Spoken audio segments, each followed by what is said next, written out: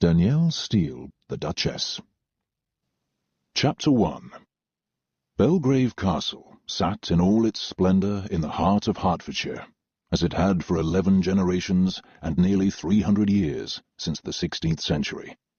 And aside from some more modern features that had been added, and a few decorative touches, very little had changed in its history.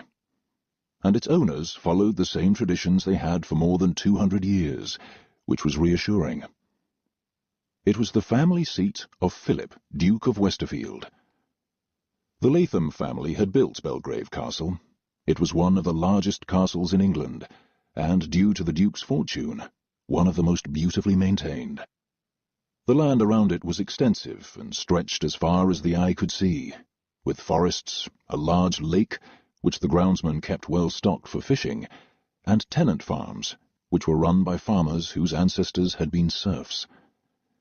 The Duke had overseen all of it since his youth, when his father died in a hunting accident on a neighbouring estate, and under his diligent care, Belgrave and all its land and properties had prospered. At 74, he had been schooling his eldest son, Tristan, in the management of the estate for several years. Philip felt that his son was ready to take it on and handle it responsibly, but he had other concerns about him. Tristan was 45 years old, married with 2 daughters. The Duke's younger son, Edward, was 42 years old, had never married, and had no legitimate children, though countless illegitimate ones. No one knew just how many, not even Edward himself. And he was given to strong drink and gambling, and every kind of indulgence one could imagine, preferably if it involved fast horses or women. It would have been a disaster if he had been the eldest, but fortunately he wasn't, although neither of Philip's sons had produced a son and heir.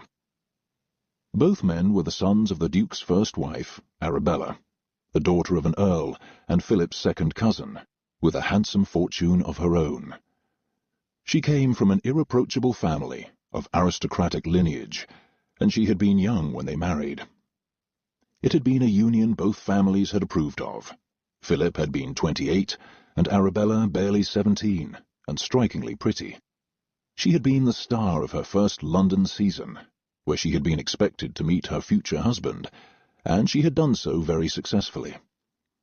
But Philip had discovered that she had a cold nature as she grew older, and she was far more interested in social pursuits and enjoying the benefits of being a duchess than she was in her husband, and she had even less interest in her children. She was a very self-centered woman, though greatly admired for her beauty. She had died of influenza when the boys were 4 and 7, and with the assistance of governesses, the large staff he employed, and his mother, the Dowager Duchess, who had still been alive at the time, Philip had brought up his boys alone. The young women of neighbouring families, and the London hostesses who entertained him when he went to town, did their best to catch his interest in the ensuing years.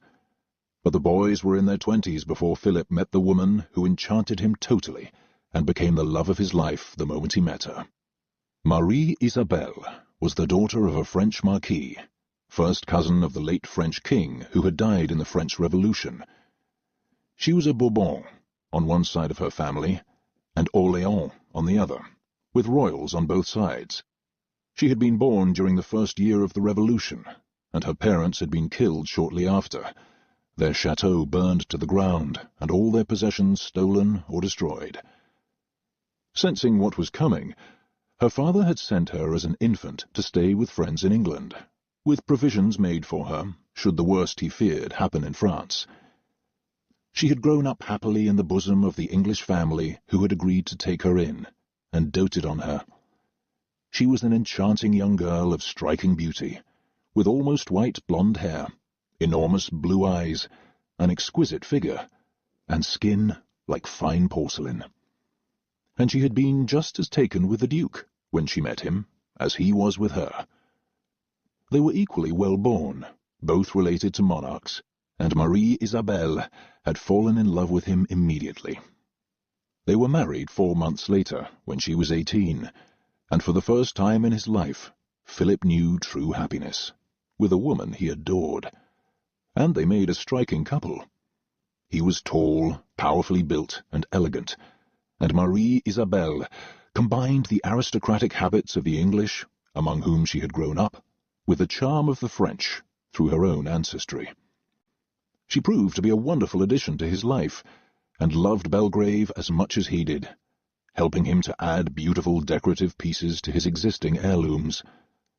The castle shone with her presence, and everyone loved her, with her bright sunny ways and obvious adoration of her husband. He was 55 when they married, and felt like a boy again when he was with her. Their life together was like a fairy tale, which ended all too quickly. She conceived a child during their first year of marriage, and died 2 days after giving birth to a daughter they named Angélique, because she looked like an angel, with the same white-blonde hair and sky-blue eyes as her mother. Bereft without Marie Isabelle, Philip devoted his life to his daughter, who was the joy of his existence. He took her everywhere with him, and taught her as much as her brothers knew about the estate, perhaps more. She had the same passion for their land and home that he did, and the same innate instincts for it. They spent many long winter nights talking about the running of Belgrave and the farms, and in the summer they rode out on horseback together, while he showed her changes and improvements he had made, explaining to her why they were important. She had a complete understanding about how the estate worked, and a good head for figures and finance, and gave him sound advice. Angélique was tutored at home and spoke fluent French, taught to her by a French governess Philip had hired for her. He wanted her to speak her mother's language as well. Marie Isabelle had spoken both too, thanks to the attentions of the family who had raised her. And as Angélique grew older, she took perfect care of her father, watched him attentively, worried when he wasn't well, and nursed him herself through any illness. She was the perfect daughter, and Philip felt guilty for not taking her to London more often. But it tired him to go there, and he had long since lost interest in attending balls and major social events, although he had taken Angélique to his cousin King George IV's coronation when she was 12, at Westminster Abbey in 1821. She had been one of the few children there, but due to their close relationship, the king had allowed it. Angélique had been agog at all the pomp and circumstance, and the festivities afterward. 68 by then, and in failing health, Philip had been relieved to return to the country, but happy he had taken her. She said she would never forget it, and talked about it for years afterward. Since then, the Duke had often thought about Angélique's first season, the ball he should give her at their London home in Grosvenor Square, and the men she would meet there. But he couldn't bear the thought of exposing her to the world quite so soon, and losing her to a husband who would surely take her away from him. She was too beautiful for that not to happen, and he dreaded it. Several years earlier, he had allowed Tristan and his wife and their 2 daughters to move into the London house, since he no longer went there. He was more comfortable and at ease at Belgrave, and he found London and the social whirl exhausting. And Angélique always insisted she was happy in Hertfordshire with him, and had no need to go to London. She preferred to be at home with her father. Tristan's wife, Elizabeth, could easily have taken over the duties of escorting Angélique through her first season, and even arranged a ball for her, which the Duke would have paid for. But Tristan had been consumed with jealousy of Angélique from the day she was born, a feeling that had started with his hatred of her mother, and anger over his father's second marriage. Despite Marie Isabelle's royal ancestry, Tristan and his younger brother had referred to her as the French whore. It was not unknown to their father, and caused him untold grief. And their open hostility to their sister once she was born caused him greater concern with each passing year. According to the law, the title, his estate, and the bulk of his fortune were entailed to Tristan, with some considerably less provision for Edward as younger son. Edward was to inherit the dower house on the estate, which was a handsome sprawling manor, occupied by his grandmother for many years until her death, and Philip had settled an income on him, which would provide well for him if he didn't indulge all his follies. But if he did, Philip knew that his older brother would take care of him, as the 2 brothers had always been close, and Tristan would never allow him to be ruined. But Philip could leave nothing to his only daughter, other than a dowry if she married. He had several times expressed the wish to Tristan that she live in the castle for as long as she wanted, and in a house on the estate they referred to as the cottage when she grew older, if she chose to, even if she married. The cottage was almost as large as the dower house, and similarly required a large staff to run it, and her father knew she would be comfortable there. But the ultimate decision would be up to Tristan, and how generous he wished to be with her. He was under no legal obligation to provide for his sister. Her father had also requested that Tristan support her financially and settle a proper amount on her when she married, as befitting their position in the world, and her noble birth. He did not want Angélique to become penniless or pushed to the side at his death, but according to the law there was no way he could prevent it. She would be at the mercy of her brothers, and could not inherit from him directly. He had spoken of it to Angélique often, and she insisted he not worry. She didn't need a great deal to be happy, and as long as she could live at Belgrave forever, it was all she wanted and could imagine. But knowing the ways of the world better, the dangers of the estate being entailed to an oldest son, the hardness of Tristan's character, and the greed of his wife, Philip spent many sleepless nights worrying about his daughter, and even more so recently, as he got older and his health continued to fail. Philip had been ill for the past month, with a lung infection that had been worsening steadily, and Angélique was very concerned. She had had the doctor in to see him several times, and for the past week he had been running a fever. It was November. It had been unusually cold, and she had had the maids keeping the fire bright in her father's bedroom to keep him warm. Belgrave had a tendency to be draughty in winter, and the weather had been bitter cold this year, with snow since October, and she could hear the wind howling outside as she sat at his bedside and read to him. He had drifted off to sleep several times that afternoon. Whenever he woke, he seemed agitated, and his cheeks were bright with fever. Mrs. White, the housekeeper, had been in to look at him while he was asleep, and she agreed with Angélique that they should send for the doctor again. His valet, John Markham, thought so too. Markham had served the Duke since long before Angélique was born, and was nearly as old as his employer, whom he was deeply devoted to. None of them liked the turn this illness was taking. The Duke had a deep, racking cough, and he wished to neither eat nor drink, although Markham had brought several trays to his room. A butler named Hobson ran the house, and often vied with Markham for the Duke's attention. But for now, with the Duke feeling so ill, Hobson allowed Markham to tend to him without interference. Angélique was grateful for their devotion to her father, who was well loved by all, and a kind man, who cared for each of them as an attentive and responsible employer. And he had taught Angélique to do the same. She knew each of their footmen and housemaids by name, their histories and something about their origins, as well as the groundskeepers and grooms in the stables, and the tenant farmers and their families. She spoke to them as they crossed paths in the course of a day, as she went about her tasks around the castle, checking the linens with Mrs. White, or listening to problems in the kitchen. Their cook, Mrs. Williams, was a fierce but good-hearted woman who ran her kitchen with an iron hand, and ordered the kitchen maids around like an army sergeant. But the meals she produced were delicious, and worthy of any grand home. She was trying to tempt the Duke with some of his favourite meals at the moment, and the trays had come back untouched for 3 days. She cried when she saw it, and feared it was an ominous sign, as did those who had seen him. He looked desperately sick, and Angélique had observed it too. At 18, she was mature for her age, knew how to run her father's home, and had nursed him many times in recent years. But this time was different. He'd been ill for a month, with no sign of improvement, and after nearly a week of fever, he was not responding to the care and good nursing being lavished on him. And all he wanted to do was sleep, which was very unlike him. Even at 74, he was a vital man, and interested in everything, until now. The doctor came again when he was sent for, and said he wasn't pleased at the turn things were taking.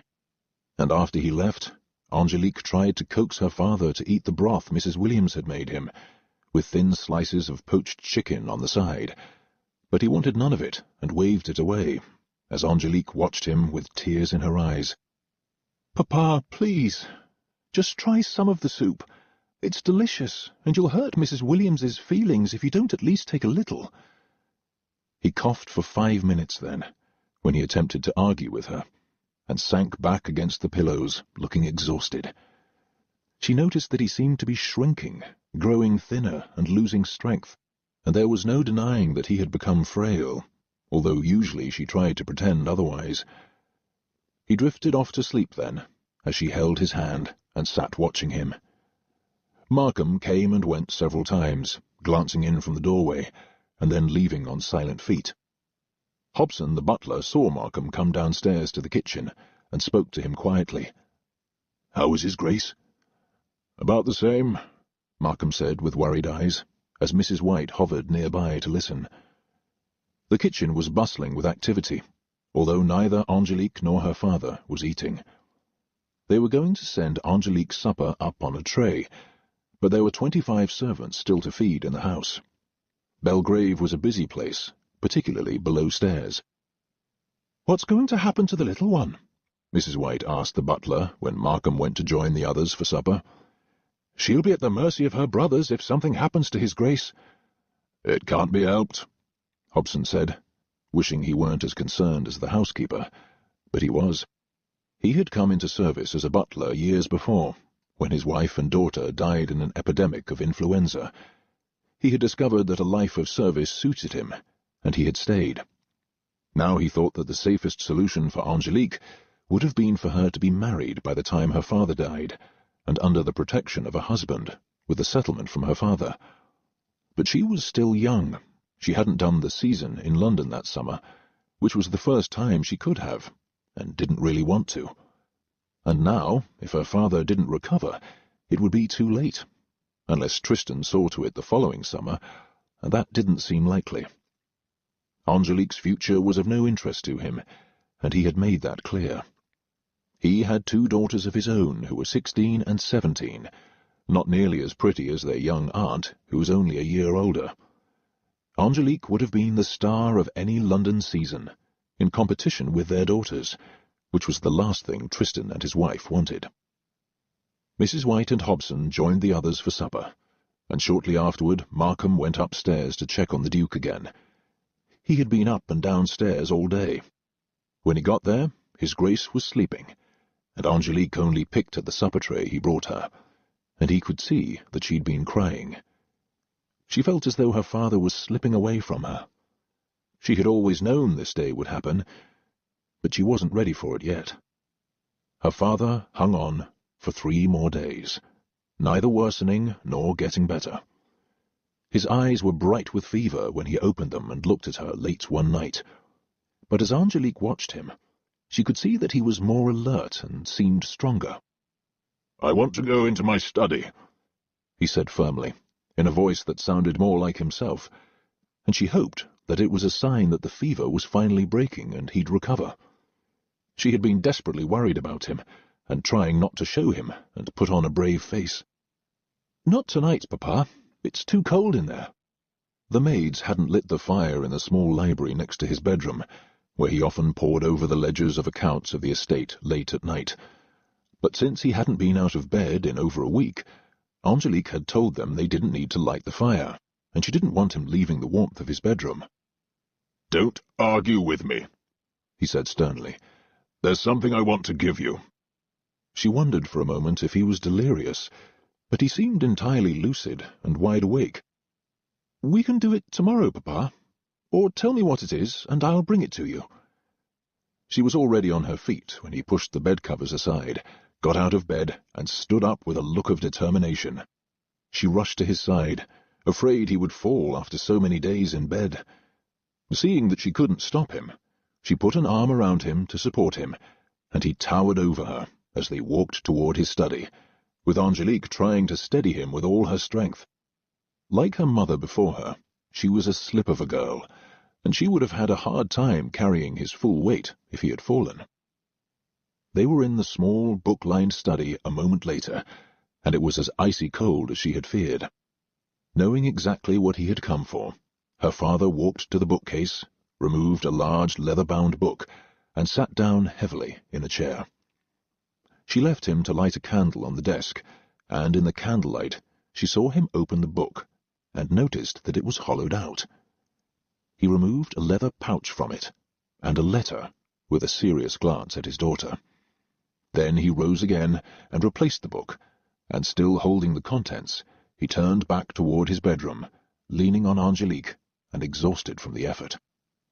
Angélique quickly blew out the candle in the study, and helped him back into bed, as he held the papers in his hand and looked at the daughter he loved so much. "I want you to put this in a safe place, Angélique, where no one else will find it. If something happens to me, I want you to have it. I put it aside for you some time ago. Do not tell anyone. You must keep this to yourself. I want to believe that I can rely on your brother to take care of you after I'm gone, but the law does not protect you. You may need this someday. Keep it. Save it. Do not use it unless you must. Do not use it now. It will provide for you later if something happens. You can buy a house with it when you're older, or use it to live comfortably if you don't wish to stay at Belgrave, or find that you can't." He spoke with utter seriousness and clarity, of events she couldn't imagine, and didn't want to think about, and never had. But he had thought of nothing else. "Papa, don't say that," she said, as tears sprang to her eyes. "Why would I not want to stay here, or have to buy a house on my own? Belgrave is our home." She was confused by what he was saying, and didn't like it. His words sent a shiver down her spine, and she looked like a frightened child, as he held the pouch out to her with the letter. "You don't need to read it now, my child. This is for when I'm gone. When that happens, this will be Tristan's home, and Elizabeth's. You must live on their generosity, and by their rules. They have 2 daughters to think of, almost as old as you are. Their first concern will not be you. But you are mine. There are £25,000 here, enough for you to live on for a long time, if you need to, and use it wisely. You must save it for now. It's enough to bring to a respectable man who loves you, or to take care of yourself until you marry, should that be necessary, or even if you choose not to marry. I hope that Belgrave will be your home forever, my darling, or until you marry, but I cannot be sure. I've asked Tristan to let you live here, in the house, or at the cottage when you're older. It's as comfortable as the dower house I've given Edward, and I'd prefer that you stay in this house until you're much older. But I will sleep more peacefully at night, knowing that you have this. I give it to you with all my love. The letter confirms that I gave this to you in my lifetime, and it is yours to do with as you wish."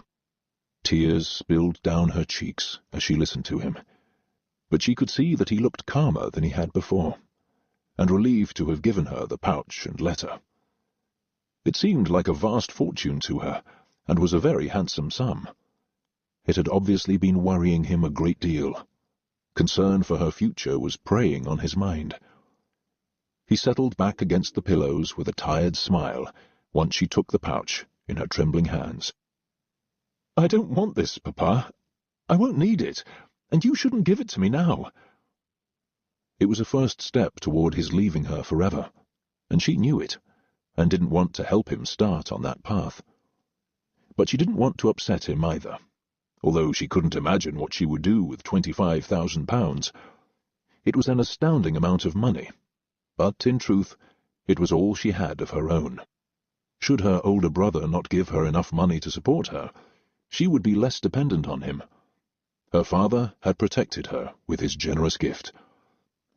"Thank you, Papa," was all she could muster, as she leaned over and kissed him, tears still rolling down her cheeks, as he closed his eyes. "I'm going to sleep now," he said softly. And a moment later he was asleep, as Angélique sat beside him and stared into the fire, with the pouch still in her lap. It was so like her father to think of everything and do whatever he could for her. If he got old or weak or infirm now, she would have enough to live comfortably, if not lavishly, for the rest of her life. But all she wanted, as she looked at him sleeping, was for her father to live for a long, long time. That meant more to her than anything he could give her. Her father was a generous, loving man. She read his letter then, and it confirmed what he had said to her, and the gift, and that she could keep all the jewellery he had bought for her mother in the short time they had been married before her death. Angélique knew that if Tristan wished it, she would have to return to him any family heirlooms her father had given her, but the beautiful pieces Philip had given his second wife were hers to keep. There was nothing more Philip could do for her now, except pray that Tristan would be kind to her, and honour her as his sister, according to his wishes. Angélique was sure Tristan would. Despite his resentment of her mother, they were blood relatives after all, and he would certainly respect their father's requests. Angélique was confident of that. She slept at her father's bedside that night, with the letter and pouch in the deep pocket of her full skirt. She didn't want to leave him to put them in her room, and the money was safe where it was. She fell into a deep sleep, curled in the chair next to his bed. She was as comforted by his presence as he was by hers. Chapter 2. In the morning they sent for the doctor when Markham and Mrs. White agreed with Angélique that her father seemed worse. The Duke had had a restful night, but his fever was higher when he woke up.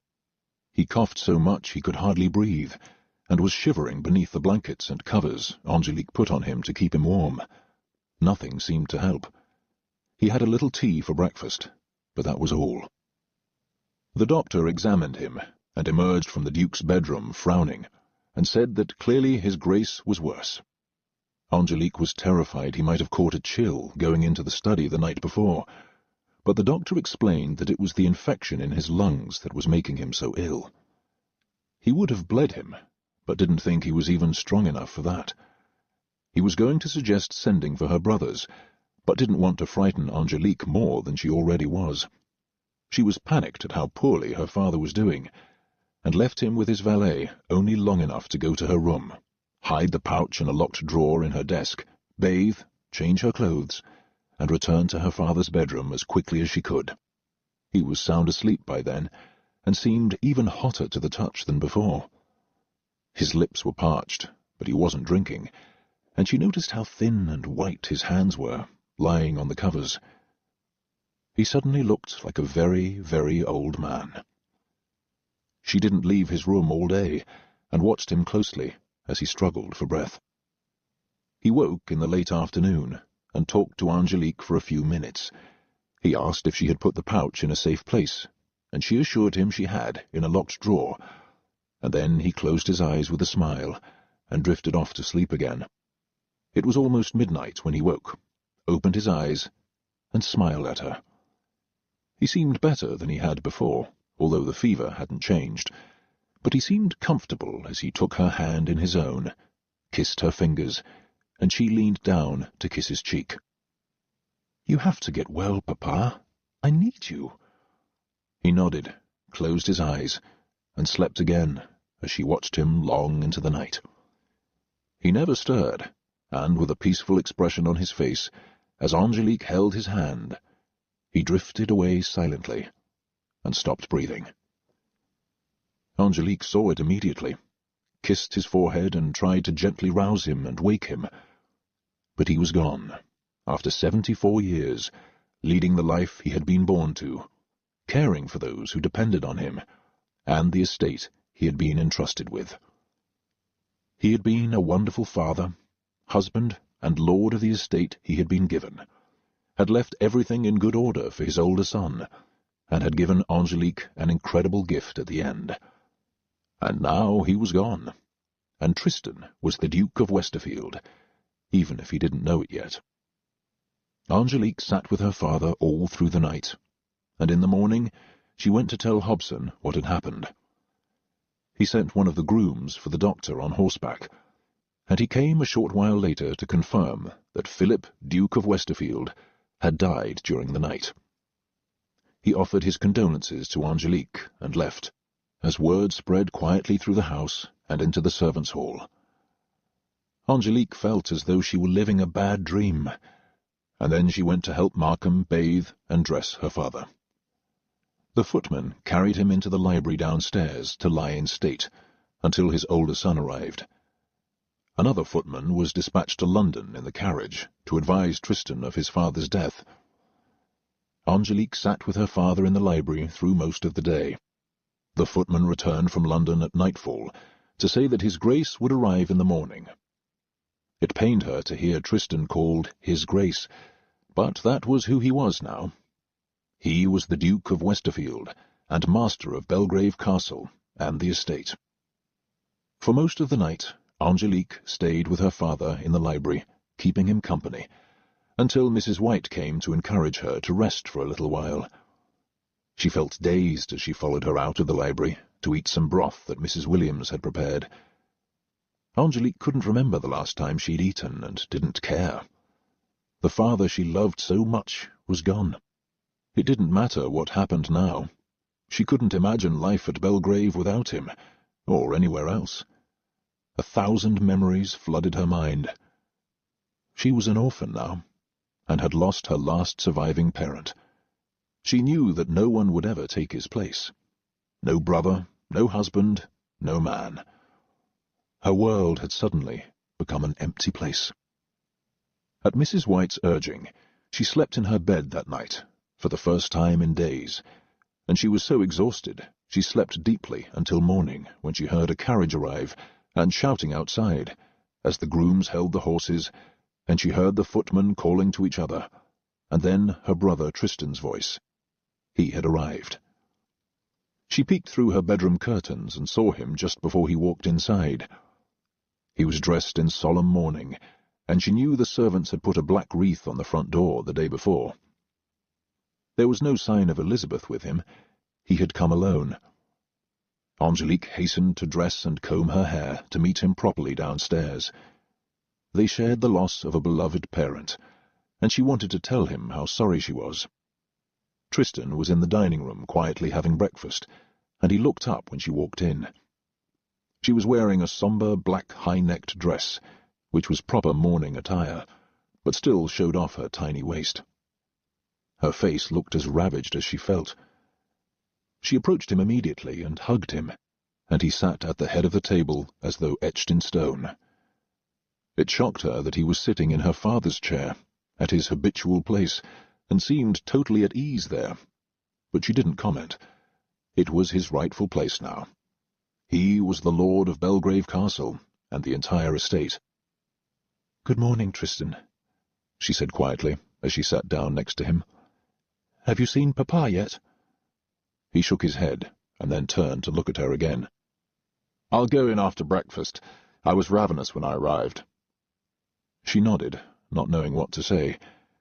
She could barely eat, she was so bereft, and she was stunned that he hadn't gone first to see their father. "Elizabeth will be here tonight. I told Hobson to have Mrs. White get their rooms ready. The girls are coming with her. Edward will come tomorrow. I thought we'd have the funeral on Sunday." He said it matter-of-factly, like an ordinary dinner he was planning, not the burial of their father. He would be laid to rest in the family mausoleum, which was fortunate since the ground was frozen too hard to dig a grave. Her mother was in the mausoleum as well, along with Edward and Tristan's mother, and several generations of Lathams before them. Angélique went upstairs after breakfast, and was shocked to see several housemaids airing out her father's room and putting clean linens on the bed. At first she thought they were simply tidying up, and then she saw them bringing in vases of flowers from the hothouse and lighting the fire, as though the room were going to be used that night. "Why are you doing all this?" she asked them. "There's no need." It made the room seem even sadder to keep it as though her father would be sleeping there that night, when he would never sleep there again. "Mrs. White told us to get it ready for His Grace and the Duchess," the head maid Margaret said. as Angélique's mind went blank, and she tried to comprehend what had just been said and what it meant. "They're sleeping in here tonight?" Angélique asked in a whisper, and Margaret nodded, feeling sorry for her. Her oldest brother was losing no time stepping into his father's shoes, even sleeping in his bed. The thought of it made Angélique shudder. She checked further and discovered that they were preparing one of the 2 best suites of rooms for her nieces, far nicer than the ones they usually stayed in when they came to Belgrave. The rooms were usually reserved for royal dignitaries who came to visit. They were losing no time making themselves at home. She retired to her own suite then, and sat shaking in a chair for a little while, and reminded herself that she would have to make herself useful and assist them with whatever changes they wanted to make. But it all seemed so much too soon. Their father wasn't even buried yet, and was still lying in state in the library. He had been dead for only a day. She steeled herself to go back downstairs, and Angélique watched her brother with a serious expression, leaving the library after he had seen their father. "By the way," Tristan accosted her immediately with a chilly stare, "Elizabeth thought you might move to one of the smaller guest rooms. She wants the girls to feel at ease here, and Gwyneth has always liked the view from your suite." She couldn't believe what she was hearing. This was her home, or it had been. Now it was his, and belonged to him, Elizabeth, and their daughters. She was a guest now, literally overnight. The changes her father had feared had already begun to happen. "Of course, I'll get it ready for her," Angélique said demurely. "And the yellow suite is for Louisa?"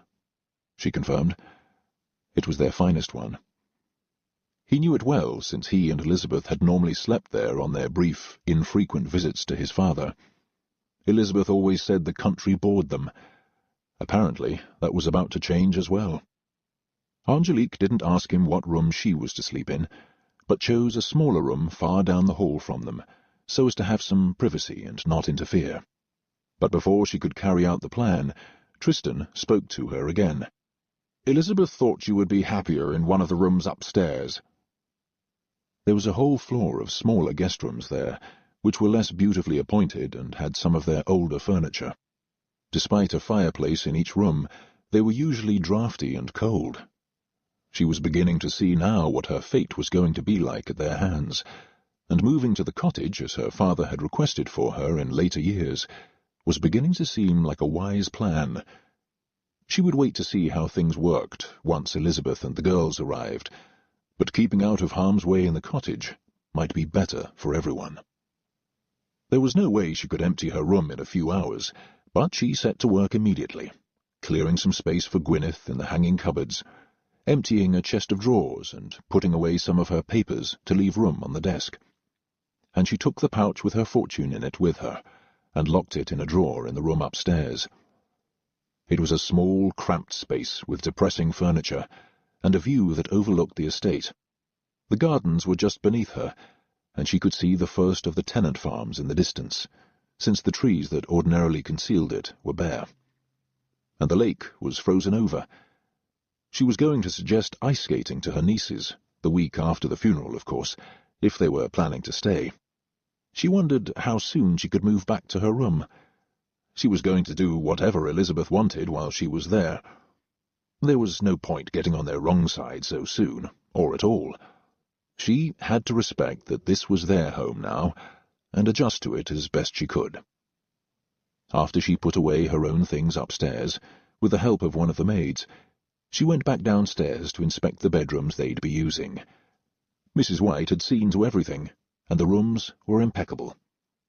She hesitated in the doorway of her father's room, and couldn't bear to go in.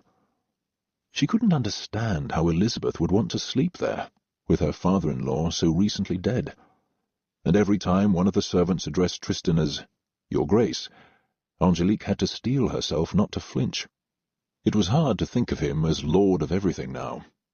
But like it or not, he was. She had always known it would happen someday, just not so soon. Tristan was a dignified man, more than a little self-important, with none of the kindness of her father. but it would have been a tragedy if Edward had inherited the title and estate. He would have run it into the ground. Tristan was planning to spend the week after the funeral with their father's estate manager to better understand how it all worked. He had spent hours discussing it with his father, but he wanted to learn the nuts and bolts of it now, down to the last detail. He had every intention of running it responsibly, just differently than his father, whom he had always considered a soft touch and too gentle and generous with his employees.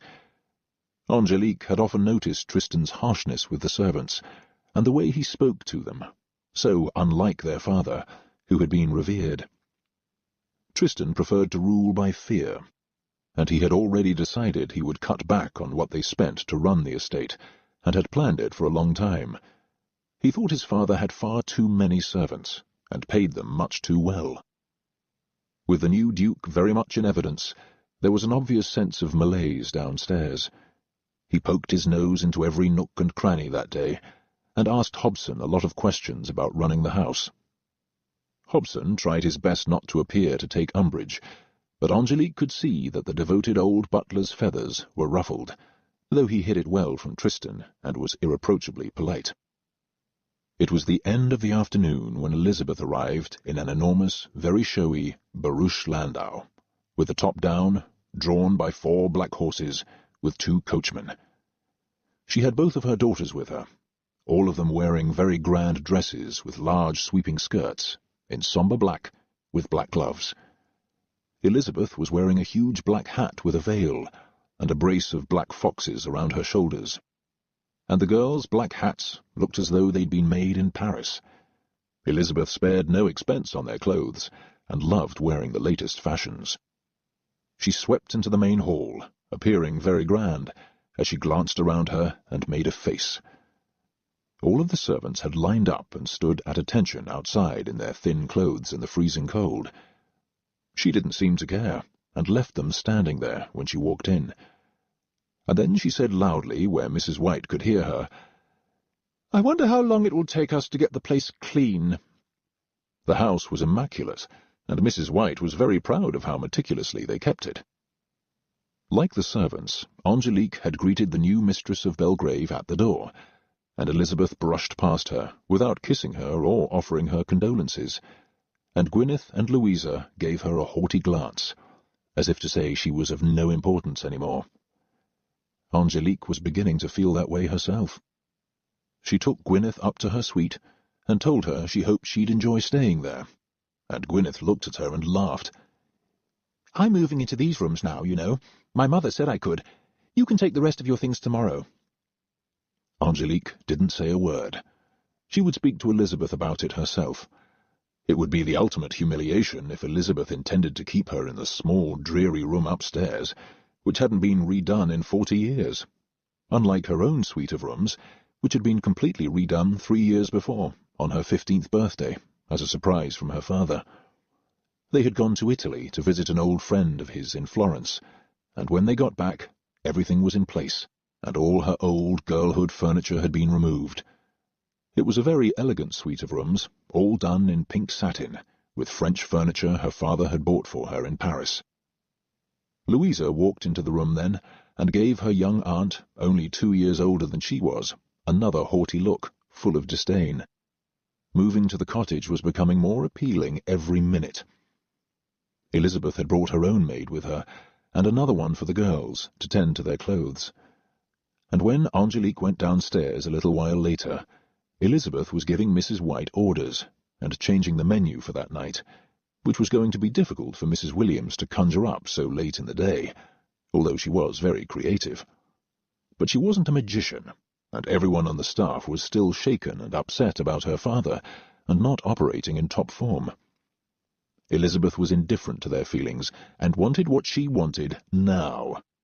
She explained that they all had delicate stomachs, and couldn't eat country food, which made Mrs. Williams flush nearly purple when Elizabeth said it, since the cook prided herself on her sophisticated food, often learned from other cooks she knew, who worked in grand houses in London, or French recipes she copied down from magazines.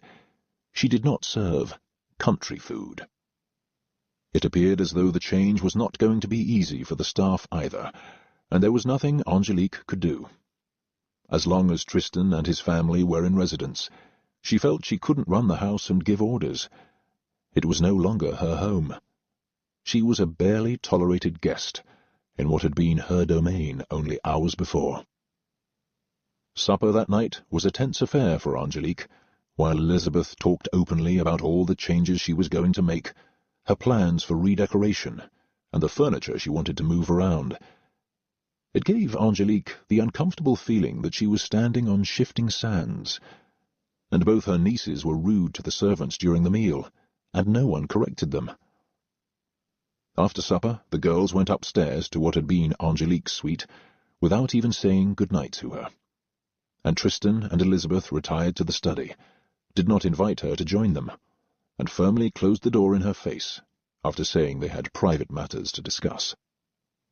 Angélique went into the library for a few minutes to sit with her father, gently touched his hand, kissed his cold grey cheek, and went upstairs to the room they'd assigned to her, where she burst into tears and lay sobbing on the bed until she heard someone knocking. It was Mrs. White, who had come to see how she was. There had been much discussion at the servants' dining table about the changes of rooms, and Mrs. White had discreetly warned the younger maids to be careful when Sir Edward arrived the next day. They got her meaning, and several of them giggled. He had cornered more than one of them on previous occasions, and had even caused one or two to be dismissed after he left, for indulging his whims and giving in to him. Despite his bad behaviour, he was a handsome man. Mrs. White did not tolerate that kind of behaviour from the maids, although she had never explained it to his Grace, and didn't need to. "Are you all right?" Mrs. White asked Angélique with deep concern. They both knew how difficult this was, losing her father, and having to deal with Tristan and his wife and daughters, who so clearly disrespected her and resented her existence, and the favoured position she had had with the late Duke. He could do nothing to protect her now, any more than the servants could support her in any meaningful way, except to feel sorry for her, which they did. She had been nothing but kind to them all her life, like her father, and they were very fond of her. They had all spoken openly in the servants' hall that night about what an arrogant beast the new Duchess was. Angélique nodded and tried to smile bravely through her tears. Mrs. White had always been motherly to her, and had been at Belgrave even before the Duke married Marie Isabelle, and she had thought her a lovely girl. Mrs. White had been one of the first to hold Angélique in her arms after she was born, and had given her a warm hug whenever possible as a child. "It's all so different," Angélique said cautiously, embarrassed to complain. She didn't want to seem rude. "It was bound to be different," Mrs. White said, standing next to her bed and gently stroking her hair. "But not quite so soon. They're in an awful hurry to let us all know that Belgrave is theirs now." Angélique silently agreed with her, and looked up at the older woman, grateful for the visit. To Fiona White, Angélique was the child she'd never had. She had given up marriage and children for a life of service. She was the daughter of one of the tenant farmers. Her family had served the Dukes of Westerfield for generations, and she was proud to do the same. Achieving the post of head housekeeper had been a major accomplishment for her, and one which meant a great deal to her. "They'll get tired of it soon enough and go back to London," she said with a smile. "I can't see them staying in the country for long. They'll be bored." But from what the girls had said at supper, Angélique had the uncomfortable feeling that they were planning to stay. "I hope you're right." "I'm sure I am, and then everything will go back to normal." Except that Angélique knew her father would no longer be there, which altered everything for her, far more than it did for the servants. The new Duke and his family needed the servants, but they had already made it clear that they didn't need or want Angélique. She was only Tristan's sister, by a wife he had hated from the first. All they wanted was to put her in the attic somewhere. They had lost no time commandeering her suite. Mrs. White stayed for a few minutes and then went back downstairs. Hobson waylaid her as soon as he saw her. "How is she?" he asked about Angélique, his worry evident. He had felt fatherly toward her the moment he saw her as a baby. "She's upset, and who can blame her?" Mrs. White answered. "Her father is barely cold in the library, and they're already treating her like one of us." He nodded his agreement. He was horrified that she'd been put out of her rooms, and even more so that Tristan and Elizabeth were planning to sleep in the late Duke's room so soon. "His Grace wouldn't like what's going on," Hobson said ominously, but the Grace he meant was gone, and the one who had taken his place seemed to have no heart, particularly where his half-sister was concerned. Angélique lay in bed for hours that night, trying to absorb everything that had happened in the past 2 days. The room she was sleeping in was freezing cold, and the windows didn't close properly. An icy wind blew at her all night, and she was frozen stiff when she came down in the morning. Angélique joined Tristan in the dining room for breakfast, and he said not a word to her as he read the newspaper. Elizabeth and her daughters were having breakfast in bed, something Angélique never did. She'd had breakfast in the dining room with her father every day, where they chatted and laughed, talked about the books they were reading, or world events, and their plans for the day. Tristan had nothing to say to her until after breakfast, when he reminded her to return any family jewels her father had given her, except for the ones he had bought for her mother. Angélique handed him the jewelry half an hour later with a stoic expression. After that, she spent the morning quietly making sure that the house was running smoothly, and trying to stay out of Elizabeth and the girls' way, which she succeeded in doing until the midday meal, which they referred to as dinner. Elizabeth had ordered a complicated meal, which Mrs. Williams had managed to perfection. Angélique was pleased. They weren't the bumpkins Elizabeth thought. Shortly after dinner, Edward arrived in an elegant chariot drawn by 4 fast horses, with 2 of his best horses following behind. He had a sword case on the back. He didn't trust his father's stables. The horses in it were always far too tame, in his opinion, and he planned to do some riding while he was there. He disliked country life even more than his brother and sister-in-law. He found it intolerably boring, which is why he seldom came. He had more entertaining things to do in London. He ignored Angélique entirely, and was satisfied with the luxurious suite of rooms his sister-in-law had assigned to him. He spent the rest of the afternoon out riding, while the locals continued to come to pay their respects in a steady stream. 2 footmen stood at the front door, and 2 more were in the library with the late Duke, as people filed by to see him. The tenant farmers came in their Sunday best to pay their respects. They stood beside Angélique's father for a long time, whispering in hushed tones, and many of them were crying when they left. All in all, it was another exhausting day, and Angélique retired to bed with several hot bricks wrapped in towels to warm her, covered the window with blankets, and made a blazing fire to keep herself warm. But the night was no better than the one before, and the next morning was her father's funeral in the chapel on the estate. The local vicar performed the service, and Philip Latham, Duke of Westerfield, was laid to rest in the mausoleum, with his parents, grandparents, and both wives. Angélique stayed there for a few more minutes after the others went back to the house for something to eat. Several of Philip's local friends had come for the service, and to share a meal with them. By the end of the meal, Angélique felt drained of every ounce of blood and energy, and when the last guest left, and her female relatives went upstairs, Tristan asked her to join him in the library, where her father had lain only hours before. Edward was bantering with his nieces on their way upstairs, after pointedly ignoring Angélique since he'd arrived, and snubbing her every chance he got, incredibly rudely.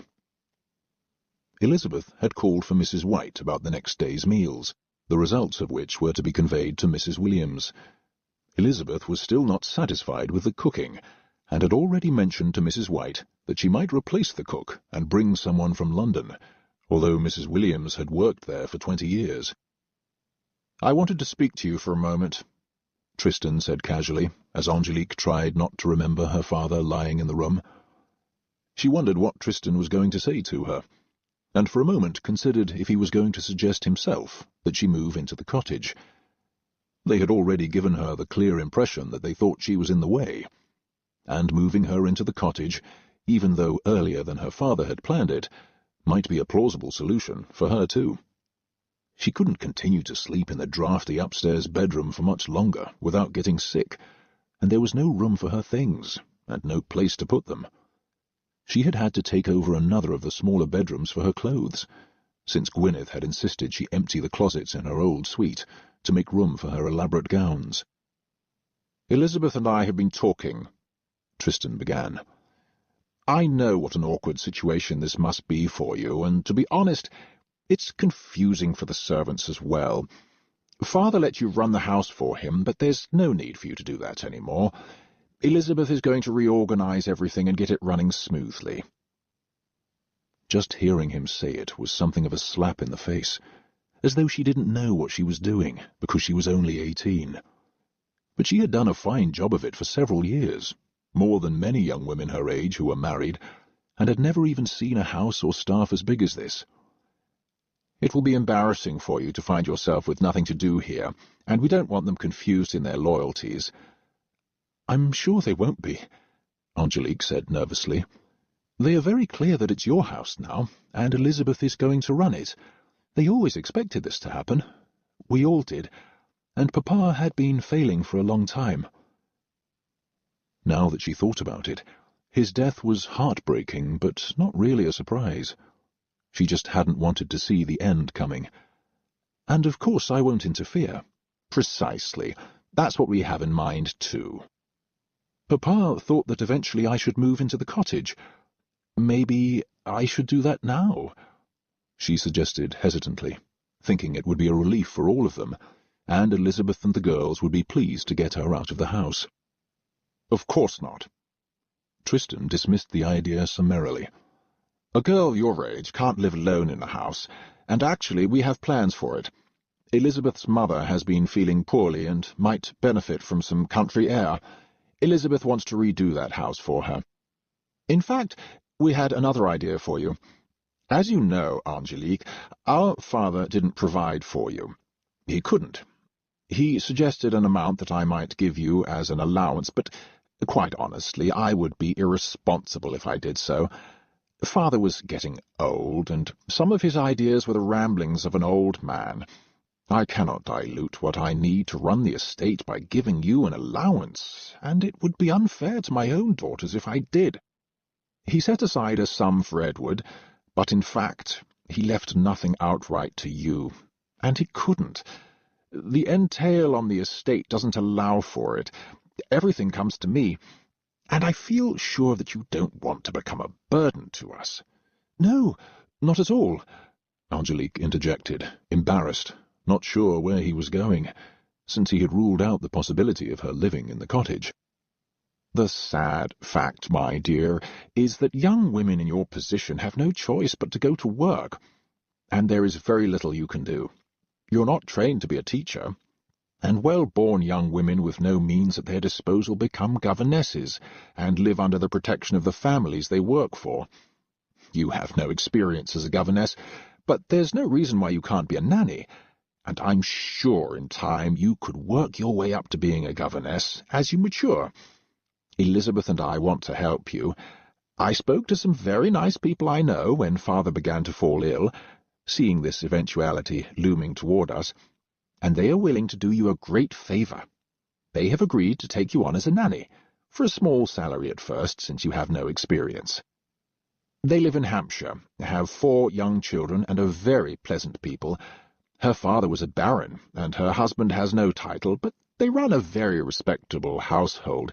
Not as large as this, of course, but they're willing to pay you a wage to take care of their children. And really, my dear, there's nothing else you can do. I've already told them you'd take it. I'm very pleased for you. I think this is an ideal solution for all of us. I know you'll be well cared for. You won't be a burden on us. And you won't have the awkwardness of staying on here, now that Father is gone. I actually think you'll be very happy." He smiled at her, as though he had just bestowed a wonderful gift on her, and she should be immensely grateful. For a moment, Angélique thought she might faint, but she didn't want to give him the satisfaction.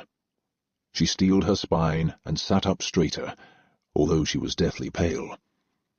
Her father had been right not to trust him to take care of her after he was gone. Tristan was a snake. He had promised their father he would provide for her, and instead he was turning her out of their home to go and work as a nanny for strangers, people she had never even met. It was almost beyond belief, but not quite, knowing how much Tristan, Edward, and Elizabeth had always hated her and resented the close relationship she had with her father. Now they had set on her like wolves. "We have everything arranged," he assured her, and she was sure he did. "You won't need most of your things. You can leave them here. We'll put them in the attic for you. You can send for them if you find you want them, but I doubt you will. Elaborate gowns would be of no use to you. You'll be wearing a simple dress suitable for a nanny, and an apron when you're on duty. We were going to tell you in a week or two, but apparently their nanny is leaving and they need you sooner. The timing is quite perfect, really. You don't have to stay, grieving over father. You'll be busy at the Fergusons, and we'll have to think of other things." According to him, everything about it was perfect, except for the sad reality of what he was doing. He was betraying his own sister and sending her out into the world without a penny, as far as he knew, to be a nanny. It was the ultimate revenge for how much their father had loved her. He had finally gotten even, after resenting her all her life. His time had come, and he was simply getting rid of her, without giving her a second thought. "When do they expect me to start?" she managed to choke out as she stared at him in horror. "Tomorrow, actually. You'll leave in the morning. I'll send you to Hampshire in the small chaise. Not father's carriage, of course. You don't want to embarrass yourself by arriving in a formal carriage or the coach. You're a working woman now, Angélique. I'm sure you'll do a very good job, and wind up as a governess one day. You can teach the children French." He had always hated the fact that she spoke another language, and he didn't, but he had never bothered to learn one either. He had been jealous of everything she had and was, and had waited all these years to take it all away from her, and now he had the power to do so. The entail played right into his hands, since he had inherited everything, and had chosen to give her nothing. She understood now why her father had given her the pouch with the money before he died. He had been afraid something like this would happen, and it was the only way he could provide for her, and he hadn't trusted Tristan to do it. But even her father couldn't protect her now from having to be a nanny, a servant in someone else's home, and being forced from her own. He had told her not to use the money frivolously, or until she truly had to, and for now, she wouldn't. She would keep it until she needed to provide a home for herself one day, or had no other form of income, which could happen too, if they sacked her or she left them. And she was much too young to buy a house now, and would have no idea how to do so. They were sending her away in a matter of hours, with no time for her to prepare or make an alternate plan. For now, thanks to her brother's machinations, she had a job as a nanny, and presumably she would be safe in her employer's home. She would do it for as long as she had to, and then find some other way to support herself. There had to be more to life, and her destiny, than this. It sounded like being forced into slavery to her. "So, we're all set then," he said, standing up to indicate that their meeting was over. "You'll have a lot to do tonight, packing. There's no need to say goodbye to Elizabeth and the girls. They told me to say goodbye to you. They won't be up in the morning when you leave." So they had banished her. She had been dismissed. Her life at Belgrave was over. It belonged to them now, and there was no room in their life or home for her. He had always thought that their father had spoiled her, and he had found a job as a nanny to put her in her place. She knew, as she said goodnight to him, that she would never be back here again. She would never see her home again. It would remain like a distant dream, with the memories of her father and the wonderful times they had shared. All of that was over now. Tristan and his evil wife had dispossessed her, and she had no choice but to try and survive in the world and life they had cast her into. Perhaps they thought that losing everything would destroy her, but she knew she couldn't let it. She had to fight for her survival, whatever it took, in spite of them. Tristan walked up the stairs to their father's bedroom as she watched him. Elizabeth would be waiting for him, and he could tell her that he had taken care of it.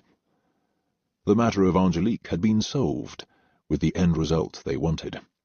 And Angélique had never hated anyone as she did her own brother that night.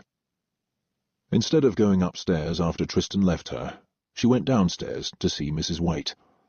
She was just locking her small office next to Hobson's, and they were saying good-night to each other, as Angélique came running down the stairs, her eyes wide, her face pale. She had to tell them she was leaving, and Mrs. White could see instantly that something terrible had happened to her. "What is it, child?" She didn't seem like Lady Angélique at that moment, but like the little girl Mrs. White had known all her life. "They're sending me away to work as a nanny," Angélique blurted out, still shaking from everything she'd just heard. Mrs. White's eyes were shocked, and Hobson couldn't help but overhear her. "They're doing what? That's impossible. His Grace would never allow such a thing," he said in a horrified tone, but he and the housekeeper both knew what the entail meant, and all the implications of it. She was truly at Tristan's mercy, and he had devised a clever plan to simply get rid of her, rather than take care of her. He had waited 18 years for this moment. The two devoted servants couldn't believe the cruelty of it. To lose her father, who had loved her so much, and her home only days after. "They'll have to change their minds and bring you back at some point," Mrs. White said hopefully, but even she didn't think it was likely. Tristan was a bad man, and his wife was a hard-hearted, selfish, greedy woman. Angélique melted into the older woman's arms then, as Hobson turned so the two women wouldn't see the tears rolling down his cheeks. He couldn't bear what Tristan and his wife were doing, but there was no way to help this child, who had never been out in the world on her own, and somehow she would have to endure it. "I'll be all right," she said bravely, thinking of the money her father had given her. But she wasn't going to touch it yet. Her father had told her not to, although he couldn't have known what Tristan had in store for her. Even he, in his worst fears, couldn't imagine treachery to this degree. "You'll stay in touch, won't you?" Mrs. White asked her, looking desperately worried. "Of course. I'll write to you as soon as I get there." "Will you write to me?" Angélique asked her with pleading eyes. "You know I will."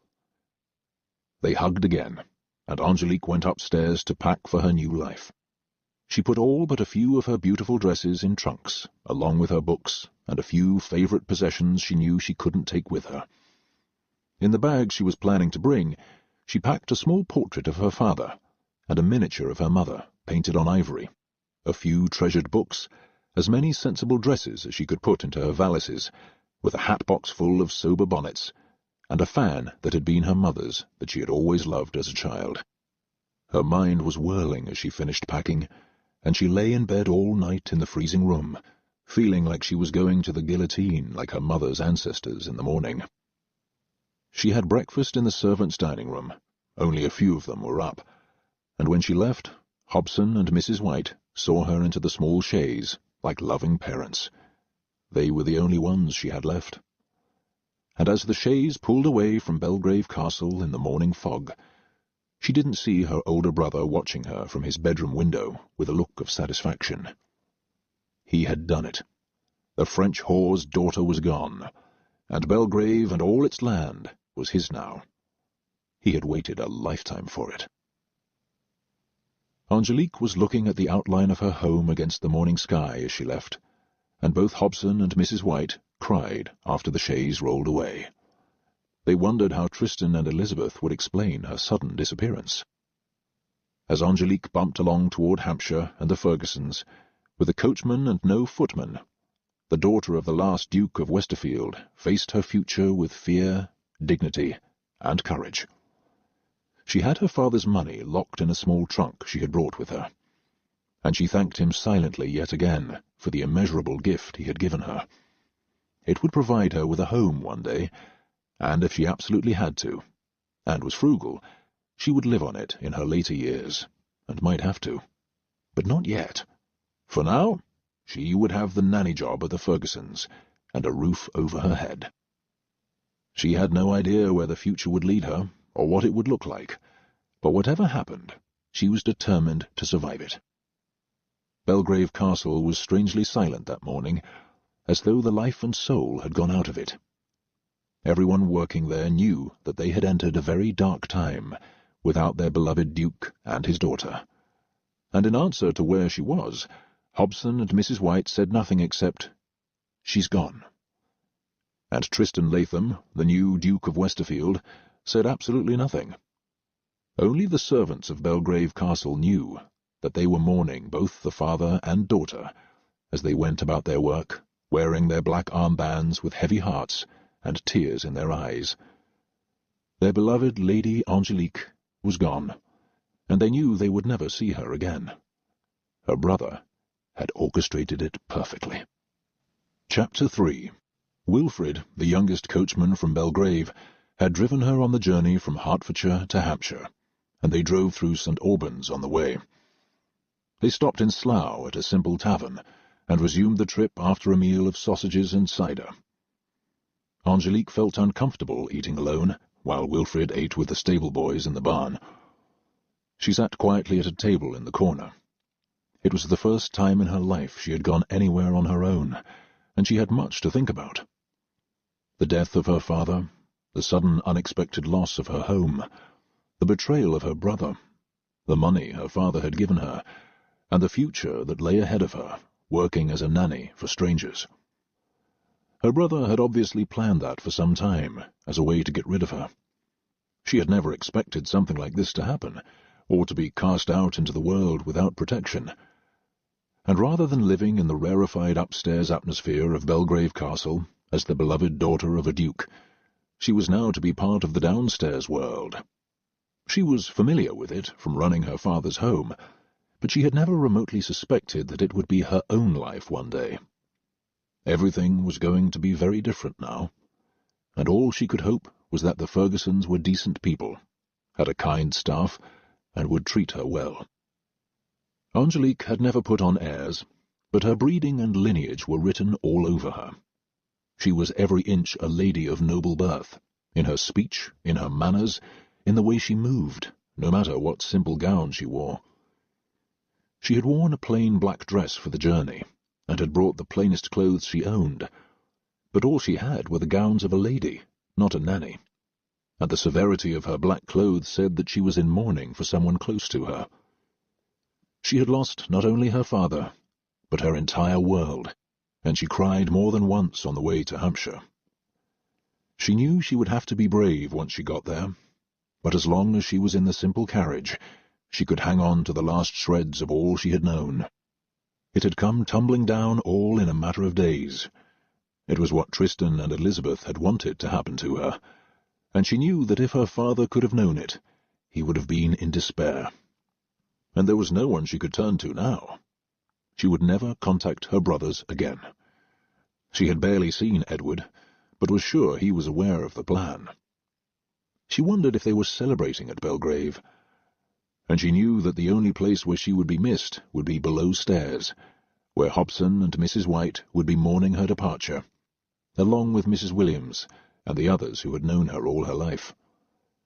They had lost the Duke and his daughter at one swoop, and would have to deal with Tristan and Elizabeth now, who were cold, demanding, mean-spirited people with no heart, who loved to show off, and were always unkind to the servants when they were there.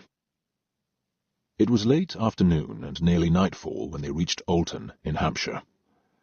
They had been travelling for 11 hours, bumping along in the chaise. It had been a long trip for the horses as well, but they had taken 2 strong, sturdy ones that didn't need to rest as often as their fine ones, and following the directions Tristan had given Wilfrid, they easily found the house. It was a pretty manor house, with well-tended grounds on a handsome estate, though by no means on the scale of Belgrave Castle. It was clearly the home of wealthy people, and the house looked relatively new, like the fortune of the man who had built it. Tristan had hinted that Mrs. Ferguson had married her husband for his money, which he lavished on her. She was from an aristocratic family, though her father was only a life peer with no inheritable title, and he had squandered his fortune on bad investments, So Ferguson had married her for her social position, and she for the life he could offer. The house looked warm and inviting, as a footman came out and directed them to go around the back to the servants' entrance. Wilfrid had assumed that Lady Angélique would be going through the front door with her bags. He had no idea why she was there, and she didn't tell him. All he knew was that she would be staying there for some time, and he thought they must be friends, and she was taking a holiday to recover from her father's death. He tried to explain that she was a guest, but the stern-faced footman continued to direct him to the rear entrance of the large house. "I'm sorry, your ladyship," Wilfrid said in an undertone, looking embarrassed. "This clod would have us go in through the servants' entrance. I can walk you around to the front," he said as he pulled the chaise to a halt, and a groom held the horses' heads while he got down. "This will be fine," she said, just loud enough for him to hear her, and she saw another footman emerge and look them over, and he pointed inside. "You can go in," he directed her. "Mrs. Albright told us to expect you. She's the housekeeper here. We'll be eating supper in a few minutes." He made no attempt to help Wilfrid with the bags, and was wearing immaculate livery. He appeared very smart, and told Wilfrid to leave her things outside. "She can take them up later," he said, as Wilfrid glanced at Angélique in confusion. She was being treated like a servant, not the lady she was. She smiled gently at him and nodded. "It's all right. Someone will help me," she reassured him, but he was doubtful. They weren't being pleasant or welcoming, and he wasn't going to just abandon her there, with this surly, starched young footman treating her like a maid. "I'll be fine." She wanted him to leave as quickly as possible, without drawing attention to her. "You sure?" He didn't want Hobson berating him when he got back for not doing his duty and taking care of her properly, but she seemed anxious for him to drive away. "Yes, I am sure, and thank you for getting me here." He was planning to stay at a pub nearby that night. Tristan had told him which one. He seemed to know the area well. As she watched Wilfrid get back on the seat of the carriage, turn it around, and roll in the direction from which they'd come, she felt the last evidence of Belgrave being torn from her, and she could feel a sob rising in her throat, which she used every bit of strength she had to control. It began snowing as she watched him, and an instant later she followed the footman inside to a busy servants' hall teeming with people. The house was much smaller, but the staff appeared to be almost as big as the one she had grown up with, and their liveries all looked brand new and were fancier than the ones she was used to. They seemed almost French, and several of the footmen were wearing powdered wigs, which they never did at home, except when royalty visited. Angélique's eyes were wide as she took it all in, and a tall, angular woman with grey hair approached her. She had the face of a large bird and looked like a prison warden, with her ring of keys jangling from her waist, which indicated her position. "I'm Mrs. Albright, the housekeeper," she introduced herself without a smile. "And you must be the new nanny, Angela Latham?" "Angélique," she corrected her softly. She was terrified of the woman, but determined not to show it. "Sounds foreign," she said disapprovingly. "It's French," Angélique confirmed. "Mrs. Ferguson will like that," she said through pursed lips, but she didn't look as if she approved. "We're sitting down to supper now. One of the maids will show you to your room later. It'll just be for tonight. Your room will be in the nursery with the children, but the present nanny isn't leaving until tomorrow. You can move into her room then. I hear you have a lot of bags," she said, frowning. "I don't know why you'd bring them here. You'll be wearing the dress Mrs. Ferguson has all the nannies wear. It's quite plain. You'll only be wearing your own clothes on your half-day off once a month, if the children aren't sick." There was no point trying to explain to this severe-looking woman why she had brought 3 bags and a small trunk. It was all she had left in the world. She had brought a few of her father's things, some of the books they had read together, and as many small personal mementos as she could. And the locked trunk held her jewellery and money. She'd make room for all of it as best she could, no matter how tiny the room, and she suspected it wouldn't be large. The servants' dining hall was clean and spacious, and the cook looked efficient and busy with the 3 kitchen maids to help her. Angélique counted 20 indoor staff around the table. Someone pointed to an empty chair, and she sat down, watching them quietly as supper was served.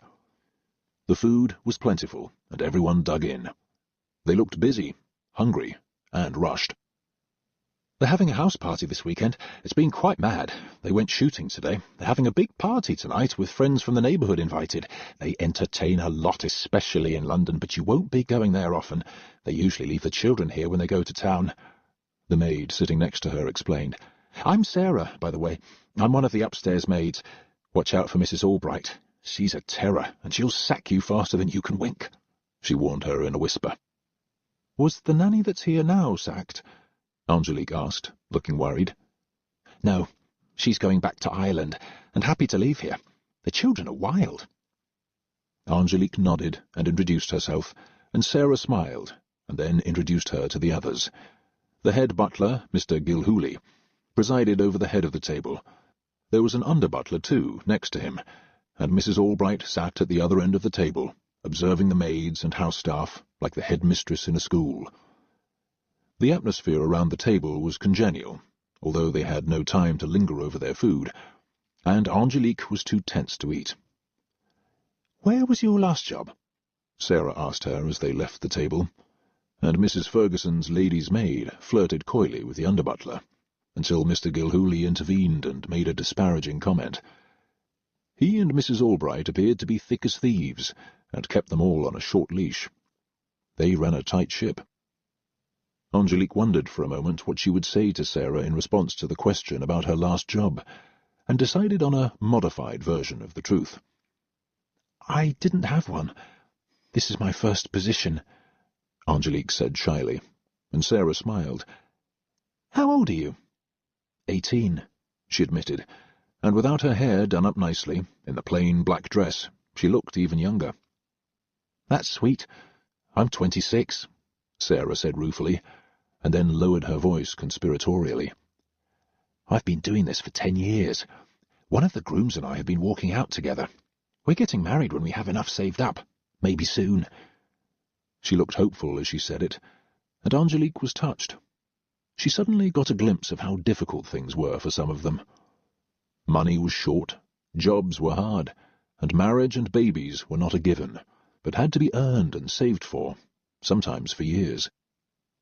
"You'll meet Nanny Ferguson tomorrow morning," Mrs. Albright said to her as they left the dining hall, and the footman and both butlers prepared to go upstairs to serve the party. As was customary, the nannies and ladies' maids were addressed by the surname of the family they worked for, not their own. The maids were going to tend to the rooms after the guests and family dressed. A whole flock of them headed for the back stairs. "Please be down for breakfast at 6, she said to Angélique, sounding like a schoolteacher again. "Sarah will show you to the room you'll use tonight, Nanny Latham." Angélique knew that when she assumed her duties the next morning, she would become Nanny Ferguson too, until the day she left. She quietly followed Sarah up several flights of stairs. "He's all right," Sarah filled her in about the Fergusons in a whisper. "He's got a bit of a roving eye, but he's not too bad. In my last job, I had to lock my door to keep his lordship out every night. Watch out for her brother, though. He's a devil, but a handsome one, if you fancy a bit of that. But if you do, watch out for Mrs. Albright. If she catches you, you'll be out on your ear without a character." No, I'd never do that," Angélique said, looking horrified. She didn't say that she had a brother like that too. "What's she like?" she asked, referring to their mistress. "Very spoiled. He gives her whatever she wants. She's got some beautiful clothes and jewels. I don't know why she has children, though. She never sees them. You're meant to bring them down on Sunday for tea, but she usually finds some reason why she can't. She says they're always sick, and she's afraid of influenza. What about your parents? Where are they?" Sarah asked, curious about her, and Angélique caught her breath before she answered. My father just died. My mother died when I was born. I'm an orphan now." It pained her to say it, but it was true. "Sorry to hear it," Sarah said sincerely, as they reached the room she'd be using for the night until she moved to the nursery. The room was tiny and spare, with only a cot and a small dresser in it. There was a basin to wash in, and rough sheets, a blanket, and a single towel on the bed. The house might be new and modern, but the servants' quarters were not. The room was half the size of the smallest servants' room at Belgrave. Mrs. Ferguson had no interest in the comfort of her staff. "The nanny's room in the nursery is a bit bigger," Sarah reassured her, "but not much. The children share rooms, but there's a nice nursery parlour you can sit in at night. If they go to sleep, that is. Bridget says the baby is up half the night, yowling with his teeth. She's not sorry to leave." Angélique nodded, wondering how she'd manage them. She knew nothing of caring for children. She had never been around any for all of her life, except for a few minutes when she visited the tenants' farms, but the children were kept away from her so as not to disturb her ladyship or soil her dress. This was going to be a whole new experience, and a challenge. She had no idea what to expect. All she knew was that she would be caring for 4 young children, who, according to Sarah, were sadly misbehaved. Angélique went back down to the servants' hall after Sarah showed her the room where she'd be staying, and brought her bags up the stairs. It took her 3 trips, and no one offered to help her. All she had the energy to do after that was wash in the basin in her room, after bringing in a pitcher of water, and go to bed. And she lay there for hours after that, wondering what the next day would bring. She just prayed that she'd be brave enough and strong enough to do her job, and would make a good impression on her employer. In her entire life she had never expected to become a servant.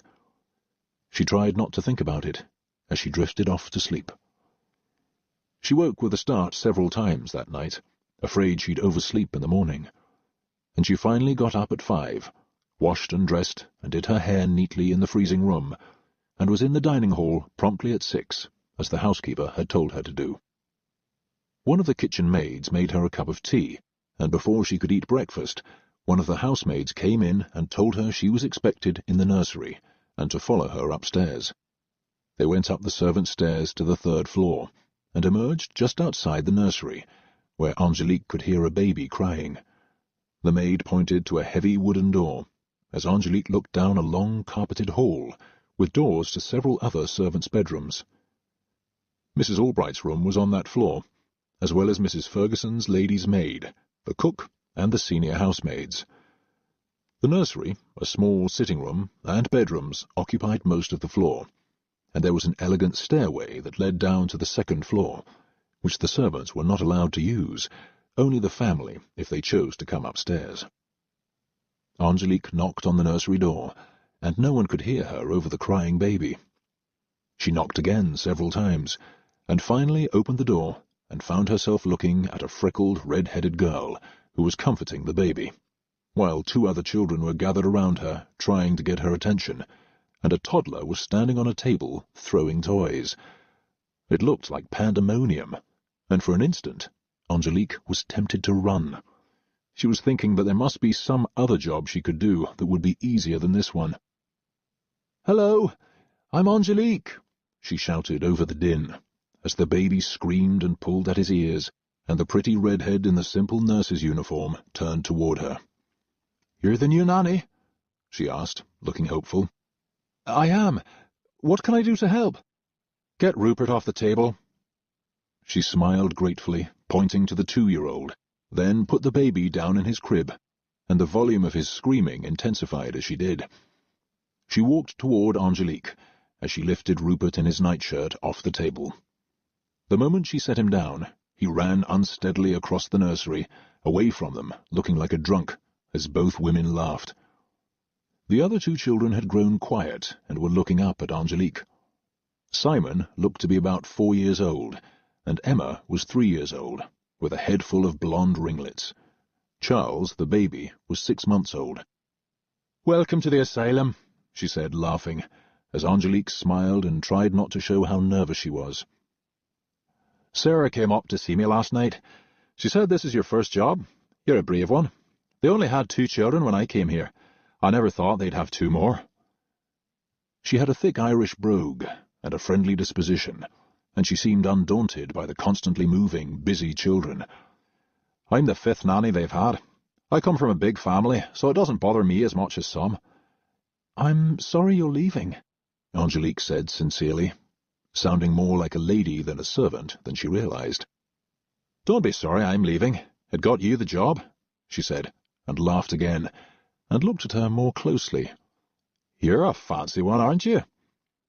In her years as a nanny, she had seen other girls whose families had lost their fortunes and had been forced to take jobs in other people's homes. But they were more like landed gentry. Angélique seemed like a cut above that, although she was friendly and open and had obviously needed the job. Angélique didn't respond to her question about how fancy she was. She hoped she didn't look it. Only her demeanour and manner of speech suggested how well-born she was. The girl would never have suspected that she was the daughter of a duke, and Angélique was determined not to tell anyone. It made no difference now, and would only make them resent her, which was the last thing she wanted. She wanted to blend in with the rest of the staff. As Bridget poured her a cup of tea, the baby stopped crying, and she smiled. "Merciful God, thank you for that. The poor lad suffers with his teeth. Rupert," she pointed to the toddler, "was that way too. So, what madness brings you here, caring for 4 children in your first job?" "A friend of the Fergusons recommended me. I have to work."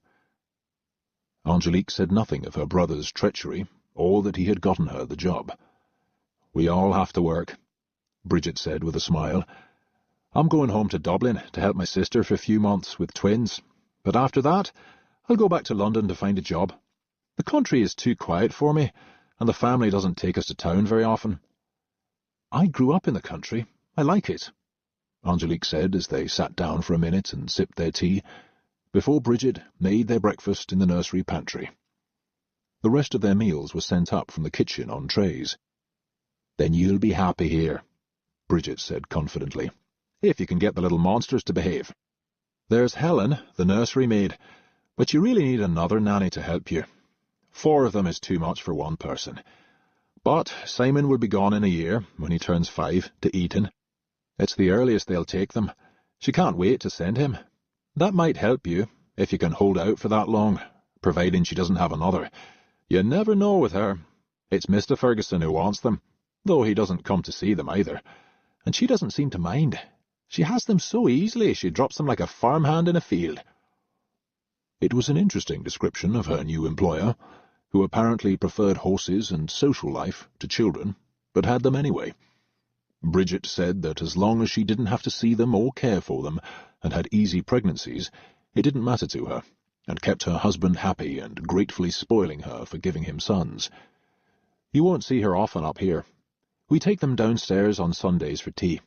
She puts up with them for about 10 minutes, and then she'll send you away."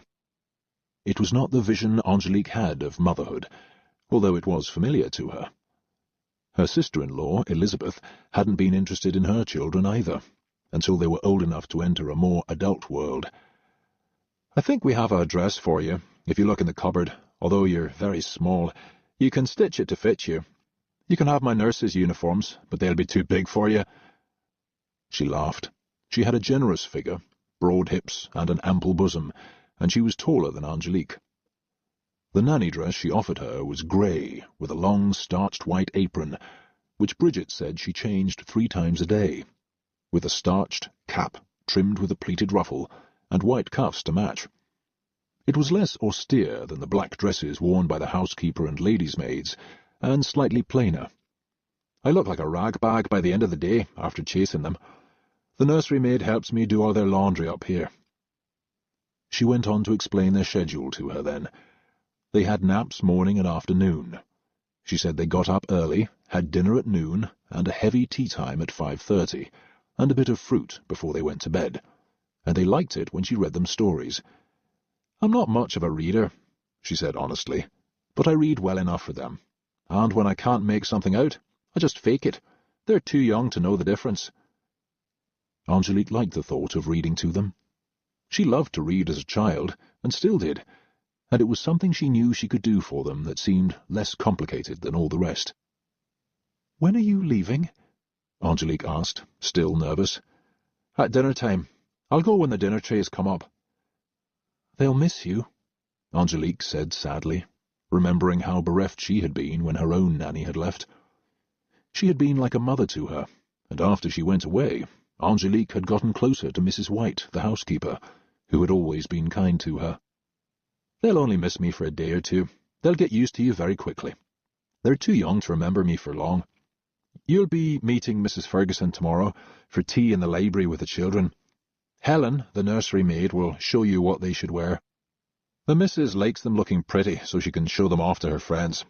And Mr. Ferguson loves Emma's ringlets.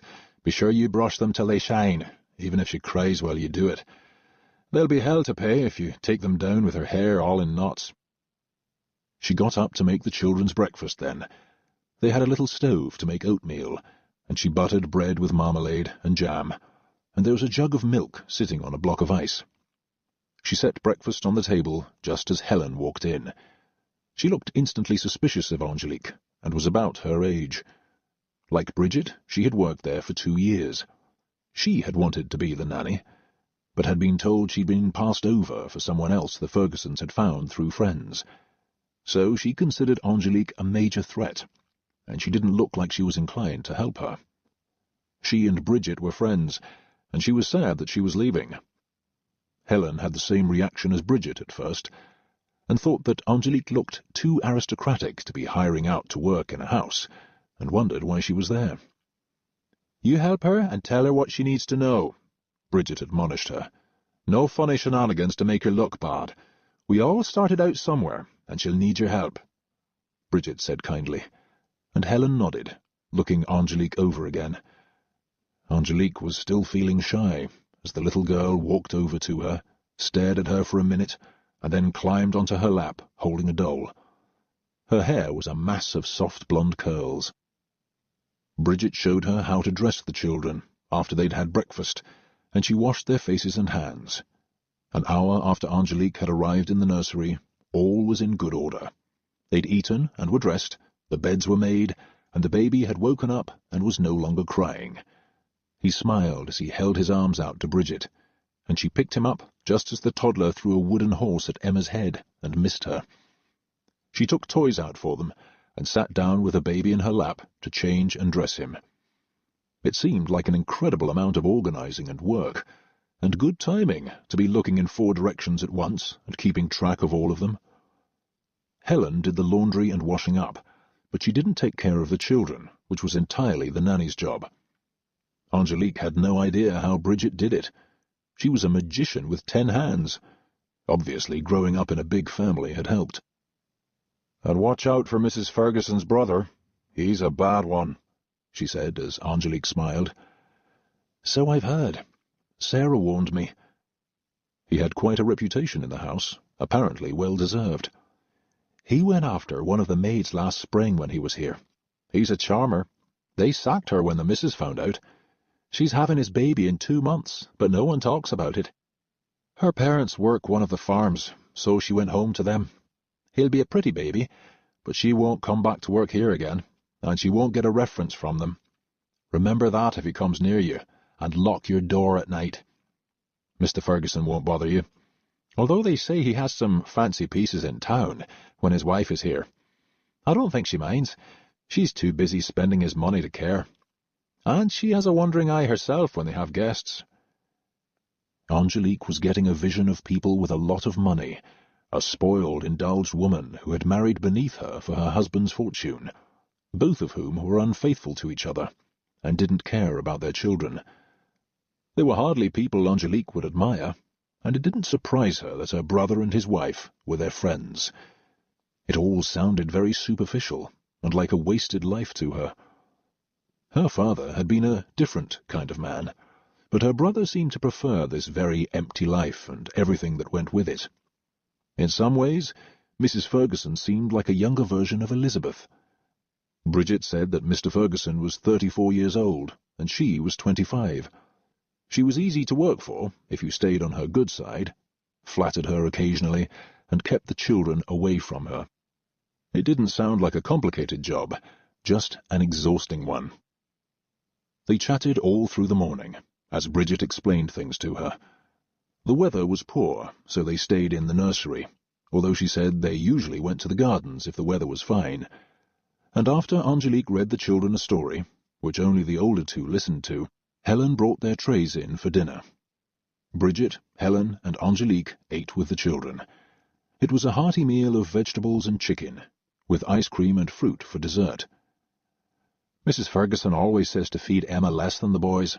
She doesn't want her to get fat, but I let her have pudding anyway. Poor little thing. We don't want to starve her, no matter what her mother says. She has a lovely figure, even after 4 children, but of course she's corseted to within an inch of her life. Her lady's maid said she faints sometimes when they lace her up. Her waist is about the size of my arm.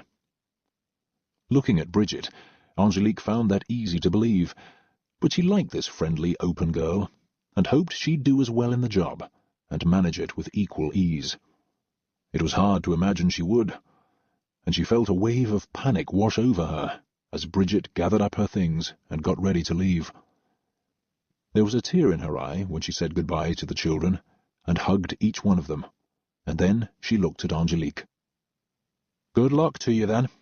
I hope it works out for you here. They're foolish at times, but they're not bad people, and it's a good job. If they spent more time in London with the children, I'd come back to them, but not here. It was what she had said before. Will you say goodbye to Mrs. Ferguson now? Angélique asked, curious about her, more than ever after everything Bridget had said that morning. No, she said goodbye to me last week. She's not a sentimental woman. She's more interested in herself. She knows she can always find another nanny. We're easily replaced, you see, so remember that, and don't play fast and loose with the job, or she'll sack you and get someone else, just like she found you. I'll keep that in mind, Angélique said seriously, suddenly realizing that she was lucky to have this job if she had to work. Tristan could have sent her someplace worse and wouldn't have cared, just so he got her out of the house. Bridget hugged her and was gone a minute later, and Angélique put the children to bed for their naps, while Helen picked up the trays and sent them downstairs in the dumbwaiter. The baby was hardest to get down, but eventually he lay in his crib, holding the bottle his new nanny had given him, and within minutes he fell asleep. She looked through the cupboard of nurses' uniforms the nannies wore, found the 2 smallest ones, and then asked Helen to listen for the children while she went downstairs to the laundry and tried to alter the dresses to fit her. She hurried down the back stairs with the 2 dresses and found Mrs. Ferguson's lady's maid chatting with the laundry maids while they washed their employers' clothes. They all looked at Angélique in surprise. "I'm sorry to bother you," she said hesitantly. "I need to alter my dresses, if I can have some grey thread and a needle." Mildred, who was in charge of the laundry room, looked at her with a bright smile and took the dresses from her with ease. "I'll do it for you. You're the new nanny, aren't you?" "Yes, I am. Angélique." Mildred shook her head with a scolding look as she got out the needle and thread and a thimble, after Angélique explained where it was too large, and glanced up at Angélique. "The missus won't want you being called by your first name around here. It's Nanny Ferguson now," she reminded her, as Angélique looked chastened, and Mildred smiled. "Happy to meet you, though," Mildred said, and stood up and held the grey dresses up to her slim figure to check them, and then put some pins in them to mark them, and promised to have the dresses for her in the morning. "How are you finding the nursery so far?" she asked with interest. Angélique hesitated, and then smiled cautiously. "A little scary," she admitted. "Bridget just left an hour ago. This is my first nanny job. I've never had to manage 4 children." She was breathless as she said it, and the other women laughed. "I'm not sure I could either," Mrs. Ferguson's lady's maid said under her breath. Angélique heard one of the others call her Stella. "Not with that lot of little monsters," she chuckled. "They wear their mother out in 5 minutes. I'm glad I never had children." She was meticulously pressing a gown for that evening, and smiled at the new nanny. "Have you met Mrs. Ferguson yet?" "No, I haven't. I just arrived last night." "From London?" one of the other laundry maids asked her. "Hertfordshire. The house and grounds look very pretty here." "The London house is nicer," Stella said proudly. "I prefer it there, but it's better for the children to be in the country. She likes them to stay here. It's healthier for them than in the city." Angélique nodded, and thought she'd better get back to the nursery then. She said goodbye to the ladies and went back upstairs. She was sorry she couldn't have her meals with them, and had to stay in the nursery with the children. It would have been nice to get to know the others, but she would be isolated most of the time with her charges, and Helen the nursery maid. At least she had her to talk to. Angélique went through the bookcase when she got upstairs, and found some books she wanted to read to the children that she had loved herself as a child. After that, she went downstairs to get her things, and struggled up the stairs with her cases and small trunk. There was barely enough room for all of it in her bedroom in the nursery, but she piled them on top of each other and slid the small trunk under her bed. It was still locked, and she left it that way, with her mother's jewellery and her father's money in it. Her entire future was concealed under her bed. "What did you bring all those clothes for?" Helen asked her. "You'll never wear them." And Angélique had noticed there was no mirror in her bedroom. Helen said that Mrs. Ferguson felt that nannies didn't need them, nor kitchen staff. "I might wear a nice dress one day," Angélique said wistfully, as Sarah peeked into the nursery for a quick visit on her break. "You look like a proper nanny," Sarah commented, smiling at her, and Angélique was happy to see her. She felt as though she had at least one friend there. They chatted for a few minutes, and then Sarah left, and the children woke up, and they kept Angélique busy while she read to them. She taught Simon and Emma to play a game she found in a cupboard, and then she bathed them in a tub she filled with water she had to carry herself, with Helen's help. And by the time she had finished the bath, Helen brought the tea trays in. The day had flown by, and when she put them to bed at 7, after reading them another story, she was ready for bed herself. And tomorrow was going to be a big day. She was going to take the children down to the library to see their parents, and meet the Fergusons. She was curious about them, and as she slipped between the sheets after reading by candlelight for a while in the nursery parlour, she wondered what the future held for her. The Duke of Westerfield's daughter had become Nanny Ferguson, and it was hard to guess what fate had in store for her next. Chapter 4. It took Angélique longer than she'd expected to get the children ready to see their parents the following afternoon, even with Helen's help. She held the baby while Angélique dressed the others, and she brushed Emma's curls until they gleamed, and then tied a pink ribbon in her hair. The boys looked immaculate, and the baby was chuckling as she played with him and put on a delicate white infant's dress and a little white sweater. He was a strapping boy and heavy in her arms as she carried him downstairs and held Emma's hand. The children were excited to go down. It had rained all day, and they had had to stay in again. Angélique couldn't wait to explore the gardens and the park, and Helen told her there was a maze. She was anxious to see the grounds, although she knew that they were less extensive than where she'd grown up. But the Fergusons were said to have one of the prettiest gardens in Hampshire, and as they came through the servants' doors on the main floor, Angélique was suddenly dazzled by an enormous chandelier. All of the candles were lit. It was already dark outside, and the gleaming crystals were spectacular. She glanced around and saw that the decor was very grand, and she had been told by Sarah that there was a ballroom in the east wing. The furniture was a mixture of English and French, and they had very important paintings. There was a long red runner in the main hall, and Angélique could see that it was a showplace more than a home. She could hear voices in the library, and she saw about 20 people there, talking and laughing and playing cards, as she stood in the doorway with the children, wondering which of the elegant women was their mother. Emma ran to her first, and an exquisite creature in a heavy blue velvet gown walked toward them, as the two boys dove into her skirt, while Eugenia Ferguson held her daughter's hand, and met Angélique's eyes with an icy blue gaze. Her dark auburn hair was piled in a mountain of curls on top of her head, in a fashionable hairdo Stella had arranged for her, and she was wearing sapphires on her ears, with an enormous matching pin at her waist. The vision she presented took Angélique's breath away, as she curtsied to her, and knew she was expected to, not because of her rank, which was insignificant, but because Angélique was now a servant, and the woman was her employer. Angélique looked demure and played the role well, and each woman was struck by the other's beauty. The children's mother hadn't expected the new nanny to be so pretty.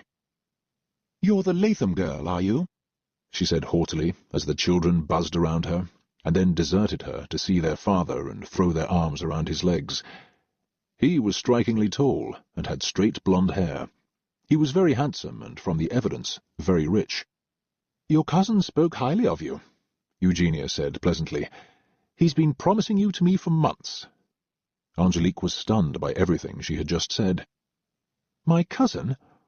Angélique had no cousins, except distant ones, and King George, and she strongly doubted that His Majesty had recommended her to this woman.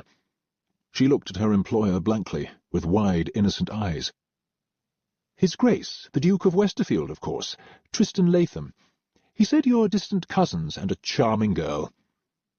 Angélique's mouth nearly fell open when she heard that her own brother had claimed that they were cousins, which of course sounded more respectable than pawning his sister off on her, which he didn't want to admit. And if he had been suggesting her for the position for months, then he had been lying in wait, as her father was failing, biding his time, until he could ship her off. It was why he had been able to send her away so quickly, as soon as their father died. He had been scheming for months. It stunned her to hear it. He was even worse than she thought. "Oh, Tristan, of course. His wife, the Duchess, and I," she said, to impress the others around her, "are dear friends. We're constantly together in London." Angélique nodded, as she tried to keep her eye on her charges, who were wrapped around their father and showing off for the guests. Visiting their parents was a huge treat for them.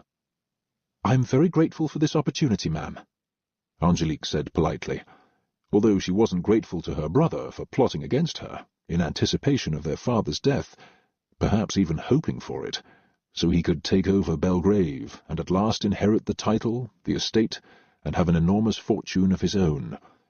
And Eugenia Ferguson liked having the impoverished cousin of a duke in her employ, and even better having the duke himself indebted to her for assisting his young relative.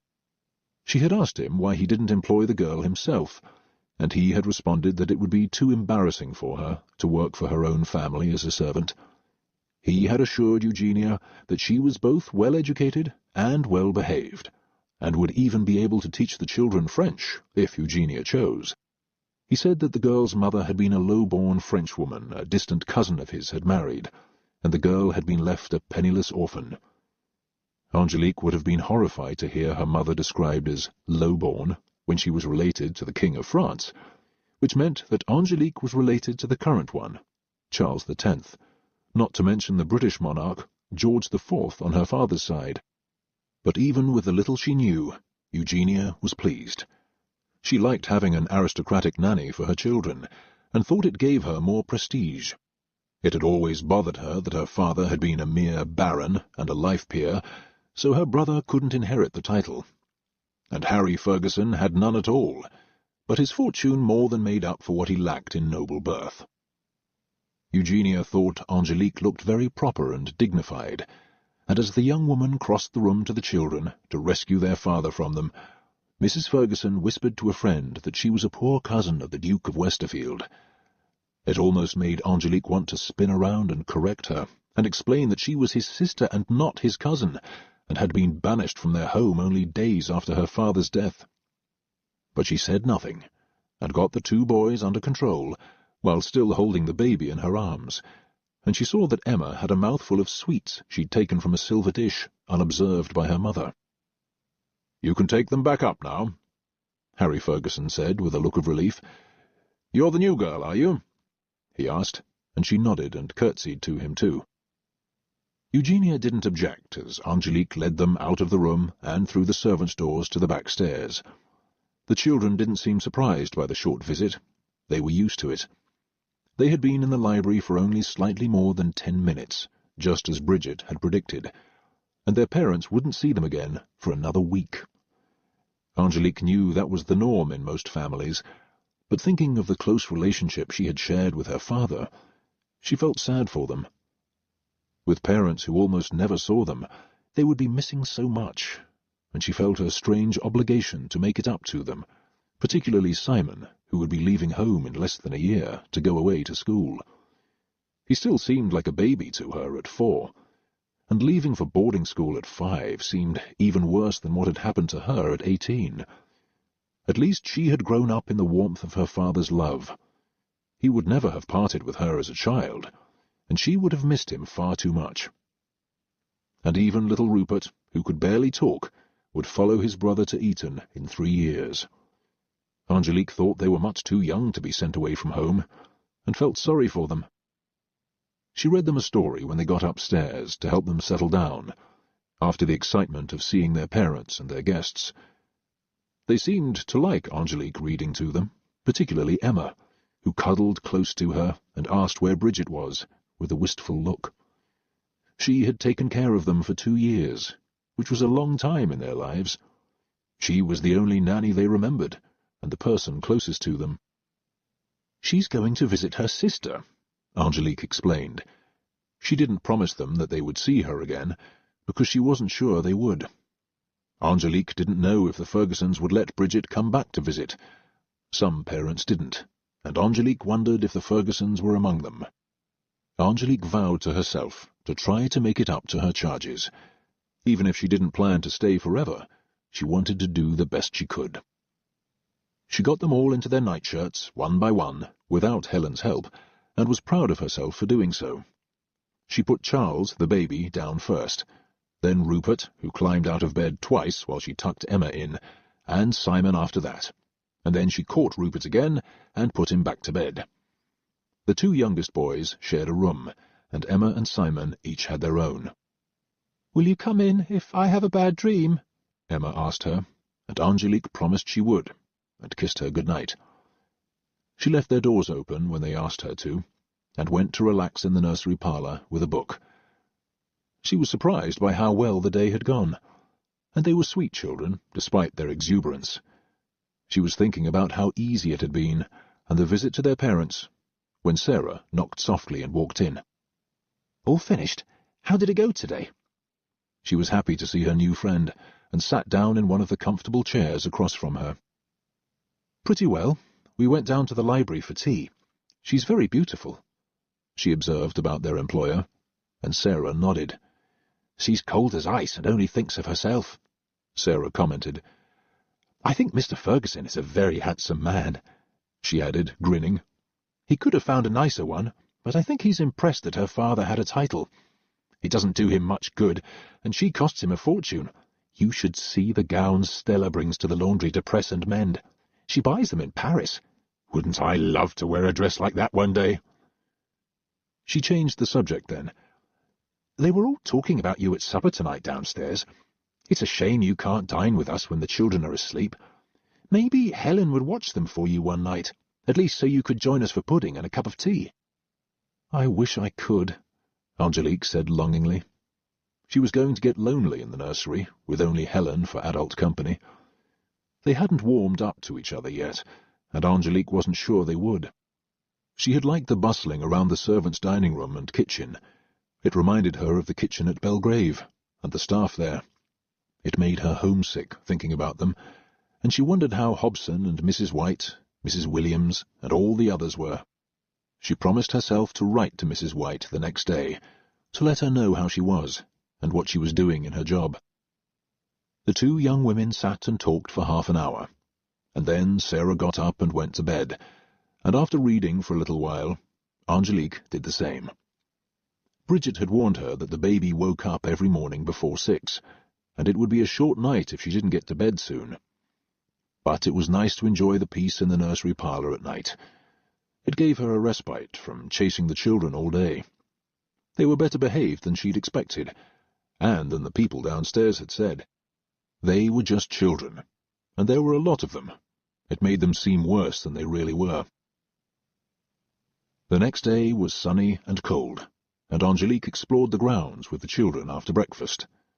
They ran in the garden, and she peeked into the maze, but didn't risk it, in case she couldn't find her way out and got separated from the children.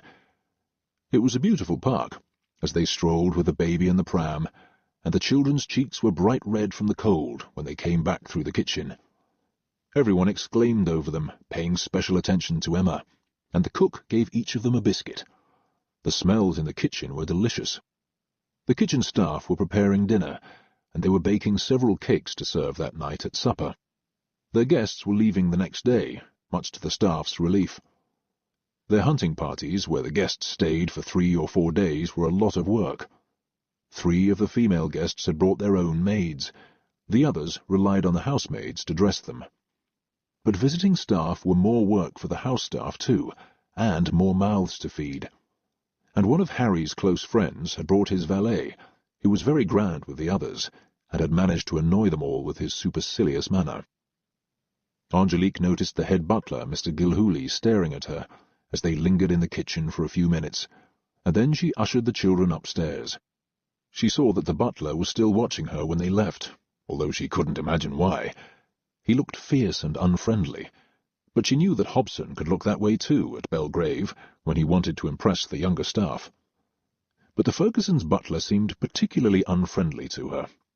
It made her almost glad she couldn't eat downstairs, if he was going to glare at her. And the Fergusons' housekeeper, Mrs. Albright, wasn't nearly as warm as Mrs. White. But Angélique also realized that she had never worked for her, and even among the staff at Belgrave, a new face in the crowd was always kept at a distance at first, until the staff got to know them. She was the new girl among the servants now. The whole idea of it was so absurd she almost laughed. She wondered what her father would say to see her there, in her uniform, other than to express his fury at Tristan, which Angélique could only imagine. She hoped he'd be proud of her for dealing with it as gracefully as possible, and she knew for certain that what Tristan had done to her would have broken her father's heart. The children had their naps after the meal the cook sent up, and leaving Helen to listen for the children, she went back down to the kitchen for a cup of tea. As she walked by, she saw Mr. Gilhooly in his office, and he beckoned her to come in. "Are you finding the nursery to your satisfaction?" he asked her formally, but he sounded as though he really cared, and then he lowered his voice conspiratorially, so no one would hear them. "Your ladyship, I wanted you to know. I used to work for your father a long time ago at Belgrave, and I wanted to tell you how sorry I am about your loss. He was a great man." "Yes, he was," Angélique said sadly. "I miss him terribly. It only just happened." "I don't know how it is that you came here, your ladyship," he said, as she cringed at how he had addressed her. It was precisely what she didn't want the staff here to know about her, that she had been born into the cream of aristocratic society and had a title. She didn't want anything to set her apart from the others. If she had to live and work here, she wanted to be one of them, no matter how unlikely her presence there seemed. It still seemed improbable to her, too, but at least she had met a few members of the staff, and she was touched by what the butler had said about her father. "I think it would be best if you don't address me that way, Mr. Gilhooly. It will only make things more difficult for me with the others. They might even decide they don't like me for that reason alone. They needn't know who my father was. In fact, they shouldn't. That's all in the past now," she said seriously. "Clearly there are reasons why you are here, and it must be very hard for you," he said, looking sympathetic and no longer fierce. "Nothing surprises me any more," she said honestly. "But now that I'm here, it's better than I thought. Everyone has been very kind to me." "I'm happy to hear it. If there's anything I can do—" His eyes searched hers, and she shook her head. She didn't want to be singled out for special treatment. She had to get by and do her job, like the others. She expected no favors from him, and he respected her for it. She was very young to be experiencing such a change. "Do the Fergusons know?" He was curious how she had come there. Angélique shook her head. "No, they don't. My brother secured the position for me, and I believe he told them that we're cousins. It's probably best that way. Please don't tell anyone, Mr. Gilhooly." Her eyes pleaded with him and touched his heart. "Certainly not, if that is your wish. I'm sure it would be a shock for the Fergusons, too, to realize that they have the daughter of a duke under their roof, working in the nursery." But he suspected they'd like it. "It doesn't make any difference now," she said, fighting back tears that threatened to overwhelm her. "My brother and his wife and daughters are at Belgrave. There is no place for me there." The butler looked tragic as he listened, and he suspected some foul play at work, particularly if the new Duke was passing her off as his cousin and not his sister. But there was no way the Duke could have explained to anyone that he had sent her away to become a nanny without looking like a cad. It was crystal clear now to Gilhooly. "Life works in mysterious ways, your ladyship," he said softly. "I am certain you will go home again one day." She nodded and couldn't speak as he patted her hand. At least she had a friend here, other than Sarah, and she was sure that Hobson at Belgrave would be pleased that a butler of the late Duke had taken her under his wing and would protect her. And it was comforting for her that Gilhooly would be watching out for her. She stood up then. She had been away from the nursery longer than she'd planned. "I should go back," she said quietly, and thanked him with a grateful look. "Come and join us another time," he invited her, as she smiled at him. "I will," she assured him, "although the children will keep me busy." He laughed at that. "I'm certain they will, your ladyship, and I hope you'll be happy here and stay for a long time." Although what he really wished for her was that she would go home to Belgrave Castle, where she belonged. He considered it nearly criminal for her brother to have sent her away to become a servant in someone's home. It had shocked him profoundly on her behalf. And a moment later, Angélique hurried back upstairs to the nursery, where Helen was waiting impatiently for her. "What took you so long?" Helen was annoyed when she got there. "I'm sorry. Mr. Gilhooly wanted to speak to me, and I couldn't get away." "What did he want?" she asked suspiciously. "As it turns out, he knew my father," she said, and then regretted it. "Was your father a butler too? Or a footman?" "No," Angélique said quietly, not sure what to say to her. "He wasn't. They just knew each other." And with that, the baby stirred, and Angélique went to get him, and the others woke up shortly after. They played games that afternoon, and took Simon to ride on his pony. His father walked past the stables while he did, and waved at him, but he didn't stop to speak to the children. He was going to ride himself, and it didn't even occur to him to visit with them. Eugenia was resting, and he wanted to get some air. And by the time he came back late that afternoon, the children were back in the house, being bathed by their nanny. Life went on peacefully after that, as Angélique got accustomed to the children. Caring for 4 of them was something of a juggling act, but she was surprised to find she enjoyed it and felt useful, and it made the time pass quickly. They needed someone to care for them and make life interesting. She started to teach them French, and was impressed to find that Emma picked it up easily, and Simon was learning too, although more slowly. And by the time she'd been there a month, they had made serious progress, and had learned many words and several songs in French. It was nearly Christmas by then, and the Fergusons had been in London all month, going to parties, while their children waited for them in Hampshire. Their parents finally returned the day before Christmas Eve. An enormous Christmas tree had been put up in the main hall, and the children had helped decorate it, and were thrilled with the end result. And when it had snowed hard the week before, Angélique had made a snowman with them. She was full of ideas to entertain them, and was barely more than a child herself. But she had grown up fast in the last month. Working and living in someone else's home, taking care of their children, and having to get along with the staff, had matured her as nothing ever had before. And when the Fergusons saw the children on Christmas morning to give them their presents, before a party they were giving, they had important news to share with them. They were going to have a new brother or sister in a few months, which came as startling news to Angélique, too. When the new baby came, sometime in May, her employer told her in further detail there would be a baby nurse for a month, and then Angélique would be taking care of 5 children instead of 4, for a few months at least, until Simon left for Eton at the end of the summer. Mrs. Ferguson made it perfectly clear to her that she thought a second nanny unnecessary, since Simon would be going away so soon, and she said that Angélique managed so well with 4. She had absolutely no idea what that entailed, nor did she want to know, since she had never spent more than a few minutes with her children at any time. She told Angélique that she was doing a splendid job of it, handed her a small Christmas gift, and then they were dismissed as guests started arriving. The children retreated to the nursery, where Eugenia said they belonged, and her husband agreed. Once back in the nursery, Angélique helped them open their gifts. Simon received a game he wanted to play with her, Rupert a stuffed bear he carried around everywhere, Emma a new doll, and Charles a silver rattle, which he shoved into his mouth immediately. They were very pleased with their presents, and watched as Angélique opened hers. She had received a pair of gloves, which would be useful on their walks. They were grey leather to match her uniform, and looked very smart. They were a perfect fit when Emma made her try them on. Mrs. Ferguson had guessed well.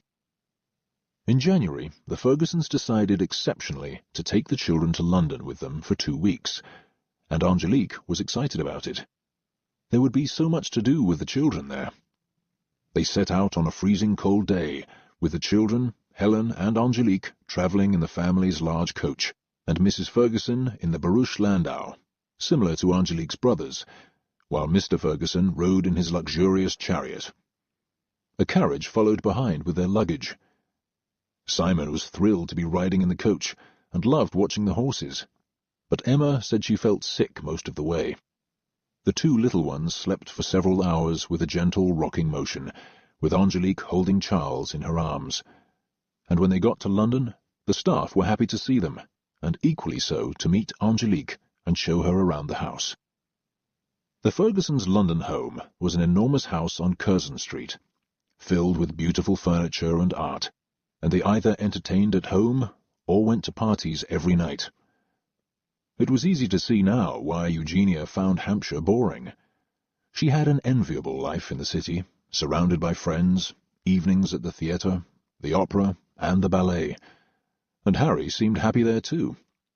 He did business in the city, and went to his club frequently to meet his cronies to dine or gamble. They stayed out late every night.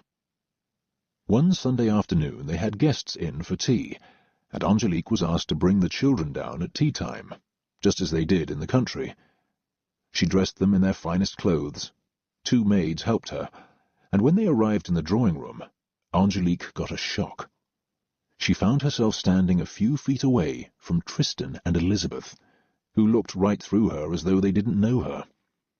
She had been about to say hello to them, which was awkward enough, when Tristan walked away, and Elizabeth turned her back on her to talk to a woman she knew. And Angélique was sure they had seen her, although their faces revealed nothing. It was Eugenia who finally pointed her out to them, in a most embarrassing way. "Did you not recognize your cousin in her nurse's uniform?" she asked Tristan blandly. "And you were quite right about her. She's a wonderful nanny. She has Simon and Emma speaking French." Tristan feigned surprise then, and acknowledged his sister with a cool greeting, as though to give the impression that he barely knew her. His Grace, the Duke of Westerfield, was clearly not pleased to be associated with a nanny who had been identified as his cousin. "Indeed," he said in an icy tone. "I didn't see her." He nodded in Angélique's direction, and Elizabeth said nothing and just glared at her with hatred in her eyes. They clearly wanted her out of their lives forever. They had assumed she was in Hampshire when they accepted the Fergusons' invitation. Otherwise they might not have come. And Tristan didn't look in the least embarrassed to have claimed that she was his cousin, rather than his sister. "Very distant cousin, I might add," he said to Eugenia. "I'm sure you've been very kind to her." He nodded at Angélique again then, and walked away, and a few minutes later her mistress said she should take the children upstairs. They had been there long enough.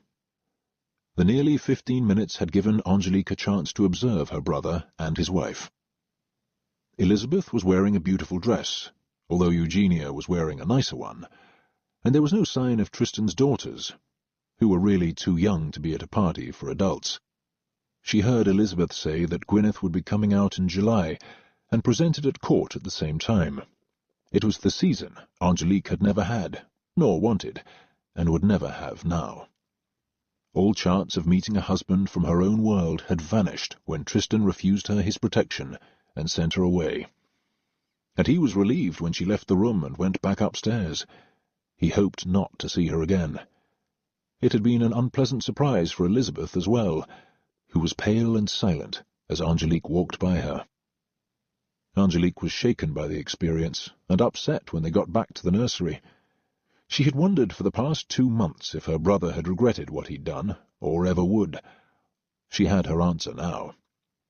He not only denied her as a sister, but he clearly wanted nothing to do with her. She was sure he would have been relieved if she died. It was a terrible feeling, and a shiver ran up her spine, remembering his eyes when he had first seen her, and pretended not to. She had ceased to exist for them. She was nothing more than a ghost from their past, and in their minds she was as dead as her father. It confirmed to her what she had feared since she left, that she would never see her home again. The first 18 years of her life were nothing but memories now. He had reminded her of her worst fear that night.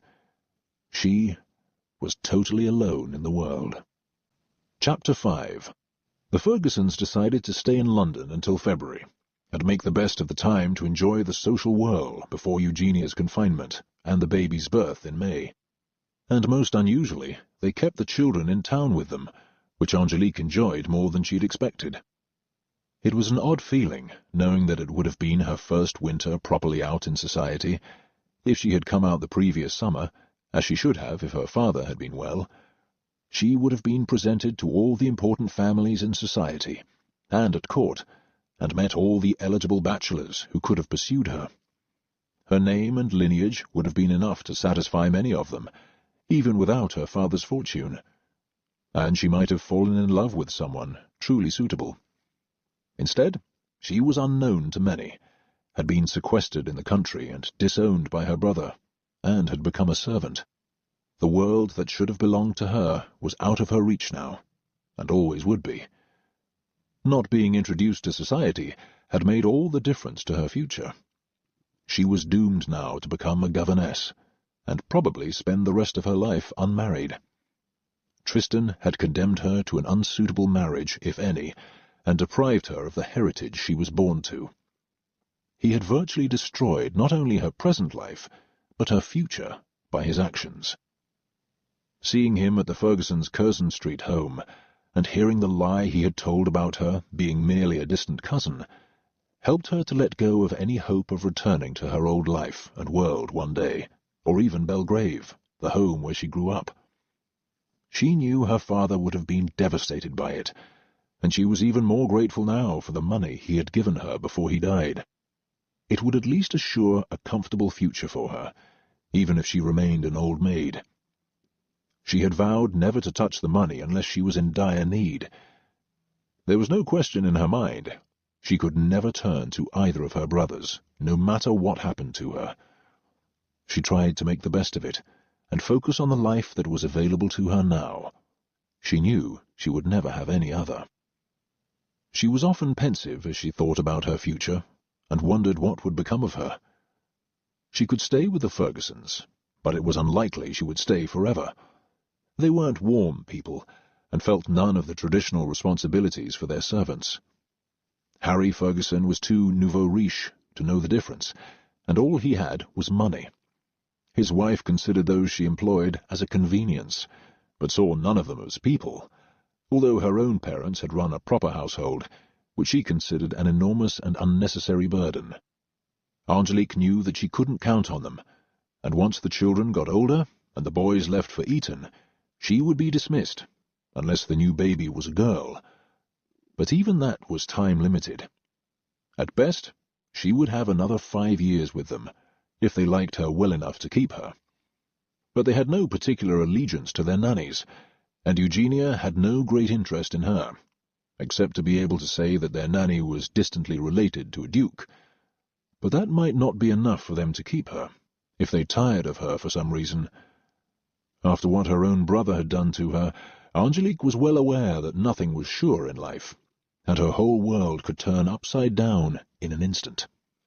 The only thing she could count on was her father's money in the locked trunk under her bed. While in London, Angélique went to the park with the children every day, and she chatted with the other nannies she met there. Most of them were older than she was, and a few had as many charges. but in that case they usually had an under-nanny or nursery maid with them, while Angélique scrambled single-handedly after her 4 charges. She discovered that there was a whole hierarchy among the nannies in the park, their importance dictated by that of the family they worked for, and their titles.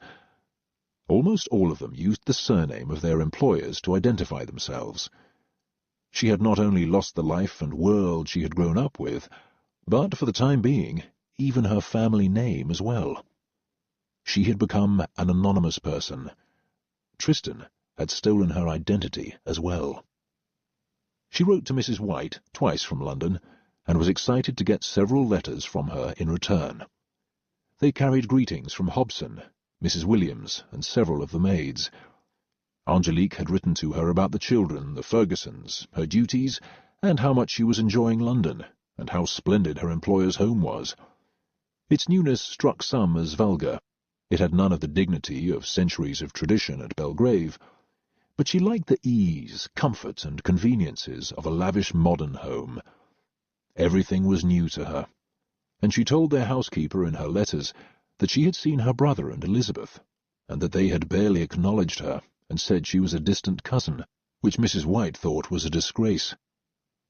"The poor child is out in the world on her own," Mrs. White said in confidence to Hobson the night she got the letter.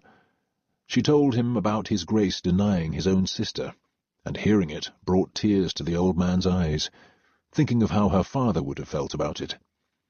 They both agreed that it would have broken his heart, although Hobson suspected that he had feared it in the end. He knew his sons well, and their deep resentment of their sister. Markham, the valet, had just handed in his notice and said he was going to the Continent to retire. To Hobson he had admitted that he could not bear serving the new Duke, knowing what he had done to his half-sister, and felt he had to leave. And the head footman was going to be elevated to valet once he left. Tristan had not tried to detain Markham. He had been too devoted to his father, which annoyed him, and he preferred a younger man anyway.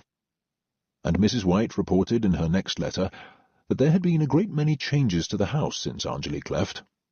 The new Duchess had moved furniture from room to room, and had ordered several new pieces to be made in London. She was replacing draperies, recovering existing furniture, and they had purchased a spectacular new chandelier in Vienna. She was spending her husband's new fortune very liberally, on making Belgrave grander than it had ever been.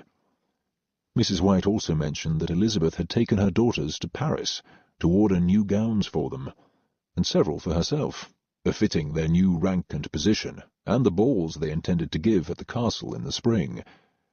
They were planning to lead a very grand life in their magnificent new home. It made Angélique's heart ache to read the letters, and hear about how Tristan and Elizabeth were transforming her home. It made her miss her father even more, but she was happy to have news from Mrs. White and Hobson. They were the only family she had left. And the changes to the house they talked about sounded vulgar to her. Tristan had been waiting all his life for this, and was taking full advantage of it. Eugenia saw even less of the children while they were in London. She was much too busy, and at last, in mid-February, her husband insisted that she and the children return to Hampshire. She was 6.5 months pregnant by then, and no matter how viciously she corseted herself, her condition was much too evident for her to stay in town and continue going out socially. She hated to leave, and begged him to let her stay, but he reminded her that it would become shockingly inappropriate soon, and people were already mentioning it to him. With great reluctance, Eugenia acceded to his wishes, and went back to Hampshire in the 3rd week of February, to sit out the rest of her pregnancy there, which she found intolerably boring. Angélique wondered if she would see more of the children then, with nothing else to do, but she didn't. She organized dinner parties for her women friends, and card parties. Eugenia's mother came to stay.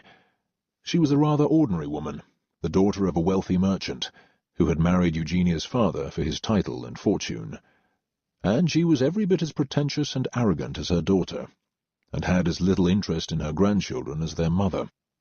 They never came to the nursery to see them, and Angélique was left to her own devices to entertain them. They had grown very attached to her by then, and she was very fond of them. and Emma had become delightfully fluent in French.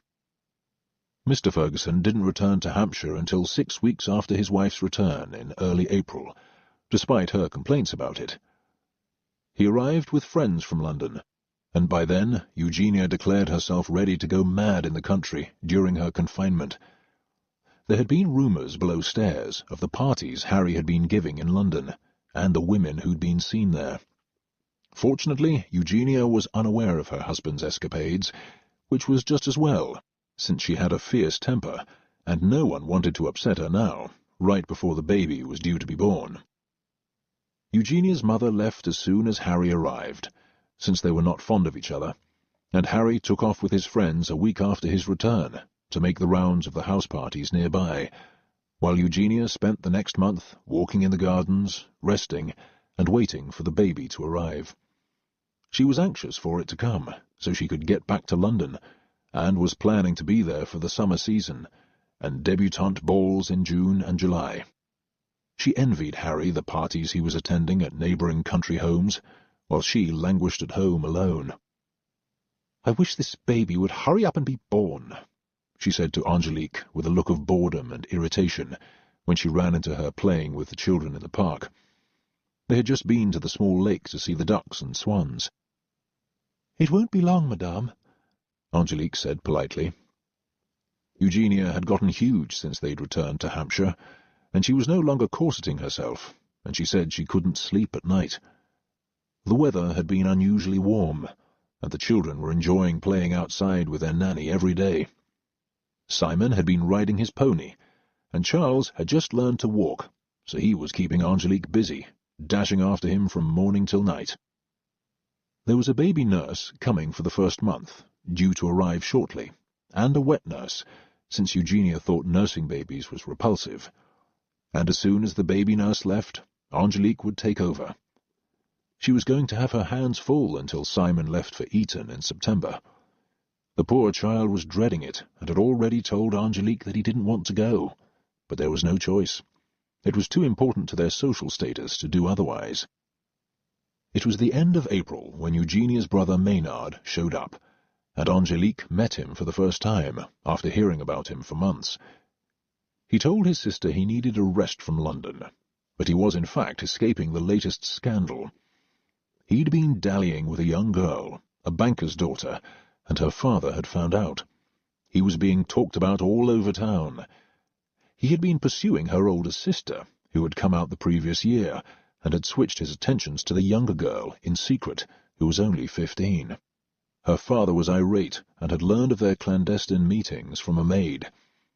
Her older sister was heartbroken, and their father had warned him that if he came near his younger daughter again, or in fact either of them, he would call for the police. Maynard had decided it was a good time to leave town. He was going on to visit friends in Derbyshire the following week, and stopped to see Eugenia in the meantime, and he planned to be back in London for the season in June and July that his sister was also looking forward to. "So, what have you been up to?" Eugenia asked him, as they sat in lounge chairs on the terrace drinking lemonade. His was laced with rum. Eugenia had given up strong drink until the baby was born, and said it made her feel ill. She'd heard none of the gossip and rumours from London of his latest bad behaviour. "Very little," he said, sipping his drink and looking out at the garden. "London's a bit tiresome at this time of year, so I decided to leave town." "That sounds like you've been up to mischief," she responded, smiling at him. "Anyone I know?" He was 2 years younger than she was, and never tired of causing trouble. "I hope not," he said, laughing, thinking of the recent object of his affections, who he knew was much too young, but it had been fun for a little while. "Nothing serious, just a minor flirtation." "With someone's wife?" "Of course not," he said innocently. "A very pretty young girl." "And?" "Her father got a bit upset about it. She's rather young. It was quite harmless, really." "Maynard, you are a terror. Will you ever grow up?" she said, laughing at him. "Certainly not. What fun would that be?" "You're right. Behaving oneself is dreadfully boring. I can't wait to go back to town after the baby. I won't stay here long." He was sure she wouldn't, and he always enjoyed running into her at parties and exchanging gossip with her. In some ways they were very much alike, although he would never have wanted all those children. He had no idea why she had them, and assumed it was his brother-in-law's idea, not his sister's. He knew her better. They chatted about various people among their acquaintances in London, and he reported on the latest scandals and affairs, and then she went back up to her room for a rest, and he went for a stroll in the gardens, and was startled to run into Angélique coming out of the maze with the children. The youngest was strapped in a pram so he couldn't get out, and she wouldn't lose him in the maze or the garden. She had mastered the maze by then, and frequently led her charges through it. She literally crashed into him as they came out. "Oh, I'm so sorry," she said, straightening her starched cap, as Maynard looked down at her in surprise. He thought he had never seen a woman so pretty, and she was very graceful as she sprang out of his way, and she blushed as the children gathered around her. Angélique had no idea who he was, or that guests had arrived. No one had told her, and she was surprised that Eugenia was receiving, in such an advanced condition, with the birth only a few weeks away, if the baby came on time. "Not at all," Maynard said politely, smiling, as he looked her over closely and liked everything he saw. She was obviously the new nanny, and a strikingly pretty girl, with a delicate, perfectly chiselled face. And the moment she spoke, he could tell that she was from a family of rank and not a simple girl. "I had no idea that my niece and nephews have such a charming new nanny. I must visit them more often," he said, teasing her, and she didn't smile. From what he said, she knew instantly who he was, and all the warnings she'd heard about him came rapidly to mind. She dropped a formal curtsy to him and lowered her eyes. "It's very nice to meet you, sir," she responded, and rounded up her charges, ready to go inside for tea and their bath. "Shall I come to visit you in the nursery?" he asked her, expecting a flirtatious answer, which she didn't give him. She gave him a serious one, with a cold expression, as she stood behind the pram, looking as though she would run him down. "The children will be having tea and a bath shortly, and then it's their bedtime," she said firmly. And then she regretted what she'd said to him. It meant that the children would be in bed early, and if he showed up in the nursery, she wouldn't have them around to protect her. She looked flustered as she began rolling the pram away with the children following. "See you later, then," he said with a suggestive tone, and she didn't answer, but she told Helen about it when they were getting the tea tray ready. "What am I going to do if he shows up here tonight?" Angélique was panicked. There had been lust in his eyes as he looked her over. "He's a bad one," Helen said, shaking her head. "You've heard about the girl on the farm. 15 years old. She just had her baby last week. She broke her parents' hearts, and he'll never pay any attention to it or acknowledge it. It was a girl. She'll never see him again for sure." Helen said that Maynard had had several illegitimate children, and recognized none of them so far. And this one would be no different. He had no interest in the child or the mother, only in the fun he'd had with her for a brief time. The girl had heard nothing from him since their affair, when he'd spent a few days in Hampshire, and he knew there was a baby on the way. Her father had written to him in the fall, and Maynard never responded to the letter, and Mr. Ferguson had said there was nothing he could do about his brother-in-law. "Be sure you lock the nursery door tonight," Helen told her, and Angélique assured her that she would. The two had grown friendlier in the past 5 months, although Angélique was closer to Sarah, the maid who had taken her under her wing the first night. And occasionally Helen minded the children, so Angélique could have dinner downstairs with the others. She always enjoyed it, and Mr. Gilhooly was happy to see her. He had heard from the housekeeper that she was doing well. Angélique and Helen served tea to the children, and then Angélique gave them each a bath. She read stories to them afterward, and had even found a children's book for Simon and Emma in French, which they both liked. It was about a little boy and his dog. The dog gets lost, and the boy finds him again in the end. It was still light, as it often was now, when she put them to bed. The air was cool, but the days were getting longer. She sat with Helen in the nursery parlour for a few minutes, and then Helen went to her own room, and Angélique locked the main nursery door, as she had said she would. They didn't want any surprise visitors that night, and the look that Eugenia's brother had given her that afternoon had suggested to her that he wouldn't hesitate to take what he wanted, and she was determined to make sure that didn't happen. Maynard was downstairs in the dining room with his sister having an early supper when Angélique put the children to bed. Harry was still staying with friends for a few more days. He was close enough to return quickly if the baby came, and Eugenia was happy to have her brother's company for distraction. "You didn't tell me that you have a very fetching new nanny," he scolded her. "When did she arrive?" His sister raised an eyebrow at his question, although there was no denying that Angélique was a very pretty girl. Others had noticed it too, but no one with the lascivious look she saw in her brother's eyes. It wasn't new to her. "I don't remember. Sometime before Christmas. But Maynard, darling, please don't. She's very good with the children, and we don't need her leaving right before the baby comes, or having one of her own in 9 months. You'll have to entertain yourself with someone else." She looked at him sternly, with a gleam in her eye. "She's a bit of an interesting one, though. She's a distant cousin of Tristan Latham's. Her mother was French. She's an orphan." "The Duke of Westerfield's cousin? How interesting. And if she's half French, she won't be nearly as prim as you think." "Don't be so sure. She's very young, and he may not care much about her, but I'm sure Latham won't want her scattering bastards around the countryside. She's a very well-brought-up girl. Her mother may have been low-born, as he says, but her aristocratic breeding shows.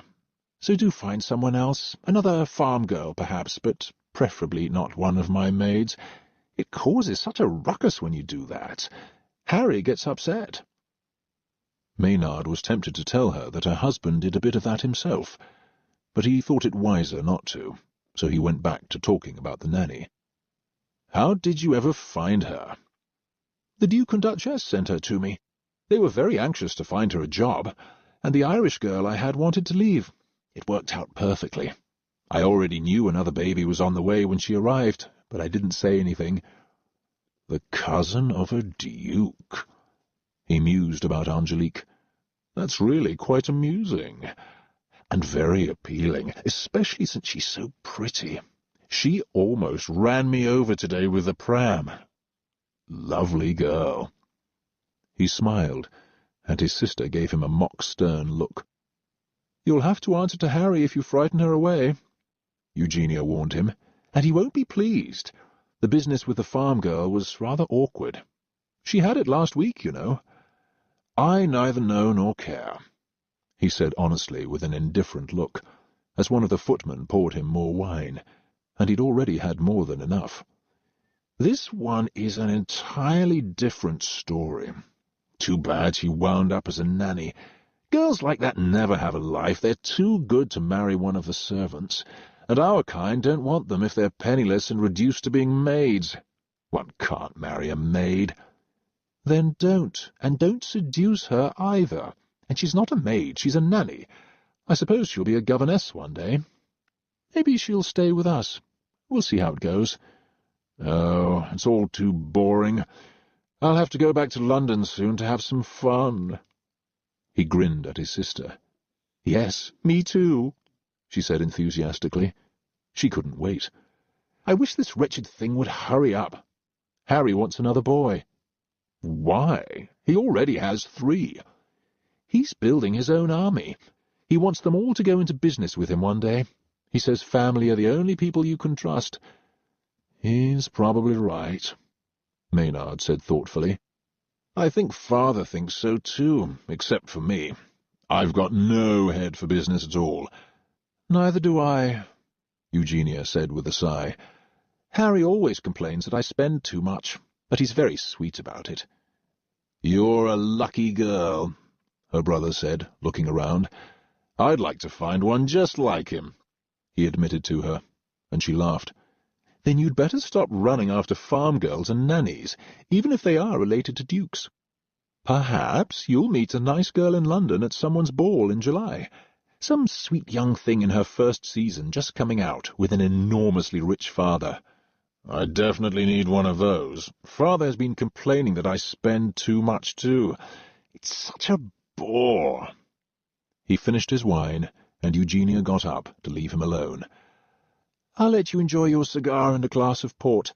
I'm afraid the cigar would make me ill. I'm going to bed. I'll see you in the morning, my darling brother, and do try to behave tonight." She kissed him lightly on the cheek, and a moment later he was alone at the table, smoking a cigar and enjoying a glass of Harry's very fine port.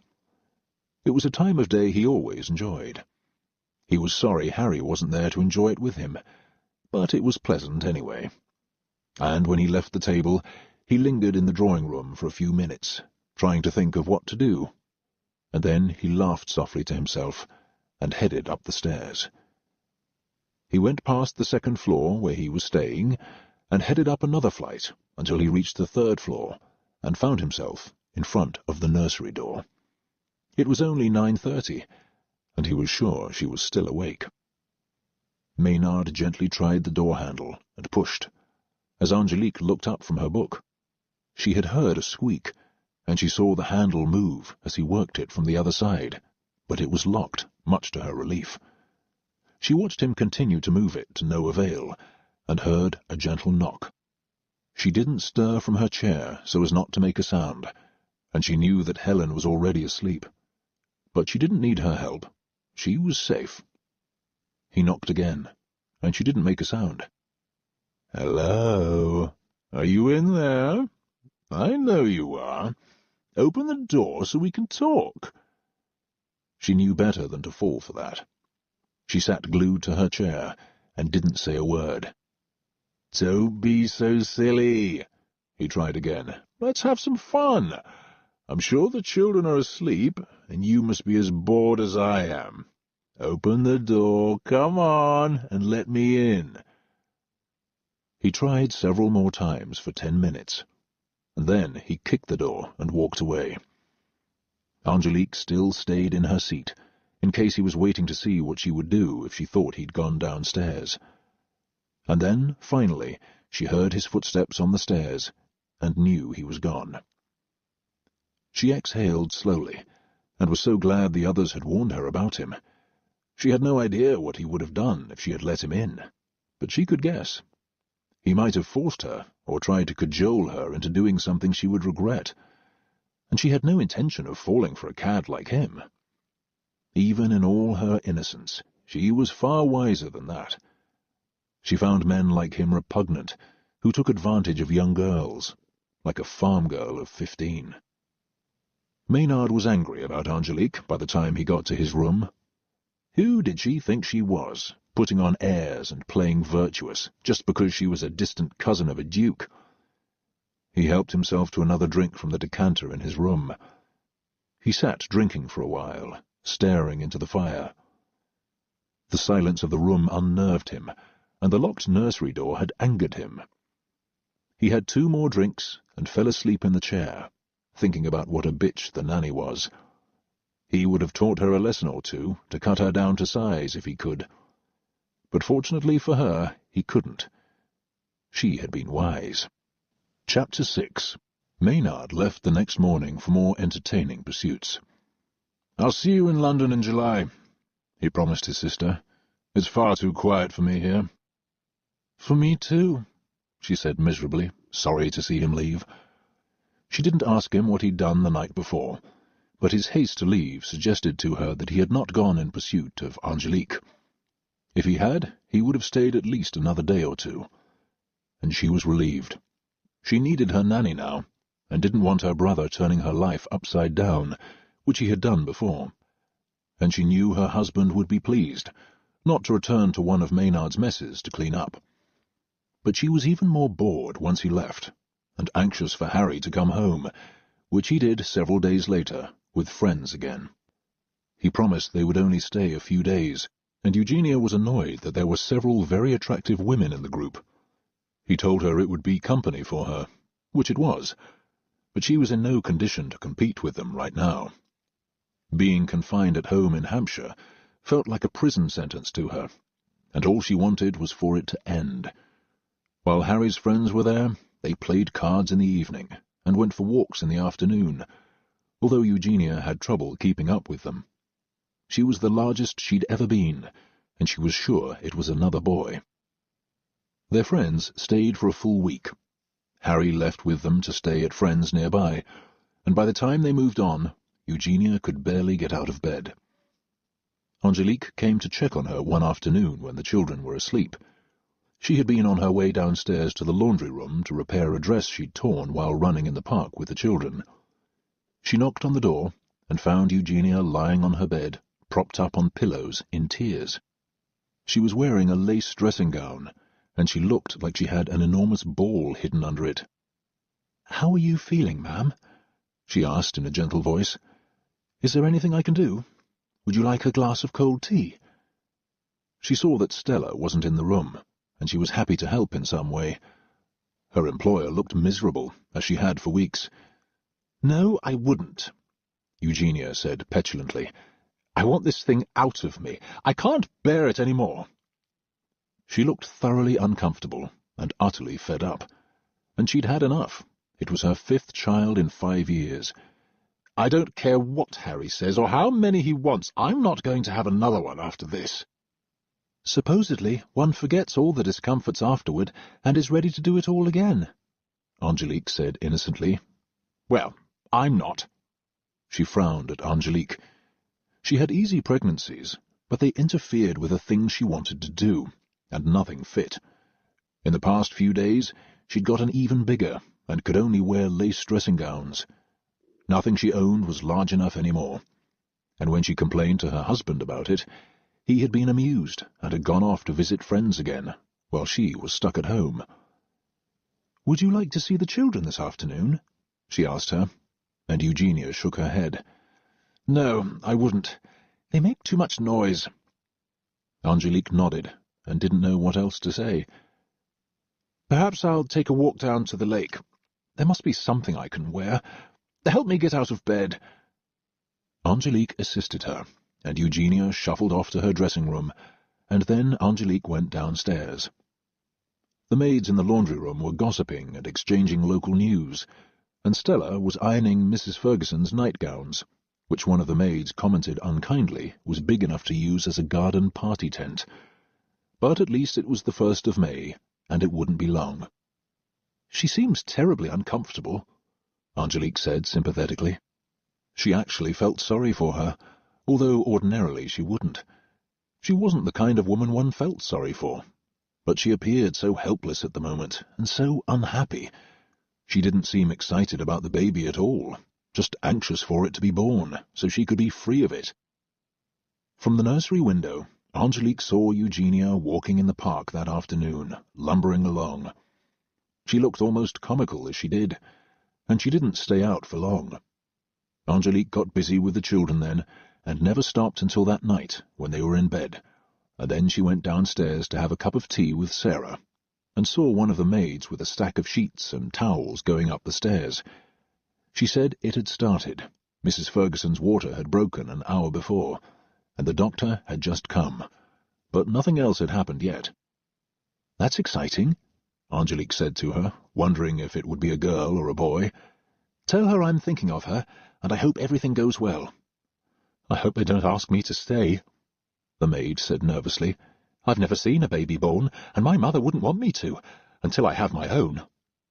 She was only 16. "Did the doctor bring a nurse with him?" "2," she said, lingering on the stairs to talk to Angélique. "Then they won't need you," she reassured her, and then the girl left to deliver the linens the nurse had asked for, and Angélique hurried down the stairs to meet Sarah in the servants' hall. Everyone was busy there. They were preparing a tea tray for the doctor, and something for the nurses to eat before they got too busy. They had said it would be a while before things got started, but they were getting ready. And the wet nurse had been called for.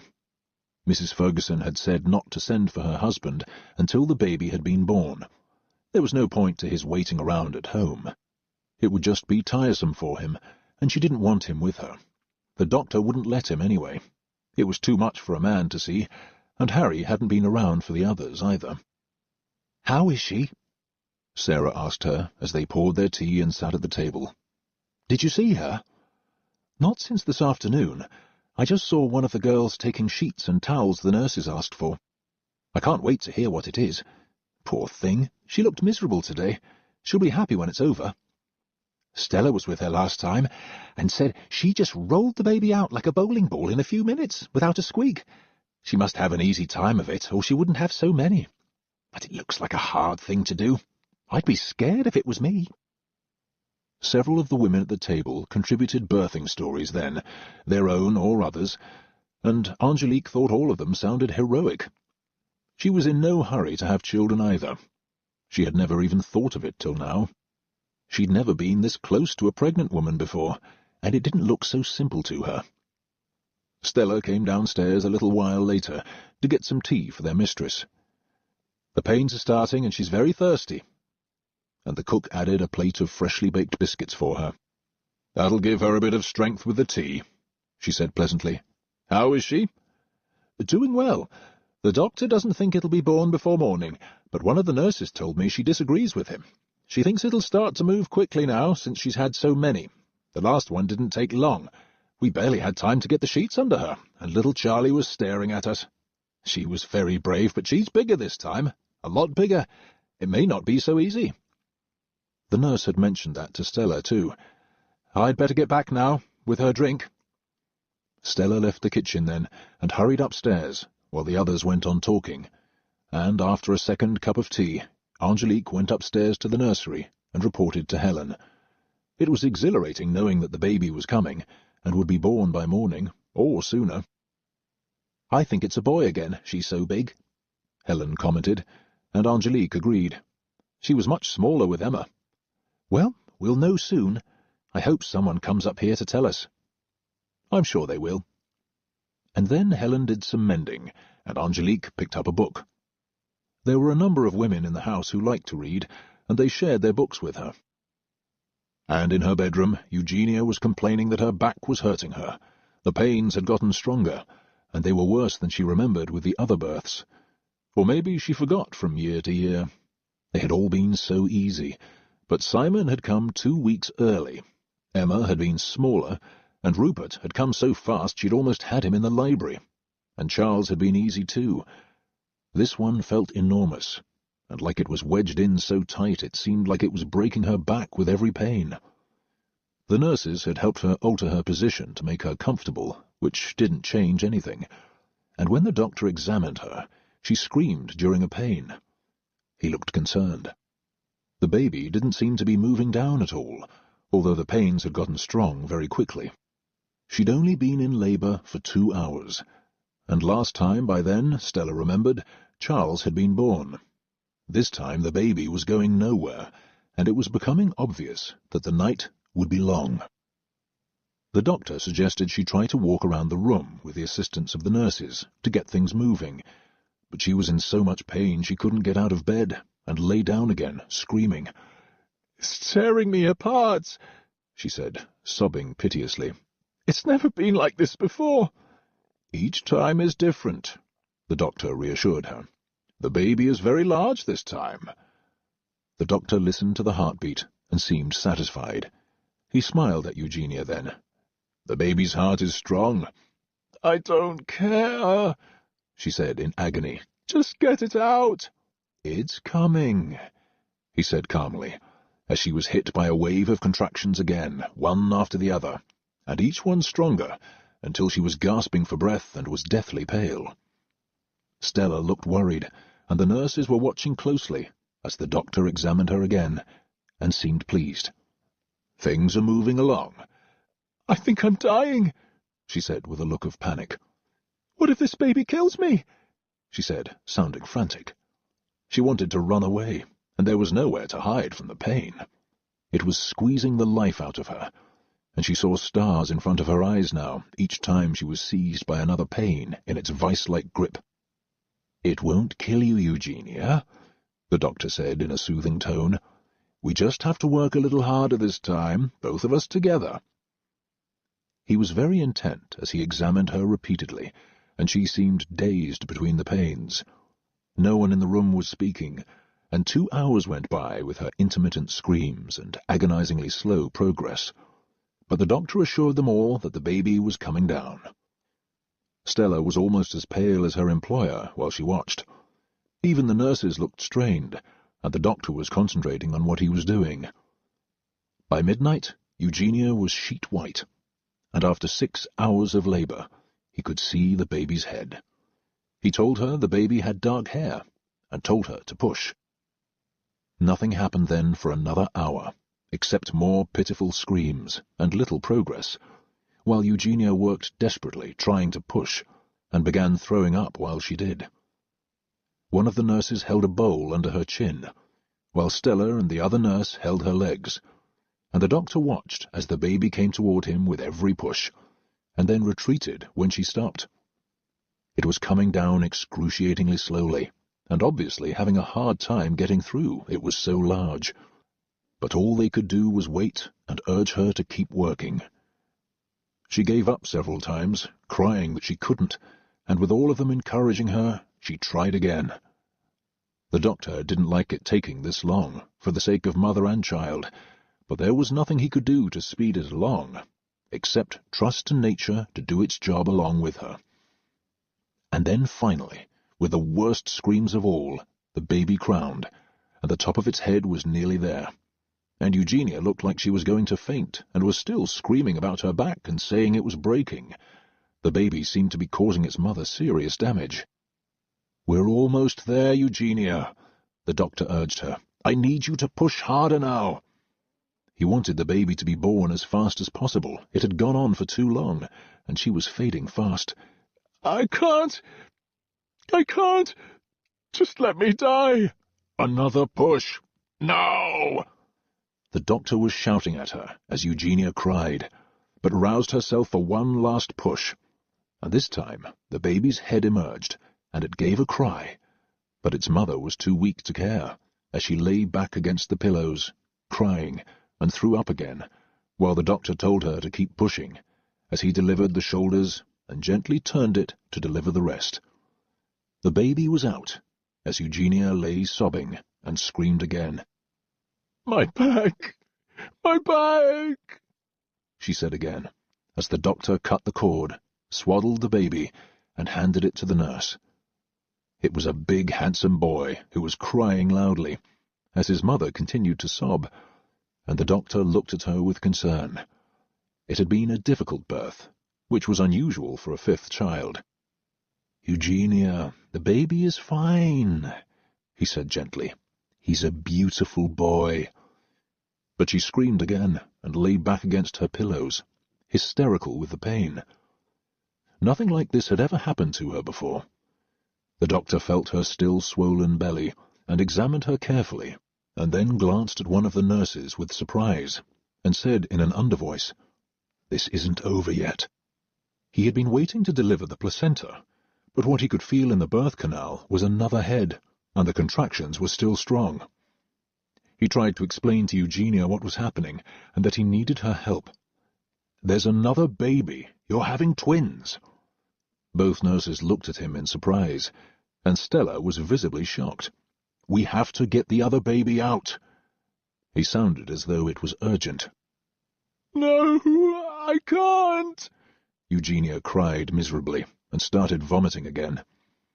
The contractions seemed worse with the second one, and Eugenia never stopped screaming again until it was out. But it was smaller than the first one, came down more quickly, and slid into the doctor's hands. It was a girl. Everyone in the room shouted victoriously when they saw her, except her mother, who was nearly unconscious from the pain and what she'd been through. She had stopped vomiting, but her eyes were closed, and she was trembling all over. She was bleeding heavily, and her face was grey, as the doctor showed evident concern. He had never heard a second heartbeat, and realized they must have been one behind the other, but it explained why she'd been so huge, and the delivery was so hard. She had done double the work that night, and the first baby, the boy, weighed 9 pounds. The girl was smaller and weighed 6.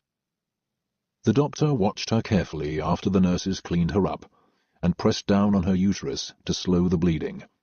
and both placentas appeared in due course. But Eugenia looked as though she'd been left for dead, as they sat at her bedside all night, and with the help of some drops the doctor gave her, she finally stopped crying and fell asleep. She wasn't peacefully asleep until nearly dawn. It had been a very long night.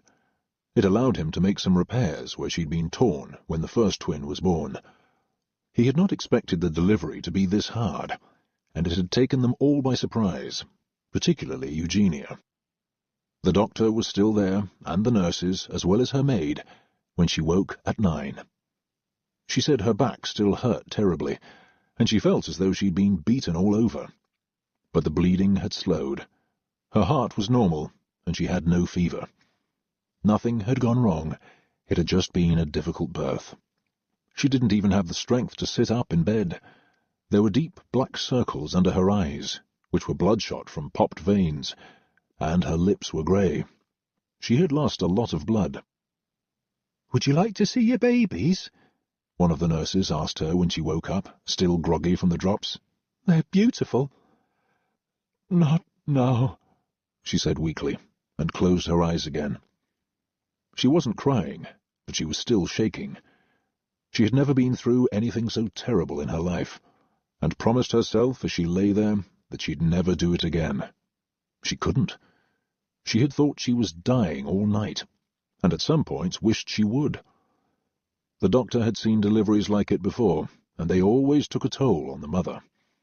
It would take her time to recover, but she was young and strong, and he was sure she would. She was in no danger now, although she could have been the night before, and they could have lost either or both twins from it taking so long. It was stressful for the babies, too.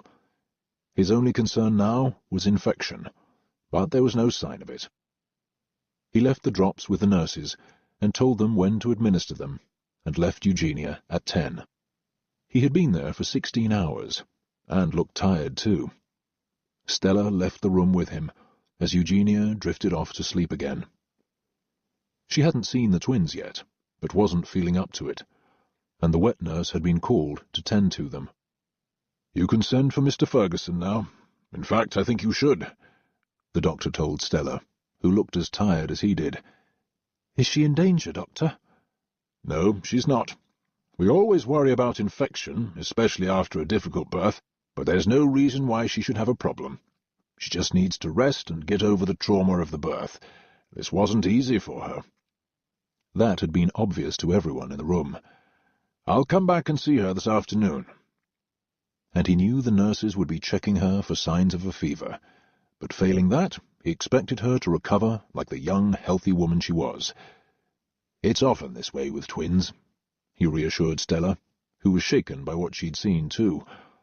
She felt desperately sorry for her mistress, but glad that she'd been there to do what she could to help.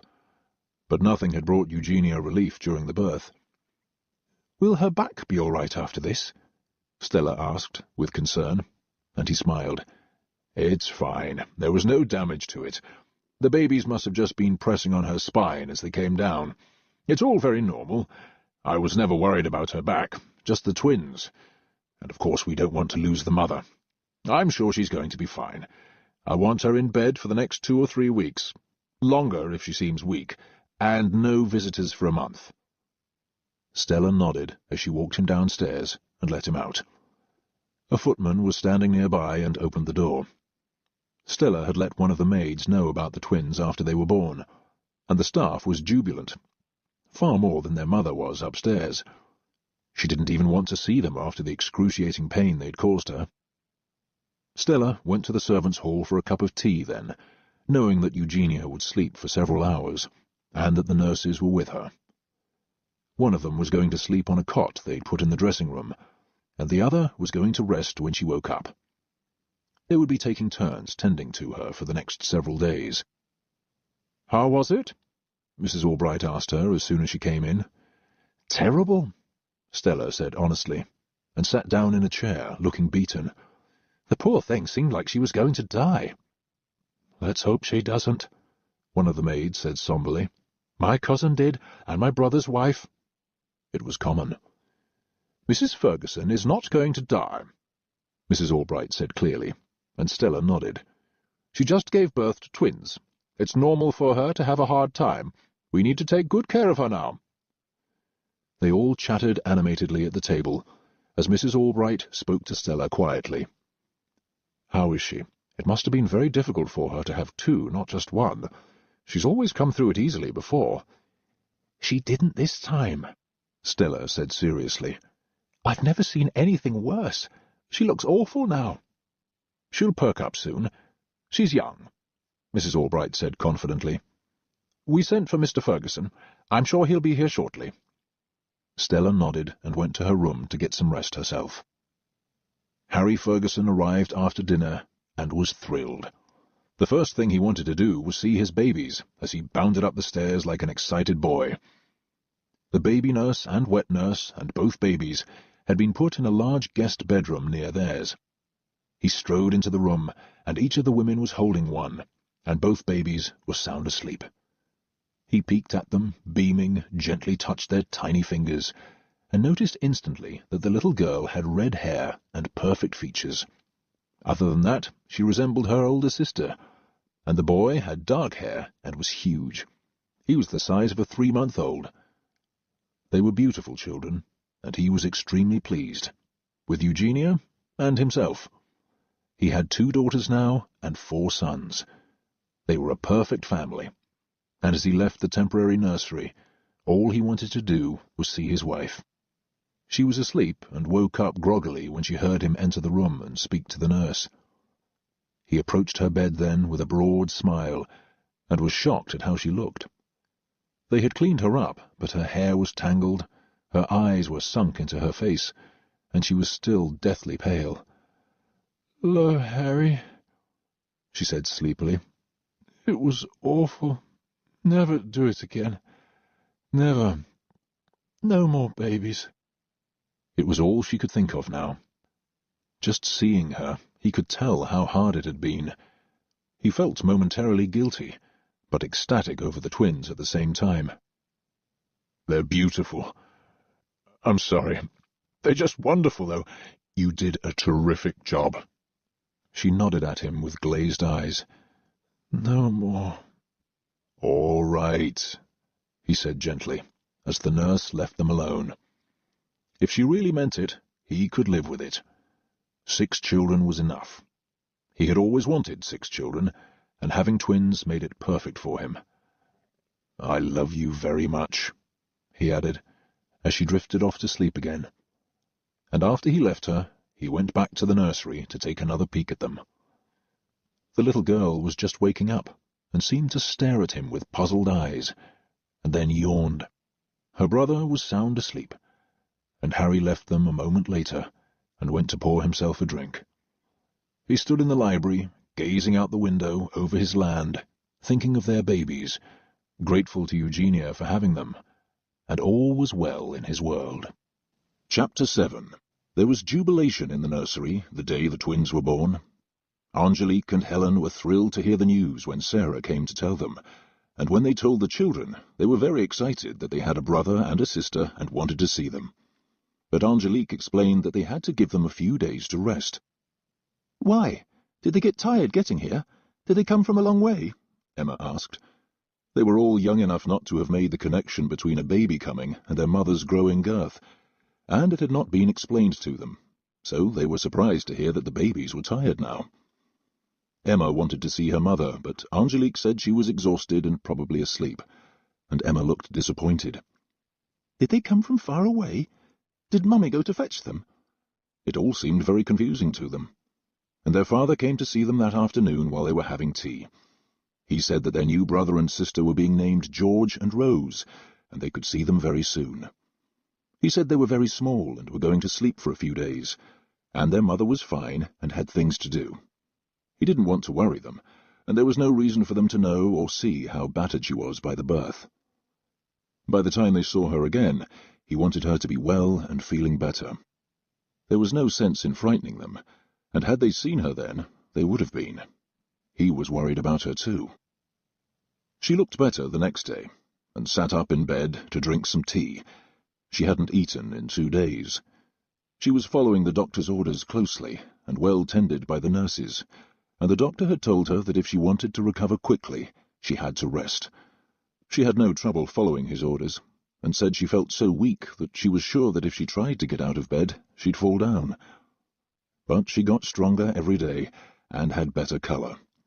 And when the babies were a week old, Angélique was allowed to bring all 4 children down from the nursery to see them.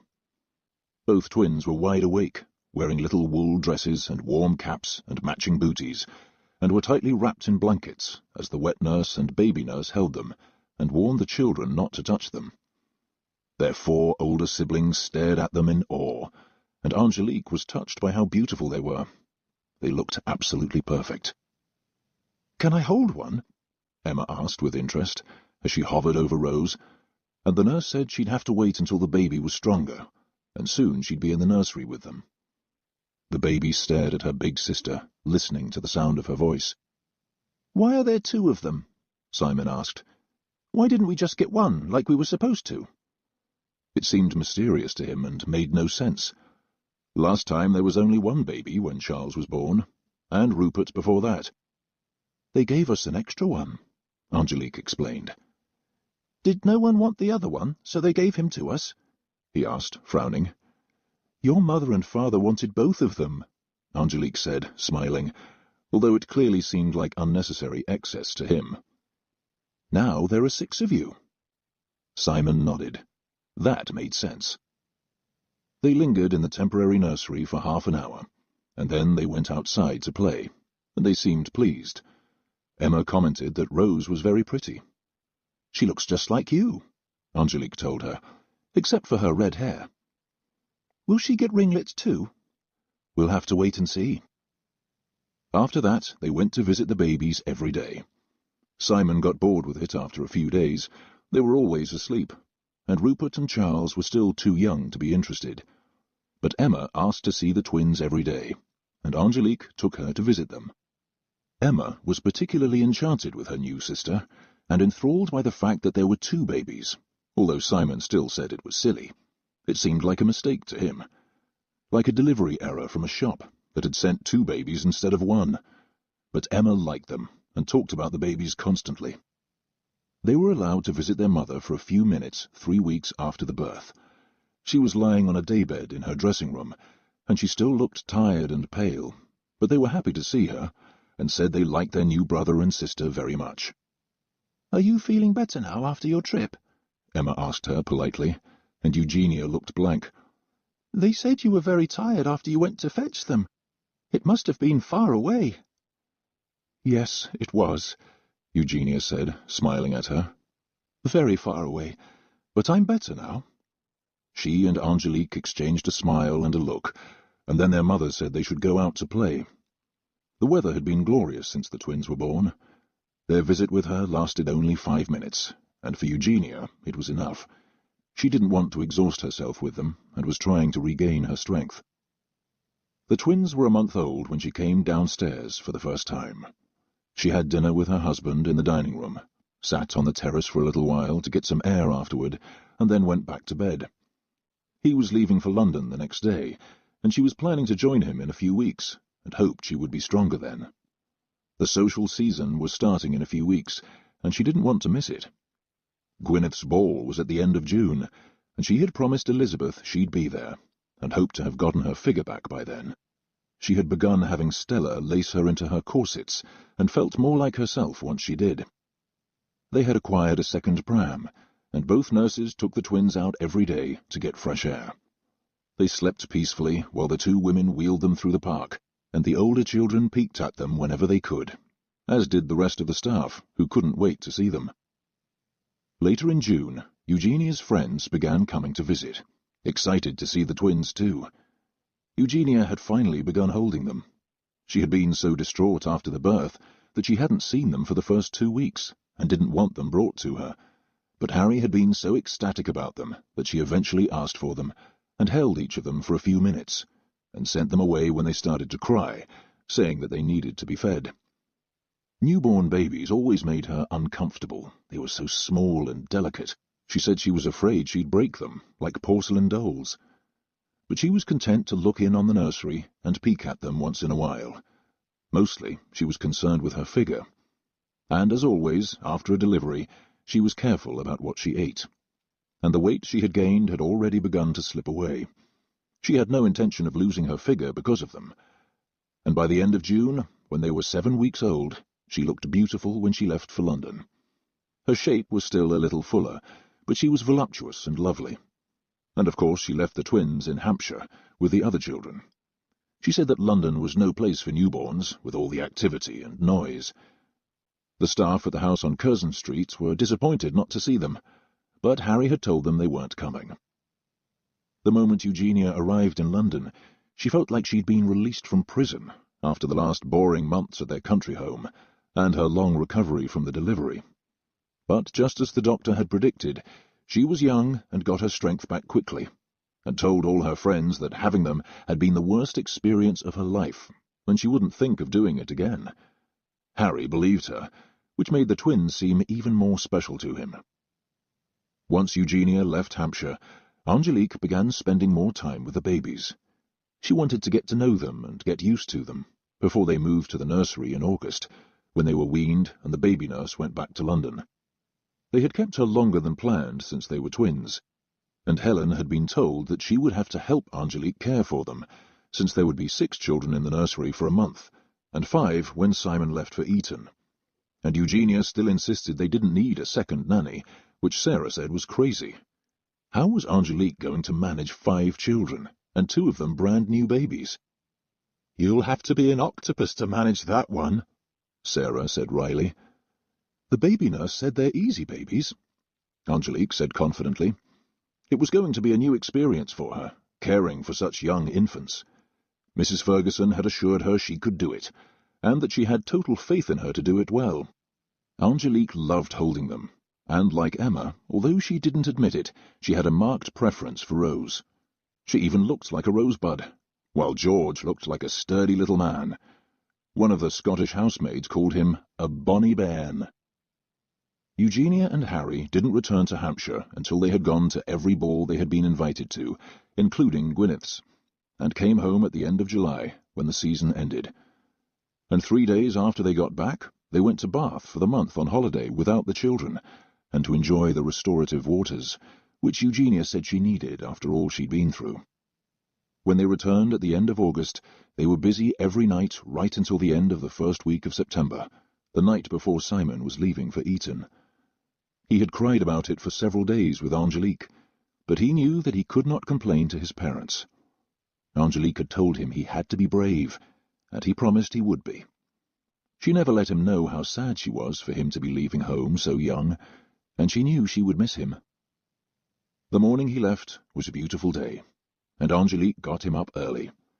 She had been packing for him for days, and included his favourite books, a blanket he loved, his pillow, and a beloved bear that he had slept with since he was born. He was far too young to give that up, especially if he was going to leave his parents. He had to have some small form of comfort. She just hoped the other boys didn't make fun of him or take it from him. But there had to be other boys with whom he would form lifelong friendships. And all the boys in the entering class were the same age he was, at 5. Angélique thought to herself that it was really a class of babies. She hated the idea of sending him away at 5, and thought his parents were doing it just because everyone else did, and the school was legendary, famous, and their son going there was a sign of their social status. Angélique had taken Simon to say goodbye to his parents the afternoon before he left. His father had shaken his hand, and his mother had hugged him, and they had warned him to be good and study hard. He looked like a baby to Angélique as he stood before them. And then she took him back upstairs to the nursery, and had given him extra hugs that night herself. The next morning, when it was time to leave, she took him downstairs. His bags had been collected by the footman the night before, and had already been put in the carriage. His father was sending him with their best carriage and coachman for the trip to Windsor, which would take them 5 hours. And the cook had prepared a picnic basket to take with him for the journey. He had everything he needed, and before they handed him into the carriage, Angélique hugged him tight. Neither of his parents came to see him off. And as the coach pulled away, Angélique stood waving at him for as long as she could see him, and Simon sat silently in the coach with tears rolling relentlessly down his cheeks, as though his heart would break. Once Simon left, she went back to the nursery where Helen was tending to the others. They had 2 baskets for the twins, whom Angélique had been taking care of since August.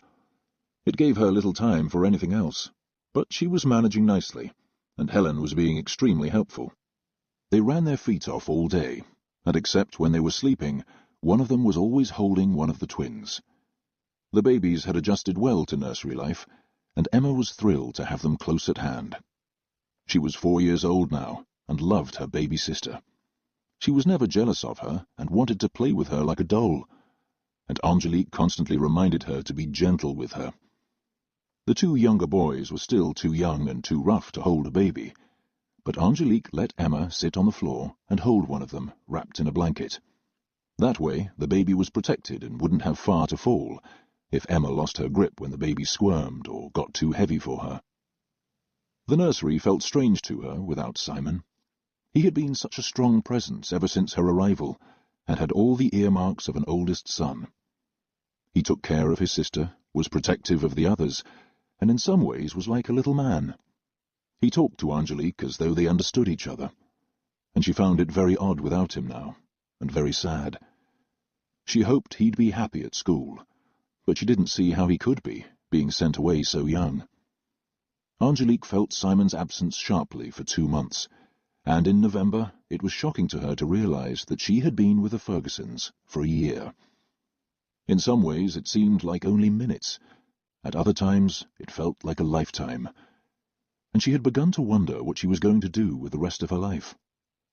She was happy in the job and doing well, and even liked being a nanny. She had grown very attached to the children, and most recently the twins. She had no desire to live or work anywhere else except Belgrave, but she knew that would never be possible. She wondered at times if she should be doing something more important with her life, or when she should use her father's money to buy a house. But it still felt much too soon for that, and she was safer under the Fergusons' protection. And it seemed like the right job. Who would hire her with no experience, except now as a nanny? She liked working for the Fergusons, and they gave her a fair amount of leeway with the children. Eugenia didn't come upstairs to observe them or have tea with them. Whenever she wanted to see them, she had them brought downstairs to her, but rarely for more than a few minutes, and never more than once a week. Her absence left Angélique totally in charge and free to make decisions. If she was going to be a nanny, this was the best job she could think of. But she knew she didn't want to be a nanny all her life. It was a strange existence bringing up other people's children and living in someone else's house, and she knew that as long as she did, she would never have a life of her own. Most of the people she worked with had been brought up to a life of service. She never had been. She thought about it from time to time, and wondered what it would be like to run her own home the way she wanted, and make decisions about her life. The Fergusons offered her protection, but she gave up a great deal to be there as well. The years would so easily slip by, and one day she would be old, like many of the other servants. When her brother had banished her, he had not only stolen her home from her, but he had condemned her to a life that she hadn't been prepared for, and had never dreamed of, and she couldn't help wondering at times if this was now her destiny, and she had no other choice. She spent her second Christmas with the Fergusons, and it was all familiar to her now. And with Helen's help, she was managing 5 children, and she knew she loved them more than their parents did at times, and she also knew them better. But they would always be someone else's children, and it would always be someone else's home. She wondered if the other servants ever thought about it, and questioned what they were doing, but she didn't dare to ask. She and Sarah talked about it at times, since she knew Sarah wanted to marry one day and have children, and was still secretly walking out with one of the grooms. At 19, Angélique had no idea if this was meant to be her life forever, or if somewhere, some day, she would follow another path. She had no time to think about it, except sometimes at night when she lay in bed, and then one of the children would call out to her, or have a nightmare, and she would get up to comfort them. And when she did, or held the twins in her arms, She realized that this was the life she was meant to live, for now. What she didn't know was if it was forever, or only for a time. And for now, maybe she didn't need to know. Simon came home from boarding school for Christmas, and Angélique saw instantly that he had grown taller and was very thin. She was worried they weren't feeding him enough, and his eyes were sad. He looked like an abandoned child. She poured all her love and energy into him while he was home, and one of the maids had taught her to knit a sweater for him, which she gave him for Christmas. She asked him where his bear was, and he told her that when he got to Eton, they had made him leave it in his trunk, and told him he was too old to have it, and a big boy now.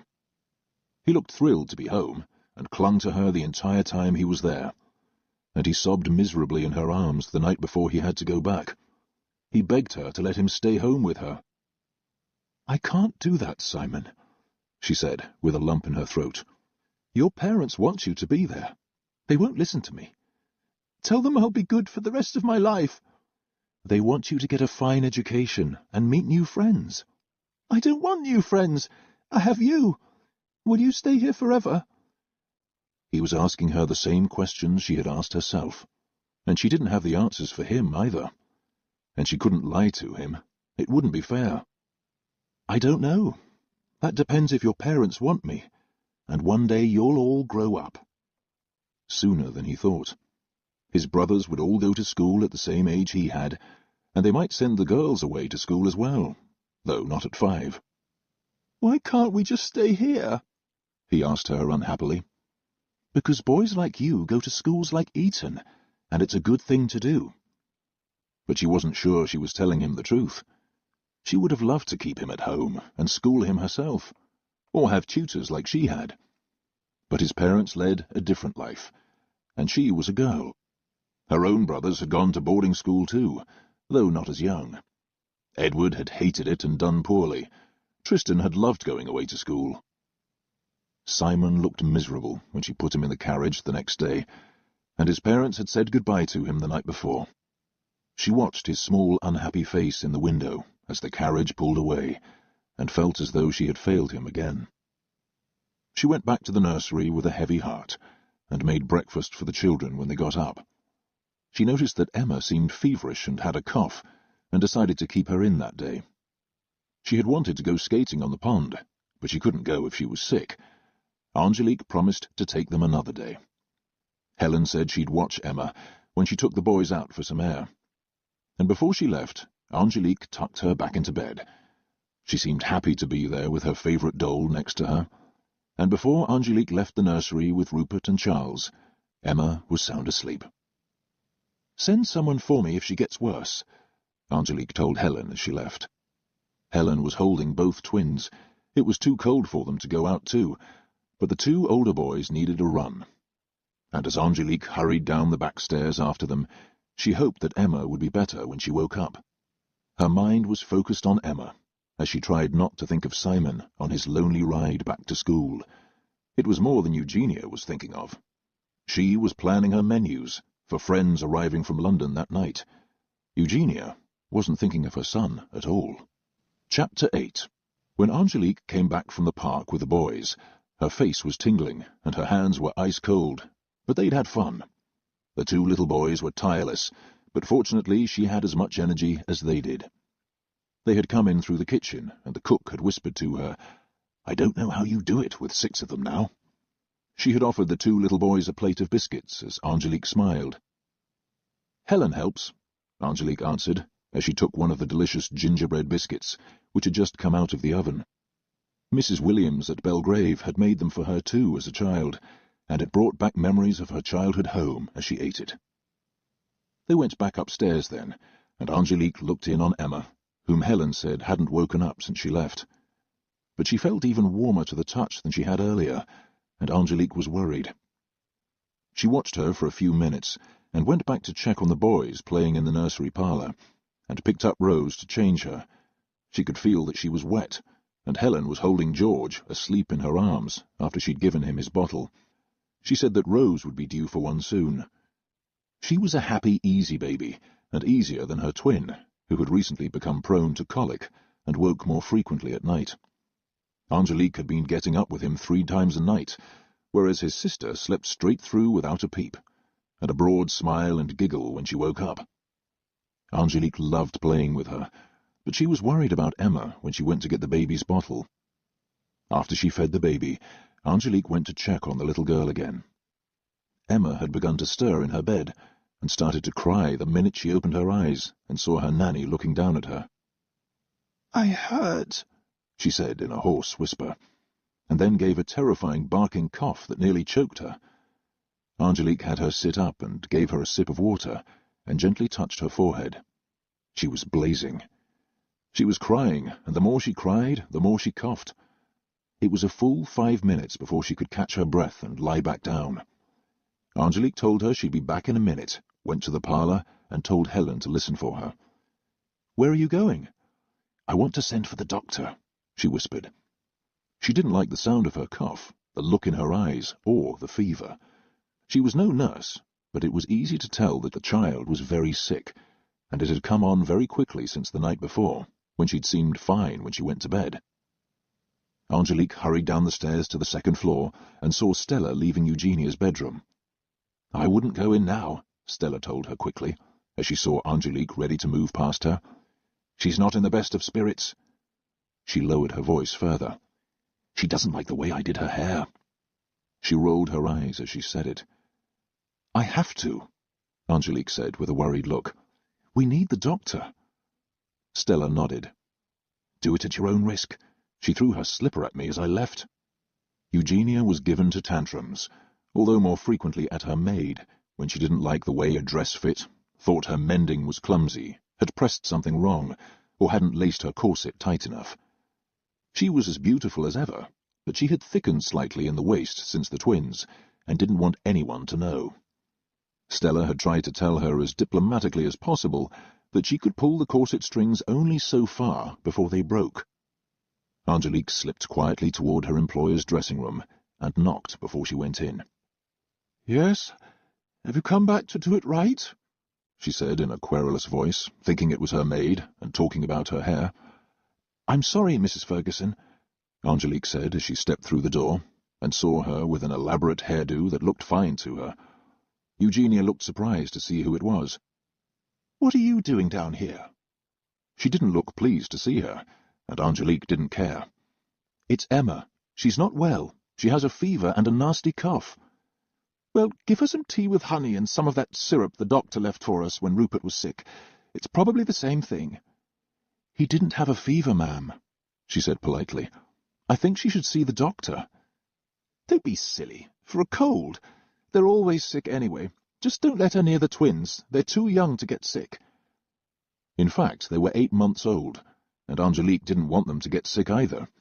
But she wanted to convey to their mother, without alarming her unduly, that Emma seemed very ill to her. "I think it's more than a cold, ma'am," Angélique said firmly. "You're not a doctor. Where's Stella? I told her to come back and do my hair again. Where is she?" "I'm sure she'll be back in a minute," Angélique said quietly. "I'd really like to send for Dr. Smith." "We shouldn't trouble him with the children unless we need to, or we'd be calling for him every time they sneeze." "She has a high fever, ma'am, and she's barking like a seal. What an unattractive thing to say." She turned to glare at Angélique. "We'll see how she is in a few days. If she's worse tomorrow, tell me. The poor man can't run all over the county for every child with a cold. I'm sure she'll be fine tomorrow. You know how children are." And after 14 months caring for them night and day, she did. Emma was never sick. She appeared delicate, but was hardier than the boys, which made her feeling so ill seem even worse. This was a rarity for her, and by now Angélique had a good instinct for their ills. "Now go back upstairs and take care of her. How are the twins?" She hadn't seen them in weeks. "They're very well, ma'am," Angélique said, distraught. Emma's mother clearly didn't understand how sick she was, and would never have considered coming to see for herself. She hated it when they were ill, and didn't want to catch whatever it was herself. "I'd really like to send for Dr. Smith," she tried one more time, and Eugenia looked like she might throw a shoe at her too. "I told you not to bother him. Let's not discuss it again. Go and find Stella for me, and tell her to come back and do my hair. and don't annoy Dr. Smith for a child with a cold." "Very well, ma'am," Angélique said through clenched teeth, as Stella walked in on her own, still seeming tense. She knew what was in store for her. Several more attempts to do her mistress's hair to her satisfaction, however many times it took. "There you are," Eugenia said to Stella with an exasperated expression, dismissing the nanny, who withdrew quietly with a knot of panic in her stomach, as the lady's maid went to do her hair again. The two servants exchanged a pointed glance as Angélique left. She felt sorry for Stella, but she was much more worried about Emma, who had been denied the doctor's help. She wondered if the child's father would have been as cavalier, although she suspected he would be. And since he was in London, he had no idea Emma was ill. And when Angélique went back upstairs, the child was worse. The fever was higher, and she was whimpering in her bed. Angélique sat down next to her and told Helen to watch the others. Helen didn't like taking care of all four of them, but Angélique didn't want to leave Emma until she went back to sleep. She bathed her forehead in cool cloths and sang to her, after giving her a spoonful of the syrup her mother had suggested. It didn't help, but half an hour later she went back to sleep, and Angélique emerged from her room and turned her attention to the boys. The twins were down for a nap before dinner. It was going to be a long day juggling them all, with Emma sick. "What did she say?" Helen asked her when they sat down together for a minute. "She said not to send for him. It's just a cold." "It looks like more than a cold to me," Helen said in a hushed tone. "She coughed the whole time you were gone." Angélique wasn't surprised to hear it, and was distressed by Eugenia's denial of medical care for her child, although if she had been sick herself, she would have called for the doctor immediately. She seldom did for the children, and thought their maladies were either imaginary, transitory, or insignificant, and didn't require the services of a doctor, who should be kept in reserve for adults. Helen brought the dinner trays in when they sent them up from downstairs. They had included more of the gingerbread biscuits, thick beef stew, and potatoes for each child. It was a hearty meal for a winter afternoon, and when the two boys woke up, they ate well. They were still eating when Angélique told Helen she was going downstairs to get some broth and toast, and tea with honey for Emma when she woke up. The twins were still asleep, and only drank milk and ate soft food, which had come up on the trays as well. "I'll be back in a flash," Angélique promised, and hurried downstairs. She found the kitchen teeming with activity. Eugenia was having guests from a neighbouring estate. They were having soup and fish, followed by suckling pig, and an elaborate dessert. The cook was busy, as were all of her assistants and kitchen maids, so Angélique helped herself to what she needed. "Didn't they like the stew?" the cook asked over her shoulder as she put the delicate sole on a platter. "They devoured it. Emma's sick. I need a bit of broth for her. She's got a fever and is feeling very ill." "Poor lamb. I'll send her up some of the pudding, and for the boys after dinner." Angélique doubted that she'd eat it, as sick as she was, and she was panicked at not being able to call the doctor for her. Emma ate soup and toast and some boiled potatoes they'd had on the stove, but threw up immediately after, and Angélique spent the rest of the day at her bedside, either watching her or singing to her, holding her hand or bathing her brow, and by nightfall she was in a deep sleep. Helen had managed the others all afternoon and put them to bed, and then went to bed herself. She had far less energy with them than Angélique, and was less adept at keeping them busy. Since they had already been out once that day, Helen didn't want to take them to the park where she would have been afraid to lose them. They loved running away from her, which Angélique didn't allow. She had grown to be very capable with the children, much to her own surprise. They loved and respected her, and did what she said, most of the time. She spent the night sitting in a chair at Emma's bedside, still in her clothes. She hadn't wanted to leave her long enough to change into her nightgown. Emma woke several times in the night, and in the morning she was no better, but at least she was no worse, and since that was the case, Angélique didn't dare approach her mother again. She was sure she would refuse to send for Dr. Smith. They limped along for another day. It was raining, so the boys couldn't go out anyway. Angélique fed the babies, set up games for the boys, and sent Helen downstairs for more broth for Emma, and some rice, but by supper-time she thought Emma was worse. The fever was higher, and Emma said her head and whole body hurt, and she could hardly swallow, it hurt so much, and she had a racking cough. Angélique was determined to tackle the child's mother again in the morning. After a restless night, Emma seemed weaker, and as though she were fading away. At 8 in the morning, Angélique went downstairs and knocked on her employer's door, which she knew was bold, but she didn't want to wait a moment longer. Emma had been too sick for too long. This was the 3rd day, with no improvement. She knocked softly at first, and then harder, and then finally Eugenia called out in her darkened room, while Angélique waited on the other side of the door. "What is it?" She sounded sleepy and not pleased to be awakened. "It's Angélique, ma'am. I really think we need the doctor for Emma." "Is she worse?" she called out from her bed, through the door. "No," Angélique said honestly, "but she's not better, and she's very, very sick." There was a long hesitation, as Angélique waited for her to respond, and then finally she did. "Wait till tomorrow. I'm sure she'll be fine." How could she know that? She hadn't even seen her. Angélique wanted to pound on the door and scream at her, but didn't dare. "I really think we—" She was pleading her charge's case with tears in her eyes. What if the child died of influenza? Angélique loved her, perhaps more even than her own mother. "That'll be all, Angélique," Eugenia shouted. And with tears rolling down her cheeks, Angélique walked away. Her hands were tied. She couldn't send for the doctor without her mother's permission. Angélique went back to the nursery and stayed with her again all that day, and by nightfall she was worse again. Emma was weak from the fever and couldn't get out of bed. The fever was higher, and she was delirious and not making sense, and by then Angélique refused to wait a moment longer. She knew that Mr. Ferguson had arrived earlier that day from London. Maybe he would get his wife to listen to reason, or be more concerned himself. She went downstairs when they were dining with guests. She stood outside the dining room with trembling knees, ready to ask a footman to go in and take them a message, when Gilhooly saw her and asked what she was doing there. She explained the situation to him as he frowned. "You can't go in," he said sternly to her. "I know. Will you tell them? I want to send for the doctor now. It can't wait any longer." The serious-looking butler nodded and lowered his voice to answer Angélique. "I will send for him myself. If she gets angry, she can blame me. It sounds as though you believe the child is very ill, abnormally so." "Yes, I do," she confirmed, grateful that he was willing to pay attention to her.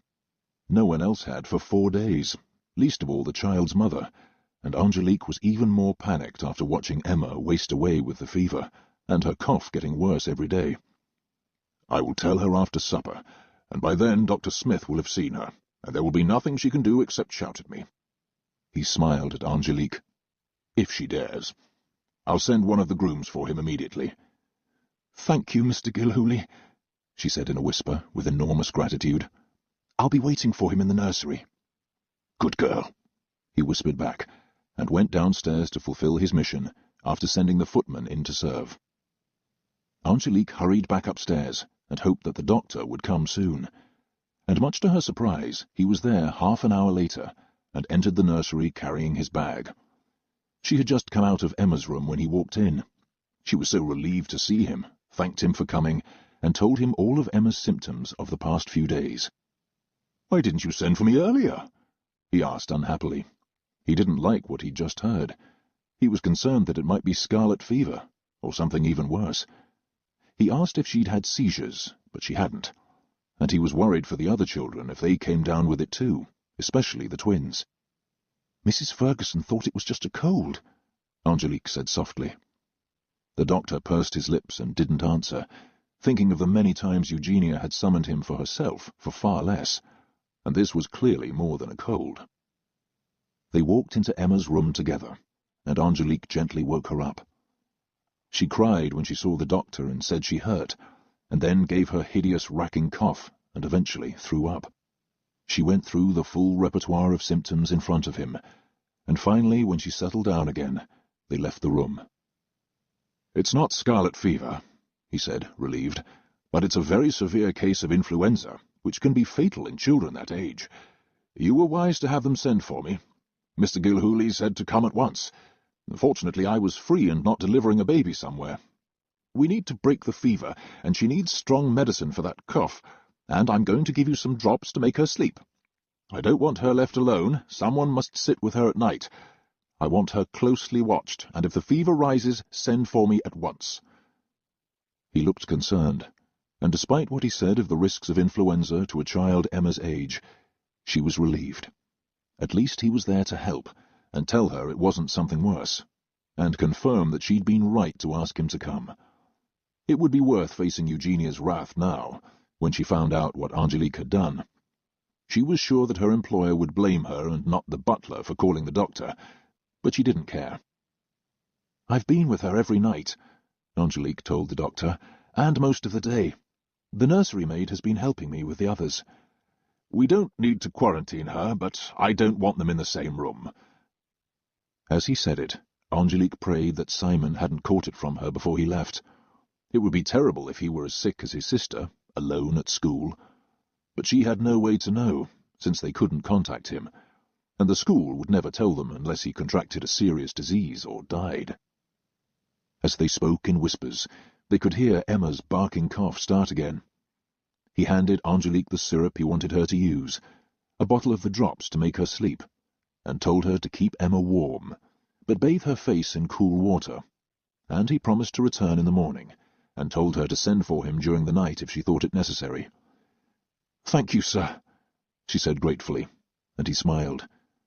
He was impressed by her diligence and by how obviously bright she was. "They're lucky to have you," he said sincerely. "You'd make a good nurse one day, if you decide not to remain in service. I'd be happy to have a nurse like you." "Thank you," she said shyly. Nursing was a career she had never considered, and she wasn't sure she was suited to it, but she loved Emma, and had been desperately worried about her, which he could see. "She'll be all right," he reassured her, "as long as she doesn't get any worse. The drops will help her sleep, so she can get her strength back.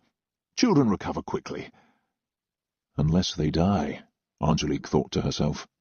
She wasn't sure if Emma's life had been in danger, but it had looked that way to her. "Things move like lightning when children are ill, either for the better or the worse. We'll get her going in the right direction now." He patted Angélique's shoulder with a fatherly gesture, and left a moment later, and went back down the stairs and out through the kitchen. He was told by Mrs. Albright that the Fergusons were having a party, so he didn't ask to speak to them, and their very competent nanny had everything under control. She looked young, but she seemed resourceful, and as though she knew what she was doing. The child was in good hands. He left, feeling hopeful that the little girl would improve soon. Angélique gave Emma all her medicine after the doctor's visit, and bathed her face and hands, and a little while later she was asleep, and hardly coughed in the night. She had a more peaceful night than she'd had in days, and Angélique sat in the chair next to her and dozed, as she had since Emma got sick. Helen told Angélique in the morning that she didn't know how she was still on her feet, but there was no other choice. The doctor returned at 9, right after the other children had had breakfast, and Emma was just waking up. Angélique looked tired and pale, but she was alert and busy in a clean dress and apron when he arrived. "How's our patient?" he asked, after greeting the children, and noticing that they all looked well and had eaten a hearty breakfast. "She had a much easier night, and I think the fever is a little lower. She's still hot, but she doesn't seem as dazed, and she didn't cry when she woke up, for the first time in days." "Splendid." He went in to see Emma with Angélique, and to a new visitor to the nursery she would have appeared frighteningly sick, but to both of them she looked better than the night before, and Emma smiled, which was a major improvement. He saw Angélique hold her hand, and the child gazed lovingly up at her. "I think you're going to feel well again very soon, young lady," he said to Emma. "Now you have to take your medicine, and do everything Nanny tells you, and eat all the good things Cook sends up for you, and very soon you'll be right as rain and playing with your brothers and sister." It was obvious that her aches and pains had lessened since she hadn't complained, and she held her doll out to him as he talked to her. "She's sick too. She needs medicine to make her better." Angélique and the doctor exchanged a smile across her bed. This was a definite improvement from the previous days. Really? Well, we'll have to have Nanny give her some medicine too. Has she been coughing? Emma nodded with a grin. She liked the doctor and thought he was a nice man. Then she'll need syrup, he said seriously to Angélique. And drops. See to it that she takes them and doesn't spit them out, he said, pretending to be very stern, as Emma giggled about her doll. Good children always take their medicine, and then they get well.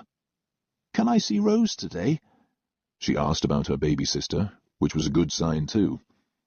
All the evidence was pointing in the right direction, much to the adults' relief. But the doctor told her she still needed to rest until she was all better. She had missed playing with Rose. She loved her baby sister, and being with her whenever she could. She liked helping Angélique take care of her, and watching her feed her. The doctor left the nursery a few minutes later, and promised to return the next day, unless she needed him before that, or for the others if they felt ill too. Angélique hoped they wouldn't, and was so relieved that Emma was out of danger, she was smiling from ear to ear. The doctor stopped on the second floor on the way down. He knew where Eugenia's room was, after being there many times and delivering her babies, and he knocked on the door to her dressing room. Stella opened it immediately, and panicked when she saw him, and her eyes grew wide in fear. "Oh, no! Is something—" "Not at all." He quieted her concern immediately. "She's doing better, but I wondered if I might have a word with Mrs. Ferguson for a moment." "I'll tell her. Her hair's not done and she's just had breakfast, but I'll ask her immediately." Stella disappeared into the inner sanctum of the bedroom, and returned at once and told the doctor he could go in. Eugenia was sitting up in bed in her dressing gown, with her breakfast tray across her knees. She was surprised to see the doctor, and momentarily worried. "Is someone ill?" Her eyes were blank. It never even occurred to her it could be Emma, since she had told Angélique not to bother the doctor with a cold. The doctor understood the situation perfectly, and wanted to spare Angélique the grief of being scolded for calling for him, and Gilhooly hadn't had time to mention it to her the night before. "Of course I know you were concerned about Emma, but fortunately no one else is ill, and I wanted to commend you on your caution, having the nanny send for me. Emma has had a very severe case of influenza, which can be so very dangerous, even fatal in children, but I believe she's on the mend. Wonderful nanny you have. She's a very bright girl, and so sensible with the children. What a wise thing you did hiring her. She was quite right to send for me. The child took a turn for the worse last night during your party, and she was afraid to disturb you. Good, level-headed girl," he said easily, as Eugenia stared at him, and realized she was getting credit for deeds she hadn't done. She hadn't even thought to ask about Emma for 2 days. "Yes, we had a party here last night," she said vaguely. "I'm glad she called you if it was that serious." She sounded utterly amazed that the doctor had taken her condition so seriously. "I won't have them come down for a week or so. You never know. Children always make one sick." "She'll be fine in a few days or a week. I wouldn't worry." But Eugenia never went near her children when they were sick, and now that they knew Emma had influenza, she considered her a major threat. She had apparently been as sick as the nanny said. Eugenia had thought she was just a hysterical young girl, overly worried and making a fuss about a cold. "Well, your nanny is a gem, and you were so wise to let her call for me. Just let me know if any of the others get sick." "Of course," she said, worrying about herself. "I'll be back tomorrow, unless you need me before," he said with a smile. "Thank you, Doctor," Eugenia said as he walked out of the room, and she stared into space for a moment. She would have berated Angélique for calling for him after all, except that apparently she'd been right to be worried, and he was praising them for sending for him. So she could hardly accuse Angélique for that. She didn't want to see anyone from the nursery for a while, if Emma had influenza. She told Stella about it when she came in. Apparently Emma became quite ill last night, and Nanny sent for the doctor. She has influenza. Whatever you do, don't go up to the 3rd floor. I certainly don't want to, and you shouldn't either, if you're with me and touching my hair." "Yes, madame," Stella said politely. "Is Emma all right now?" "Not yet, but he says she will be. I suppose it's a good thing Nanny sent for the doctor. He says that influenza can be very dangerous to children and even fatal. I always knew that, of course. I don't know how she got so sick. She took a turn for the worse during our party last night." Which wasn't true. She had been just as sick for 4 days, but her mother wouldn't listen and didn't care. And what she cared about now was not getting sick herself. "Tell Nanny that if she takes the others out, she's to go down the back stairs and never come into the 2nd floor hall." "Of course, ma'am," Stella said, curtsied and left the room, and went to deliver the message to Angélique in the nursery. "How is she?" she asked about Emma, looking genuinely concerned. "A little better. The poor thing was very sick." "So I hear. Her mother is terrified to catch it now. She says you're not to come anywhere near the 2nd floor hall, and keep to the back stairs. You won't be coming down to the drawing room any time soon." She laughed, and Angélique smiled. They both knew their mistress well. Stella went back to Eugenia's dressing room then, and assured Eugenia she hadn't touched anyone or anything. And with that, she told Stella to pour a bath for her, and she could do her hair afterward. She had friends coming to dinner. Stella went to get the buckets of warm water from the pantry, where they heated them, and Eugenia sat down at her dressing table and looked at herself in the mirror, wondering if she should try something different with her hair. Chapter 9. The Fergusons spent most of February in London, and returned to their house in Hampshire in March. Eugenia had brought trunks of new gowns back from London, which were made of beautiful silks, and showed more of her bosom than the gowns she'd had before. Some of them were very daring, and Stella had learned some new styles for her hair. Eugenia was lovelier looking than ever. She saw her children, for tea on Sunday, for the first time in almost 2 months, since she had avoided them for weeks after Emma had influenza, and didn't visit them before she left. She was surprised how much the twins had grown at 10 months, and George had just started walking. Emma was deeply attached to Angélique by then, particularly after her illness, which had left her weak for longer than expected, but by March Emma was in good health again. They were having a house party the week after they came home, and Gilhooly and Mrs. Albright were busy planning it. The Fergusons had added some new acquaintances to their repertoire of house guests, notably several handsome bachelors who had courted Eugenia openly and flirted with her in London. And Harry didn't seem to mind. He had dalliances of his own, albeit discreetly. And flirting with others had always been somewhat their style, whether innocent or not. They were both good-looking people, and Harry kept her bejewelled and decked out in the latest fashions and denied her nothing. He had achieved the family he'd wanted from her, with 6 children. She'd been a good sport about it and a willing partner, until the twins, and he was grateful to her for that, and rewarded her handsomely for it. Angélique had had 2 more letters from Mrs. White, with tales of what was going on at Belgrave. More remodelling, more decorating, new fabrics everywhere, constant parties and house guests, and hordes of new staff. It sounded like Elizabeth was in competition with Eugenia, and had a far more important house in which to do it. It made Angélique homesick hearing about it, and long for the way things used to be. Her father had been gone for nearly a year and a half, and it was hard to believe she'd ever had a life other than as a servant on the Ferguson staff. Her own days of grandeur, comfort, and ease were over. She was a working person now, unless she found a husband to support her, which seemed unlikely. The only men available to her were footmen or grooms, or an under-butler, and she somehow couldn't imagine doing that. She was trapped in a no-man's land as a servant, born into a higher social class than the rest of them, which would have made them uncomfortable about her if they'd known that she was in fact a duke's daughter. But her secret had been kept so far. She couldn't imagine marrying anyone, or having children of her own in her new life, which made her charges even more precious to her, and made her more willing to stay in her job. Although she thought Eugenia a terrible mother and didn't respect her, her children hardly knew her. even more than the rest of her peers, she spent as little time as possible with them. Once the house party began, with 20 guests staying at Ferguson Manor, Angélique didn't expect her employers to see the children, and she devised entertainments for them that would keep them well away from their parents and guests.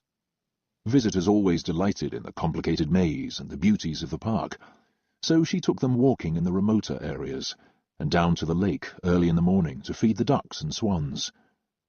The weather was fine, so Rupert and Emma had their riding lesson on their ponies. She was pushing Rose back to the house in the pram, since she wasn't walking yet, and Helen had already gone back with Charles and George, when Angélique encountered a particularly handsome male guest out walking on his own.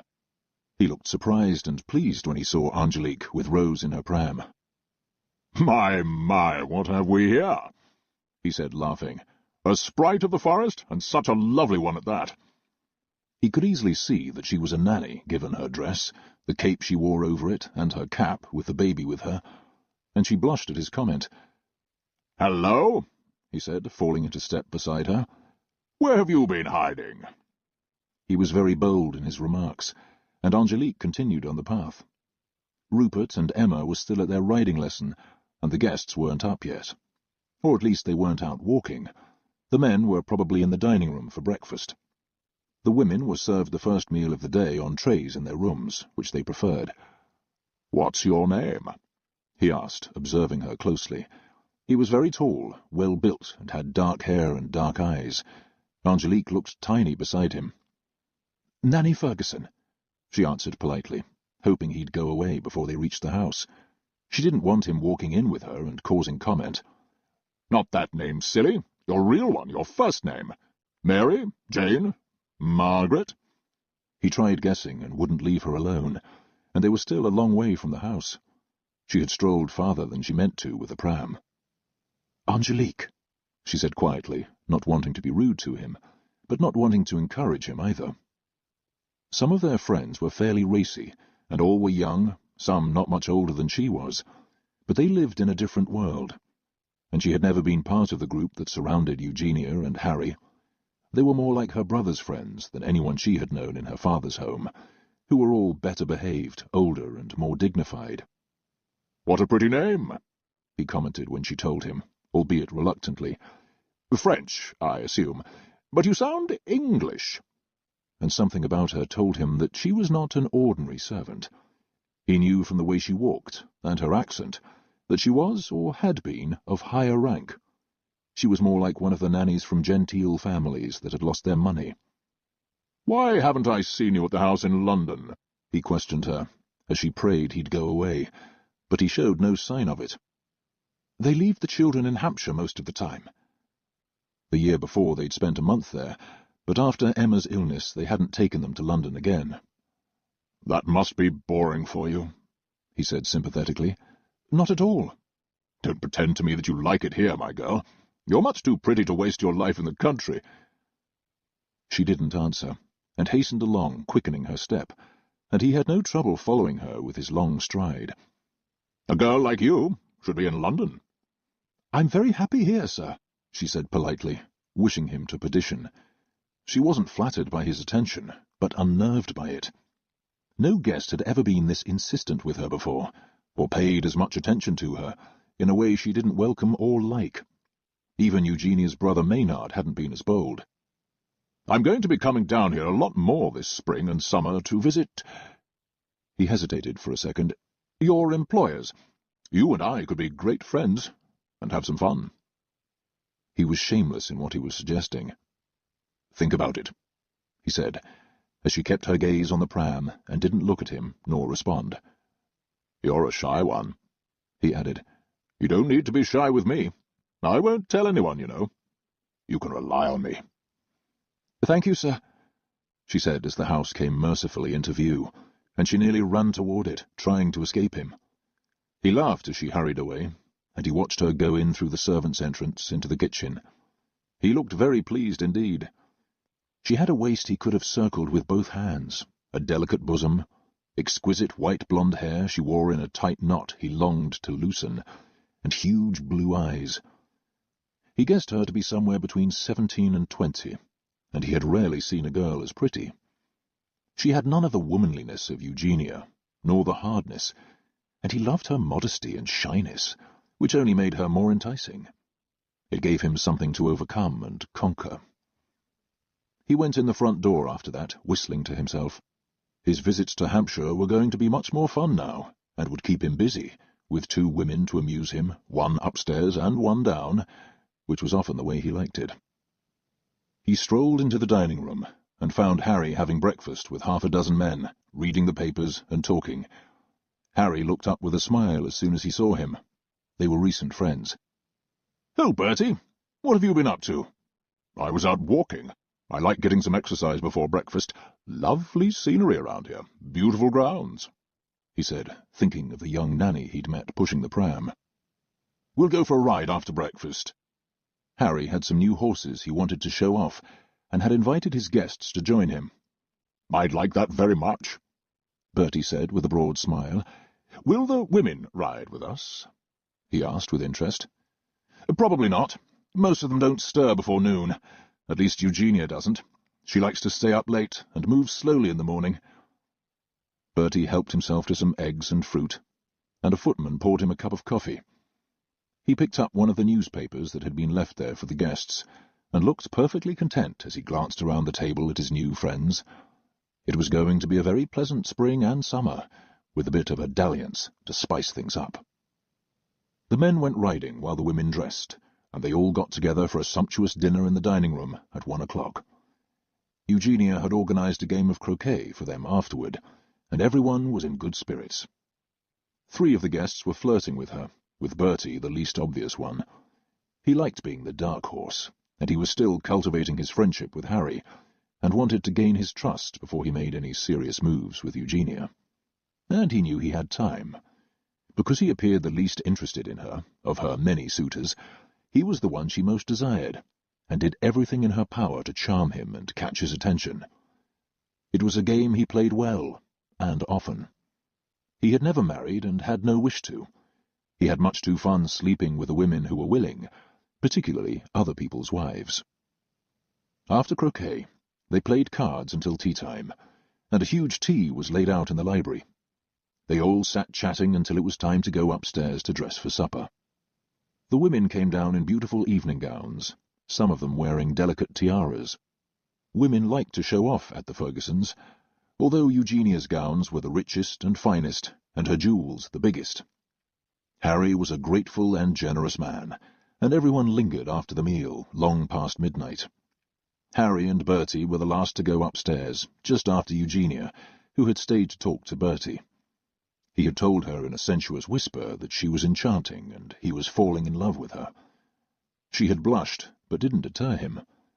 She was wondering how to lure him to her room, without causing Harry to suspect it. She and her husband had separate rooms, so she was alone. That had begun the first time she got pregnant, and he'd never moved back to her room again, which was just as well since she'd been pregnant constantly for 5 years. She was adamant now about not letting it happen again, which was even more reason not to sleep with him. And it suited him too. He was no longer excited by Eugenia, after all their babies, and he had other interests as well. And with some caution, Eugenia was more than willing to dally with others. "There's no hurry," Bertie whispered to her. "I'll come back as often as you want me, the next time he goes to town." And after saying it, he got up and walked across the room to Harry, and Eugenia curtsied to both of them and retired, drunk on the words Bertie had just said to her, and the anticipation of what was in store for them. She still looked dreamy as Stella helped her undress. "Did you have a nice evening, madame?" she asked her, as Eugenia beamed at her. "Wonderful. We have such lovely guests this time." Stella had heard downstairs about the handsome men staying there that weekend. Her mistress had several to choose from, and Stella wondered which of them would be back again. Eugenia seemed ready for mischief these days, and bored with her husband. Stella had seen situations like that before, and nothing surprised her. Angélique had said nothing to anyone about meeting Bertie that morning. She had been profoundly unnerved by it, and had found it very unpleasant. It reminded her of Eugenia's brother, except this one was far more direct and seemed more ominous. He hadn't hesitated to offer her a bit of fun, and to suggest that it was what she really wanted, but didn't have the courage to admit. In fact, he was far off the mark, and she was grateful she hadn't run into him again. She doubted he'd be foolish enough to come upstairs, particularly if he was one of the guests pursuing Eugenia, which she had heard downstairs as well. The lady of the house had been openly encouraging several of them, and Mr. Ferguson didn't seem to care, from what the footman said. He had been equally intent talking to one of the women, a German baroness, a young widow they had recently met as well. The Fergusons were a well-suited pair, and with all of that going on, Angélique felt she was safe. The man on the path that morning would be much too busy pursuing the women in the bedrooms on the second floor to bother coming upstairs to seduce her. She tidied up the parlour, blew out the candle, and walked into her bedroom. The nursery maid and the children were sound asleep, and she went to get a drink of water before she went to bed. She was in her nightgown in bare feet, with her long hair in a braid down her back, as she saw a vision walk into the darkened room in white tie and tails. He looked spectacularly handsome as he smiled at her in the moonlight, and she could feel her heart beat in fear. "What are you doing here?" she asked in a whisper, trying to sound stern instead of frightened. "I thought we'd get to know each other better after everyone went to bed," he whispered to her, as he took 2 steps, stood next to her, and grabbed her waist hard in his hands, and then ran one hand over her belly and slipped it down between her legs. She wrenched free of him and ran across the room to the door of Helen's room. She didn't want to scream and wake the children, but she had never been so terrified in her life. No man had ever done to her what he just did. He walked toward her quickly and grabbed her again, crushing his mouth down on hers as he grabbed her breast. He tasted of strong drink, and she knew he had to be drunk to act like this. "Come on," he said roughly. "Don't pretend to be shy. You know you wanted to." "No, I don't," she said, pulling away and circling the room. She wanted to run out the door and down the stairs, but didn't want to leave him loose in the nursery. She didn't know what he would do, and she was responsible for the children. "I want you to leave," she said clearly. "I'm not going to do anything with you." He laughed at what she said. "Yes, you are, if I want you to. Your mistress begged me to come to her bed. I'd rather be in yours." She was younger and prettier and fresher, and her resistance titillated him more. Eugenia was too willing, but he knew that in time he would take her too. This was what he did for sport, pursue other men's wives, or shy young girls. "Please go away," Angélique said, pleading with her eyes, and they were still speaking in soft voices, so as not to wake anyone up. "And if I won't?" he said, reaching out to grab her, and this time he wouldn't let her go, as he pulled her close to him and held her tight. "What will you do then?" "Scream," she said in a tiny voice, as he kissed her again and shoved his tongue down her throat, while pressing her buttocks with both hands. And knowing she had to do something then, before he went even further, she bit him hard on the mouth and shoved him away from her, and he fell hard into one of the chairs as blood dripped on his immaculately starched shirt and vest, and he let out a cry of pain. "You bitch," he said, grabbing at her again, but she opened the nursery door and stood shaking beside it. "I'll scream," she said firmly, "and tomorrow I'll tell Mr. Ferguson. All of it," she said with an intent look, and she looked like she meant what she said. She was more trouble than she was worth. He had misjudged her. She was not the easy piece he had thought. "You wouldn't dare," Bertie said, as he faced her in the doorway, but he didn't touch her again. He liked resistance, but not a brawl, and his lip was bleeding a lot as he held a handkerchief to it, but his shirt was already covered in blood. "I would," Angélique assured him, "if you ever come near me again." "You're not worth the trouble," he spat at her, "and you'll be sorry if you mess with me, Miss Prim and Proper. Who are you giving it to here? One of the stable hands, so you don't want to give it up to me? Who do you think you are?" "Not your whore," she said to him, as he walked through, and before he could turn or slap her, she slammed the door and locked it behind him. She was faster than he was, and she heard him go down the stairs a moment later. She was shaking from head to foot, and sat down in the chair where he had fallen. She saw that there was blood on it, and she wiped it off with a damp towel. It took her 10 minutes to calm down and go back to her bedroom. She lay awake for hours thinking of what he had said and tried to do to her. She had been terrified of him, but thank God nothing had happened, and she had no intention of reporting it to her employers. He wouldn't be back again, of that she was sure, and if Mrs. Ferguson wanted him to come to her bedroom, she wouldn't like the idea of his trying to seduce the nanny. She had nothing to win by telling them. She lay looking at the moon through her bedroom window, and at last she fell asleep and felt groggy when she woke up in the morning. Her whole body ached as though it had been beaten from wrestling with him, and her own tension as she tried to fight him off. The children had woken early, and Helen asked her, "Was someone up here last night?" as they got the children dressed and ready for breakfast. "No," Angélique said firmly. She had already unlocked the nursery door so Helen wouldn't suspect anything. She didn't want to tell her, or anyone. She was too shaken and embarrassed, although she had done nothing wrong. She just wanted to forget the incident had happened. "I thought I heard voices, but then I thought I was dreaming and went back to sleep." Angélique smiled at her and shrugged. "Dreams can seem so real sometimes. I have dreams like that too." Helen went to get the breakfast trays off the dumbwaiter then, and set the table for breakfast, while Angélique washed and changed the twins. George was already running around with a wet diaper, and she had to catch him to change him after she put Rose in the high chair. Helen looked tired as they all sat down to breakfast, and Angélique tried to push what had happened the night before from her mind. Helen cleaned the rooms that morning, while Angélique took the children out and kept them closer to the house. Angélique managed all 5 of them with ease. Emma pushed Rose's pram, and Angélique chased George on his sturdy, unsteady legs, as she kept an eye on Rupert and Charles. They had a good morning and came back in time for dinner. She had just sat them down at the table when she got a message that Mrs. Ferguson wanted to see her at once in the library. Angélique couldn't imagine why, but she told Helen to serve them the hot meal that had come up, and she'd be back in a few minutes. She hurried down the back stairs and came out in the main hall.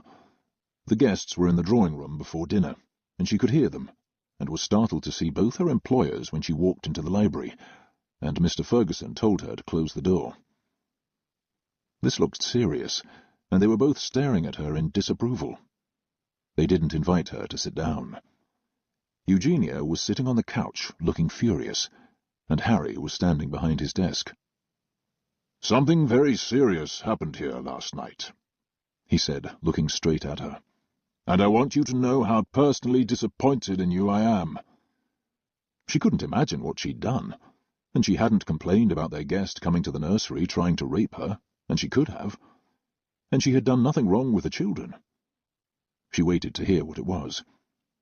"I think you know what I'm talking about."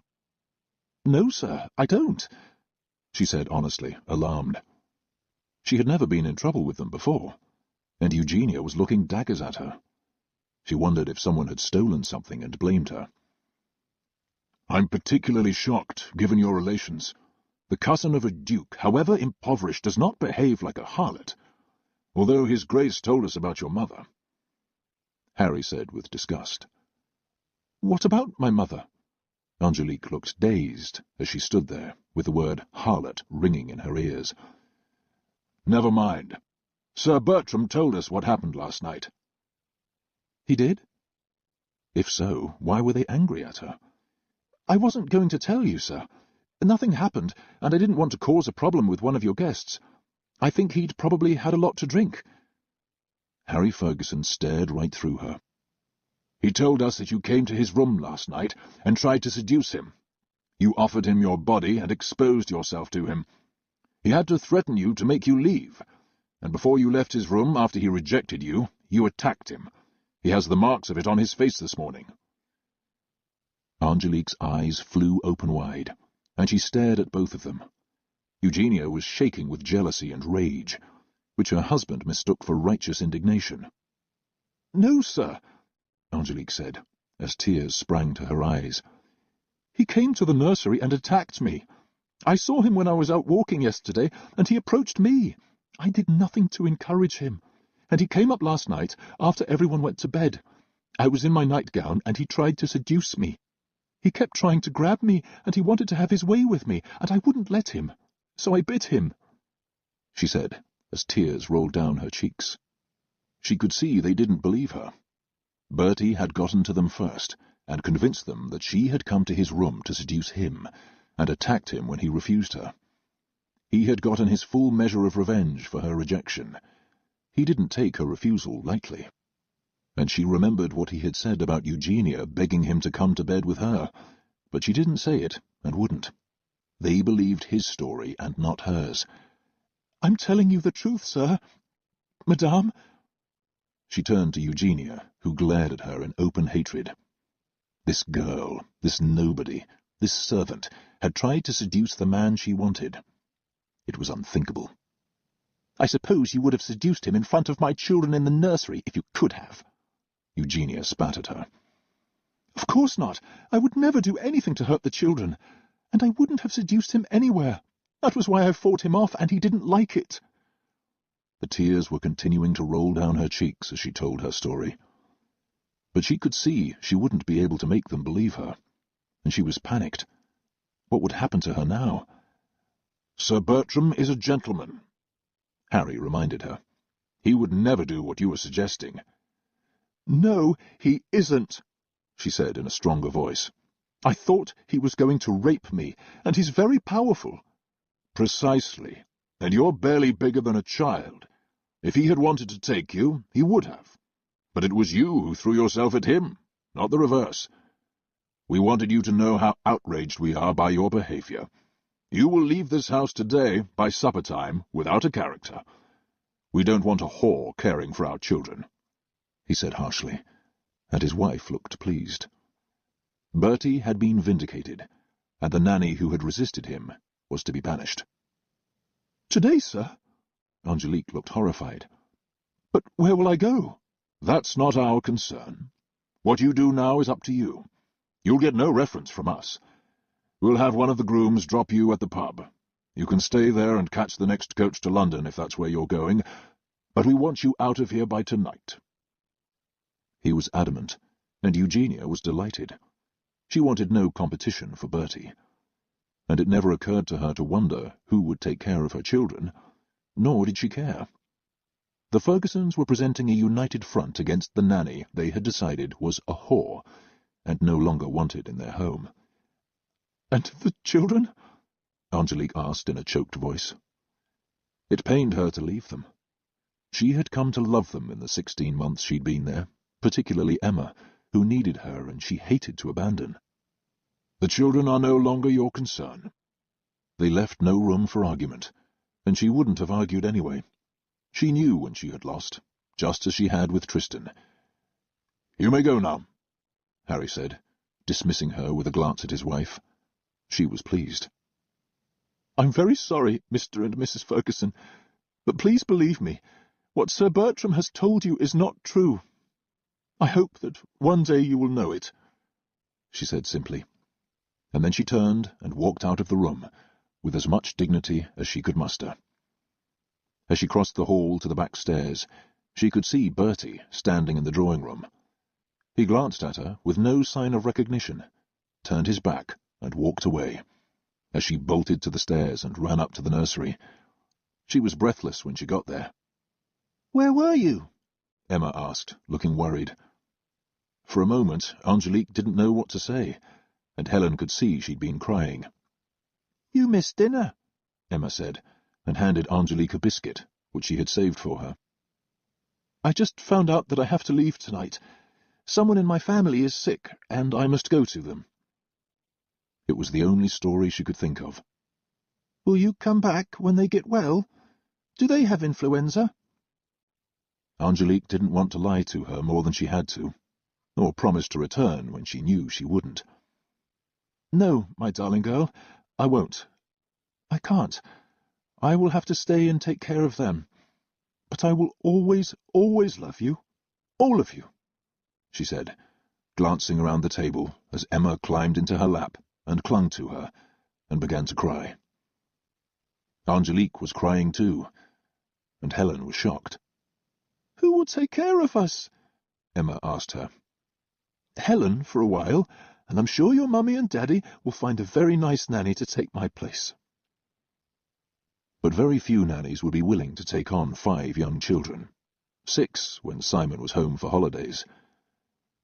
Angélique sat there for a long time, and she put them all down for their naps. She promised Emma she'd still be there when she woke up, and then she went to talk to Helen in the pantry. "Is that true?" Helen asked her in a whisper, as Angélique shook her head. "You said you had no family except a cousin who doesn't like you." "That's true.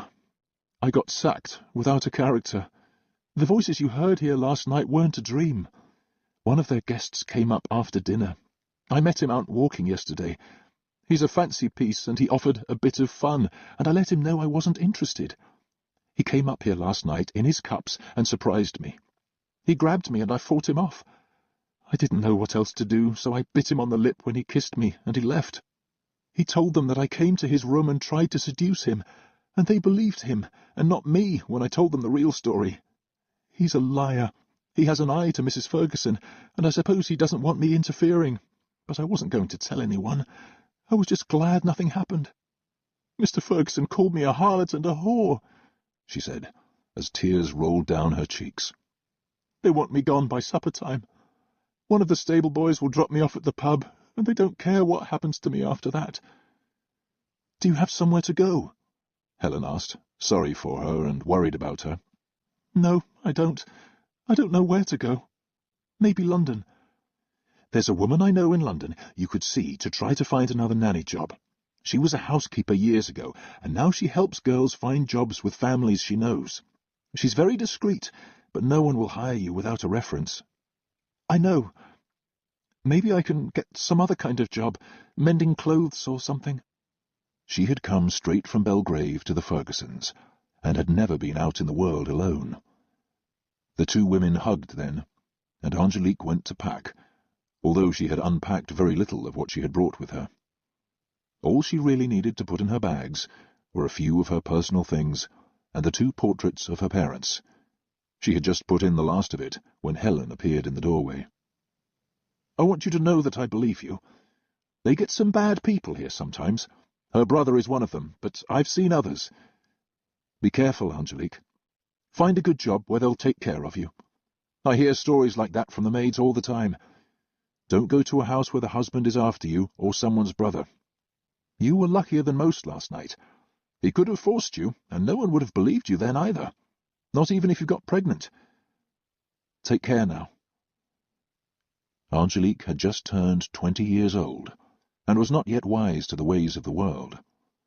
But she once again was faced with a bitter lesson about how ephemeral life was, and how easily she could lose everything and have to start all over again. "Thank you.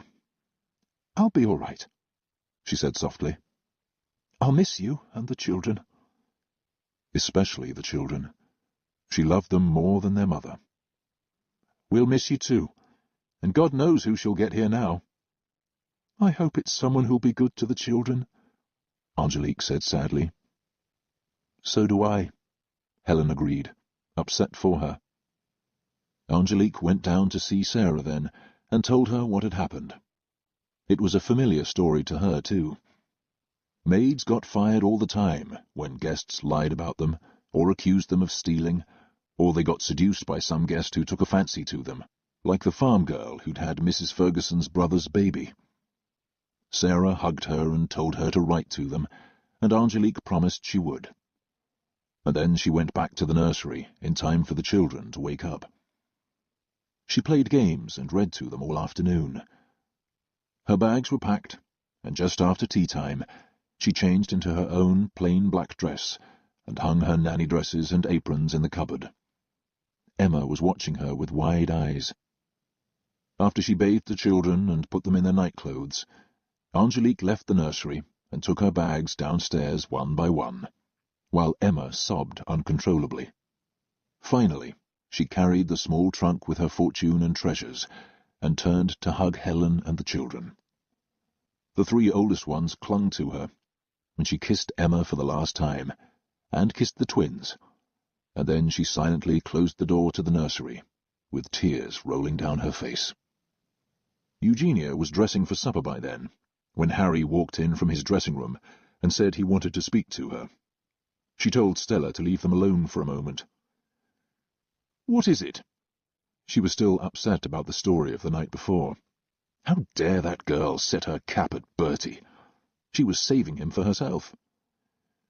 "You don't suppose the nanny's story is true, do you?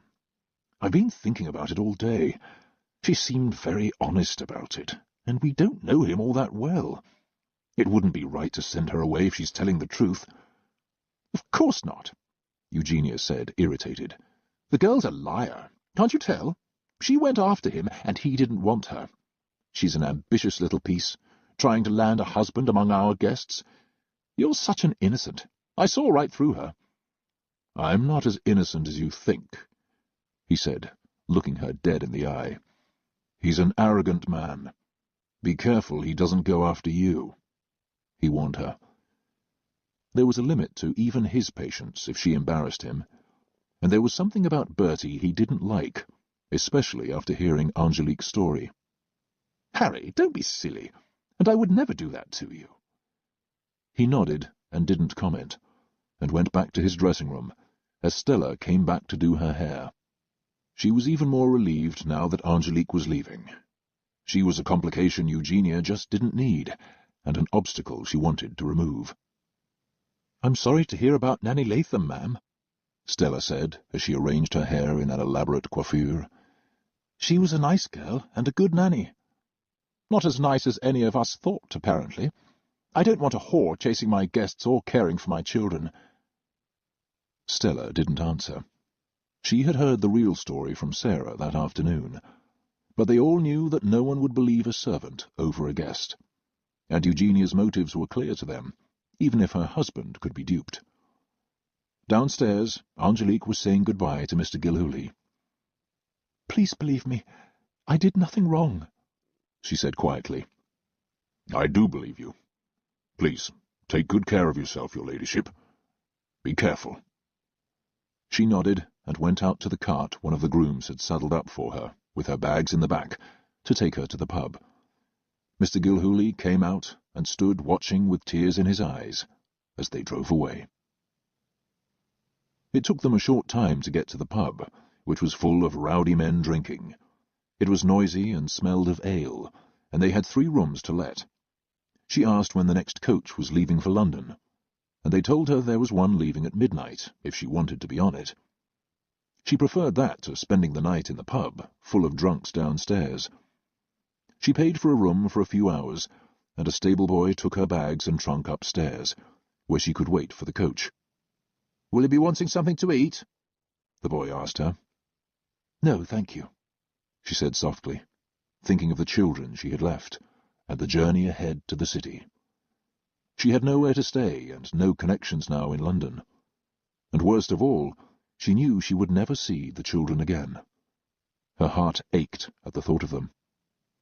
She sat quietly in the room until the coach arrived, and then went downstairs and asked the stable-boy to load her bags onto it.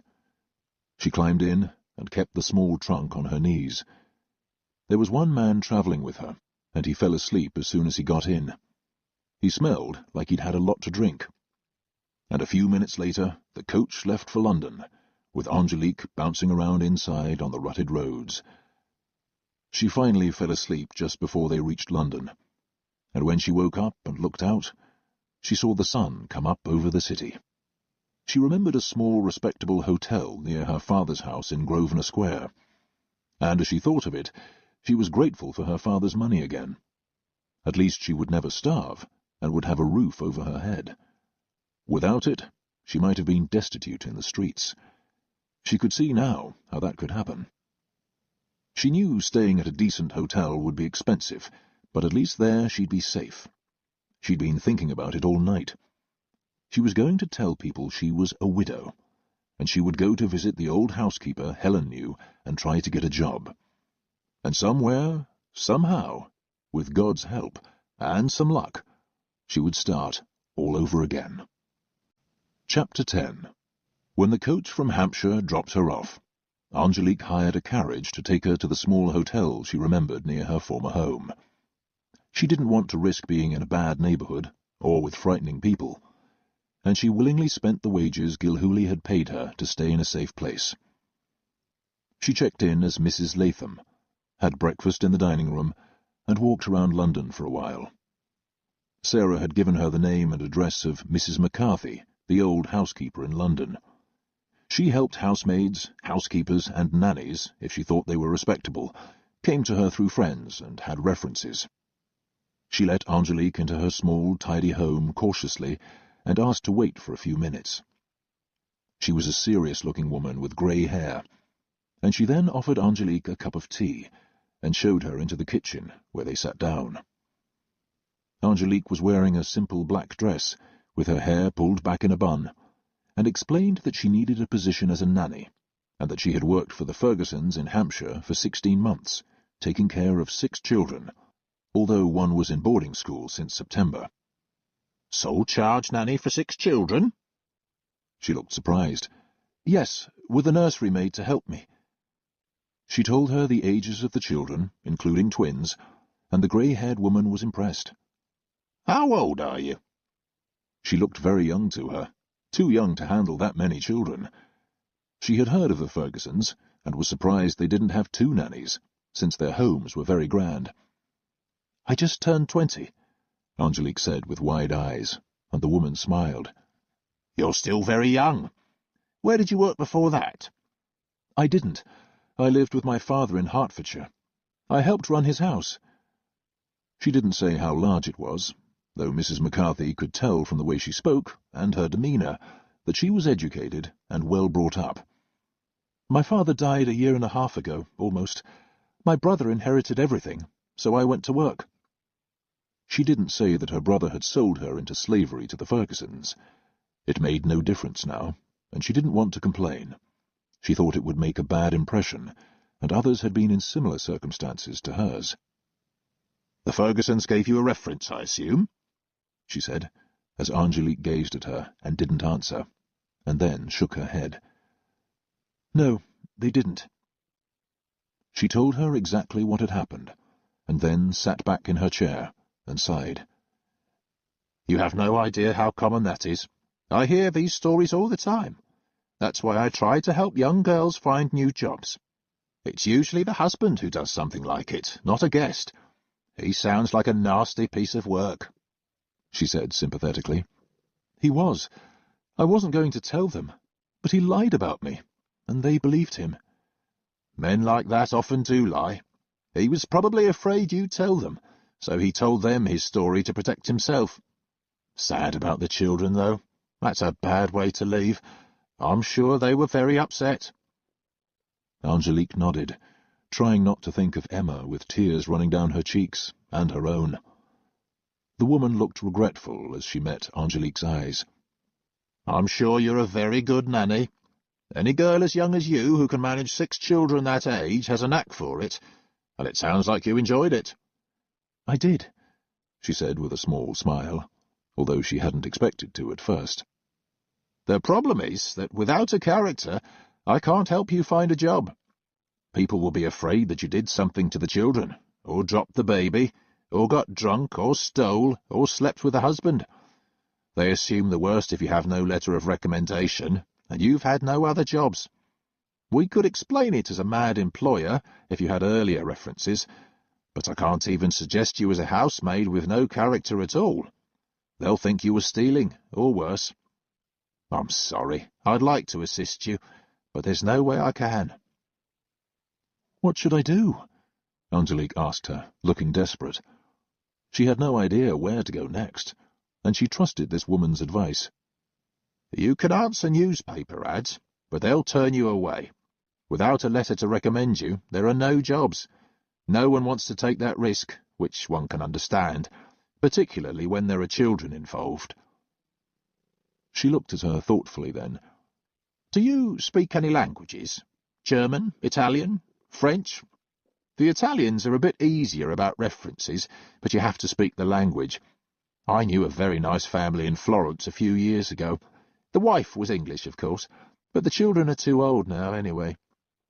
I speak French, Angélique said quietly. I'm half French. I speak it fluently. I taught the Ferguson children. The little girl speaks it very well. Mrs. McCarthy was impressed again. You are quite amazing for someone who's never been a nanny before. They were very foolish to let you go, on the strength of that man's story. They'll regret it one day, maybe sooner than later. You might try France, she said, thinking about it. Most of them will want a character too, but they're a bit less strict than we are, and they might give you a chance. You could offer to teach the children English. I know the name of one woman there who does what I do. We worked together years ago. She wrote down her friend's name on a piece of paper and handed it to Angélique. I'm afraid that's the best I can do. There will be nothing for you here. If their house guest meant to get even with you for rejecting him, he certainly did. I think Mrs. Ferguson wanted me to go too, Angélique said quietly. Oh?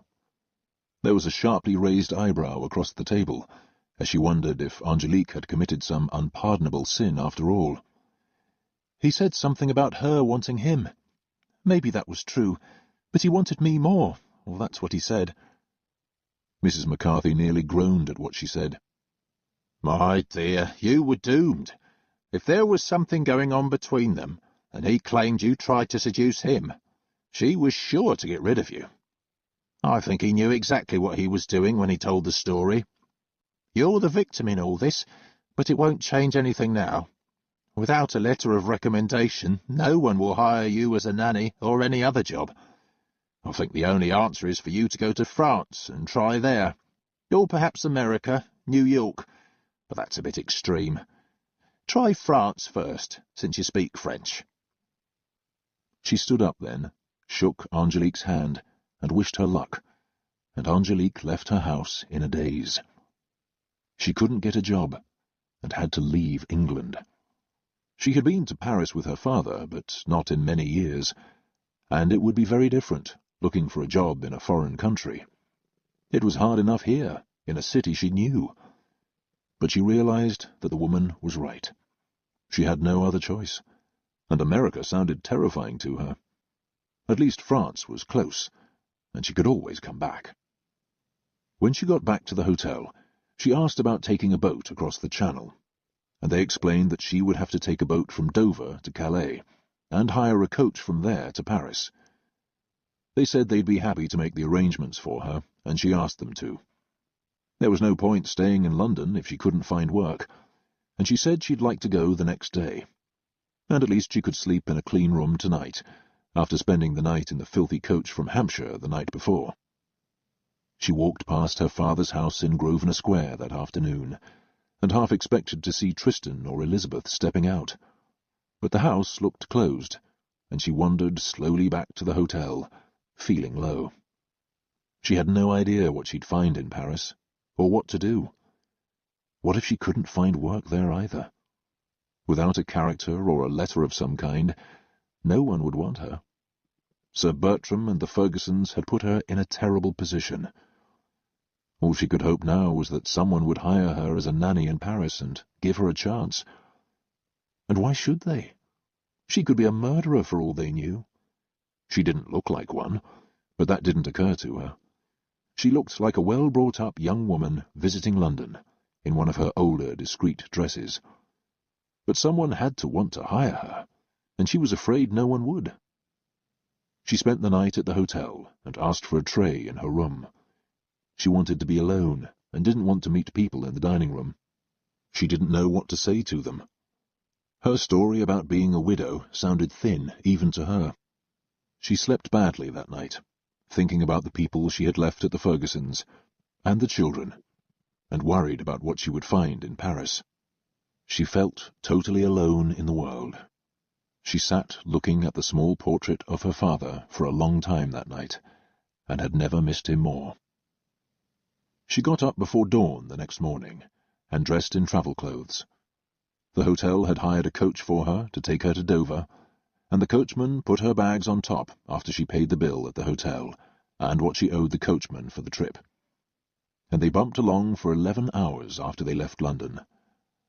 It was a pleasant ride at first, but she was too worried to enjoy it. And she was tired after the long bumpy trip when they reached Dover in the late afternoon, and she paid for passage on the small paddle steamer to cross the Channel. It was a short journey, but she knew it was often rough, and a strong wind had come up. She boarded the small boat as it pitched and rolled. She had reserved a small cabin and sat alone, waiting to reach the French shore. It was very choppy, but she wasn't sick, and she went out on deck for a few minutes to take the air. She watched England shrinking behind them as she thought about Paris. The hotel in London had given her the name of a small respectable hotel, which they said wasn't too expensive, but was in a good neighbourhood, and she was planning to go to visit Mrs. McCarthy's friend the next day, to ask her if she knew of a job. After her long day's journey and the brief boat trip, she was feeling refreshed when they got to Calais. The sea air had done her good. Her head was clear, and she booked a coach with 2 other passengers, both of them French, bound for Paris, and she had no problem speaking to anyone or paying her fare. Her French was as good as it always had been. They had checked her identity papers and found them in order, and a few minutes after they arrived, after just enough time for a cup of tea in a nearby restaurant, they left for Paris. Angélique had her small locked trunk on her lap and fell asleep on the bumpy drive. She slept most of the way and woke up when they got to Paris in the early morning hours.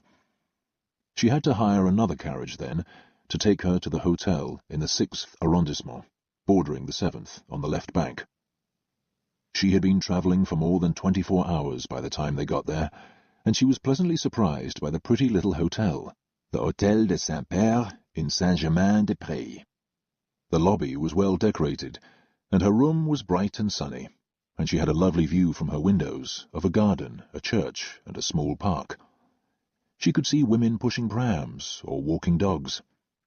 It was a beautiful city, and she was suddenly glad to be there, in a whole new place where she could start a new life, far from the Fergusons and her brother, and all the pain and disappointment of the past year and a half.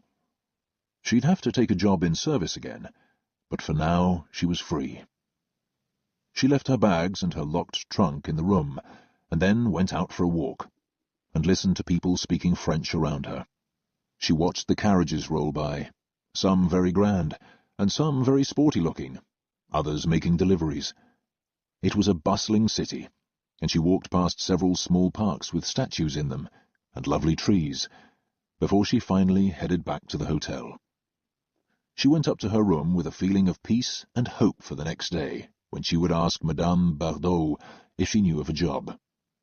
She thought about going to the Louvre in the morning, or for a walk on the Faubourg Saint-Honoré, past the handsome houses there, but decided she should go meet Madame Bardot first, and then walk around Paris.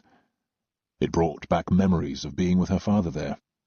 She had had some wonderful times with him, staying at the Hôtel Meurice on the Rue Saint-Honoré, and visiting friends.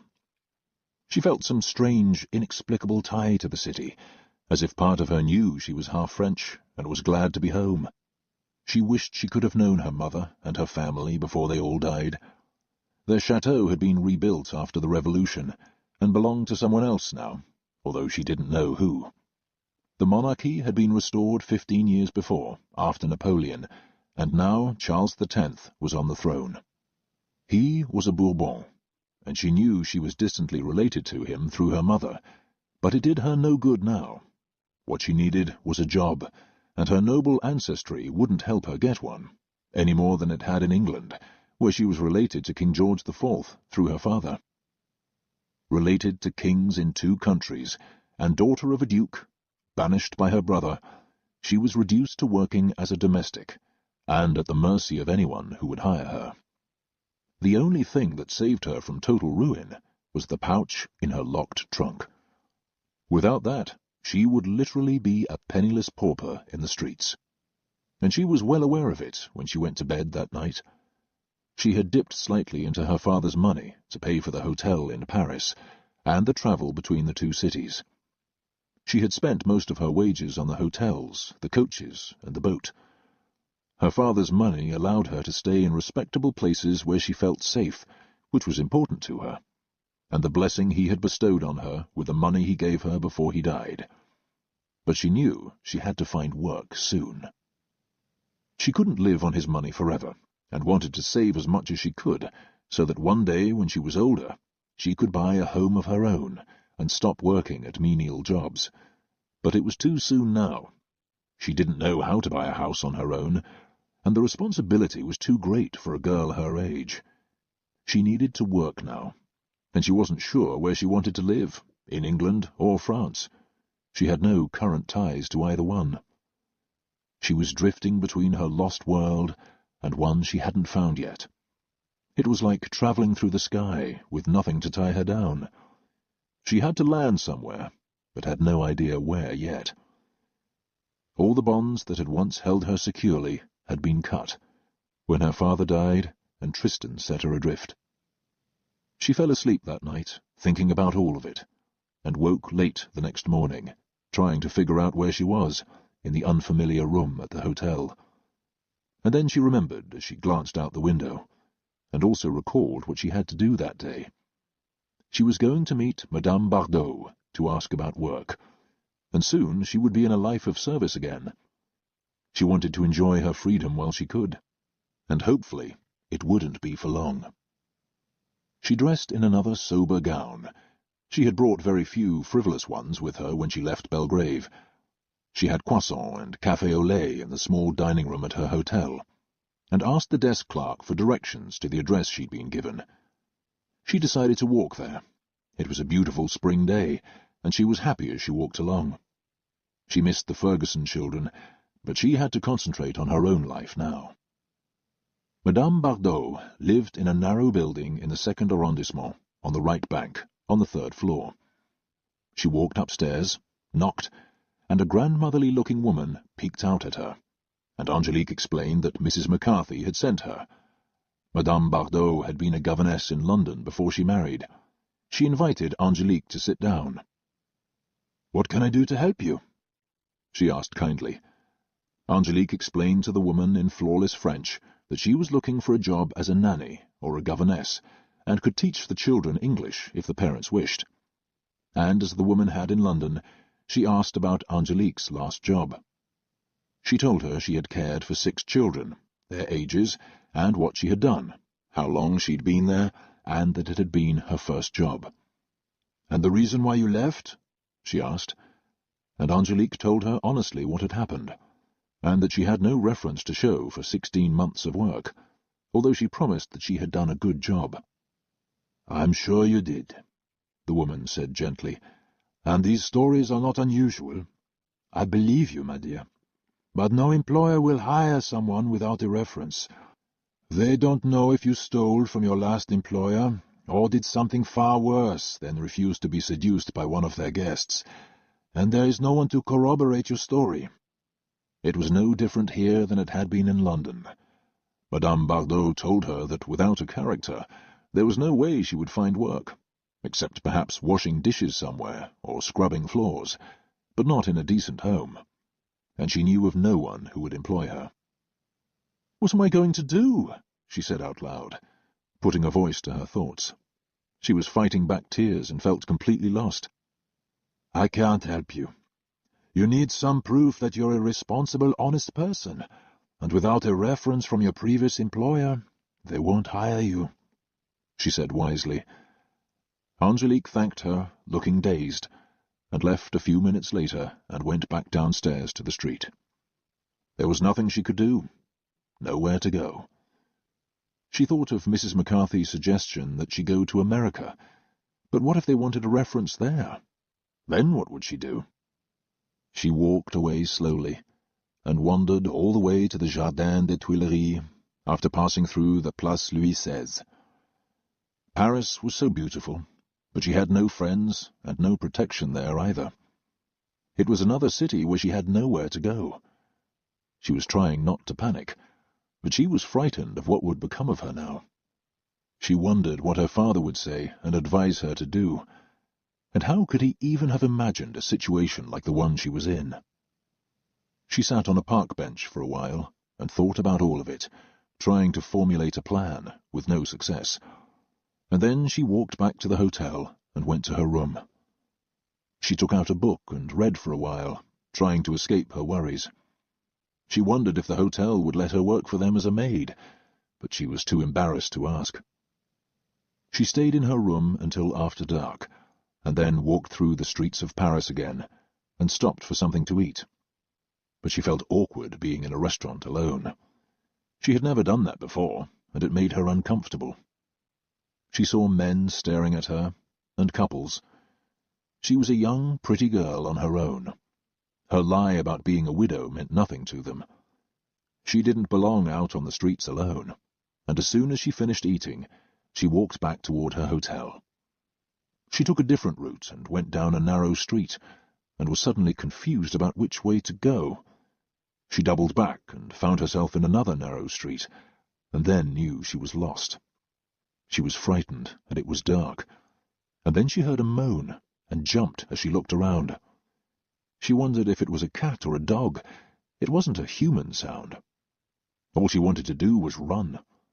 And as she started to hurry away, she saw a crumpled figure in the gutter, and heard the same moan again. She stopped to look, and thought it might be an injured child. She walked slowly toward the form on the pavement, and without thinking bent down, and saw that it was a young girl with a gash on her forehead and blood on her face. Her eyes were closed, and one of them was swollen shut. Angélique thought she was unconscious at first, and then the girl opened her eyes and stared into Angélique's. "Go away," she groaned.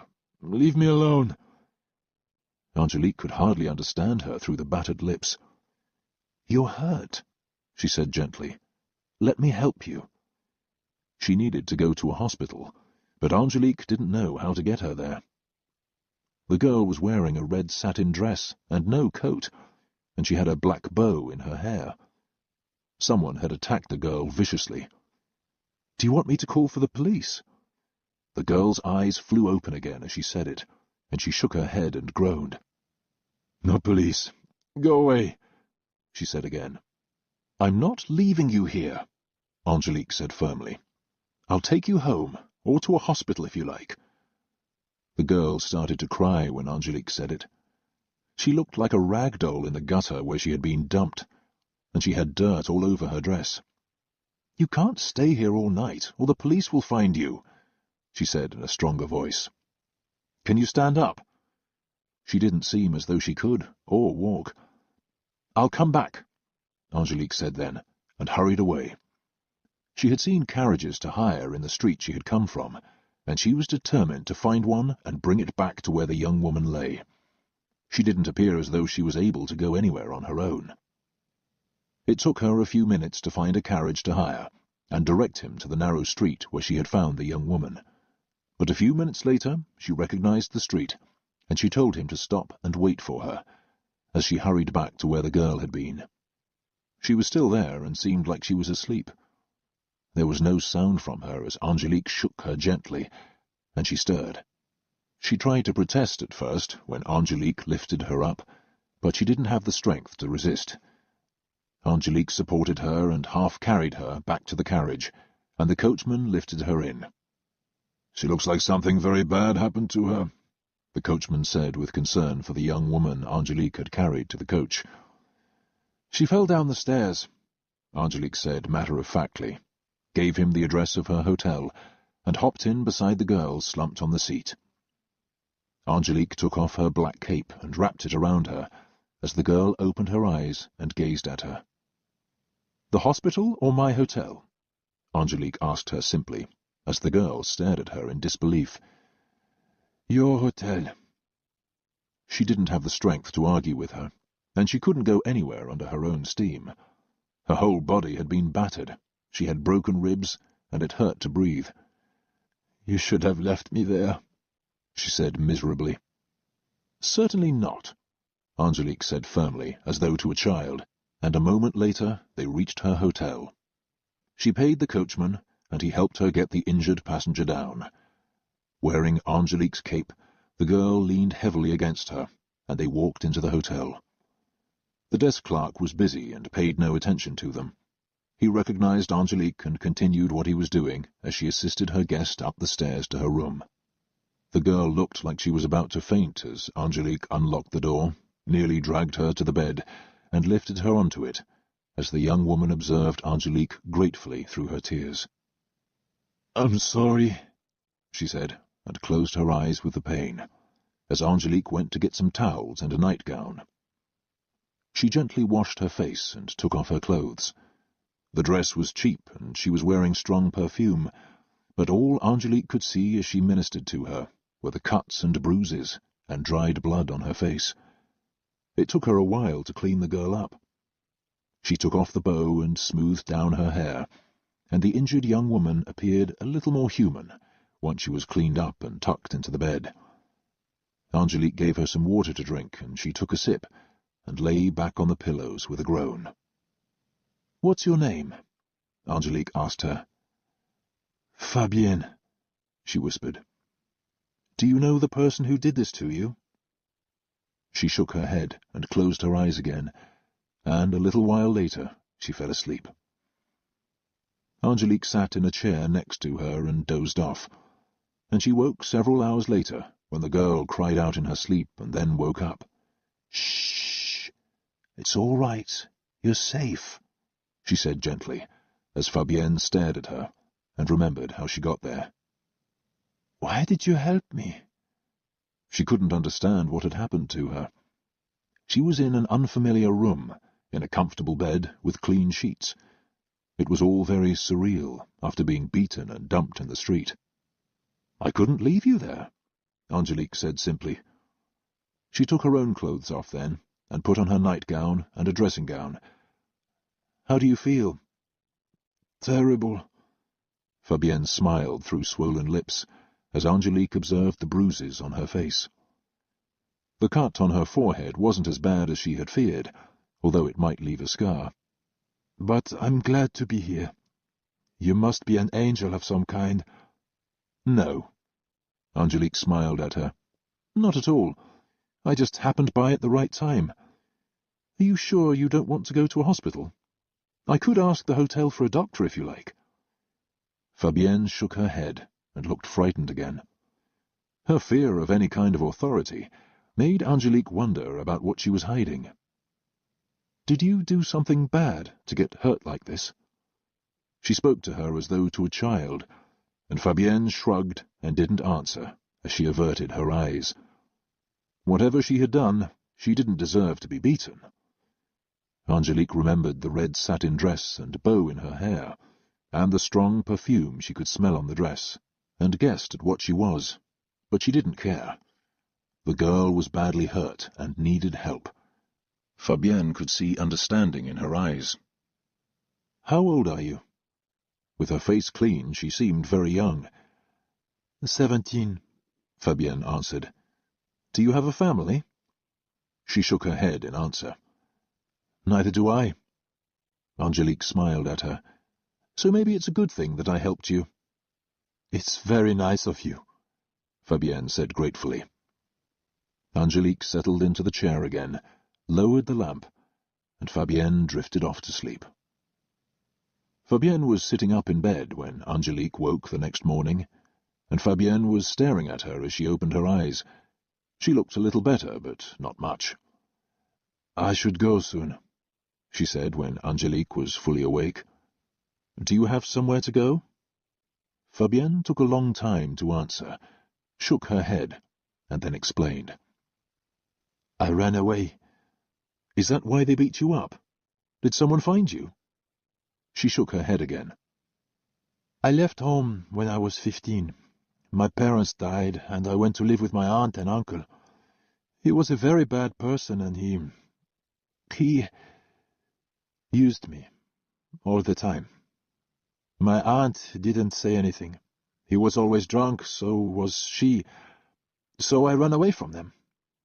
It was in Marseille, and I came to Paris to find work. I tried to find a job in a restaurant or a store or at a hotel. I got a job cleaning in a hospital, but they fired me when they found out how old I was. I couldn't find work, and I had no money to eat. I was starving and cold all the time. Sometimes I hid and slept outside. And then I met a woman, and she said she would help me. She said she had other girls living at her house, and they were like a family. I didn't know what else to do, so I went with her, and then I found out what they were. It was just like my uncle, except with strangers. We had to work for her all the time. There were 5 of us, and they paid her to use us. She kept the money, and she hardly ever fed us. Everyone was young, except one girl was older, and none of us could find jobs. She said she would pay us, but she gave us very little, and she didn't give us clothes, so we couldn't go out. We sat around in our undergarments all the time, waiting for the men to come. I've been there for 2 years, and I couldn't stand it anymore. So I ran away, and I thought if I did the same thing on my own, I could keep all the money. But she protected us. She wasn't a good person, but she didn't let the men hurt us. At least, not much. Some of them were rough, but if she heard any of us screaming, she stopped them and sent them away. And she registered all of us with the Gendarmerie Royale, so her house is legal. But the girls on the street aren't. And once I was on my own, I had no one to protect me. Some of them are very bad men. This is the 3rd time I've been beaten. This time was the worst. He took all my money, beat me, and ran away. I know other girls on the street. One of them was stabbed and killed last month. She was 16. I suppose I'll have to go back to Madame Albin's house if she'll take me. She protects us and registers us properly. But on the streets, we have no papers. A policeman stopped me last month. He said he'd let me go if I took care of him, and he was very rough. Madame Albin runs the house correctly. I can't do this on my own. Angélique tried not to look shocked at what she'd heard. It was a tragic story of misery and despair, and young girls who had nowhere to turn, and were exploited by people like Madame Albin, and abused by the men they served, like the one who had beaten and robbed Fabienne. Angélique suspected she was pretty, but it was hard to tell with all the bruises and swelling on her face. She knew she should have been shocked, but she could see now how easily it could happen. Girls who couldn't find jobs, had no money, and nowhere to turn, fell prey to the only thing they could do. She could understand it now. Without a reference, she couldn't get a job either, and if she didn't have her father's money, she might have been desperate too. Angélique couldn't envision the life that Fabienne had led almost since her childhood. All she could do was sell her body, for lack of anything else. "What do you do?" Fabienne asked her. "You must be rich to stay in a place like this." "No, I'm not," Angélique said honestly. "I'm a nanny, or at least I was until a few days ago. I got fired, and they sent me away without a reference. It was in England. I couldn't get a job in London, so I came here." "You speak good French." Fabienne was impressed. "I learned it as a child. My father had taught me because my mother was French. She died when I was born." Fabienne nodded, interested in her story too. "So now I'm looking for a job, without a reference, and I can't find one here either. I could introduce you to Madame Albin." Fabienne was teasing her, but she could see that Angélique wasn't that kind of girl. She seemed smart and educated, and there was something very distinguished about her. "I guess I'll go back to her, if she'll take me." She sounded sad as she said it. She wanted to get away from her, and now she knew she never would. "Why don't you stay here for a few days until you feel better and make up your mind then? I'm not going anywhere, at least not for a while. I have to look for work. You can stay in bed and rest." "I don't want to take advantage of your kindness. Madame Albin will give me a few days to rest before she puts me back to work. No one would want me now, anyway." Although she knew that some would, and wouldn't care what condition she was in. Madame Albin's customers weren't very particular. It wasn't a high-class house like some. But she had a lot of clients and did well, not that the girls ever saw much of the money. It had been an amazing story for Angélique to hear. She never thought about women like her, and what got them into the life they led, the desperation and lack of opportunities to do anything else except starve. And once they were trapped in that life, there was nowhere to go, and no escape for them. "You don't hate me for what I told you?" she asked Angélique nervously. "How could I hate you? I'm sad for you, and wish there were a better way for you to make a living, without getting beaten up or cheated by Madame Alban. She's not so bad, really. She used to do it too, so she knows. She's too old now, except for 1 or 2 old customers, but they just come to talk. They're too old now, too." She smiled. "She likes having very young girls for the men. They like that better. The oldest one in our house was 18. The youngest one was 14, but she looks older." Angélique was getting a rapid education in a world she had never seen or known, and hoped she never would. She felt sorry for all of them, and especially Fabienne. She seemed like a sweet girl, who could have had a decent life if she'd had a chance. But she hadn't, from her uncle to Madame Alban. They had all used her, and she couldn't find her way out. "Some of the girls like what they do," she admitted, "especially if they make money at it. And some of the ones who work alone and not in a house have a pimp. But they beat them up and take all their money too. The only ones who make money at this are the madams, like Madame Alban, and the pimps. The girls never do, or not enough. They just use us like cows or sheep and take our money. She said it cost a lot to feed us and run the house. But none of us ate that much. We didn't have time. We were always working from morning till night. The men show up all the time, in the morning on the way to work, at dinner time, when they can leave their office, at night on the way home, or they don't go home and say they're out with friends, or after their wife is asleep. Some of them aren't even married. They say it's just easier than finding women who'll do it. Or their wives don't want to do it with them anymore, or they're expecting a baby. There are a lot of reasons why men come to us, and a few of them just come to have someone to talk to. Some of them are very nice men, but most of them aren't." The whole story saddened Angélique for her, but Fabienne was very matter-of-fact about her life and work. To her, it was a job, like Angélique was a nanny. She wondered what her brother would have said if she'd become a prostitute instead. "Do you think you'll stay here, in Paris?" Fabienne asked her. "I don't know. It depends if I find a job. They suggested in London that I try here, or go to America. But that seems so far away. And what if I don't find work when I get there? It would scare me to go so far away," Fabienne admitted, and Angélique agreed. She liked talking to her. She felt as though she had a new friend, even though their lives were completely different, and their histories certainly were. "Are you hungry?" Angélique asked her, and Fabienne nodded hesitantly. She didn't want to impose more than she already had. "I'll go and get something to eat. They have croissant and coffee downstairs."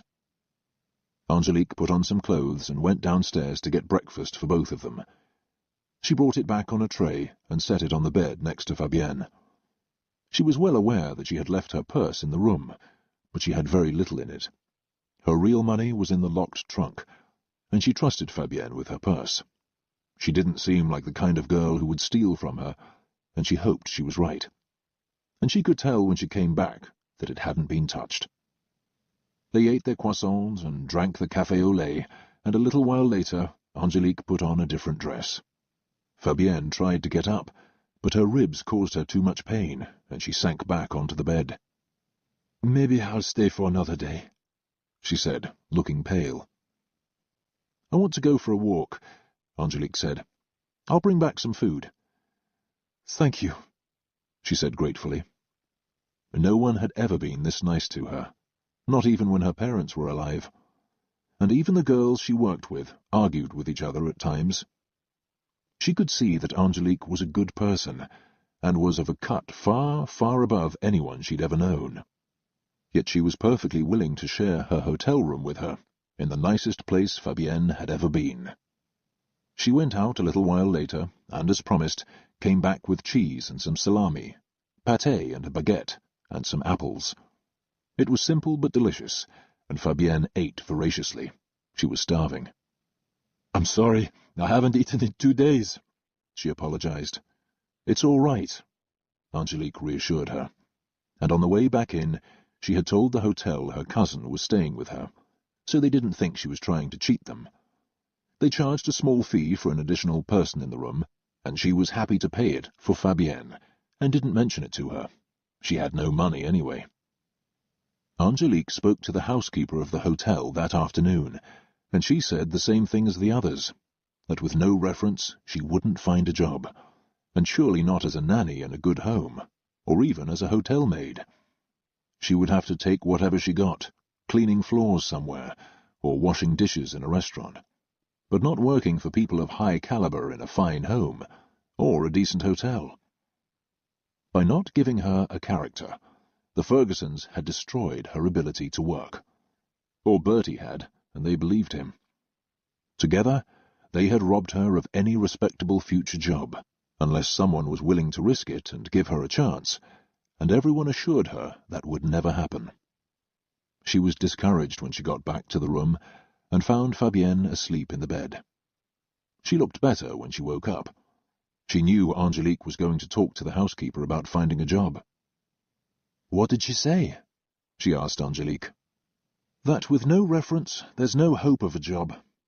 Maybe I will have to go to America after all. Maybe I can get a job sewing," she said, depressed. "You'll go blind, and they pay almost nothing. I tried that when I came to Paris, and you have to sew really well. Can you cook?" Angélique hesitated before she answered, and then shook her head. "Not really, but I'd probably need a recommendation for that too. In a home, anyway." She thought of all the staff at Belgrave, and the Fergusons, and all the things they knew how to do. But they had been in service all their lives, and all had had recommendations like her brother's when she arrived. There were keys to open the right doors, and she had none. She felt desperation starting to creep up on her. Angélique went out to get supper for them that night, and brought back some roast chicken from a small restaurant nearby, carrots, potatoes, and a baguette. They shared it while they talked about their lives. Fabienne knew a great deal more about men than she did. All she knew about were the children she had just cared for, and the life she'd had growing up, which she didn't explain in detail to Fabienne, nor who her father was. "I'd like to get married one day," Fabienne said innocently, sounding like any girl her age, as they finished their meal. "If anyone would have me. I'd love to have children." "They're a lot of work," Angélique smiled. "The woman I worked for had twins last time. They were very sweet." "That must have hurt a lot when she had them," Fabienne said practically. "I'm sure it did. She didn't want any more after that." "Neither would I. One of the girls I worked with got pregnant last year, and she decided to keep it. She went home to her parents and left it there when she came back to work. But it's nice when she goes home and sees it.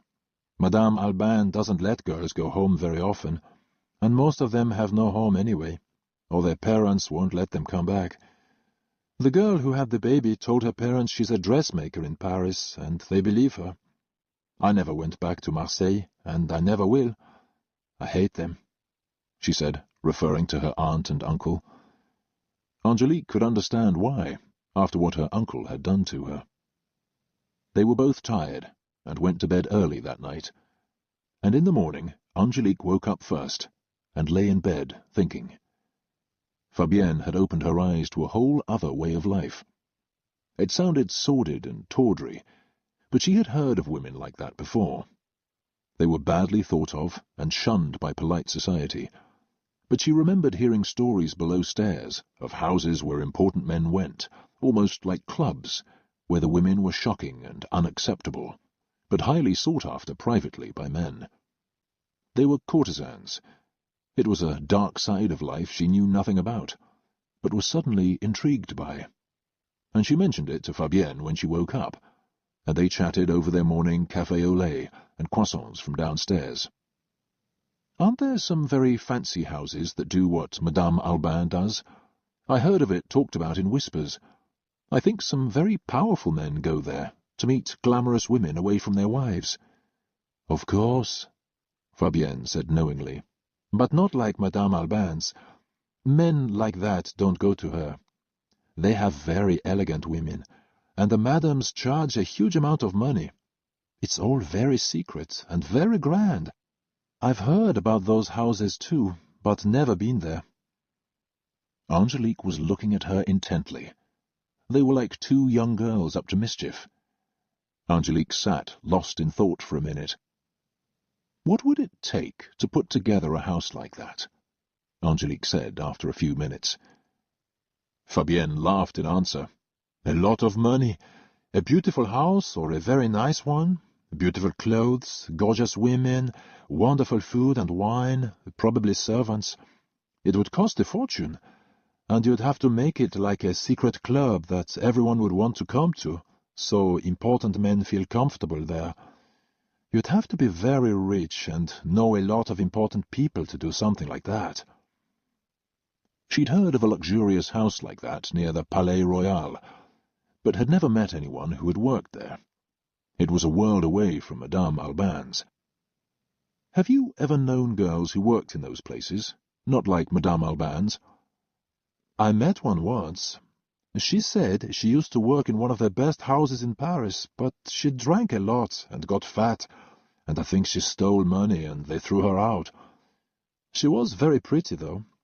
And I heard about two others who went into business together and had important clients. They made a lot of money and retired to the south." "Why?" "What if we started a house of our own? I know it sounds crazy, but one of those really fancy ones, with a nice house, and some really beautiful girls, and important men would want to come there. Like a meeting place for those men, with girls. Do you think you could meet some girls like that?" "I could try. I could ask around. They're probably all in other houses, though. But if the house is nice enough, they might come, and they could bring their regular clients. But you'd need a lot of money to do it." "I might be able to get some, if it's not too much, and it would have to be a safe place for the girls to work, where they would be protected and never treated badly, and they'd get a fair share of the money they make for the house." "Are you talking about a hotel or a bordel?" Fabienne teased her, but she could see a spark of excitement in Angélique's eyes. She was thinking. It certainly wasn't what her father had intended her to do with his money, but maybe if they did it for a few years, she could make some money, and then they'd all retire. And it would be a lot better for those women than working on the streets on their own, or in bad houses where they were exploited. She couldn't think of what else to do now. She was never going to get a decent job, and her father's money would buy her a home one day, but she couldn't live on it forever. She still needed to work, and all respectable doors for good jobs were closed to her now. This seemed like a creative solution to the situation she was in, and a chance to make money to add to what her father had left her, so she wouldn't have to be a nanny. "I'm serious," Angélique said. "What if we created the best bordel in Paris? One of the really luxurious ones, with the most beautiful women, where all the best men wanted to come. If I find the house, do you think you could find the girls, with good connections and important clients?" "I could try. Do you really mean it?" Fabienne was stunned. "I do." "How many girls do you want?" Fabienne was looking at her with admiration. "How many do we need?" Angélique was learning a new business. 6 would be good. 8 would be better. And what about you? Would you work too?" Fabienne was shocked that she'd consider it. Angélique didn't look the type, but you never knew. Some of the most famous prostitutes in Paris looked like respectable women, and weren't. Fabienne had heard of them, and they usually had important protectors. Angélique shook her head at her question. "No, I wouldn't.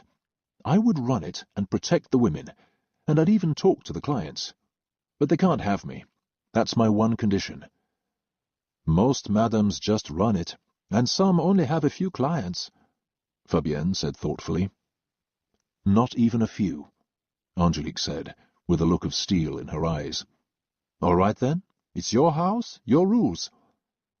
Find the girls, and not too young. They have to be interesting and experienced, and good to talk to. Fabienne nodded. She was beginning to understand Angélique's vision. It was far beyond anything she'd ever seen, but she liked the idea, and it was much better than going back to Madame Alban, or risking her life on the streets alone, being beaten up and fleeing the police. I'll look for the house, Angélique said. Now you have to get well, so you can start looking for the girls. Do you think you can really do it? Fabienne asked her with a look of amazement. It sounded like a dream to her. I don't know. Let's try. She didn't want to squander her father's money. She wanted it to work. I want to have the best bordel in Paris.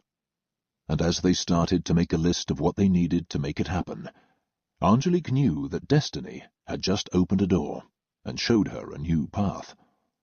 It suddenly felt fated that she and Fabienne had met. Angélique looked over at her and smiled. A whole new life for both of them had just begun. Chapter 11. Angélique began laying the groundwork for her plan that day. She took out her dresses to examine them. She wanted to look like a respectable widow when she went to search for a house to rent, and Fabienne could pose as her lady's maid. She wasn't going to buy a house, but rent in a good neighborhood, and not one where they would be too closely observed. She took out a dark navy silk dress with a slim waist, wide skirt, and lace collar, with a matching coat over it, which she had worn to dinner at Belgrave with her father, a deep red gown with a matching shawl and a high neck, and 2 simple black dresses that she had worn when she was in mourning, both of which would be serviceable in her role as a genteel young widow, and her very bearing showed that she was an aristocrat, as well as the way she spoke. She had brought gloves with her, and a fan of her mother's, and a small purse from Paris. She had what she needed to be convincing as a woman who wanted to rent a house in a proper neighborhood in Paris, and she had a very simple black wool gown she'd worn at the Fergusons. She could add a bit of lace at the neck for Fabienne for her outfits as lady's maid in the coming days while they set things up. All of the clothes that Angélique had were obviously of quality, but when she pulled her hats out, they looked sadly squashed after 2 years packed away. She held each gown up and studied it carefully.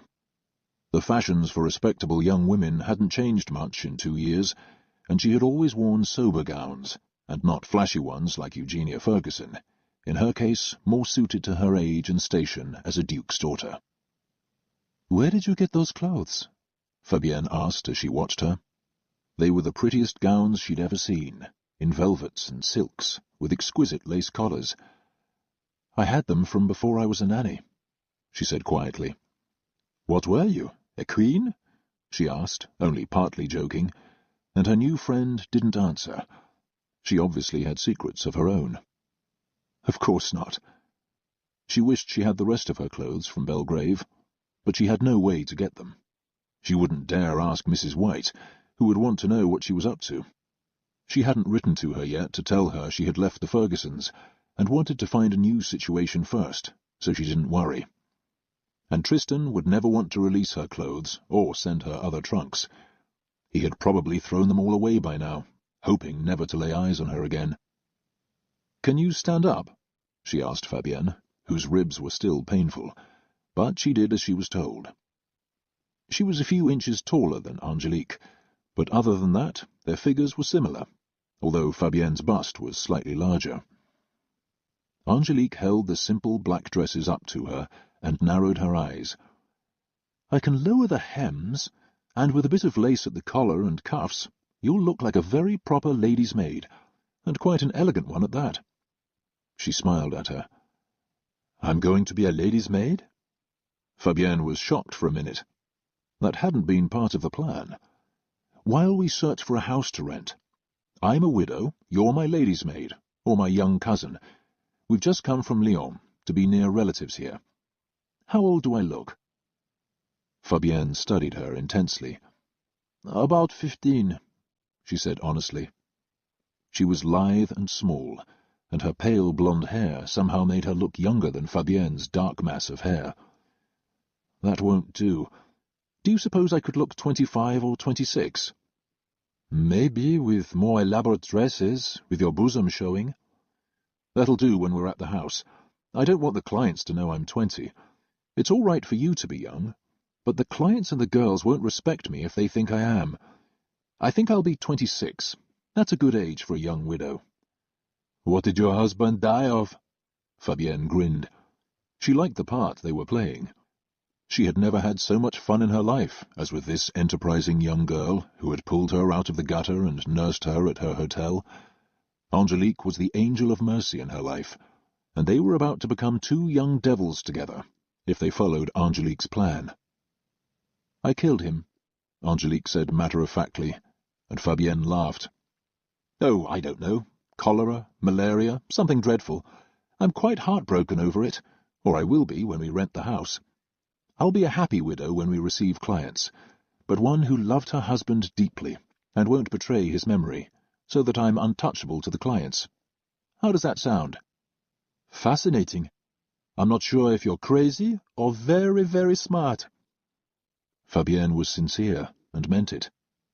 "Let's hope I'm a little bit of both," she said seriously. "Crazy enough to do it, and smart enough to pull it off." It was a wild stretch of the imagination. She had to acquire and set up a home, one that men would be drawn to, and run a business, selling the flesh of beautiful young women, who might be challenging to control. And she wanted it to work so that they would all make money and could eventually go away pleased, and richer for what they'd done. She just wanted to make some money at it, to add to her father's gift, and then retire. Fabienne said she wanted to make money and then leave Paris and get married and have children. She wanted to go back to the south, but not back home. Angélique had no idea where she'd go afterward. She had no home to go back to either, and no wish to marry and be subjugated by a man. That seemed dangerous to her, and so many of them were dishonest. Her brothers were, and she had heard all the stories and backstairs gossip about Harry Ferguson. And Sir Bertie had wanted to have an affair with her and her employer. They all seemed like a bad lot, except her father, who had been a wonderful, honest man, and truly loved his wife. "We'll need new bonnets. My hats are a mess now. Something simple for you, and perhaps a big one for me to make me look older." "Won't that be expensive?" Fabienne was worried. "Probably, and we'll need clothes for all the girls. Beautiful gowns. We don't have to buy very expensive ones at first, but they'll have to be elegant for the kind of men we want as clients. You can't all sit around in your underclothes, like at Madame Albin's. We'll need to have a proper drawing-room to entertain them, like the gentlemen they are, and then you can show them the rest when you go upstairs." "How do you know all this?" Fabienne looked at her in fascination. Until then, Angélique had never met a prostitute in her life. Now she was ready to run the high-class brothel for the men who were the cream of Paris. "I'm just making it up as I go along." She grinned like a delighted child. "Do you feel well enough to go out today?" Fabienne's face looked better, but she still had some bruises. The cut on her forehead was healing nicely, and her lips were no longer swollen. Her ribs were painful, but she could move around better, although she wouldn't have wanted to wear a corset, and Angélique said she didn't have to. It would make her look more like a lady's maid, not to highlight her youthful figure. "And how old am I in this fairyland you're inventing?" Fabienne asked her new madam. Fabienne already had great respect for Angélique, and what she'd done for her, and was intending to do.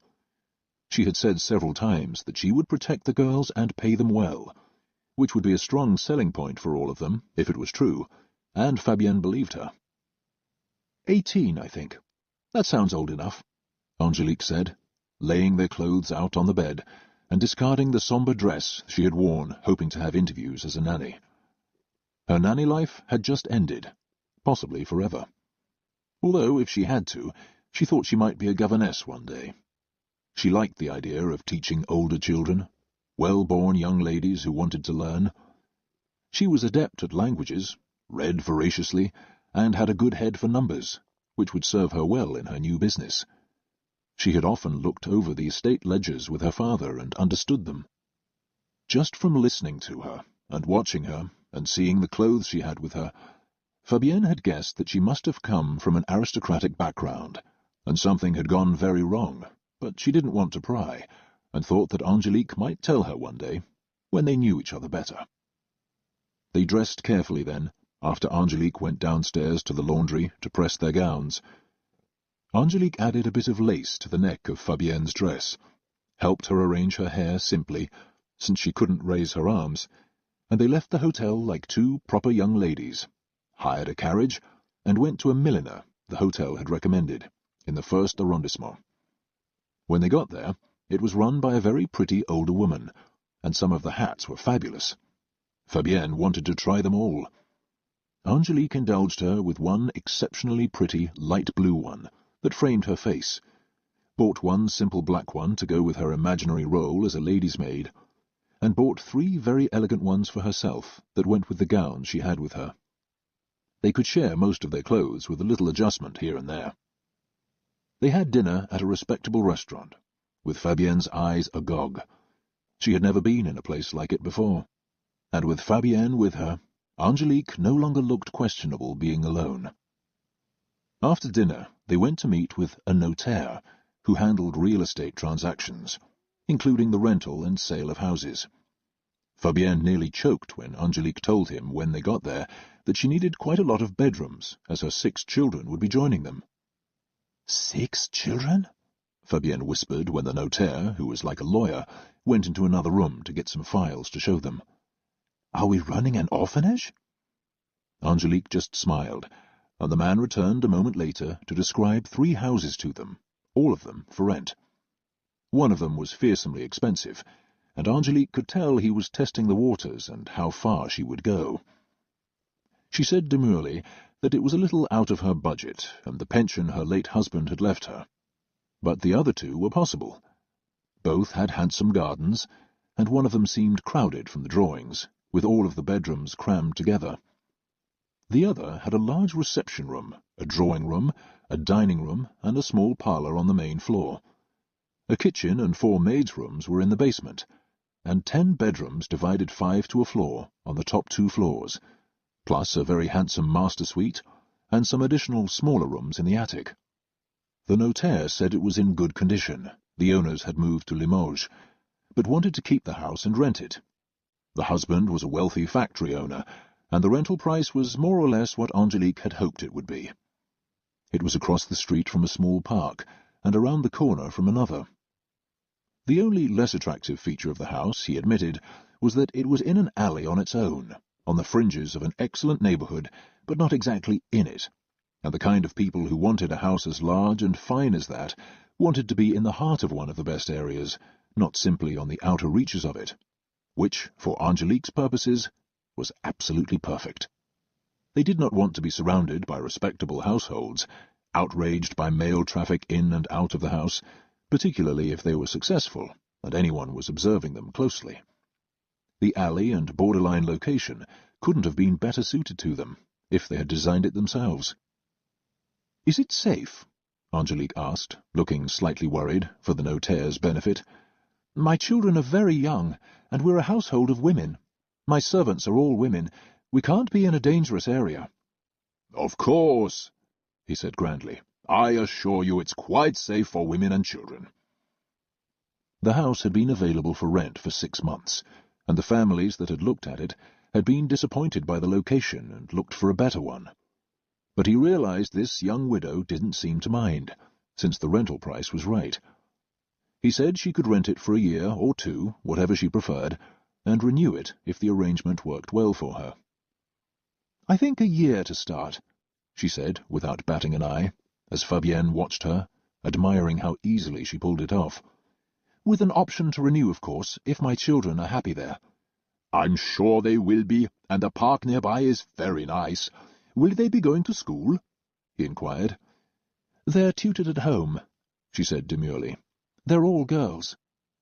At least that much was true, since nothing else was.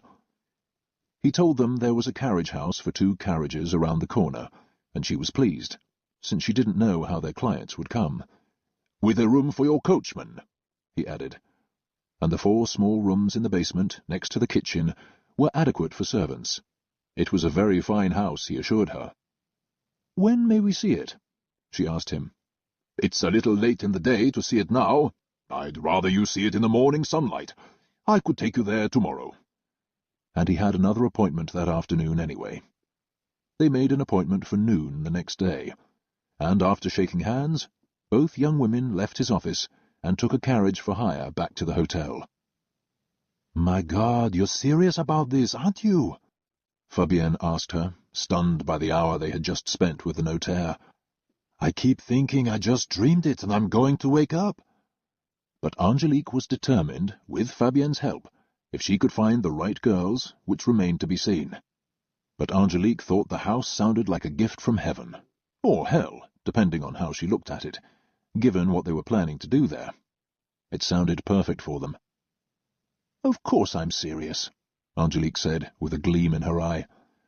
"What are we going to do for furniture?" "Buy it. That's the least of our worries. Now, you have to find the girls, and the right ones. The kind of men we want as clients won't want girls off the streets. We have to find beautiful, intelligent girls who will fascinate them." She laughed to herself, thinking that Eugenia Ferguson would have been perfect. She was a beautiful woman of loose morals who liked men. But she was also tiresome and spoiled. They needed better girls than Eugenia. Angélique sensed that her clients would want women who enjoyed catering to men and pleasing them. It was a life of service of a different kind. They had to be beautiful and elegant in the drawing-room, and exotic when they went upstairs. She guessed it from some of the novels she enjoyed reading, and added the rest from her imagination. "Do you know where to start searching for them?" Angélique asked her as they got to the hotel. "I'll need to go and talk to some people. I know one girl from Madame Albin's who's a sweet girl. She's young and pretty and appears very innocent, but she isn't. The men who come to Madame Albin's love her. She makes all her clients feel important, and nothing seems to frighten her. And she isn't ruined by drink or drugs. She says she just likes what she's doing, and does it well. Remember, we'll need some other girls, slightly older, more sophisticated ones. These men will want to talk to them too. They have to be good listeners, playful, beautiful, elegant." She had exactly the kind of girl she wanted in mind. Fabienne could be one of the young, sweet girls, but she wanted some enticing, mysterious women too. They walked into the hotel, talking about the house again, with their new bonnets in several large hat boxes. As soon as they got to the room, Fabienne put on her big, beautiful, pale blue one, and pranced around the room, looking ecstatic, and thanked Angélique again. "Thank you for being so good to me." She beamed at her new friend, and future employer. "We're partners in crime now," Angélique told her, and put on one of her new hats too. They were like little girls playing dress-up with their mother's clothes. But Angélique was taking her new role very seriously. She was going to establish the best bordel in town. Houses of its kind were legal, as was prostitution, as long as the prostitutes were registered with the gendarmerie, although the practice was frowned upon by respectable citizens. But brothels had existed for hundreds of years, and the police paid no attention to them. All they would have to do was use discretion and keep all their activities invisible behind their walls. And word would travel like wildfire if it was a good house and men wanted to come there. Angélique was determined to maintain high standards and make it more appealing to their clients than their clubs or homes. Angélique and Fabienne both knew that their clients were out there, just waiting for them. Now, they needed to set up the house and locate the girls who would attract them like bees to honey. Chapter 12. The next day, when the 2 girls went to see the house that had been described by the notaire, it was as perfect as Angélique had hoped, and she could envision just how it would be set up. It was referred to as an hôtel particulier, a private home. The owners had left 3 chandeliers in the dining room, largest reception room and front hall, and the rest of the house had to be decorated. Angélique had some experience with that from Belgrave, and what she'd seen at the Fergusons' 2 homes. But she wanted this to be warmer and more inviting, while still elegant, without spending a fortune on it. Entering the house had to be like a warm embrace, and so comfortable that the men wouldn't want to leave it, and would be anxious to return as soon as possible. Everything at the house had to go smoothly, and be set up for their client's ultimate happiness. Angélique told the notaire that they'd take it, once they had toured the entire house.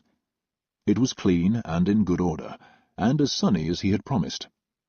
Fabienne said they would put screens in each room, where the girls could do whatever they needed to with wash basins, out of sight. Angélique really didn't want to know those details. She preferred to take care of the grander scheme of things and the decorating project, while Fabienne found their staff. She told the notaire that she would return to his office with the money that afternoon. She preferred to pay in cash and didn't tell him that she had to exchange British pounds for French francs. He wanted the first month's rent, which was quite reasonable.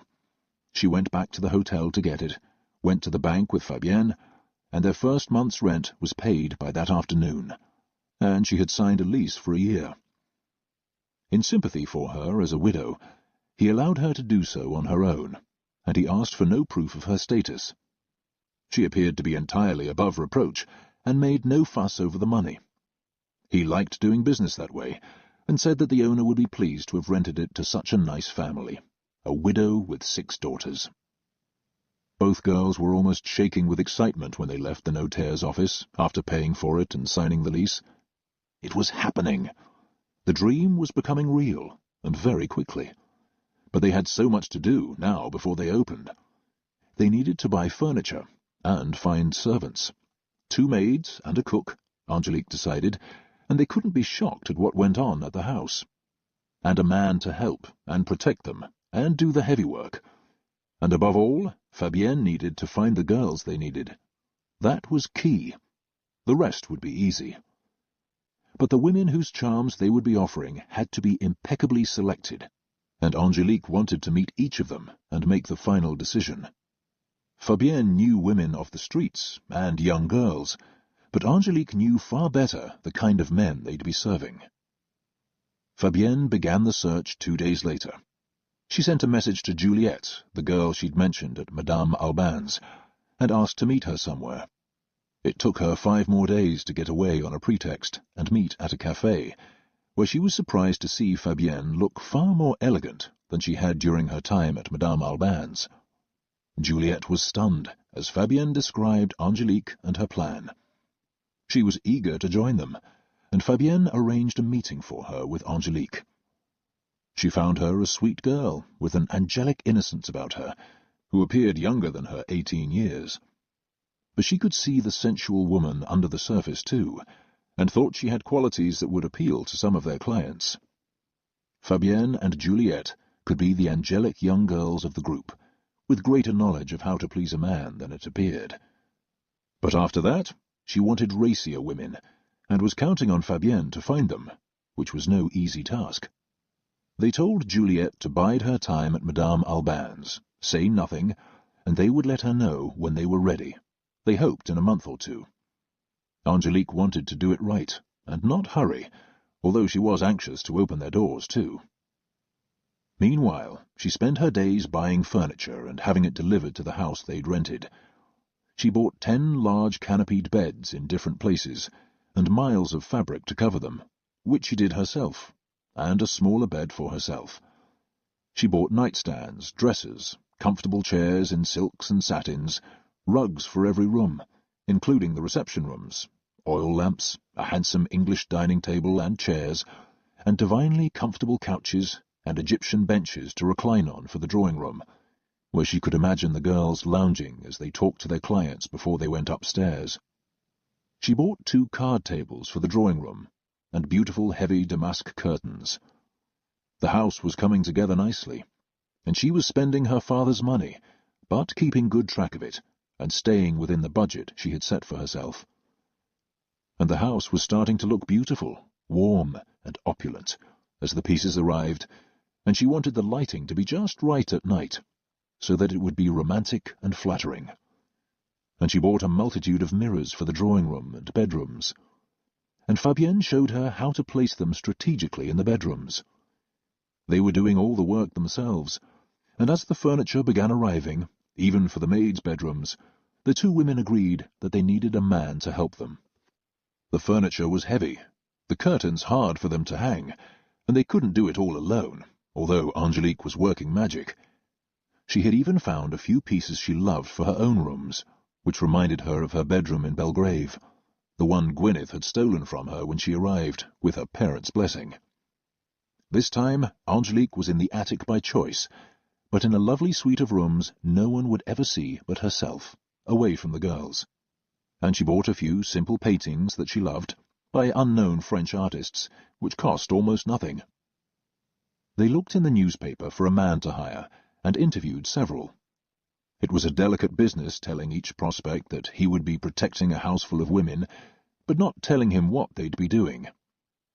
Several asked if it was a school or a boarding house, but the last one they saw asked them nothing, and he and Fabienne instantly liked each other. He had broad shoulders and a strong back, came from the south as she did, and spoke the same patois. He said he had grown up on a farm and had 4 sisters and no brothers.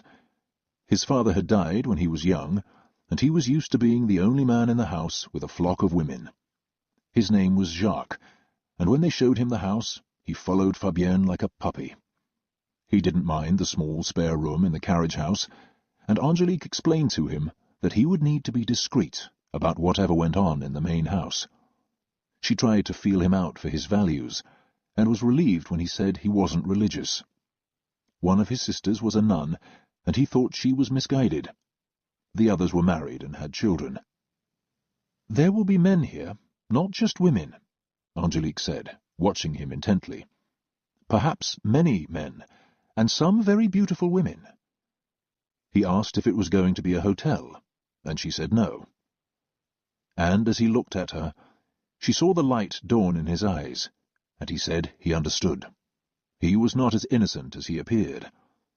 He seemed worried for a minute, and then nodded, and then asked her a question. "Fabienne too?" He had a decided soft spot for her, which Angélique was not sure was a good idea if he fell in love with her and was jealous. It was a complication they didn't need. "Yes, Fabienne too," she said definitely, and he nodded. "I understand. It's a job like any other. We all have to make a living. I will protect all of you," he said seriously, and she could see that he meant it. They hired him immediately, and he was an enormous help, moving furniture, carrying things that arrived, hanging curtains and paintings, and assisting Angélique as she set up the bedrooms, while Fabienne conducted her search for the women. The first few Fabienne met, through other women she knew, weren't interested. They liked the arrangements they had and didn't want to join a house so recently set up by women who weren't experienced at running a brothel.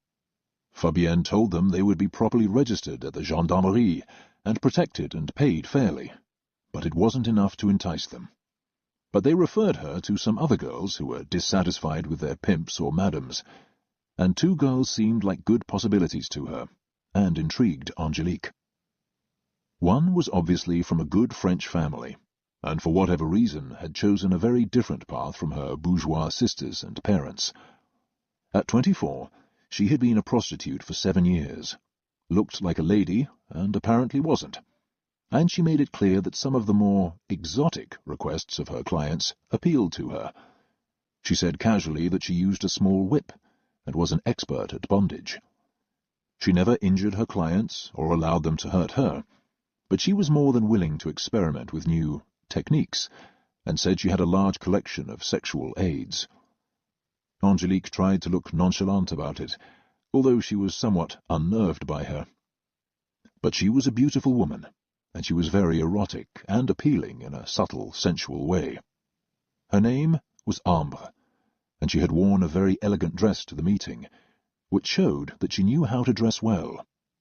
Ambre had jet-black hair and smouldering eyes, and was a tall woman with long legs and big breasts. She had been working alone for a while near the Palais Royal, and said she preferred a house and hadn't found one she liked. What Angélique was doing had piqued her interest, and she could see that Angélique was intelligent, and liked that about her. She wanted to be in a house that was run like a business. She charged a fairly high rate because of her unusual specialties, and she had none of the seeming innocence of Fabienne and Juliette. She said she enjoyed her work, and was said to be skilled at her trade. Angélique told her she would be welcome to join them, and Fabienne approved when they talked about it later. "She scares me a little," Fabienne admitted. "She's very cold, but I think some men like that." "Apparently," Angélique said, feeling a little overwhelmed by the meeting, but pleased with their decision. The other girl Fabienne thought was a possibility was a slightly round, very jovial girl with a great sense of humour and a quick wit, who had fled the convent in Bordeaux her parents had sent her to, and come to Paris on her own. She was 22, had a warm personality, and seemed like everyone's favourite sister. Her name was Philippine, and Angélique enjoyed meeting her. She was a pretty blonde with a lovely face, slim legs, and a huge bosom, which Fabienne said men would want to dive into. And she was intelligent, too. "I didn't know if she looked fancy enough for you," Fabienne said, worried. There was a straightforward, open quality to her that Angélique liked. "She's fun to talk to. Some men will really love that. And we can dress her up elegantly. She's very pretty. It's not a problem." They had laughed through the whole interview, and she had a lovely singing voice, could play the piano, and had sung in the convent choir. It reminded Angélique that she needed to buy a piano for the drawing-room. They hired Philippine too, which left them 4 more women to find. They had half the number they needed now. The next girl Fabienne located was an Ethiopian woman, with coffee-coloured skin, delicate features, and huge green eyes. She had been sold into slavery by her father at a young age, brought to Paris by the family who bought her, and abandoned, and had been fending for herself ever since. She was 19, and the most exquisite girl of all. Her name was Yaba, and she added another kind of exoticism to the group they were trying to form. With Yaba, they now had 5. Angélique and Fabienne agreed that they could open the house with 6 women, but they both preferred the idea of 8, to give the men more choices, and the girls could linger with them longer that way, without rushing to the next client. And ultimately, since they had enough bedrooms, Angélique thought they could have 10, but 8 was her goal for now. It took several weeks for Fabienne to meet 2 more girls. One of them was suggested by Philippine. She was a beautiful flaming redhead named Agathe. She was a little older than the others, more sophisticated, and she'd had a patron who recently died, so she wanted to join a house again. He had been a politician, and she had interesting connections with the men around him, and said she would bring several clients with her. She was a true courtesan. They invited her to join them too. Agathe recommended a friend to them, who also had the potential to bring them many clients. She had started as an actress on the stage, and found prostitution more lucrative. She had a star quality about her, and like Agathe, was 25 years old, and had a strong, self-assured presence, while remaining accessible. Her name was Camille, and she was a blonde with big blue eyes. She was every inch a star. They were just debating if 7 girls were enough, when Ambre, who preferred exotic practices and whips, contacted them to say she had met someone they might be interested in hiring. She was Japanese, had gotten stranded in Paris when jilted by a man she'd been engaged to, and was too ashamed to go back to Japan to her relatives. She had disappeared into the underworld in Paris, but had been trained as a geisha before she left Japan. She sounded intriguing, and when Angélique met her, she looked like a little doll, and was even smaller than Angélique. She wore a traditional kimono, and spoke adequate French. She was a shy woman, but a long conversation about the art of being a geisha fascinated Angélique. She would be the last touch of exoticism they needed. She was 22, and her name was Hiroko. They had someone for every male taste now. Asian, African, European, Tall, small, bold, shy, Philippine with her sense of humour, and Ambre with her fondness for bondage. They had everyone they needed. And with Jacques' help, the house was finally ready to move into. Fabienne and Angélique contacted all 7 women and invited them to arrive as soon as possible to settle into their rooms. And Angélique wanted to take them to buy clothes and have some made. She wanted them to have fabulous lingerie and the kind of evening gowns worthy of their clients.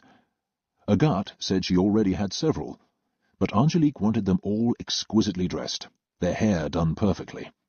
She wanted all 8 of them to be a vision of beauty the moment a man stepped through the door.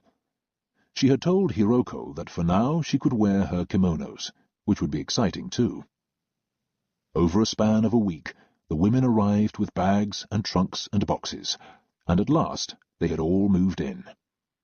Fabienne and Angélique had moved out of the hotel several weeks before. Fabienne had been allowed to pick the room she wanted, and Angélique was upstairs in the attic. And the others selected their rooms as they arrived, and each of them added little personal touches to their rooms. Juliette had a little stuffed bear on her bed, and Ambre had a small whip and riding crop hanging next to hers. Everyone seemed happy with the setup and loved the house, and Angélique had hired a young cook and 2 maids to serve them. "I feel like I died and went to heaven," Philippine said the first time they all had supper together in the dining room at the handsome new table which seated 20. The girls and their clients could even dine there. Jacques ate his meals in the kitchen with the cook and maids, and everyone seemed comfortable with the kind of business they were going to run there.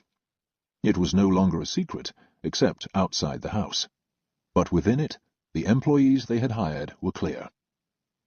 After the meal, Philippine and Camille sang for them at the new piano, and the girls all joined in, and Angélique informed them that they were going shopping the next day, and there was exciting conversation among them. It was like a boarding school full of girls. Everyone was in great spirits and couldn't wait to begin receiving their clients. Fabienne and Angélique smiled at each other. "We did it," Angélique said to Fabienne, as she admired the women they'd chosen, chatting with each other between songs. "No, you did it," Fabienne said gratefully, still amazed at how smoothly it had all gone, with Angélique's impeccable organization and boundless energy. "All I did was the decorating.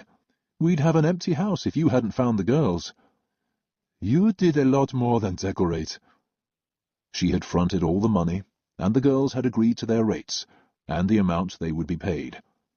Angélique was going to pay them half of what they earned, which they all agreed was extremely generous. No one had ever done that for them before. "We're going to be the talk of Paris," Agathe said pleasantly. She had already contacted her late patron's friends and invited them to join her there when they opened, even if just to look around and share a meal. Angélique wanted them to feel welcome and comfortable, and said she didn't mind if they didn't go upstairs at first, until they met and liked the girls. She hoped it would be more than just a brothel. She envisioned it almost like a salon, until they got upstairs, where it was so much more. Camille and Ambre had contacted their regulars as well, and had much to contribute. They all did, each in her special way. "And you, Angélique, will you be entertaining clients?" Ambre asked her in her very direct way, as Angélique shook her head. "No, I won't. I'll talk to the men in the drawing-room and entertain them with you, but I'll be running the place and working in other ways." Ambre nodded, and none of the girls seemed to mind. She wasn't exploiting them like most madams. She was opening doors to them to better clients than they'd ever had. At least, that was Ambre's hope. "What are we calling the house?" Yaba asked her. There was a flurry of conversation after that, with assorted suggestions, and the one they all liked best was Le Boudoir, which had a sensual, intimate ring to it, without being bawdy, and Angélique liked it too. She took them shopping the next day, with all of them in 2 carriages Jacques hired for them for the afternoon. There was an old one in the carriage house, which was serviceable, but not elegant enough to use. And Angélique was shocked when they arrived at a dressmaker's shop she had been told about, and the women who ran it refused to serve them and asked them to leave. She knew exactly what they were and wanted no part of it. It reminded Angélique that the polite world would not be amused by her new business, no matter how well she ran it, or how pretty the girls were. They had all dressed respectably for the outing, but they were a little too beautiful, a little exotic, and a little too exuberant. They didn't have the pinched look of bourgeois housewives, and even women in the street looked at them with disapproval, while men stared. They went to another shop then that she and Fabienne had been to before. They had some very pretty things, and even though the woman who ran it understood who and what she was dealing with, she was happy to serve them, and thanked them for their business. She was very polite and gracious to the girls, and after that they went to a store for corsets and lacy underwear, where they all went wild. As much as they were excited by the evening gowns they would be wearing in the drawing-room, and 1 or 2 day dresses to wear, they needed what went under them far more. They came away with fabulous things in silks and satins, some with exotic openings, lace, garters, tiny corsets, and every kind of item to enhance their already beautiful bodies, and Philippine convinced Angélique to buy 1 set of satin and lace underthings for herself. "No one will ever see it," Angélique said practically, laughing. "Oh, don't be such a nun," Philippine teased her. "You could be run over by a carriage, and think how exciting it will be when you go to the hospital and they see your underthings. Come on, be one of us." She was so funny about it that Angélique bought it along with all the rest, and claimed it when they got back to the house, and the girls each took their pile of treasures. The girls all modelled their new finery for each other, and they decided to have a dress rehearsal that night for supper, and wear their new evening gowns. When they came downstairs for supper, Angélique thought she had never seen a more spectacular-looking group of women, and knew she had made the right choices. She was relieved to see that all of them had good table manners. All 8 of them behaved like ladies, no matter what profession they had decided on for whatever reason, and she was proud of them. She had worn the one truly fine evening gown she had brought from Belgrave, in a rich blue velvet, with her mother's sapphires at her ears and around her throat, and all the women told her how beautiful she was, and were impressed. They were proud of her, too. "You look like a princess," Camille said generously, and meant it, and Angélique corrected her, laughing, before she could stop the words. "No, just a duchess." And as soon as she said it, she was shocked at herself and regretted the words. "What do you mean?" Agathe asked her pointedly. "Nothing. I was just being silly." "No, you weren't," they persisted. They had all sensed some mystery about her from the first. "Tell us the truth. Are you a duchess?" She hesitated for a moment, but she knew all of their stories, about where they came from, why they were there, and how they had come to this way of life. They might as well know hers. "No, I'm not a duchess," she said honestly. "I'm only a lady. But my father was a duke. My brother inherited the title and the estate according to British law, and the family fortune, all of it, except for a small house on the estate that went to my other brother. As a woman in England, I inherited nothing, neither the property, nor the title, nor the money. My mother was a duchess, married to my father, and her father was a French marquis. And when my father died, my brother sent me away to people he knew, to work as a nanny, and pretended that we were only distant cousins. So I have nothing, and I am nothing. My brother's wife is the Duchess of Westerfield. I am not," she said humbly. "So how did you pay for all this?" Juliet asked her shyly, which the others had wondered too.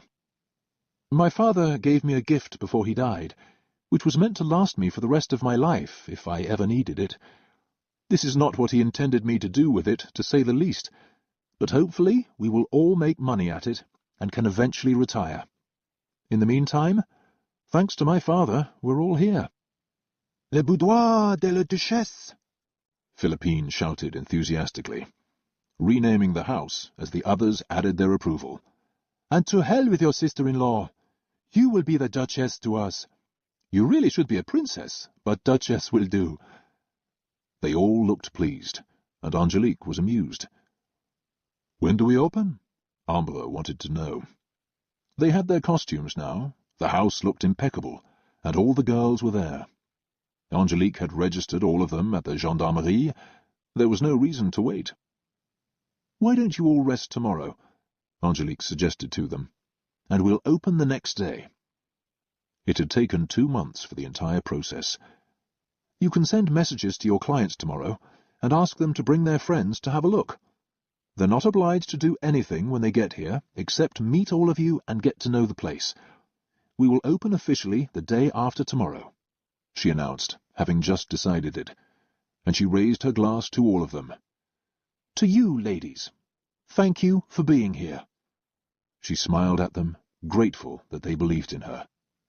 "To the Duchess!" they said in unison, and raised their glasses to her. Chapter 13. As promised, the girls who had clients alerted them that the house was now open, and for 3 terrifying weeks no one came. The girls put on evening gowns every night, draped themselves on the furniture in the drawing-room in gentle candlelight, while Jacques stood at the door in livery, waiting to admit their guests, and not a single one of their clients showed up. Angélique was panicking, and by the end of the 2nd week the girls were depressed. Not knowing what else to do, she took them all to the Louvre one afternoon, and for a walk in the park.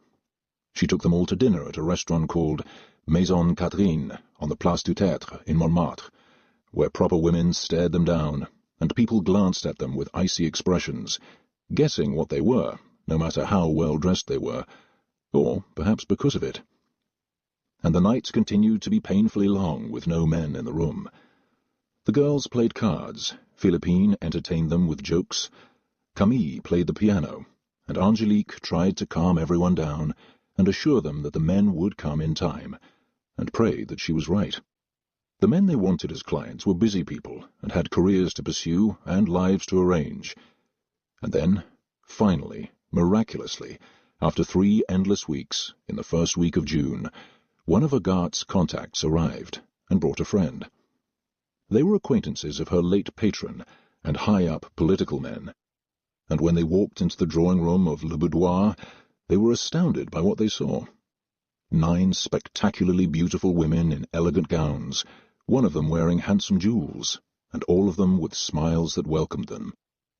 My, Alphonse Cardin said, looking around, happy to see Agathe again.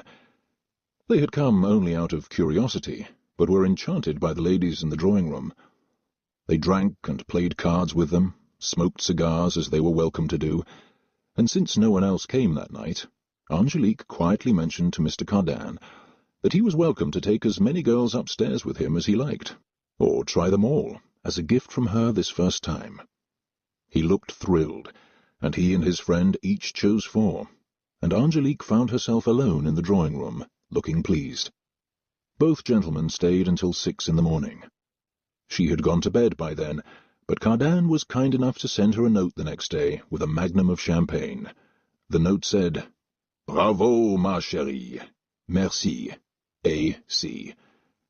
His night had apparently been a great success, as had his friends, who had a preference for the exotic, and had been with Ambre, once her specialties were explained to him, as well as Yaba, Hiroko, and Agathe.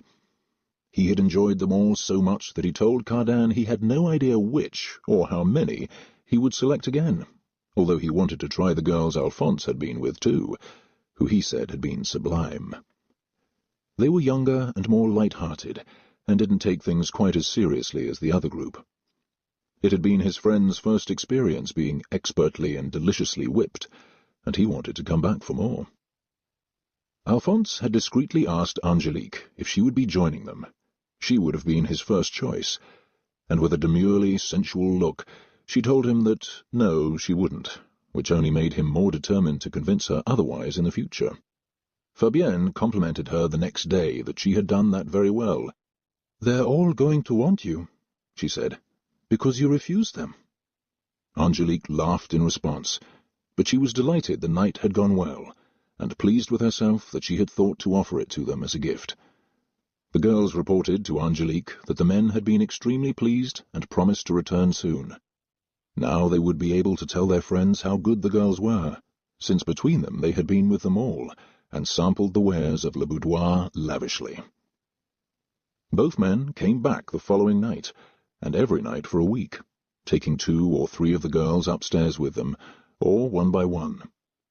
By the end of the week, other men had come, having heard from Cardan and his friend how terrific the house was, how elegant the madam, and how pleasant the furnishings, and what an interesting assortment the women were. Their friends and acquaintances wanted to see for themselves, and within 2 weeks the house was crowded every night. Their guests were paying handsomely for the girls' services, and Angélique was keeping close track of the books. They were making a lot of money, serving light meals in the dining room. Some played cards with the girls for a while, getting to know them. Others wanted to talk, and a great many of them went directly upstairs with the girl of their choice. And a surprising number of their clients had a marked preference for Ambre and her specialties, which she apparently did extremely well, sometimes wearing nothing but a pair of riding boots. The men who began frequenting Le Boudoir were exactly what Angélique had wanted right from the beginning. Political figures whose names were well known, bankers, lawyers, aristocrats, men with enormous fortunes willing to pay almost any price for the right women who could arouse them. The evenings began like an elegant party, with impressive men and beautiful women, and thinned out quickly as their guests disappeared with the girls. Some stayed for a short time, others longer. Several said immediately that they wanted to spend the night, though not many were able to do that with wives they had to go home to, unless they were at their country homes with the children. But the house was alive until 5 and 6 every morning, and the girls slept until 1 o'clock the next day. And every Sunday afternoon, Angélique paid out to them their half of what they had made the previous week, with meticulous lists of which clients they had been with on what night. All the girls agreed they had never made as much in their lives, as quickly and easily, and been paid so handsomely. Angélique had set her fees high, in anticipation of who would be coming. They wanted no paupers among their guests, but only men with fortunes, and not one of them balked at her prices, or complained about the value of what they got. They came back again and again for more. And as their wives left for the seaside or the country, or their chateau in Périgord and Dordogne in July, and the men stayed in the city, allegedly to work and dally, the house was more crowded than ever, and business was booming. Angélique even mentioned to Fabienne that she thought they should get 2 more girls. The women they had were constantly in demand, and some of the men had to wait an hour or 2 in the drawing-room for the girl they wanted to be free. And while they did, Angélique entertained them, and became acquainted with many of them. Much to her own amazement, she had found a profession that suited her. She didn't want to think of what her father would have thought of it, but necessity had driven her to it, with the Fergusons firing her without a character unjustly, and the disastrous situation her brother had put her in. At least she was not one of the women working in the bedrooms. She was the madam, which was slightly more respectable, and her virginity was intact. And there was no question in anyone's mind, the girls or the clients, she was a lady of distinction, and an aristocrat to the core. The girls called her the Duchess, and some of the clients had picked it up, while many wondered if it was true, and she denied it, since she wasn't, despite her noble lineage, but only the daughter and sister of a duke, and the granddaughter of a marquis on her mother's side in France, which she didn't explain to their clients, but she had the grace and demeanour of a duchess, no matter how often she claimed not to be one. And none of the clients suspected how young she was. She stuck to her invented story that she was 26, and they believed her. No one would have imagined her to be a girl of 20, given the enterprise she was running so smoothly. Even the girls who worked for her didn't know her real age, except Fabienne, who kept it a secret. Fabienne had continued to flirt with Jacques when she had the opportunity, but now that she was working consistently, she was too busy to pursue it. He was her willing slave, and did whatever she wished, and Angélique kept a watchful eye on them to make sure it went no further, and so far it hadn't. The names of many of the men in the drawing-room were familiar to Angélique. They were men of power, many of them part of the current Bourbon government that had followed Bonaparte, when Charles X took the throne and restored the monarchy. The heads of several banks were there, and she enjoyed talking finance with them, and learning from them. And in the first week of August, an imposing man arrived one night with a group of friends. He looked familiar to her, and she couldn't place his face. It was Agathe, with her political connections, who told her who he was. She knew many of the politicians through her previous patron, and they came for her at first, and then discovered the others whom they liked as well. "Do you know who that is?" she whispered to Angélique, impressed herself for once as they played cards. Angélique admitted she didn't know and couldn't place the face. He had piercing eyes, an almost military bearing, and was strikingly handsome, with a chiselled face. "He's the Minister of the Interior," Agathe told her. "It's a big statement that he's here. He's very careful where he goes. He doesn't like anyone to know what he's up to." He had identified himself only as Thomas, by first name only, which was an invented alias. But everyone knew who he was. He didn't need to use his real name, and was known to be a secretive person, which went with his job. "Do you know him?" Angélique asked, impressed. "We've met," Agathe said softly. "but I didn't invite him here. I didn't know him well enough for that. Someone must have told him about us." Both women noticed him carefully looking around the room, observing who was there, while smoking a cigar. Angélique watched him circle the room and chat with some of the men. He smiled at the women, but didn't engage them in conversation, and then she saw him watching her, and she nodded her head in acknowledgement, and he smiled. And a little while later, after Agathe had gone upstairs with one of her clients, he came over to sit next to her. "So you are the Duchess all of Paris is talking about," he said softly, his eyes drinking her in. "Is the title real?" "It is, but never destined to be mine," she told him honestly, as their eyes met and held. She could feel him near her with an almost electric charge. "Whose, then?" "My father's, and now my brother's." "Ah," he said, even more intrigued. "You're British," he guessed, although one couldn't hear it in her flawless French. "Half. My mother was French." "And on her side, equally blue blood?" He was fascinated by her, and could see how high-born she was. He couldn't imagine what she was doing here, running the house. For a girl of her birth to be running a brothel seemed unthinkable, but she ran it with the grace of a dinner party. "Bourbon and Orléans," she answered, which were both of the royal houses of France. "I've been hearing about you," he said, mesmerized by her. "Good things, I hope," she said demurely, her eyes never leaving his. She didn't try to avoid his intense gaze, and he liked that about her too. "Only good things. I'm told that you don't go upstairs with the clients and have the best girls in the city." "I tried to put together an interesting group in a pleasant atmosphere," she said modestly, and he smiled at her warmly. "I'd say you've succeeded. I like it here, and so do my friends. Everyone feels at home here." "That was my goal. I hope you'll come to see us often." She smiled invitingly at him, but not so much as to mislead him. She was exquisitely elegant and well-bred in her manner as well as dress, and yet gentle and warm at the same time. He had never met a woman who intrigued him more. "And if I do, will you come upstairs with me, as a special arrangement?" He was asking her to be his mistress in no uncertain terms, and she understood it perfectly. She had learned a lot in the past 3 months that she had never dreamed of before, and she could tell he was serious by the way he spoke to her.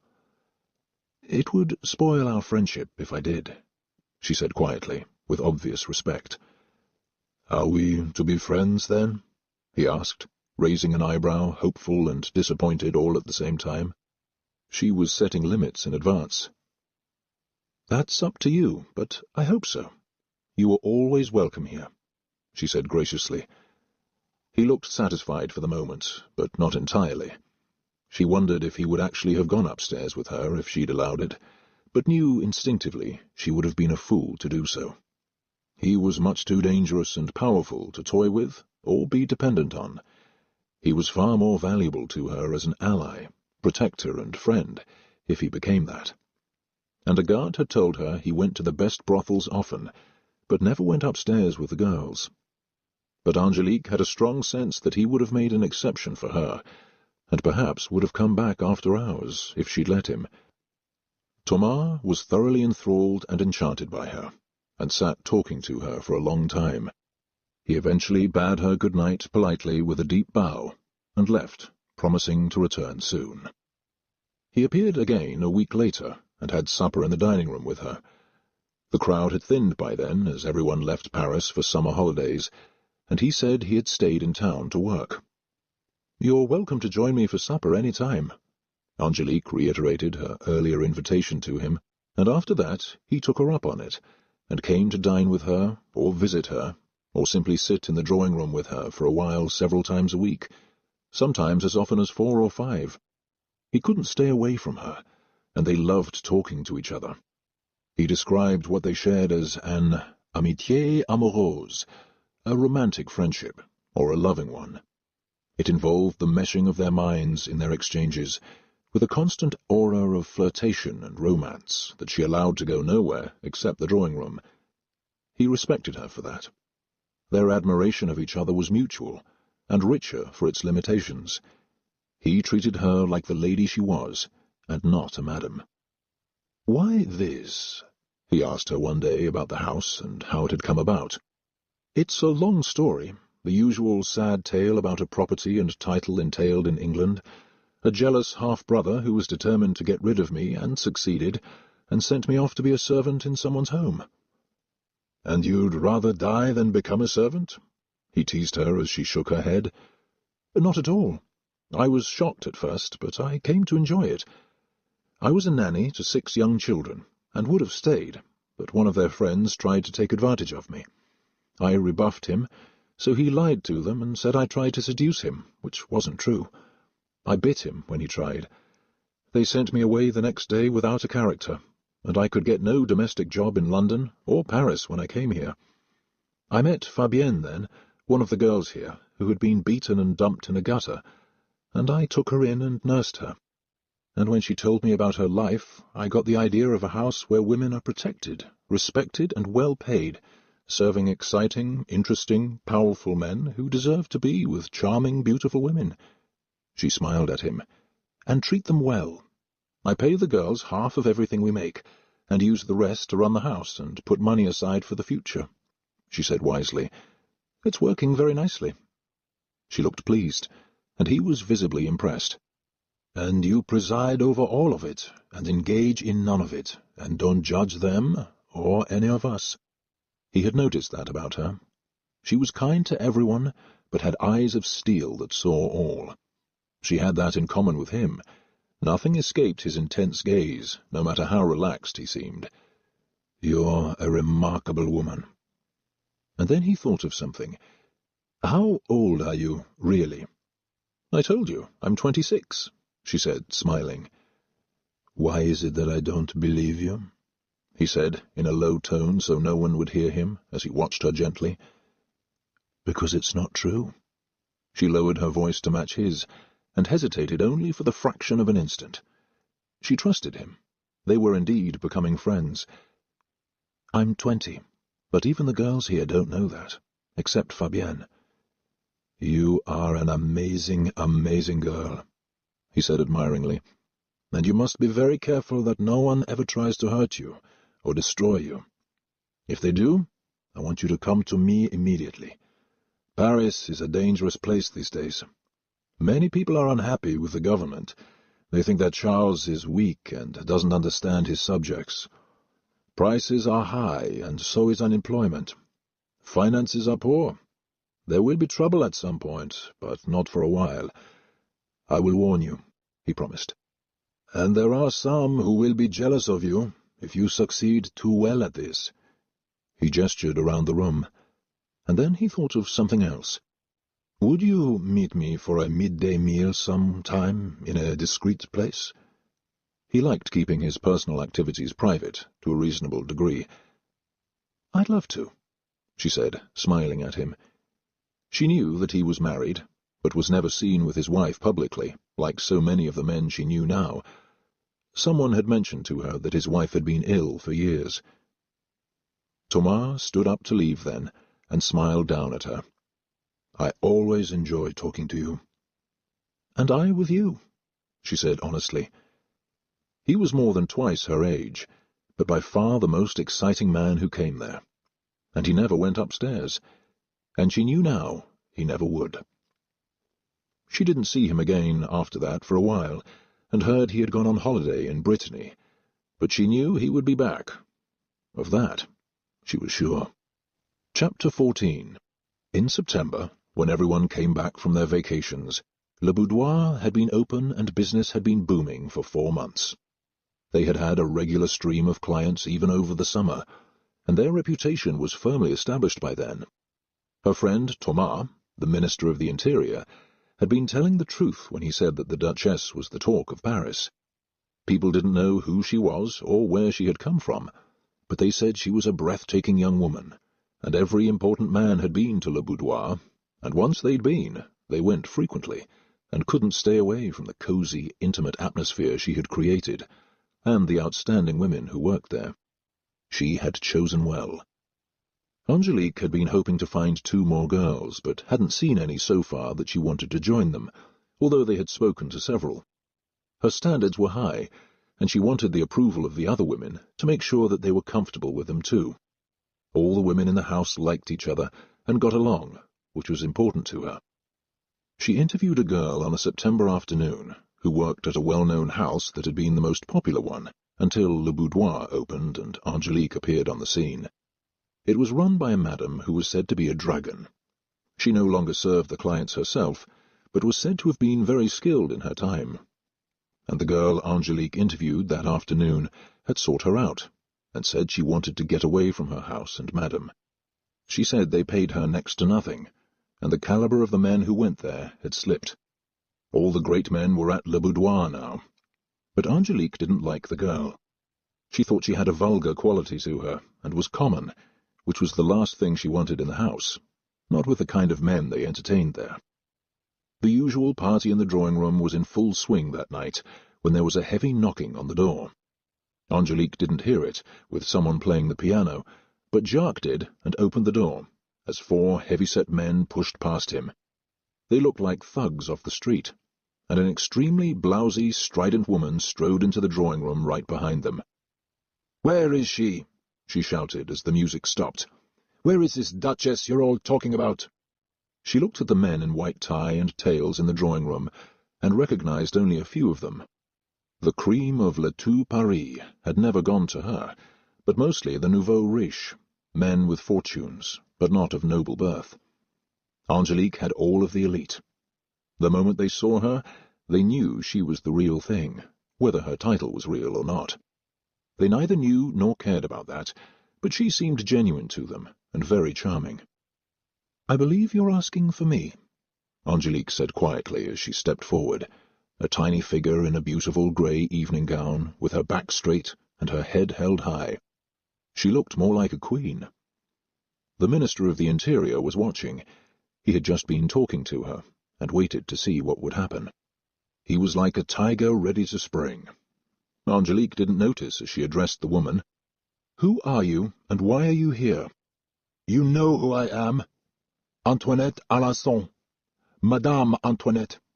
You tried to steal one of my girls today," she said, sounding vulgar, as Angélique faced her with courteous disdain. "Not at all," Angélique said coolly. "I told her to go back to you. I have no wish to hire her. Now please remove yourself from my drawing-room. There is a private party underway." The thugs around the older woman coiled as though ready to strike, but weren't sure at whom, and Jacques was no match for them. Angélique prayed that they would attack no one in the drawing-room, or cause them to send for the police. She wanted no notoriety of that kind for the house. "She told me you offered to pay her more, and tried to get me to increase her wage." "That is neither true nor of any interest to me. Good night, madame. Please take your friends and leave." She stood staring the woman down, as no one moved in the room. No one wanted to be involved in a scandal, or even worse, a brawl. And turning on her heel, Madame Antoinette gave a signal to her henchmen, and they followed her out the door, which Jacques closed and locked behind them, as everyone in the room heaved a sigh of relief. "Good Lord, what an awful woman!" Angélique said, laughing to conceal her trembling knees. She whispered to one of the maids to pour champagne for everyone, and more for those already drinking it. She then went on as though nothing had happened, and everyone relaxed, as her powerful friend came to stand next to her. "Well done, my dear," Thomas whispered, and they exchanged a warm, affectionate look. They had had dinner several times by then, and had gotten to know each other better. He had told her of his wife's long illness in an asylum, and she sensed his loneliness. He lived only for his work. She was flattered by his confidences, and loved his explanations of politics. And had he been single, and their lives different, she would have been happy to be more than his friend. But she had made it clear to him that could not be. She didn't want to be any man's mistress, and he accepted that from her. He loved being with her, and they went for long walks together in the Tuileries gardens, with her small hand tucked into his arm. She was always exquisitely dressed when she had dinner with him, and was truly the most beautiful woman he knew. She already had a reputation for wearing the most fashionable clothes, and she dressed her girls well, too. There was none of the vulgarity of other women of their kind. There was nothing shocking about them, except upstairs, where it belonged, which had been her intention all along. "Are you all right?" he asked her after the intrusion, and she nodded, but he could tell she had been frightened and covered it well. It reminded him of how brave she was. The 4 men Madame Antoinette had brought with her had looked dangerous to all of them, and probably were. And she clearly hadn't expected the reception she'd gotten, and had no bone to pick there. "Of course, I'm fine." Angélique brushed it off to him. She didn't want her other clients upset. "I want you to get a second man. The one you have isn't enough. Something like that could happen again, or worse. You never know. We're all gentlemen here, but you can't predict when the wrong sort will wander in. I don't want anything to happen to you." His concern for her and affection showed in his eyes. "I know everyone here," she reassured him, looking around. "So do I." He smiled at her. "But please, get a second man." "I will," she promised. He left shortly after. He rarely stayed too long, but he came only to see her and talk to her. He always had work he had to attend to, and secret missions he couldn't tell her about, and she knew not to ask. As promised, she had Jacques find another man to work with him, which he thought was sensible too. They shared the room in the carriage-house, and Jacques didn't mind. He was always kind and willing to do anything he could to help. And the appearance of the 4 tough men in the drawing-room had worried him too. He agreed that it would be better with 2. Luc, the man they hired, was young, barely more than a boy, but he was huge. He was a blacksmith's son, so he was good with the horses. But more than anything, he was an imposing figure with Jacques at the door, which made everyone, clients and girls alike, feel more secure, as well as Angélique. As it turned out, the protection they needed was not outside, but upstairs. A school friend of one of their favorite clients, a regular of Yaba's, came with him one night for the first time, after his friend had raved about Le Boudoir. And the new client was particularly intrigued by the services of Ambre, when he heard that she was well versed with her small whip and willing to tie him to the bed. He had been very pleasant in the drawing-room, and rather meek, and had gone upstairs with her. They were absent for a long time, which no one thought unusual, until Ambre crawled out of her room on all 4s, barely conscious and dripping blood. It was the first time one of the girls had gotten hurt, and they were horrified, as were the clients in the hall who saw it and rushed to help her. One of the men in the drawing-room was a doctor and came upstairs to care for her.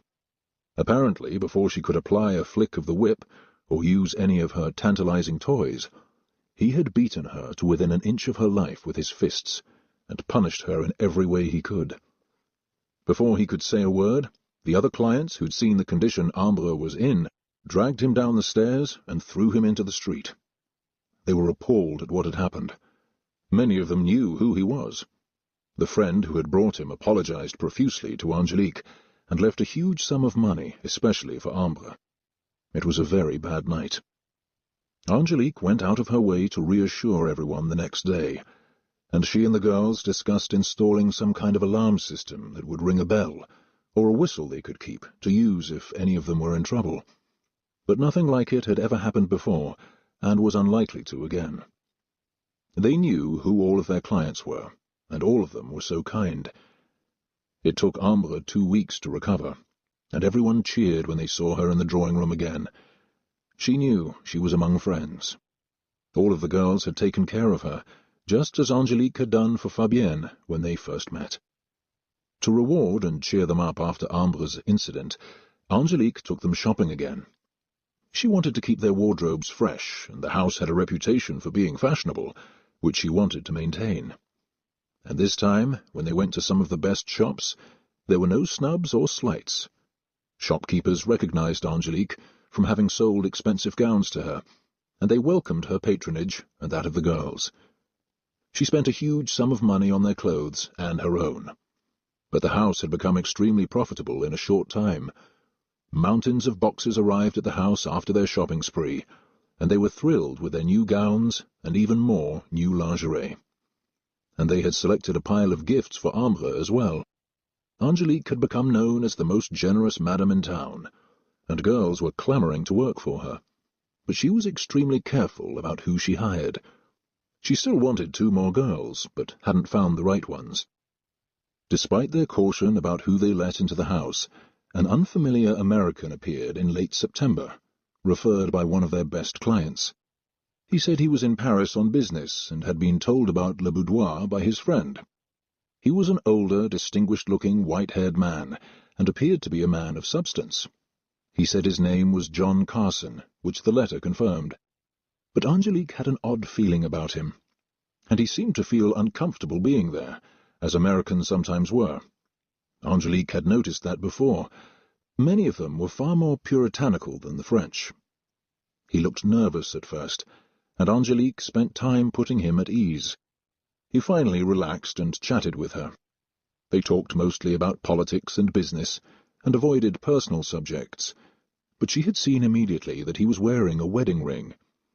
After an hour in his company, she casually introduced him to some of the girls, but by then he only wanted to talk to Angélique.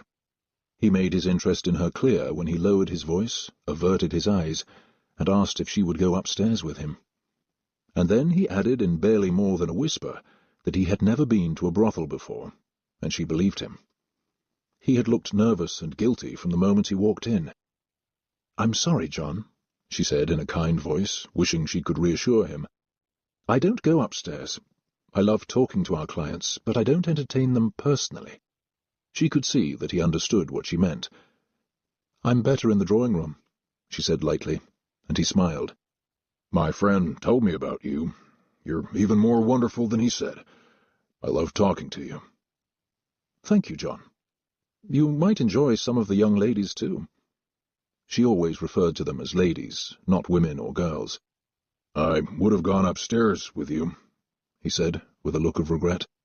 "My wife and I, we haven't. We married a long time ago. We're very different. We're not close." It was a story she was familiar with, and she nodded. "I understand," she said sympathetically, wanting to free him of his inhibitions so he could enjoy the full services of the house. She thought he might like Agathe, who had other clients like him, but he showed no interest in her when she walked by. He only had eyes for Angélique, and left at last after 2 hours with her, and promised to return the next day. Angélique assured him she would be delighted to see him when he returned. And after he was gone, one of their clients had recognized him, and mentioned to her that he was a very important financier in the States. And he clearly wasn't a habitué of brothels. He had looked uncomfortable all night, except while in deep conversation with Angélique. He had told her that he frequently did business in Europe, though more often in London. They had talked about England for a while, and he'd been startled when he first talked to her to discover that she was British. And the moment he heard her very upper-class accent, it was obvious to him that she was no woman of the streets. Like everyone else, he was fascinated by her. He came to the house every night for a week after that, to talk to Angélique, and he took none of the girls upstairs. He just sat with Angélique and talked to her for hours. And on the last night he told her how much he enjoyed meeting her, and that he was leaving the next day. "I'll come back to see you the next time I'm in Paris, probably in a few months. I come several times a year," he said wistfully. "Perhaps you'll change your mind about going upstairs with me next time," he said with a determined expression. He was obviously used to getting his way. "I won't do that," she said firmly, with a warm look in her eyes to soften the blow of rejection. "But I'll be very happy to see you. Have a safe journey home." When he left, she thought about him for a while afterward. He seemed like an unhappy man, but his eyes lit up when he talked to her. She could sense that he was used to being in command, and was unfamiliar with not getting what he wanted. But if what he wanted was Angélique in a bedroom upstairs, he would be disappointed again. And he left a surprisingly large amount of money for the time he'd taken talking to her. Angélique had never expected to be paid for the time she spent in the drawing-room conversing with their clients, and she put the money away to split later among the girls. And she had the strong feeling when he left that she'd be seeing him again. Le Boudoir was becoming more and more well-known, and their business was increasing. In October and November, she finally had to take on 2 more girls. Both were extremely pretty. One was a Swedish girl named Sigrid, who spoke English, French, and German, and the other was a striking Spanish girl named Carmen, who had been a flamenco dancer and had grown up as a gypsy in Seville. There was something very wild about her, and the men loved her as soon as she started to work. Both women were great additions to the group. Carmen was rarely in the drawing-room for 5 minutes before she was taken upstairs again. She was playful and loved to tease and taunt the men, and they loved it. They gave a party in December, a few days before Christmas, which was lavish and elegant. The champagne flowed, they served caviar, and 200 men crowded into the house. All their regular clients brought friends. Thomas came to wish her a Merry Christmas, and as usual didn't stay for long, but she was touched that he'd made the time to come. And the day after the party, Angélique was chatting with several of their regulars about how much fun it had been. She had worn a spectacular white satin gown to the party, which showed off more of her body than she usually did, tantalizing their clients more than ever, since they all knew they couldn't have her. For the madam of a brothel, she was unwaveringly chaste, much to the men's dismay. She was wearing an elegant black dress the night after the party, with a handsome pearl choker around her neck that had been her mother's, when she heard 2 Englishmen walk in and explain that they had been sent by friends. She recognized one of the voices immediately. Glancing into the hallway as he took off his coat, she saw her brother Edward swaying unsteadily. He was drunk and saying that he wanted to meet the girls. Without hesitating, she excused herself to the man she was talking to, disappeared into the kitchen, and sent for Fabienne, who came to find her a minute later to discover what was wrong. "The drunken Englishman in the drawing-room by now is the younger of my brothers," she whispered. "He can't see me, or he'll tell all of England. Give him one of the girls and send him upstairs quickly. I'm going to my room. Tell everyone I have a headache." "I'll take him myself," Fabienne reassured her. She could at least do that for her, and she didn't have a client at the moment.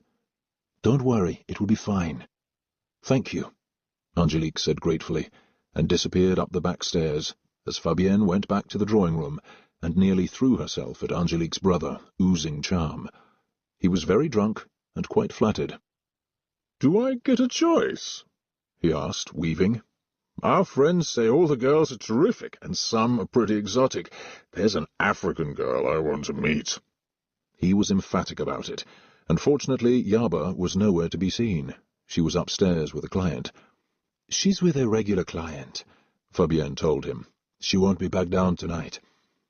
And then Fabienne pouted at him and looked like an innocent cherub. "My feelings will be hurt if you don't pick me." "Oh, all right then," he said, lurching at her, as she took his hand and led him toward the stairs. "Who's a phony Duchess, by the way?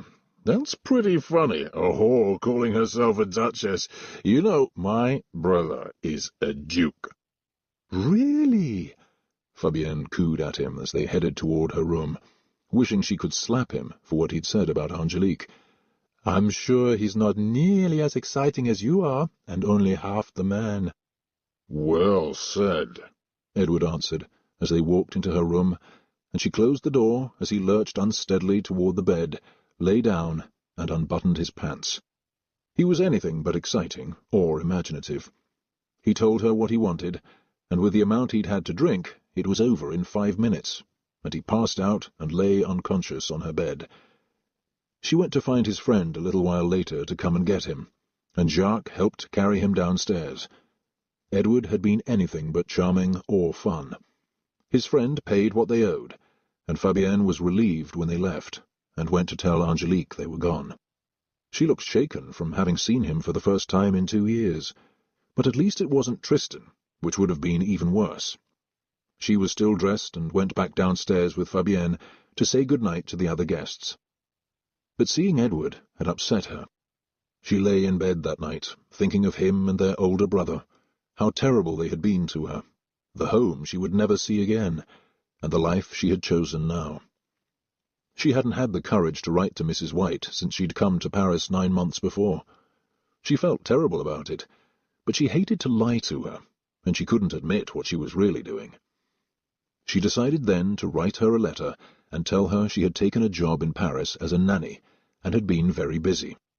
There was no way she could tell her the truth. And as she fell asleep that night, tears rolled into her pillow. She was the most successful madam in Paris, and she was so homesick for her childhood home and her father that she was crying like a child. Chapter 15. Angélique and the girls at Le Boudoir spent a quiet Christmas day at the house.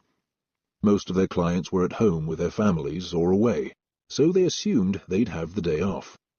But they hadn't told anyone officially that they'd be closed, in case 1 or 2 of their clients were lonely or alone and wanted to come by. They kept their doors open to their customers at all times.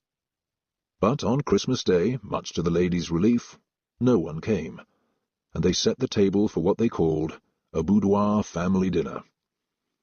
Their off-time together always had a family feeling, like a group of loving sisters who got along. They wore whatever they wanted, with no makeup, no fancy hairdos, no elaborate gowns. It was the first time any of them had relaxed in a long time. They were never closed, and one or another of their clients was always dropping in unannounced. The men loved that they always felt welcome at any time, and the girls were happy to see them. They could talk or relax, or play cards, or play the piano, or just read a newspaper, almost like a club. They didn't have to go upstairs if they didn't want to. And if they wanted glamour, they could arrive in the evening and find the girls beautifully dressed and waiting for them as the maids served champagne. The girls all exchanged gifts with each other, and had bought or made lovely, thoughtful gifts. Angélique gave each of them a new purse, or blouse, or bonnet, something to wear when they weren't working, and a large bonus to each girl. "I've never had so much money in my life," Philippine said happily. "I've been saving it for something special."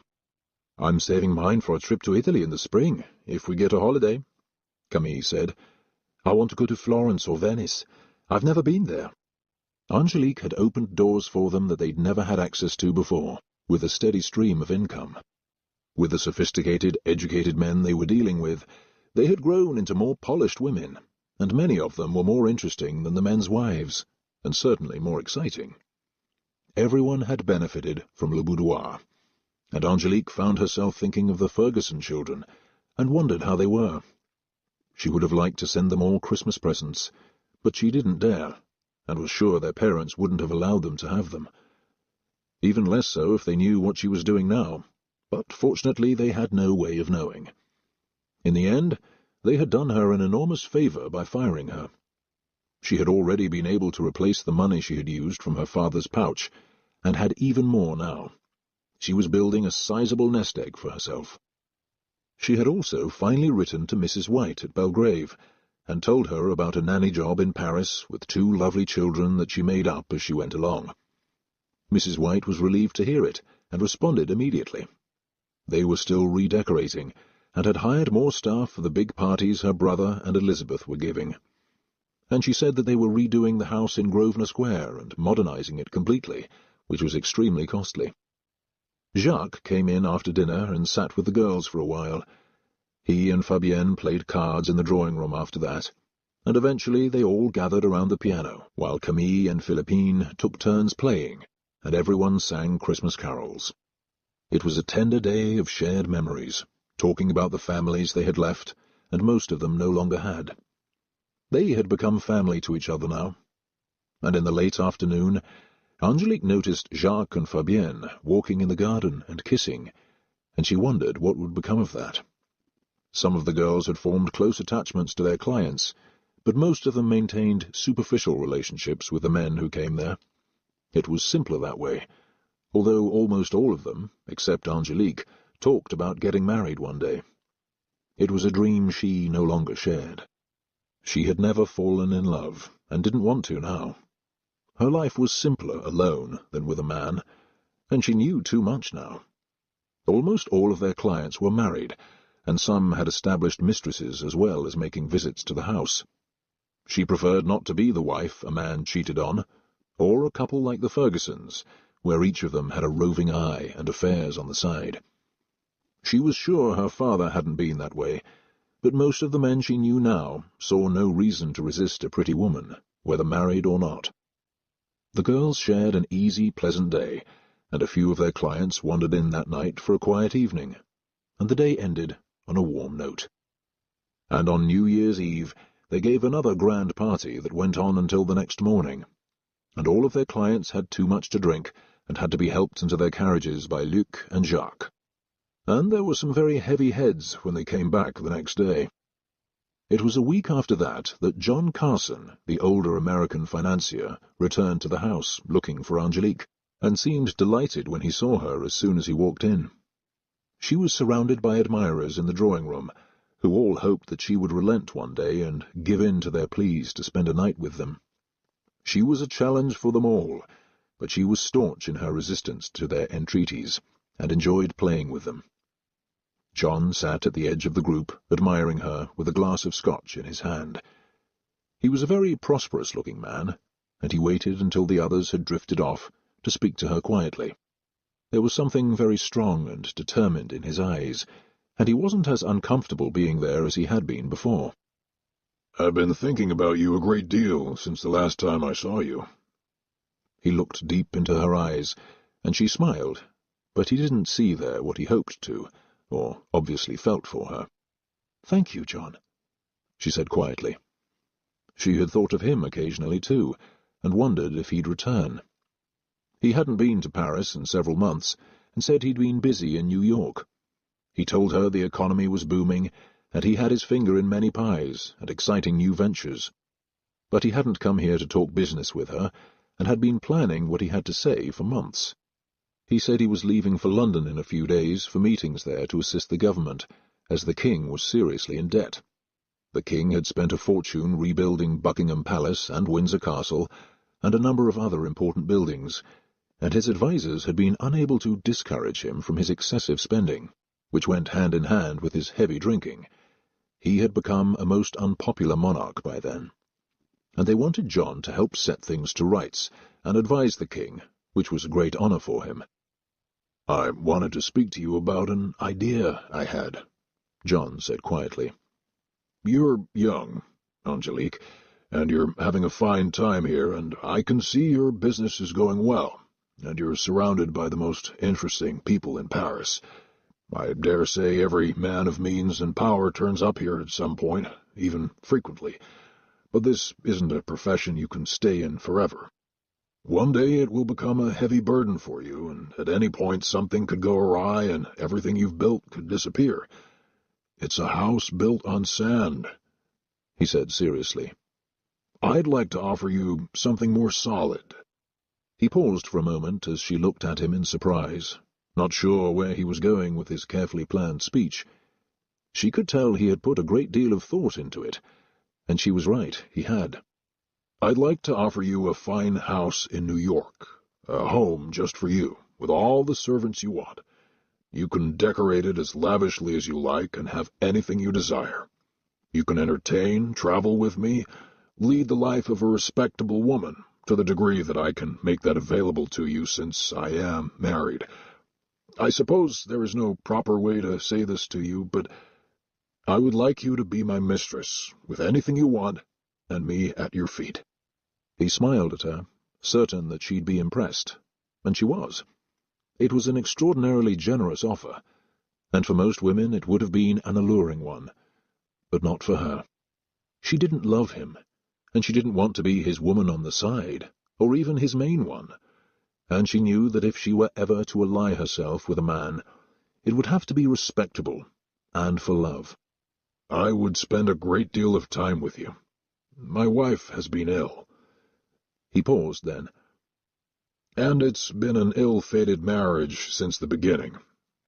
We have a wonderful son, but other than that we have nothing in common and never did. Even when she was well, we led separate lives, and have for nearly 30 years. She guessed him to be about 60, and he was a handsome man, but there was something missing. She had the strange feeling that he wanted to own her, not love her. She was sure that he would give her everything he promised, and would have kept his word.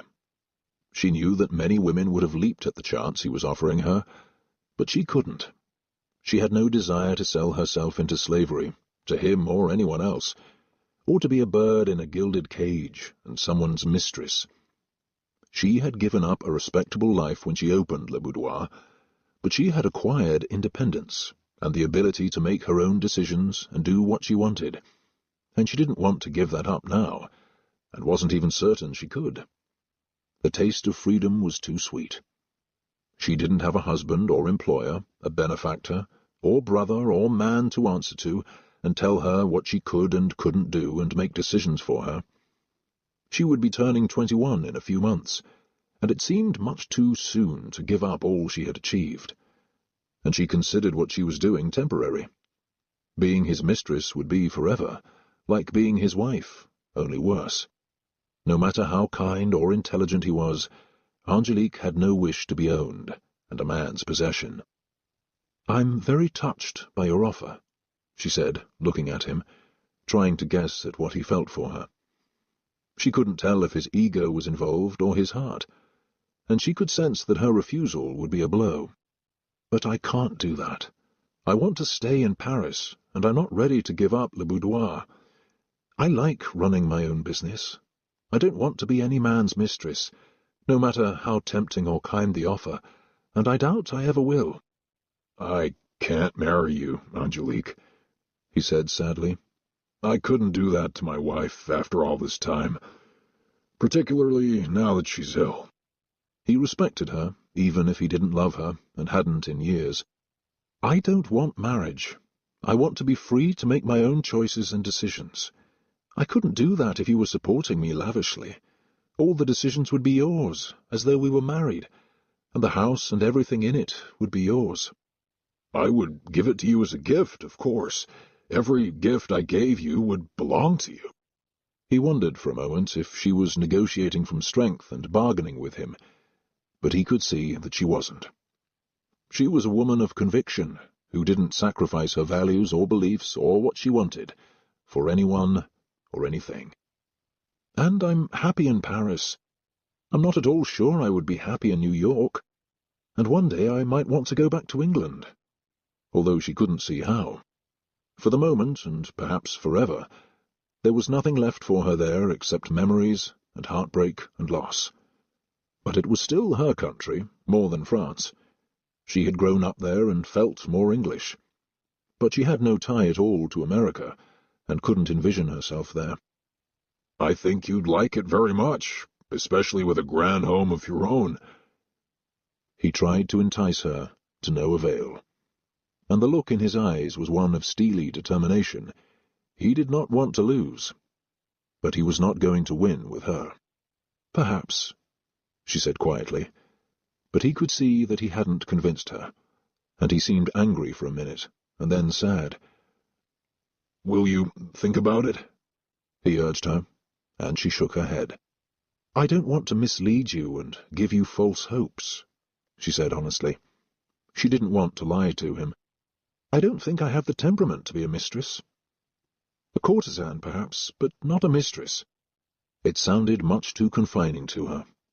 Her friends were the most powerful men in the city and the country, and increasingly men were coming to Le Boudoir from all over Europe, including her own brother, who was only a pathetic drunk and a second son, but others were more important and more interesting, and John was certainly one of those.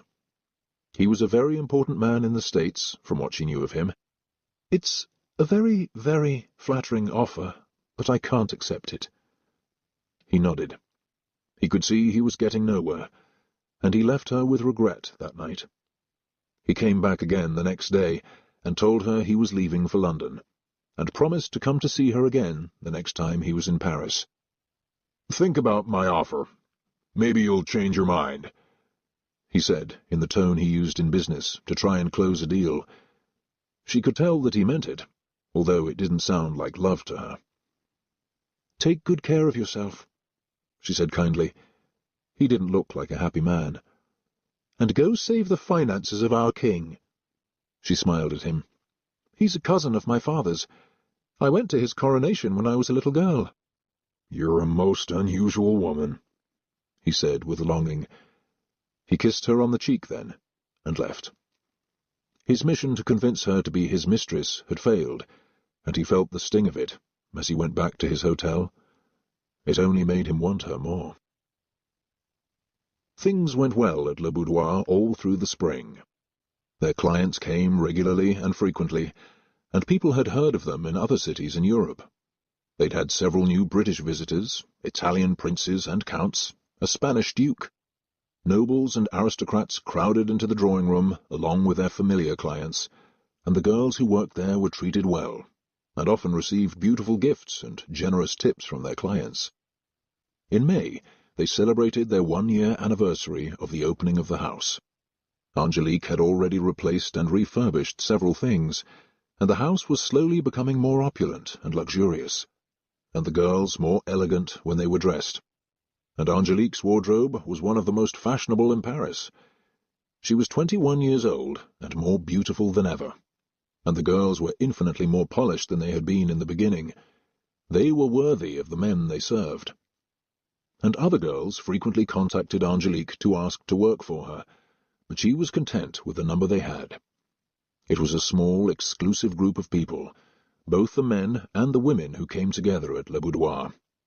None of them had expected it to be the success it became. A few days after their anniversary, another group of Englishmen came to the house one night. They were rowdy and jovial, very well dressed, and more than a little drunk. Angélique noticed them when they arrived, and she heard them tell Jacques they had been sent by friends. Jacques looked at her, and she nodded. They seemed fine to her, and then she saw a familiar face in the group. It was Harry Ferguson, her employer when she was a nanny, and she discreetly disappeared, as she had when her brother Edward had turned up. She whispered to Fabienne that she was going upstairs, and left. "Your brother again?" Fabienne asked as Angélique slipped by, and she shook her head. "I'll tell you later. Take care of them," she whispered, and was gone up the stairs to her room in the attic. It was already late, and she didn't intend to come down again, so she undressed and went to bed. She wasn't really surprised to see Harry at Le Boudoir, and she was sure he would never make the connection between the Duchess and the nanny he had sacked 14 months before. He had done her the favour of a lifetime, and it no longer mattered to her that they hadn't believed her, and had listened to the lies of their friend. She was infinitely happier now, although she still missed Emma and thought of her at times. Fabienne asked her who he was when they met at breakfast the next morning. "He was the man I worked for as a nanny, that my brother sent me to, when they disposed of me like so much baggage." "The one who fired you?" "Yes," Angélique said with a smile. "Was he with you last night?" "No, he wanted Ambre. He had heard about her. He wanted Yarba, too, but she was busy. They stayed a long time and paid very well. He seems to have a lot of money to spend." Angélique nodded and read the newspaper. Harry Ferguson meant nothing to her, nor his wife, nor their money.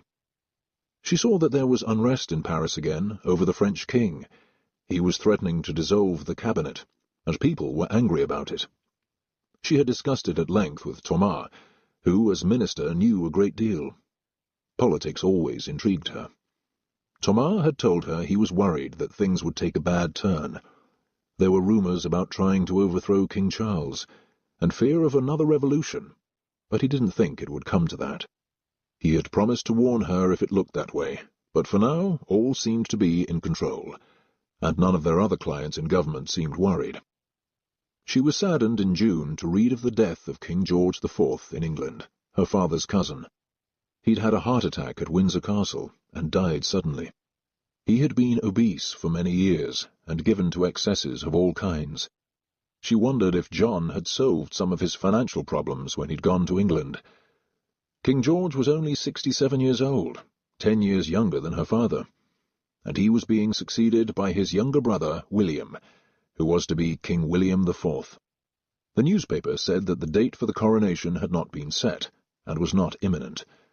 George only had a daughter and several illegitimate children, so his brother William succeeded him, although he was only 3 years younger, and his succession would eventually become a problem as well, since none of his legitimate children survived infancy, and he had 10 illegitimate children by an Irish actress, Dorothea Jordan, whom he had never married. The vagaries and misbehaviour of the British monarchy were complicated to follow, but Angélique was familiar with them. And in July, a month after King George's death, Thomas came to visit her quietly, as he often did, to spend a little while with her. He was a familiar figure at the house, and the girls always wondered if more would come of it, but Angélique insisted they were just friends. He said he was extremely concerned for her safety when he arrived that day. King Charles had dissolved the Parliament, which he considered too liberal, and had censored the press. Outraged citizens were gathering, and barricades were going to be erected in the coming hours, and there was likely to be fighting in the streets. The people were tired of the Bourbons, and a dangerous clash was likely to occur, or even lead to another revolution. "You and the girls must leave the city immediately, by tonight," he told her. "But to where?" Angélique looked panicked. She was frightened at the thought of another revolution, like the one that had killed her grandparents and most of her relatives, and had sent her mother to England as a baby. "I strongly suggest a holiday at the seaside until things calm down." She could see that he was serious, and her mind was racing. She didn't want to leave the house, but she didn't want to risk their lives and safety either, and she was responsible for the 10 women who lived there with her and worked for her. "Can you be ready to leave in a few hours?" he asked, gravely concerned, and she knew he had enough inside information that if he told her to leave Paris, she'd be a fool not to. She trusted him completely, and knew his concern for her was genuine. "We will if we have to.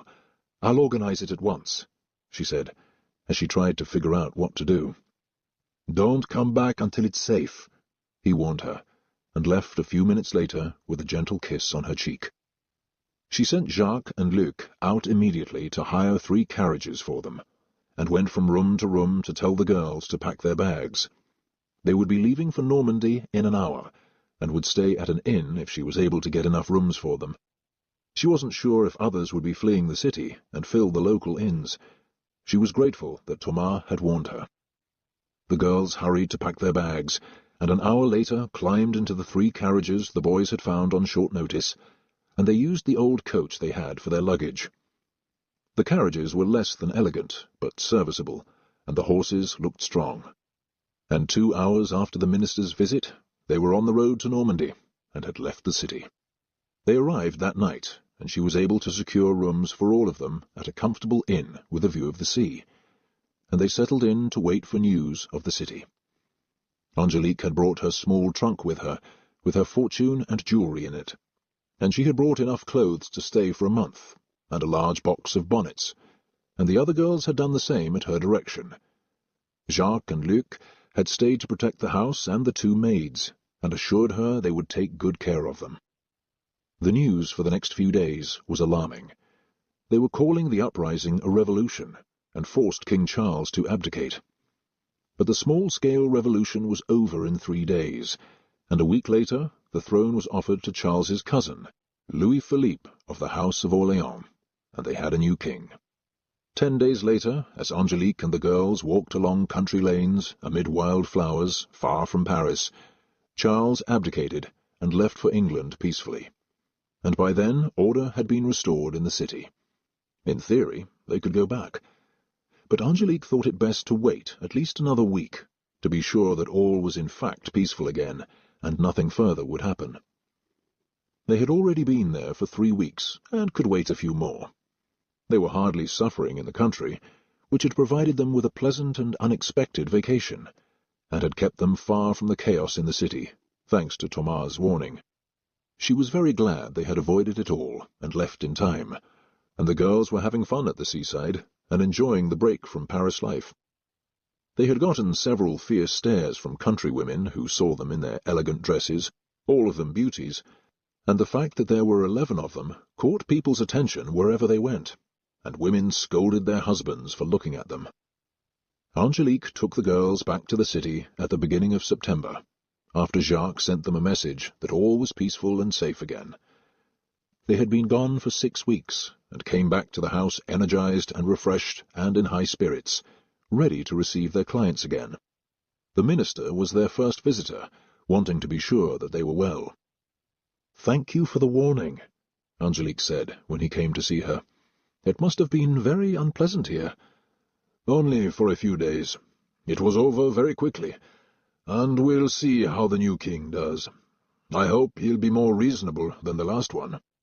The girls loved their little holiday, she admitted, smiling at him, happy to see him again. Their clients rushed to see them the moment they came home, delighted they were back. They had missed the girls in August, but many of the men had been away too, at their country homes and chateaux, as they were every year. But everyone had returned, and September was busy, and the weather unseasonably warm, even more so than it had been in Normandy, where there was always a pleasant breeze. The week after they came back from Normandy, Angélique was surprised to see John return to Paris. He said he had business there, and had an appointment in London with the new king, but he said he had something to tell her that might make her see things differently. A significant change had occurred in his life since his last visit in January. His wife had passed away in June, and he said he would be in mourning for the next several months, but he wanted Angélique to know that after his period of formal mourning, he was prepared to marry her. He was no longer limited to offering her to be his mistress. He could make an honest woman of her. His eyes, as he spoke to her, begged her to accept. But the simple fact was that she didn't love him. He was 40 years older than she was, and she liked him and enjoyed talking to him in the drawing-room, but she had no desire to marry him, no matter how generous he was prepared to be, and she was shocked by his unexpected proposal. "John, I can't," she said, looking unhappy. "I told you before, my life is here. I don't want to go to New York, and I don't want to get married. We barely know each other, and what if someone finds out how we met, that you met me here? I'm a madam in a brothel. How would that fit into your life if someone should find out?" "Why would they?" he asked confidently. "No one ever needs to know how or where we met. You're from an extremely dignified family, and I'm old enough to do what I want. I'm too old for it to hurt my career, and no one will find out." And even if they did, he didn't care. He wanted her desperately, and had thought of nothing else since June, and he had believed her when she'd said she would never be any man's mistress. He was willing to risk it, and deny this piece of her history if anyone recognized her. He wanted her to the point of it being an obsession. She didn't know if he loved her, although he said he did, but he wanted her more than anything on earth. He had to have her. Reason no longer entered into it, except for her.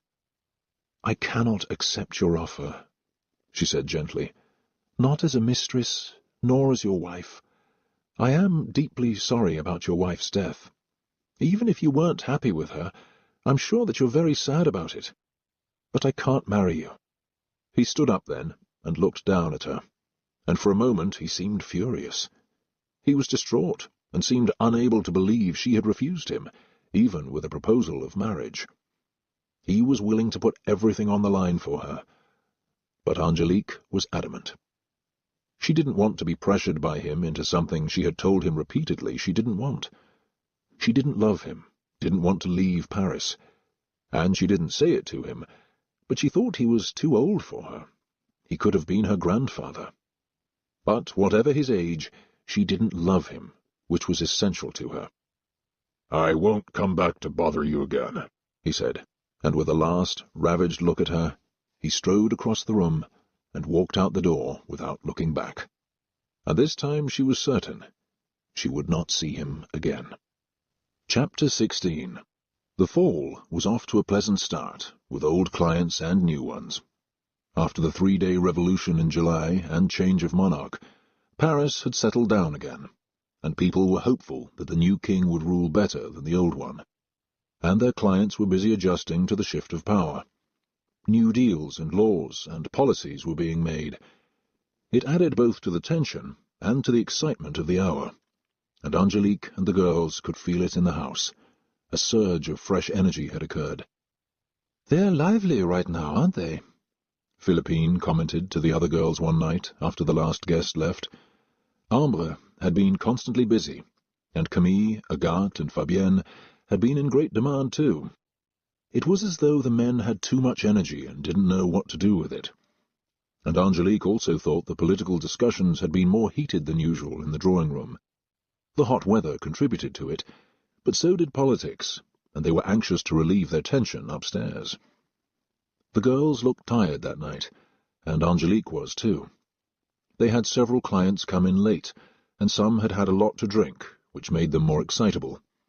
And since none of them discussed politics with their wives, they all wanted to talk about the new changes with Angélique, who was so intelligent and well-informed about political events.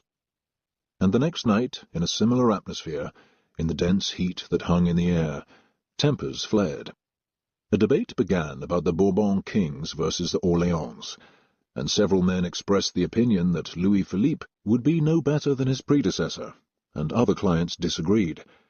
And before anyone could stop them, 2 men, who'd had too much to drink before they came to the house that night, began shouting at each other in the drawing-room. One pushed the other, and others tried to intervene. A punch was thrown, and at a signal from Angélique, Jacques and Luc crossed the room. It was the first time a fight had broken out between her aristocratic clients, and before they hurt each other, she wanted them both removed. They were in no condition to stay, nor did she want them to. Le boudoir was meant to be a haven for important men, not a boxing ring. And as Jacques grabbed one by the shoulder, before Luc could reach the other, the main aggressor in the argument pulled a pearl-handled pistol out of his pocket and shot his opponent in the chest, and a red flower of blood grew across his immaculately starched white vest. The man who'd been shot wore a look of surprise as he slumped to the floor at Jacques' feet, and the man holding the pistol attempted to lurch out of the room as Luc reached out and stopped him with a powerful grip. Angélique knew the shooter slightly, and his victim was one of their best clients. She bent down to him immediately as he gasped for air, and a dozen men joined Luc to stop the shooter from leaving, as Angélique looked up at them. "Get a doctor," she said to Luc, just as Thomas emerged from the crowd. For an instant she had forgotten he was there, and she was immensely grateful to see him. She had no idea what to do next. The situation seemed dire to her, and would lead to scandal for all of them. She couldn't imagine what Thomas could do now. The man who'd done the shooting had slumped into a chair with a dazed look, and was no longer attempting to leave, as Thomas surveyed the scene intently. Angélique grabbed a cushion and put it under the head of the man who'd been shot. She didn't know what else to do, and one of the girls came running down the stairs with a stack of towels to stanch the blood. It was all over him by then, and on Angélique's dress, and his entire vest had turned bright red. He was obviously in extremis, and the pressure she and Agathe put on the wound did nothing to slow the bleeding. His eyes had rolled back in his head, and he could no longer speak. The damage from the bullet had been severe. They had only been a foot apart when his attacker fired the shot. As the men watched, there was a murmur in the room. Many of them knew the victim. He was one of the most respected bankers in Paris, and the shooter was a member of the Parliament that had been dissolved by King Charles in July, and he was bitter about it. The man on the floor gave a terrible rattling sound then, as Thomas knelt beside him with Angélique, and a rush of blood gurgled to his lips and ran down his chin. Angélique held him, hoping to help him breathe, as he gave a last gasp, and died in her arms, while they all stared at him in horror. He had been murdered in her drawing-room. She gently laid him back down as Thomas checked his pulse. The victim lay with open eyes, no longer breathing. There was a look of panic around the room, and conversations in low voices as they discussed what to do. No one had had time to send for the police, or even think of it. Everything had happened so quickly. Angélique looked at Thomas expectantly. There were at least 30 men standing in the room, as Thomas took control of the situation. He knew many, or even most of them. The shooter sat, dazed at what he'd done, and knew that life as he knew it was about to end. Someone had taken the pistol from him after he shot the fatal bullet, and Angélique had no idea where it was, as Thomas spoke in a strong, calm voice. "Gentlemen, I suggest you all leave immediately. None of you were here tonight. We have not seen each other. Is that correct?" They all nodded with a look of relief, with no desire to be part of the inevitable scandal that would result if they admitted to being there that night. They filed out quickly, as he told Angélique to tell the girls upstairs to have the other guests leave. The clients in rooms with the girls had no idea what had happened, or that a man had been killed. She sent Agathe to tell them, and within minutes the remaining men in the house hurried down the stairs, and the minister told them to leave, with the same instructions he had given the others.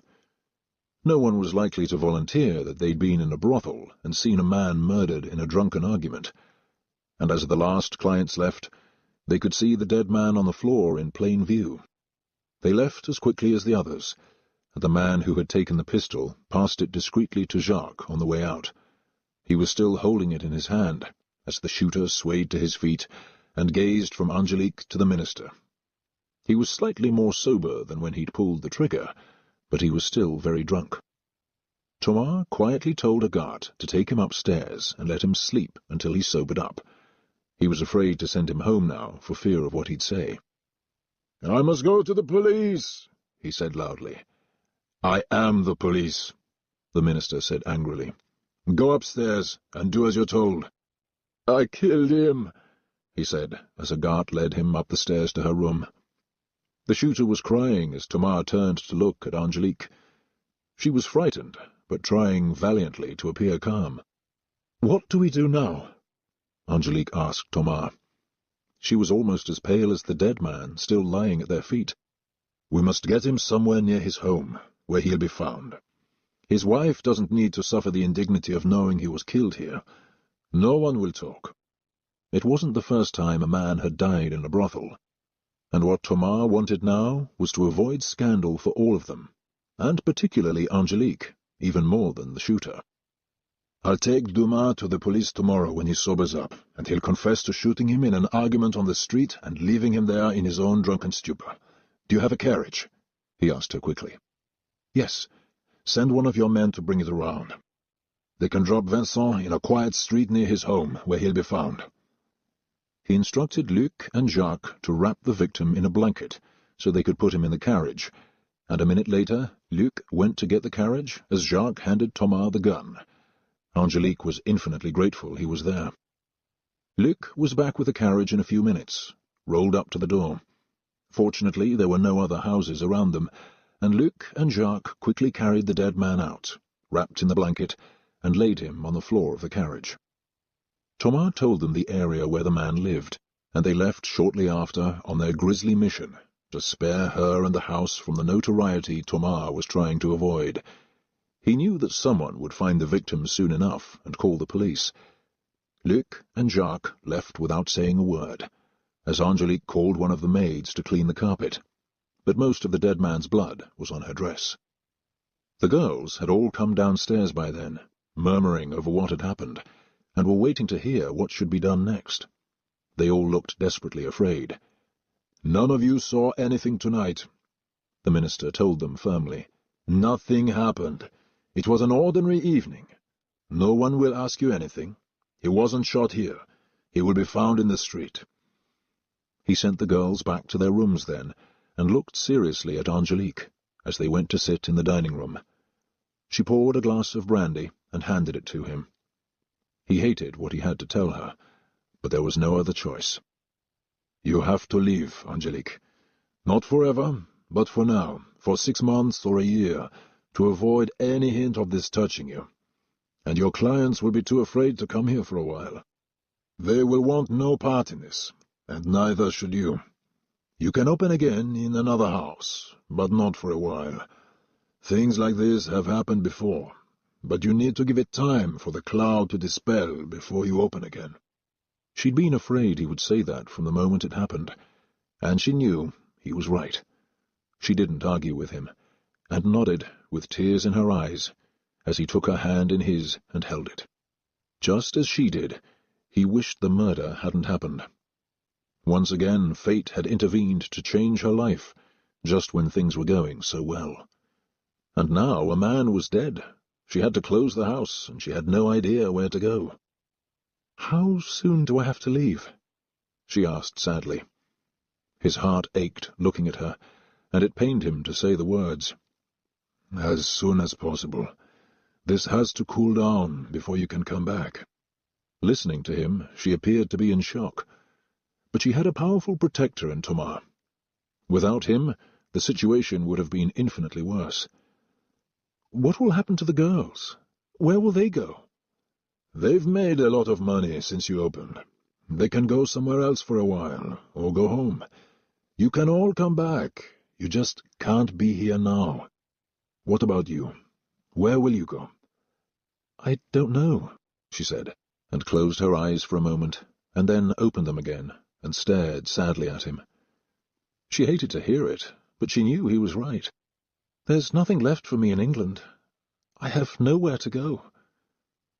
As she said it, she wondered why she was always at the mercy of other people's follies, her brothers, Bertie's, and now this. "New York?" he suggested, as she thought about it and nodded. "Maybe. I have nothing and nowhere there either." "You can have a fresh start and get away from this for a while. It might do you good. This isn't a life for a girl like you, the daughter of a duke. La Duchess." She smiled at the girl's nickname for her. It sounded foolish on his lips. "You should book your passage tomorrow. Your clients have a lot at risk. They won't talk, and none of them want to explain why they were here. If you leave now, you won't be involved."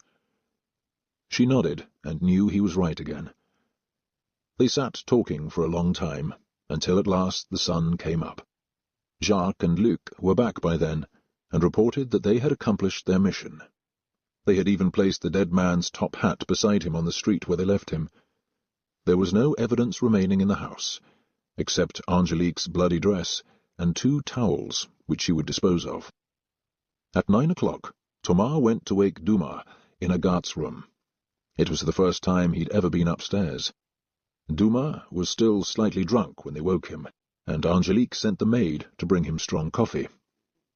Thomas informed him that he was going to tell the police that he had shot the victim during a drunken argument in self-defense, and had wandered the streets all night, and then went to find Thomas at home and confessed to him. There was no mention of Le Boudoir in the story, which was what Thomas wanted, and Dumas was more than willing. He didn't want it known that he'd been in a brothel either. He left with Thomas shortly after, and Angélique went to wake the girls to tell them what had to happen. Thomas had promised to come back later, and had told her she had to book her passage to New York that day. She was still wearing her blood-stained dress when the girls came to the kitchen one by one, and waited to hear what she had to say. They were gathered around the table, looking worried, and she gave them the bad news. "We all have to go. I have to close the house. I'll put the furniture in storage, and we can open again in 6 months or a year, but not before that." She was echoing Thomas' instructions. 6 months or a year? What will we do until then?" Ambre asked her, and Fabienne started to cry. She had guessed as much last night, and there was no way she was going back to Madame Albin's, or any place like it, nor work the streets alone. This was the only kind of job she'd ever had, and she didn't know how to do anything else. She had saved her money for the past 16 months. It had been a wonderful dream, and now it was over. Le Boudoir was as dead as the man who had been shot. Angélique might revive it one day, but not for a long time. But all the girls had money now, more than they'd ever had before, thanks to Angélique. It gave them choices they never would have had otherwise. Some, or most of them, could afford to take a year off, and so could Angélique, with ease. "I'm not going back to the convent," Philippine said with a wry smile. "Some of us could take an apartment and work together while we wait for Angélique to come back," Agathe suggested, and several of the others liked that idea, if they continued to work. Hiroko said she might go back to Japan and had the money to do so now. Camille said she might go back to the theatre. The two new girls, Sigrid and Carmen, both said they would go home with the money they had earned. Because Angélique had paid them fairly, none of them would be destitute when she closed, or be forced into situations they didn't want. They all were in far better shape financially than they'd ever been before, or ever hoped to be. Le Boudoir de la Duchess had been a huge success, and profitable beyond their hopes in the beginning. "What about you?" Fabienne asked Angélique. She was worried about her, too. "I'm going to book passage on a ship to New York." She was sad as she said it, and tears filled her eyes. "And work there?" They looked shocked. "No, I think I'll sit it out. I have nothing to sell without you," she smiled, "and I can't be a nanny without a character. I'm past all that anyway. I wasn't meant for a life of service." They nodded and knew that was true. But she had an amazing head for business, which had served them all well. It had been magical while it lasted, and hopefully would be again. They all had much to do that morning, to pack and make their plans. She told them that the clothes she had given to each of them were theirs as a gift from her. She had given them beautiful gowns and accessories to go with them. She had been generous, not just with the money, but all the caring details she'd seen to be fair and treat them with respect and kindness, for the first time in their lives. For most, this was the only safe haven they'd ever had, and they were heartbroken to leave Le Boudoir, and the tiny, brave woman who had created it. She went to the notaire, who represented the house's owner, that morning, and told him that she was leaving and taking her family to New York. She paid them 3 months' rent, which was what she owed once she gave notice, and he was satisfied. He said the owners would be sorry she was leaving. She had been an excellent tenant and paid her rent on time. No one had ever suspected what really went on in the house, not the neighbours, not the notaire, and not the owners. She went to a storage company and arranged to have the contents of the house packed up and put into storage, and then she went to the office of the second line and booked passage on the packet boat Desdemona to New York. It was the palace of the second line, and in a moment of madness she bought a first-class ticket and a steerage ticket for one of the maids, whichever one was willing to go with her. The ship was leaving in 4 days, and she had a lot to do till then. And when she got back to the house, Fabienne said she had something to tell her. She and Jacques had been talking. They were going to get married and move to Provence, and even when Le Boudoir reopened, she would not come back to work. "I want to have babies." She smiled at her friend and employer, and Angélique hugged her. She knew their plan was right for her. "I'm glad for you," she said sincerely, and as she went to start packing, she thought about John Carson's proposal only a week before, but she didn't regret her refusal. It wasn't what she wanted, no matter how upset she was, and she wondered if she would run into him in New York. But she was sure of her decision. If she ever married, she knew it had to be for love. Thomas came back to see her that afternoon when she returned from the shipping line with her ticket, and he said Dumas' confession had gone as expected. He was in jail and would remain there while he awaited trial. No one had questioned the story he told them, and the subject of Le Boudoir never came up. Thomas had saved them from scandal and orchestrated the aftermath perfectly. And then he asked her when she was leaving. "In 4 days," she said, looking tragic. She was leaving behind women she had come to love, the life they had created there, a thriving business, however improper, and a dear friend in him. He had been unfailingly kind and respectful of her since they'd met. and he felt the impending loss as acutely as she did. And he looked as devastated as she did when he left a little while later. He was relieved that she was leaving, but he knew he would never meet another woman like her. As beautiful and exceptional as she was, he suspected she would meet a man in New York and never return to France. In 2 days, as hastily as they could arrange it, the girls all left for their destinations. Some stayed in Paris, some went to the cities they came from, and a few of the girls moved in together. And all of them said, as they bade her tearful farewells, that they would wait for her return and come back to work for her. It made Angélique's heart ache to say goodbye and disband the family of loving sisters they had become. By the 3rd day after the murder, the house was empty. She and Fabienne cried as they said goodbye that morning, when she and Jacques left for Provence, and Angélique wished them well. She was happy that Fabienne was going to a better life, of marriage and babies. Angélique walked around the house one last time before she left it. They had had good times there and done well, beyond her imagination. It had been a glittering dream for a moment, but now it was over. She went to the hotel with her mountains of trunks, and the maid who had agreed to join her, Claire. She was staying at the Meurice, which would have been impossible for her when she came to Paris. Now she could afford it with ease, without touching her father's money. She was taking all her clothes with her, and after sending Thomas a message, he came to see her there the night before she left. "You're leaving tomorrow?" he asked softly when he came to her suite, and she nodded sadly. "I hope it's a smooth passage, and I hope you come back one day. I have the feeling that you won't." "Where else would I go?" she asked simply. "Anywhere. Argentina, Brazil, Rome, Florence, back to England. There are a lot of possibilities you haven't explored." She hadn't even thought of them, and didn't want to. She didn't want to leave at all, but she knew she had to. He was right about that. "I want to come back here and start again," she said firmly, with her strength and spirit in her eyes. "Sometimes that's not as easy as we think. But I hope you do," he said, and meant it with a tender look.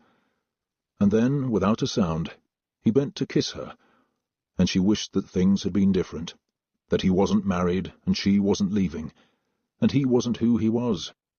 It could never work between them, and she had always known that. But he had been a remarkable friend, the best one she'd ever had, and he had cleaned up a disaster for her and given her excellent advice. She knew that if she stayed, somehow, sometime, somewhere, the truth of what happened would come out, of who had done it and where, and that Le Boudoir was hers. But thanks to him, for now it had been silenced. She couldn't have asked for more. "Will you write to me?" he asked her. She nodded, but he wasn't sure he believed her. It would be delicate writing to him, and who knew what life had in store for her in New York? He wished her only good things, and hated to see her go. If life had been different and more fair, he knew he would have married her. He had never known a woman like her, or loved anyone as much. "Thank you," she said before he left her. The words were much too small for what he'd done. "Don't thank me, Angélique. Just come back. I hope I see you again." She nodded as tears ran down her cheeks. She felt like she was leaving home again, without her friends, with no parents and no plan. She was stepping out into empty space, into thin air, bereft and alone again, without the people she loved. And all she could hope was that once again she would land on her feet. Thomas hoped so too, and was sure she would, as he kissed her for the last time, whispered, "Au revoir, mon amour," and hurried down the stairs of her hotel and sped off in his carriage. Angélique stood at the window and watched him go, crying silently, and La Duchess of Le Boudoir disappeared with him. Chapter 17. The morning Angélique left, after a year and a half in Paris, she rose at dawn to get ready, after a sleepless night, and wondered if she'd ever see Paris again. She wore a very elegant dark grey silk suit with a huge hat and a veil that concealed her face, as she got in the carriage for the ride to Le Havre with Claire, who was to become her lady's maid. Their other maid had gone home to her parents in the south. Angélique was thinking of Thomas as they rode along. He couldn't come to see her off. It would have been much too visible and awkward if he were recognized. They had said all they needed to say the day before. There were no words left, only memories between them. She watched Paris and the outskirts slip away as they travelled into the countryside toward the port. The journey took many hours, and the packet boat looked large to her as she boarded, and was painted black. She had never travelled so far before, and she had adopted the story of being a young widow once again. It still seemed more respectable than being a very young woman travelling alone, even with a maid. Claire was excited to board the ship too, and to go to America with her. It seemed like an adventure to her, but Angélique had a heavy heart as she looked around her cabin. It was spacious, well-lit and airy, and the mattress seemed comfortable. Well-wishers had come to see the other passengers off. It was still hard for her to believe that a whole new life had ended with a single bullet 5 days before. She and Fabienne had burned her dress and the towels, and she was sure that, just as Thomas said, none of the men who had seen the murder would talk. They had far more at risk than she did. But she had paid a high price for one client's hot temper and a disagreement about politics. One man had lost his life, and now she was losing hers. She watched the ship slip away from the dock with her hat pulled low and her veil over her face, and felt the pleasant sea breeze as they set sail. Several people had already noticed her, a small, elegant, fashionable woman who looked mysterious and was travelling alone. She took a short walk around the deck after they were underway. There were pens for sheep and goats, a cow-house, and a space for hens, chickens, ducks, and geese. Then she went back to her cabin and read for a while. She had written to Mrs. White from the hotel, and told her that the family she worked for was moving to New York, and she was going with them to settle them in. She didn't know for how long. She hoped not too long, and she promised to let her know where she was. She wondered if the old housekeeper would believe her, but there was no reason why she shouldn't. Angélique hated lying to her, but there was no way to tell her the truth about her reason for leaving France. She was sure that in her wildest dreams Mrs. White couldn't possibly imagine that Angélique had run the best brothel in Paris for the last 16 months, nor could anyone watching her on the ship. She looked like a distinguished, well-born lady, and the young widow she claimed to be. She had dinner in her cabin, and then took a long walk around the deck and explored the ship. There was a handsome saloon with wood panelling and gilt decoration. Her fellow passengers passed the time reading and playing cards, and she'd been told that tea was served in the afternoon. The luxury of the appointments made her think of the Fergusons. She thought wistfully of Emma, and wished she could see her again. She remembered then, too, seeing Harry Ferguson at Le Boudoir, and wondered what other lascivious mischief he was up to, and whether his wife was almost as busy as he was, pursuing other men. Angélique had learned a great deal about the human race during her time in Paris. The people who were unexpectedly far nicer than you expected, those who pretended to be and weren't. The strength, values, and principles of the women who had worked for her, despite what they did for a living, and the lack of those same values in others who claimed to have them. How easily people betrayed each other, and how strong one had to become to survive. She had been learning that lesson for 3 years since her father's death. It was impossible to imagine what his reaction would be to what her life had become, and if he would be proud of her for surviving, or deeply ashamed. She hoped more of the former, but there were things she wasn't proud of either. She had done the best she could in the circumstances she had, and hoped that if he was watching over her, he'd understand. She was thinking about it with a look of longing and regret as she stared out to sea under the billowing sails, and then closed her eyes, and a moment later she heard a voice beside her, and glanced up. It was a tall man with a pleasant face. "It can't be as bad as all that," he said sympathetically. "Sorry, I was just thinking." She smiled shyly at him through her veil. "Of something not very happy, I'm afraid." He had seen her twice on deck, and didn't intend to speak to her, But she had looked so heartbroken as she gazed out to sea that he felt he must. No one deserved to be that sad. "I've lost my husband, and I'm leaving home," she said, grasping at a rapid explanation for her situation and grief. It seemed the right thing to say, and all she could think of just then. Which proves that there is always someone with worse troubles than one's own. "I just lost my fiancée. To another man," he added openly. "I came to Europe for a change of scene, from all the gossip in New York. It turns out that running away doesn't really work. So I'm going home, after a month of solitary pursuits and feeling sorry for myself," he said ruefully, and smiled. She wondered what he'd say if she told him she had lost the brothel she'd built, and was grieving for her business and clients, and the wonderful women who worked for her. It made her smile to think of it. Her honesty would have been so absurd, and would have shocked him profoundly. "I'm sorry to hear about your fiancé," she said sympathetically, surprised and touched by how honest he had been, which was very different from the European men she knew, who were always more hidden about their feelings. "And about your husband. Do you have children?" He hadn't seen any when she boarded the ship, and he had first noticed her then. He had seen her only with a maid. Their cabins weren't far apart, on the same deck, although hers was larger. He could tell from where it was placed, but his was pleasant too. She shook her head in answer to his question. "No, I don't. And probably never will," she almost added. She would never have children now.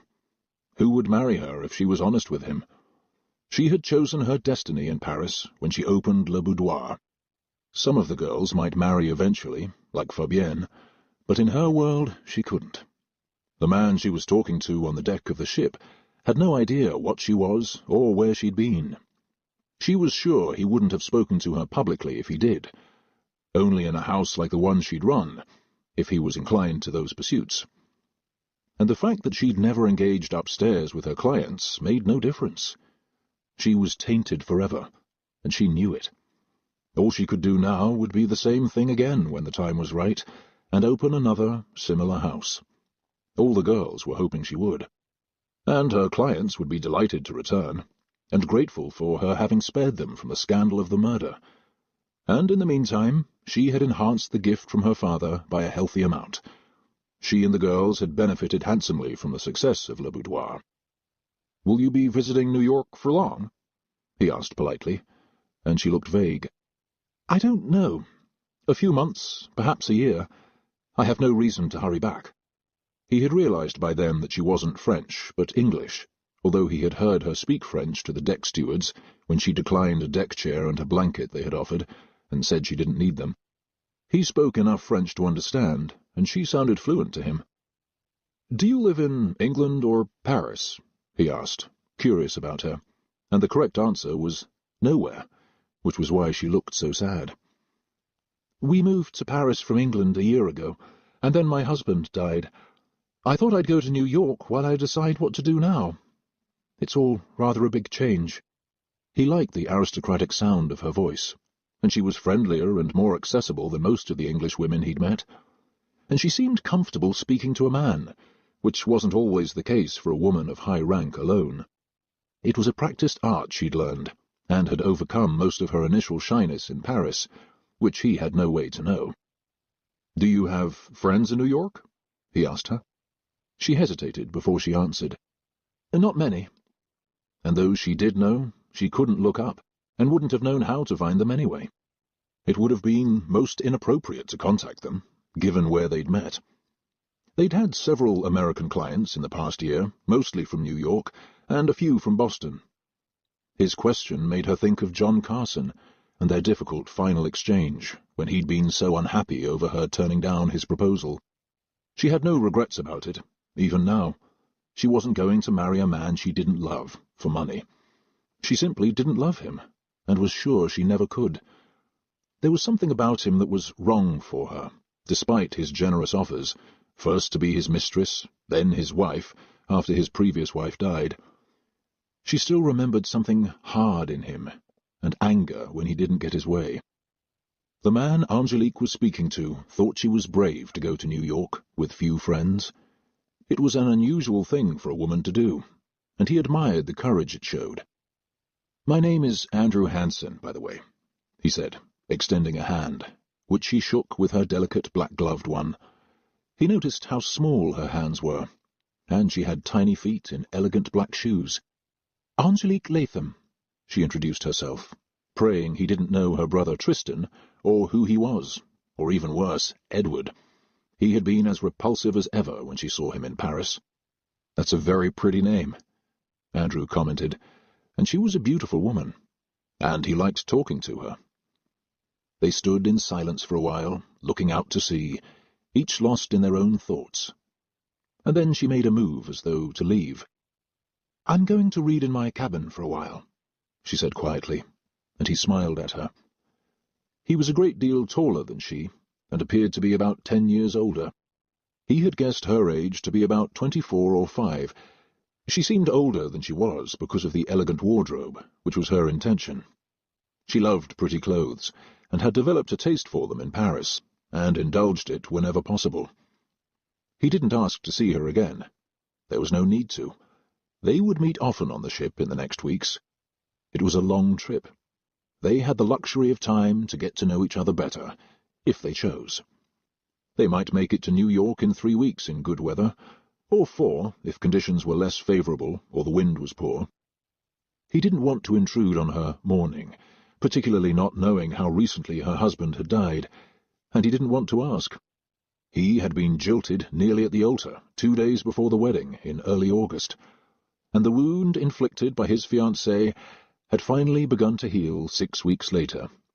Enough so to be content talking to a pretty woman on a ship. As she walked away, he smiled, and then he went for a long walk alone on the deck. Angélique fell asleep on her bed reading her book, in the gentle movement of the ship, and never appeared for tea. Claire came to check on her, found her asleep, and left her alone. She woke in time for supper, but decided to eat in her stateroom. She didn't emerge again until the next day, in a striking white wool suit and another enormous hat, which this time showed more of her face. She noticed Andrew again when she came onto the deck, and he looked pleased to see her as he approached. She was far more beautifully dressed than any woman on the ship, and the other women stared in envy at what she wore. "I didn't see you at tea or supper yesterday," he commented. "Were you all right?" "Yes, just tired. The book I was reading was very boring, and I fell asleep." She smiled at him, and he laughed. "I always fall asleep when I read, and that's not a good thing. I'm a lawyer, and I have to read a lot." They fell into step together as they walked along, while others read or dozed, the women under parasols to avoid the sun. He noticed that Angélique didn't seem to mind the sun, and didn't carry a parasol of her own.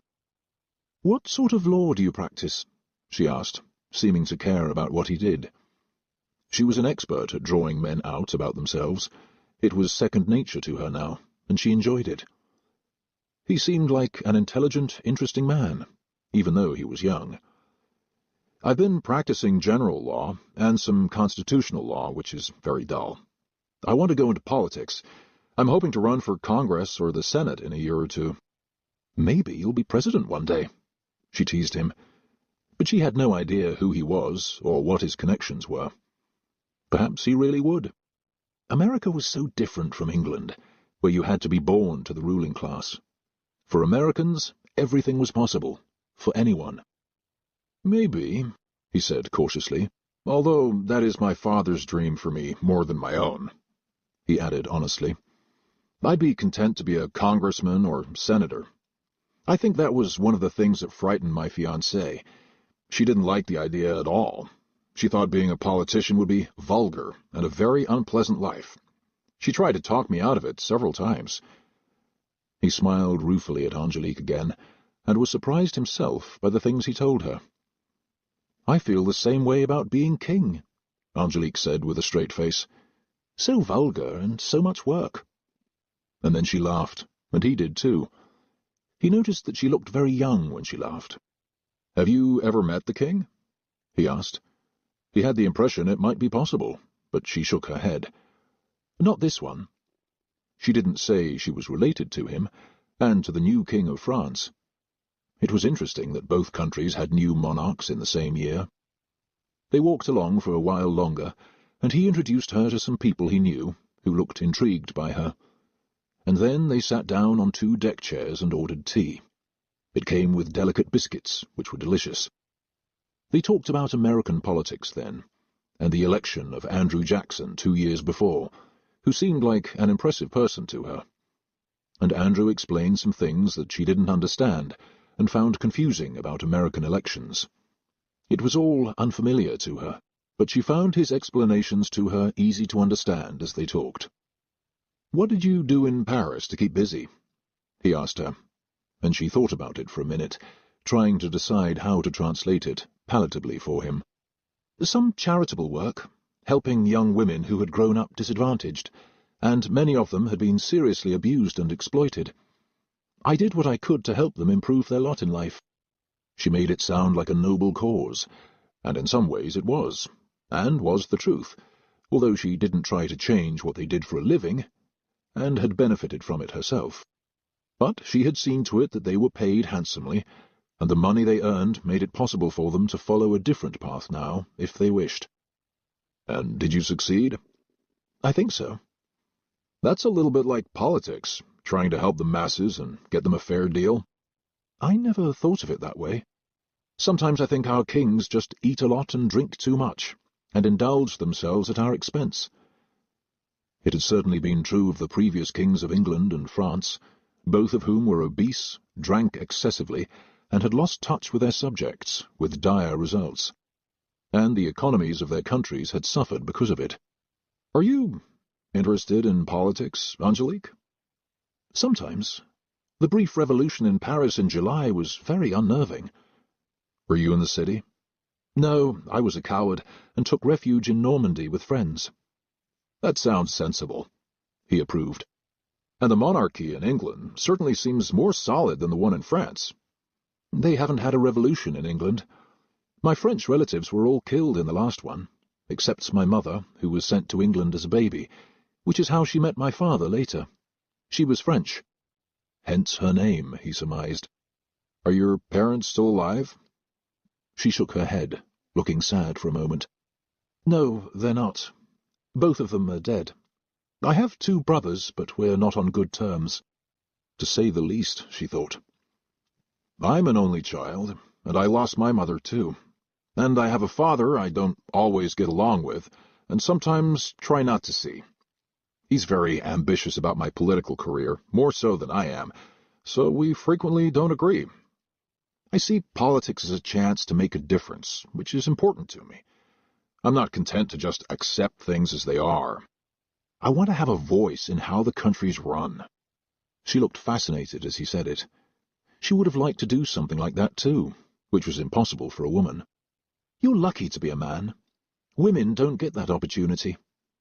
"Maybe they will one day. Things change." "Very slowly. That probably won't happen in your lifetime or mine." "Sometimes things happen faster than we expect," he said hopefully. He had a lot of ideals and exciting ideas, some of them too early for his time. But he believed that someone had to take the first step. "Would you like to join me for dinner?" he asked cautiously, not sure if she would think it proper, and she nodded and smiled. She went to change a short while later, and met him in the saloon where tables were set up. She was wearing a black taffeta dress, with a diamond pin on her shoulder that caught his eye, and he complimented her on it. "It was my mother's," she said simply, and had been in her locked trunk for a while, although she'd worn it once or twice at Le Boudoir on special nights, where it had been admired too. "My father gave it to her." She didn't tell him that her brother's wife, Elizabeth, had gotten most of the jewels. There were many things he didn't need to know. He was curious to know who her father was, but not enough so to ask, and he didn't want to be rude. They had a very pleasant time during the meal, and she dined in her stateroom again that night. Claire came to visit her, and said she was having a good time with the people in steerage. There was a very nice Irish girl in her cabin, going to meet her relatives in the States, and they had made friends. She hoped to see her in New York. Angélique felt the same way about Andrew, and hoped they'd meet again. and for now a comfortable friendship was developing. It made the trip more agreeable for them both, as they nursed their respective wounds and losses, although hers were different than he thought.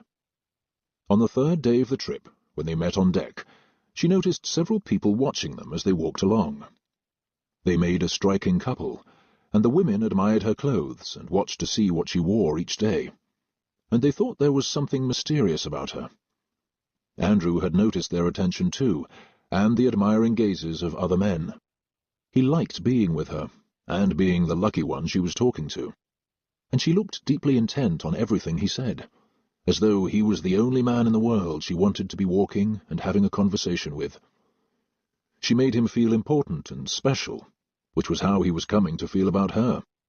When she listened to him, she was fully engaged, unlike so many women he knew who seemed bored or were overly interested for all the wrong reasons. There was none of that with Angélique. She was a straightforward person who was comfortable talking to a man, with no ulterior motives behind it, other than the pleasure of his company. On the fourth day, she agreed to have supper with him, and he was delighted. She wore a spectacular, simple black evening gown with a discreetly bell-shaped skirt and a low-cut neck, diamonds at her ears, a string of pearls, and long white gloves, which she only removed when she ate. And they both enjoyed listening to the musicians play for the entertainment of the guests. And after a while, Andrew suggested they go out on deck for some air. The sea was very calm, and the boat steady, as he helped her put a small fox wrap on her shoulders, and they stepped outside. They had met the captain, and he was very pleasant to both of them, as they passed him leaving the saloon, where he had been visiting some of the passengers, and he greeted Mrs. Latham like the lady that she was. He didn't address her as her ladyship, because he didn't know, and it didn't occur to Andrew that she had a title. As an American, he didn't think in those terms. They dined together many nights thereafter, when she didn't dine in her cabin. By day they walked on deck, talked for hours about a multitude of subjects, and played cards. The weather had been perfect, and the trip went faster than expected under cameo blue skies. They got to know each other during the voyage, and felt like old friends by the last day, after just over 3 weeks on the ship, seeing each other night and day. Andrew had had a wonderful time with her, and told her so as they sat in the saloon sipping champagne on the last night. "I'd like to see you again in New York, if that would be all right." He hoped that she'd agree, and she had enjoyed the voyage as much as he. She hadn't expected to meet anyone, and didn't want to. She had been intending to mourn her lost life and prepare for a new one, and instead he had swept her off her feet like a fairy tale, and it made the prospect of New York much more exciting. "I'd like that very much too," she said demurely, lowering her eyes. It was hard to look at him sometimes. His gaze was so direct, and his infatuation with her so obvious. He was the first man she had ever met that she genuinely wanted to spend time with, and where it was even a serious possibility. The others were all either unsuitable, too much older, or married. Andrew was none of those, although Angélique knew full well that she was the unsuitable one, and she wasn't sure what to do about it. But she knew she didn't want the fantasy to end. She had become accustomed to him, and didn't want to lose that now. "Where will you be staying?" he asked quietly. "I have a reservation at the City Hotel." It was the best hotel in New York, and supposedly quite large, with 140 rooms, a ballroom, shops, a library, a dining room, and several large suites, one of which she had written to reserve. "I thought I'd stay there for a while, and perhaps find a house to let for a few months, perhaps 6 months, or longer, until I go back." He nodded thoughtfully. "I can help you find one, if you like. I know New York better than you do, and you'll want to be in the right neighborhood." "Yes, I would," she agreed, as they smiled at each other. New York was going to be so much more fun now because of him. "I'd like to show you around the city," he offered, and she looked pleased. And then they went back inside for a last glass of champagne. He left her at her cabin with regret that night. He liked having her to himself and not having to compete with all the men he knew would pursue her in New York. He had been well aware, too, that there were several who would have liked to do so on the ship, but he had happily monopolized her for the entire 3 weeks, and she didn't seem to mind. On the contrary, she seemed to be as delighted as he was to spend time together. They stood side by side on deck as the ship docked the next day. Claire had packed all her trunks and bags, and they were waiting in Angélique's stateroom to be removed. She was wearing a dove-grey satin dress and matching coat, with a hat made of the same fabric by her favourite milliner in Paris, with a small silver fox around her neck. She looked like a picture in a magazine, as the other women stared at her in envy one last time. They had been watching her wardrobe for the entire trip, and so had he. "Is anyone meeting you?" Andrew asked with a look of concern, and she shook her head. "I asked for the purser to arrange for a carriage to take me to the hotel." He nodded, satisfied. "I'll come to check on you at the hotel later, to make sure that everything is all right." "I'll be fine," she assured him, but she appreciated his help. This was a turn of events she had never expected. She would have managed without him, and had been determined to do so on her own, but his appearance in her life was a gift she was grateful for now. And she had had fun with him, and could tell that he had enjoyed it too. It had been healing for them both. "Will you be very busy?" she asked him, and he nodded, as they watched the dock workers secure the ship with enormous ropes. "I have to go back to work. I've been dodging my responsibilities for 2 months. That's about as long as you can get away with for a broken heart." He smiled as he said it, and looked as though it wasn't troubling him any more. He turned to Angélique seriously then. "You've changed everything for me in the past few weeks. I never expected this to happen," he said in a gentle voice. He wanted her to know how he felt before they parted and went on to their lives in New York. "Neither did I. I thought I'd cry for the entire trip." She smiled at him. "I had a wonderful time with you, Andrew. Thank you." He didn't answer her, and slipped her small gloved hand into his until the disembarkation was announced, and then he walked her to her cabin and left her with Claire, and went to check on his own bags, and then returned to escort her off the ship and see her to her carriage. They walked off the ship together, both of them beaming, and when he handed her into the carriage, she turned and he kissed her on the cheek. He could barely tear himself away. He could no longer imagine not being with her every day.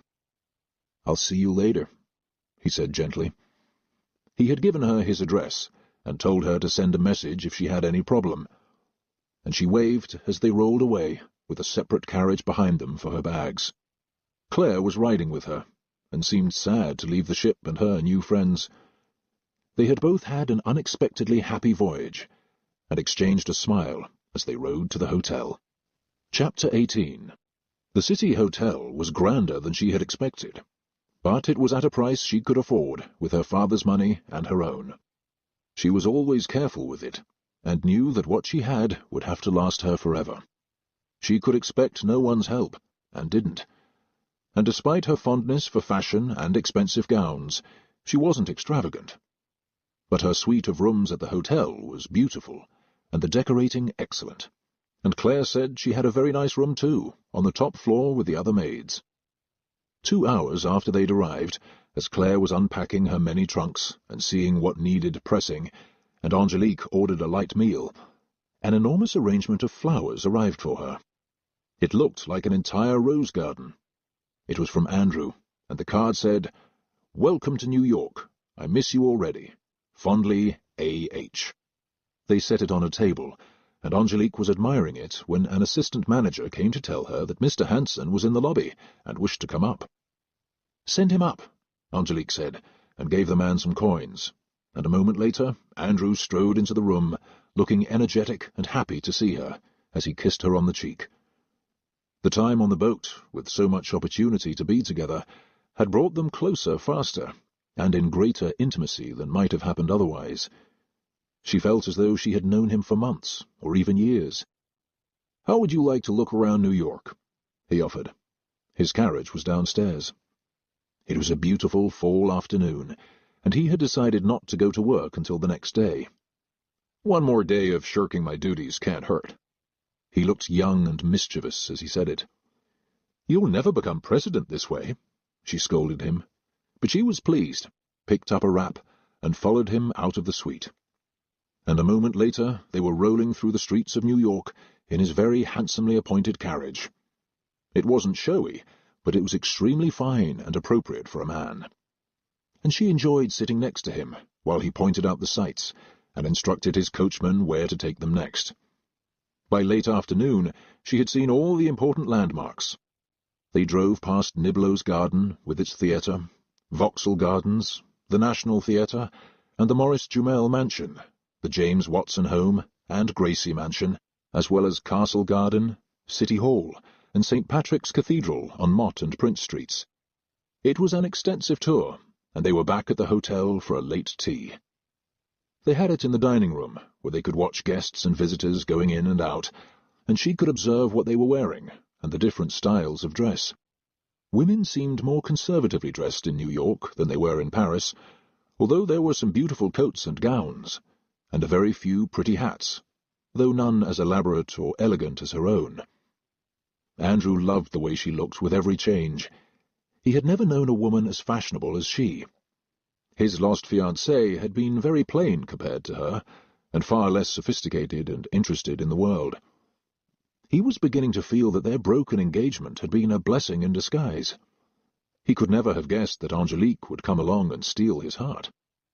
He left her to settle in that night, but invited her to supper and the theatre at the Sans Souci the next day, the opera at the National Theatre 2 days later, and for supper and dancing at Delmonico's and Niblo's Garden after that. She barely had time to catch her breath between evenings with him and discovering the city on her own by day. By the end of 2 weeks she hadn't met any of his friends, and he openly admitted that he wanted her to himself, although they ran into his acquaintances at the theatre and in restaurants, and he introduced her proudly. His male friends were struck by her beauty, and even the women were impressed and liked her easy, sunny ways. She didn't put on airs, and didn't seem taken with herself. She was happy to meet them, and seemed ecstatic at Andrew's side. They looked at a few houses for her to move into, but she saw nothing she liked, and said she was happy at the hotel for now. And 3 weeks after they'd arrived, Andrew kissed her firmly and passionately one night. After 6 weeks constantly in each other's company, he could no longer stop himself and settle for a kiss on the cheek. And she didn't object. She was as in love with him as he was with her. It was the beginning of November by then, and he said he wanted to introduce her to his father, but he was very busy at the moment with some important deals and travelling back and forth to Boston. Andrew was happy to spend all his time with her when he wasn't working himself, and they spent Thanksgiving together at the hotel, since his father was away with friends. Andrew explained the holiday to her, and she liked the idea of a day spent with friends and family, based on gratitude. It was nearly Christmas, 3 months after they'd met, when they came back from a walk in the snow one afternoon, when he took both her hands in his to warm them, and then, as she took off her hat and put down her fur muff in the parlour of her suite, he stunned her by dropping to one knee. "Andrew, what are you doing?" she asked him gently, her eyes bright with all she felt for him, and her cheeks pink from the cold. "Angélique Latham," he said, with tears of emotion shining in his eyes, "will you do me the honour of marrying me?" She hadn't expected it, although anyone else would have, watching them. Marriage wasn't the outcome she'd anticipated, and she had had no expectations or designs on him. She sincerely loved him, and tears filled her eyes then, as she nodded. "Oh, my God! Yes, yes! Oh, my darling, I love you," she said, as he stood up and took her in his arms and held her. All he could envision was their bright future together, and all their dreams come true. And as he held her, she knew that there were things she should say to him, but she didn't want to lose him. She wondered if she should tell him about Paris and Le Boudoir, but perhaps he didn't need to know. She didn't want to hurt him, nor lie to him, and she was troubled by it, and all she knew was how much she loved him and wanted to be his wife. She had never felt that way before. "I love you so much," was all she could say. He didn't know about her being a nanny, or her brother abandoning her either. There was so much he didn't know, and he accepted her as she was. How much more could she ask? And how could she risk losing him now if she told him everything? But what if he found out? New York seemed so far away from all that had happened to her in the past 3 years. She clung to him like a lost child, as he began to make plans for the future. "We have to find a house," he said, looking excited. "And I want to get married soon. We don't have to wait." And then he thought of something. "Should I write to your brother and ask him for your hand? I know you said you don't get along, but I don't want to offend him or do something improperly." "He won't be offended," she said quietly, brought to earth by what Andrew said. "He won't care. He hates me. You don't need to ask anyone." "Should we invite him to the wedding? And your other brother?" "Certainly not. If you do, I won't come," she teased him, and he laughed. "I want you to meet my father as soon as he gets back from Boston. He's been insanely busy for the past few months. I know he'll love you," Andrew said happily. 3 days later, he gave her an engagement ring that was far bigger than anything she'd expected, with an intricate setting and a large diamond in the center. She would have been happy with a tiny ring, or none at all. It was Andrew that she loved, not what he could give her. She had never been as happy in her life, thinking of their future and the days ahead of them, and now he wanted to introduce her to his friends as his future wife. But he thought it best to introduce her to his father first, who was a stickler about tradition and form and very old-fashioned. Andrew warned her that he was very conservative in his beliefs, but he was sure he would be enchanted by her. He knew that everyone would be, and he was most of all. He wanted to plan for their wedding, and didn't see why they should wait long. They both knew what they wanted, and were of a reasonable age, and as he said it, she admitted to him that she was younger than she'd said at first. She said it seemed more respectable to her than her proper age. "I'm really 21, she said shyly. It was the only truth she was willing to admit to him of the lies she'd told. And he laughed at her confession and was pleased. He was 30, and he thought their ages right together.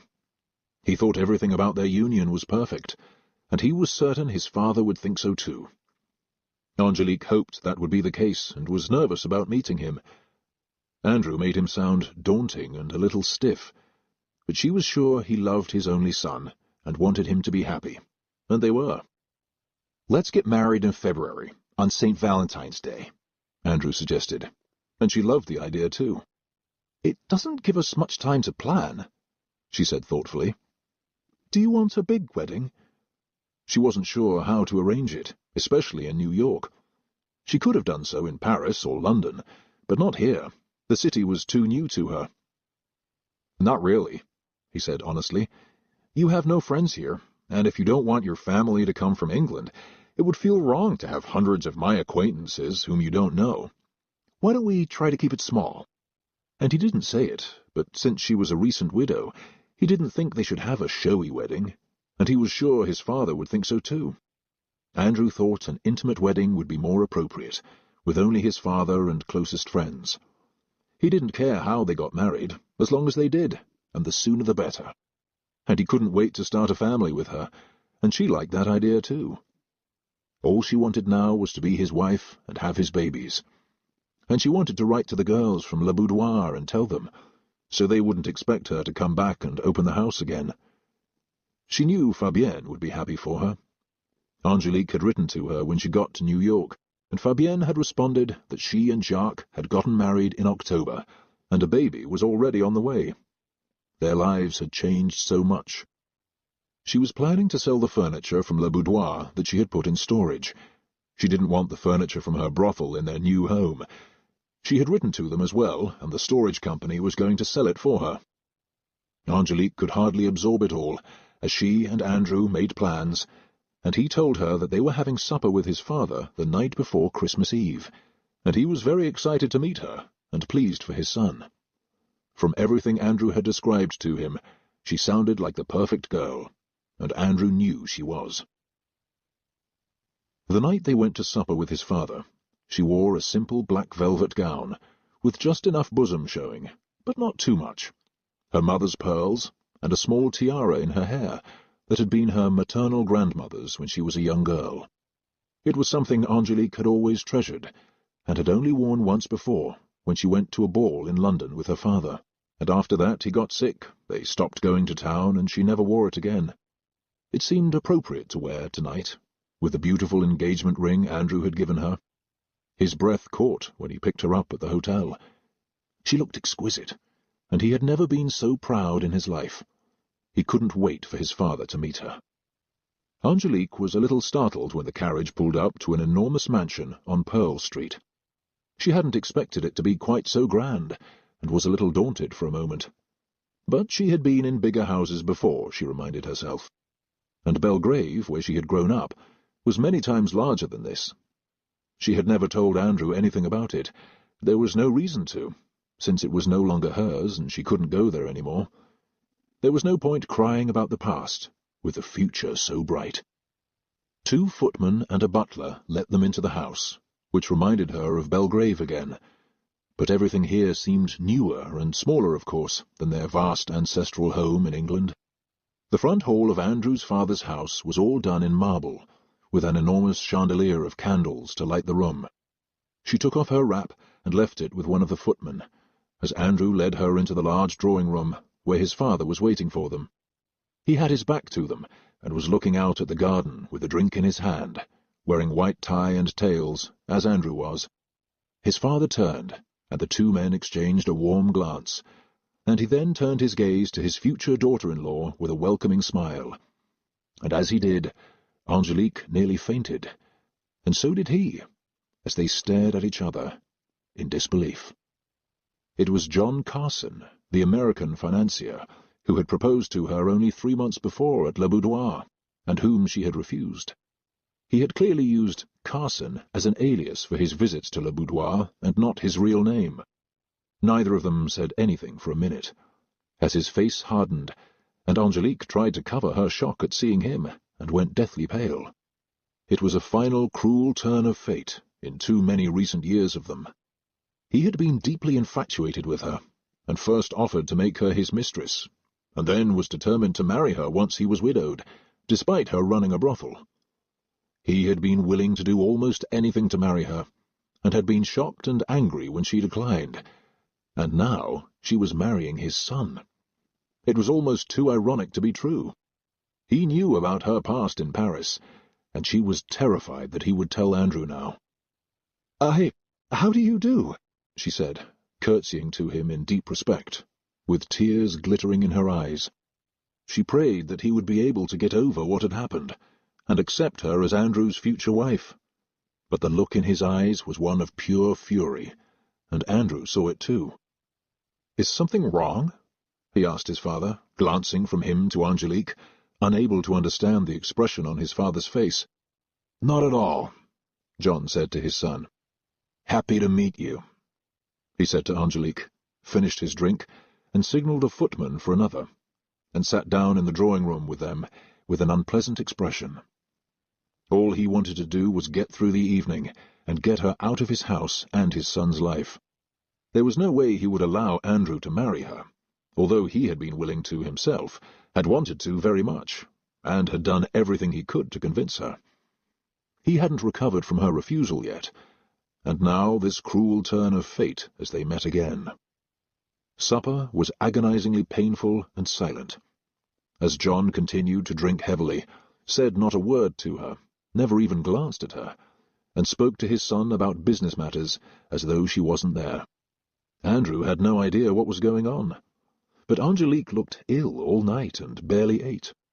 And as soon as the meal was over, his father stood up and asked to have a word with him alone. He walked into the library and acted like a raging bull the moment Andrew closed the door and turned to him. "What is going on?" He had never seen his father look that way before, like an animal in a cage. "You cannot marry that woman," his father shouted at him. "I won't allow it. You must break it off at once." "Why? I don't understand. You've been acting like a maniac all night." "I know things about her that you don't. She's a whore, Andrew, and nothing more. She's after you for your money and mine." If that had been true, she would have accepted his offer in Paris, and she had turned him down flat. But the last thing he wanted was for his son to marry the woman he had wanted, and what's more, one who had been the madam of a Paris brothel. He considered himself old enough to make a choice like that, but not his son. Andrew's mother had been a respectable woman, from one of the finest families in New York, no matter how much they had come to dislike each other. This girl was anything but respectable, no matter how distinguished she seemed. In John's opinion, it was an act, convincing, but certainly not enough to warrant her marrying his son. "I will do everything I can to stand in the way of your marriage, Andrew. You must stop this travesty at once." "It's not a travesty. I love her. She's a wonderful person. Have you ever met her before?" "No!" His father shouted at him, lying to him, but he could hardly admit the truth, that he had met her in a bordel and proposed to her himself. But he was worried now that Angélique would tell Andrew, if she told him the truth about the rest. It was a risk for him, a serious one. He would never want his son to know something like that about him. Had she agreed to marry him, he would have invented a proper history for her, just as she herself had done to marry his son.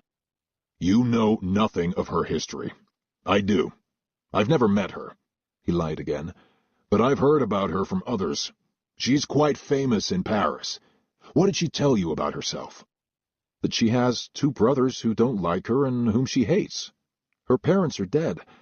She was married in Paris, her husband died, and she came here for a change of scene. And I met her on the ship. Why? What do you know different from that?" Andrew looked worried, but not very. He was far more upset by how badly his father had behaved, and what he was saying now, all of which sounded like lies to him.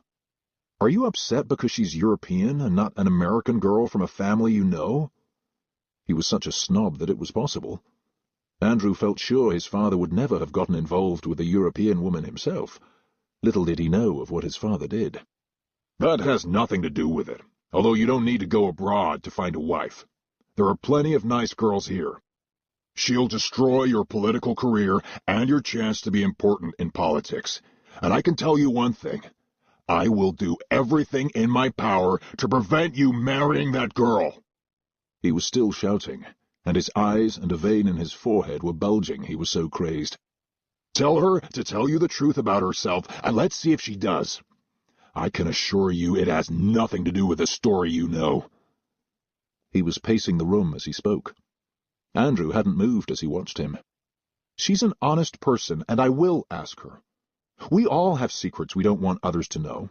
If she has any, I'm sure she'll tell me the truth. But I'm 30 years old, Father. You can't tell me who to marry or forbid me to marry a woman I love. I won't end up like you and Mother, hating each other for 30 years, lonely and miserable, because you married someone from the right family.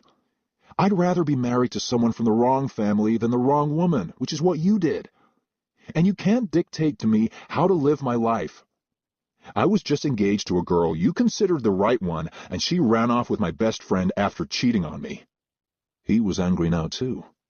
He had never seen such appalling behavior from his father before, and he was deeply sorry for Angélique, who had lived through an evening of torture and been dignified and polite about it, although she looked like she was about to burst into tears. "I'm sure this one will cheat on you too, very quickly. And my marriage to your mother and the reasons for it are none of your business.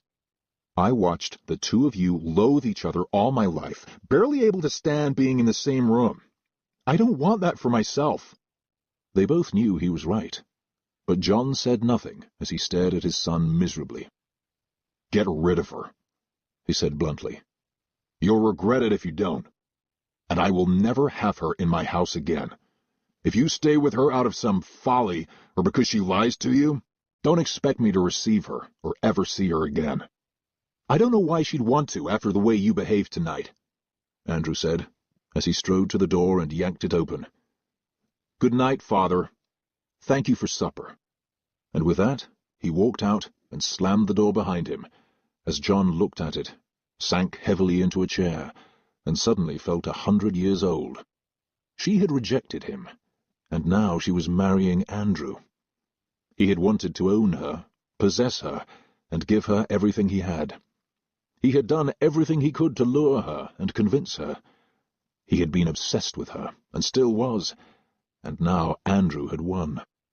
And at that exact moment, he didn't know who he hated more, Angélique or his son, for having her. Chapter 19. Andrew and Angélique rode back to the hotel in silence. He was stone-faced, thinking about his father and what he'd said, and Angélique was sure he was furious with her, and she was deathly afraid of what his father had told him behind closed doors after supper. Her face was ashen in the darkened carriage as she sat up straight in her seat. She expected never to see Andrew again. He wouldn't marry her now, after what his father must have told him, and she was prepared to give him back the ring when they got back to the hotel. She didn't want to give it to him in the carriage and risk dropping it on the floor. But she had no doubt that their engagement was over as she fought tears. She just wanted to be alone now, to grieve what they had had so briefly. It was yet another loss in her life, an important one. The doorman helped her down from the carriage, and Andrew looked at her seriously. "May I come upstairs?" She nodded. She would give him the ring there. He didn't have to ask for it. She understood. She didn't deserve it, and she hadn't told him the truth about her life. It had been an incredibly cruel turn of fate that the man who had proposed to her in Paris under an assumed name, and whom she had refused, had turned out to be Andrew's father. She couldn't imagine anything worse, except if she had slept with him. Thank God she hadn't. She truly couldn't have faced Andrew then. The moment they were in the parlour of her suite, Andrew gently took her shoulders in his hands and spoke to her kindly. "I want you to sit down, and we're going to talk. My father says that there are things about you I don't know. I want you to tell me everything now, no matter how bad you think it is. I love you, and it won't make a difference to me. But I should know, so something like this doesn't happen again. If I'm to be your husband, I want to know everything about you. Love is about loving not just the good parts, but the bad parts too." Tears rolled down her cheeks as he said it, and they sat down. "I don't deserve you," she said in a choked voice as he held her hand. "Would you like your ring back now?" She began to take it off, and he stopped her. "No, I wouldn't. Now start at the beginning. We can skip diapers and your first nanny, but I want to hear the rest, so I understand things better." He could vaguely guess what his father had been hinting at, but he wasn't sure, and now he wanted to know. "I want the whole truth, all of it. There should be no secrets between us. My mother died when I was born.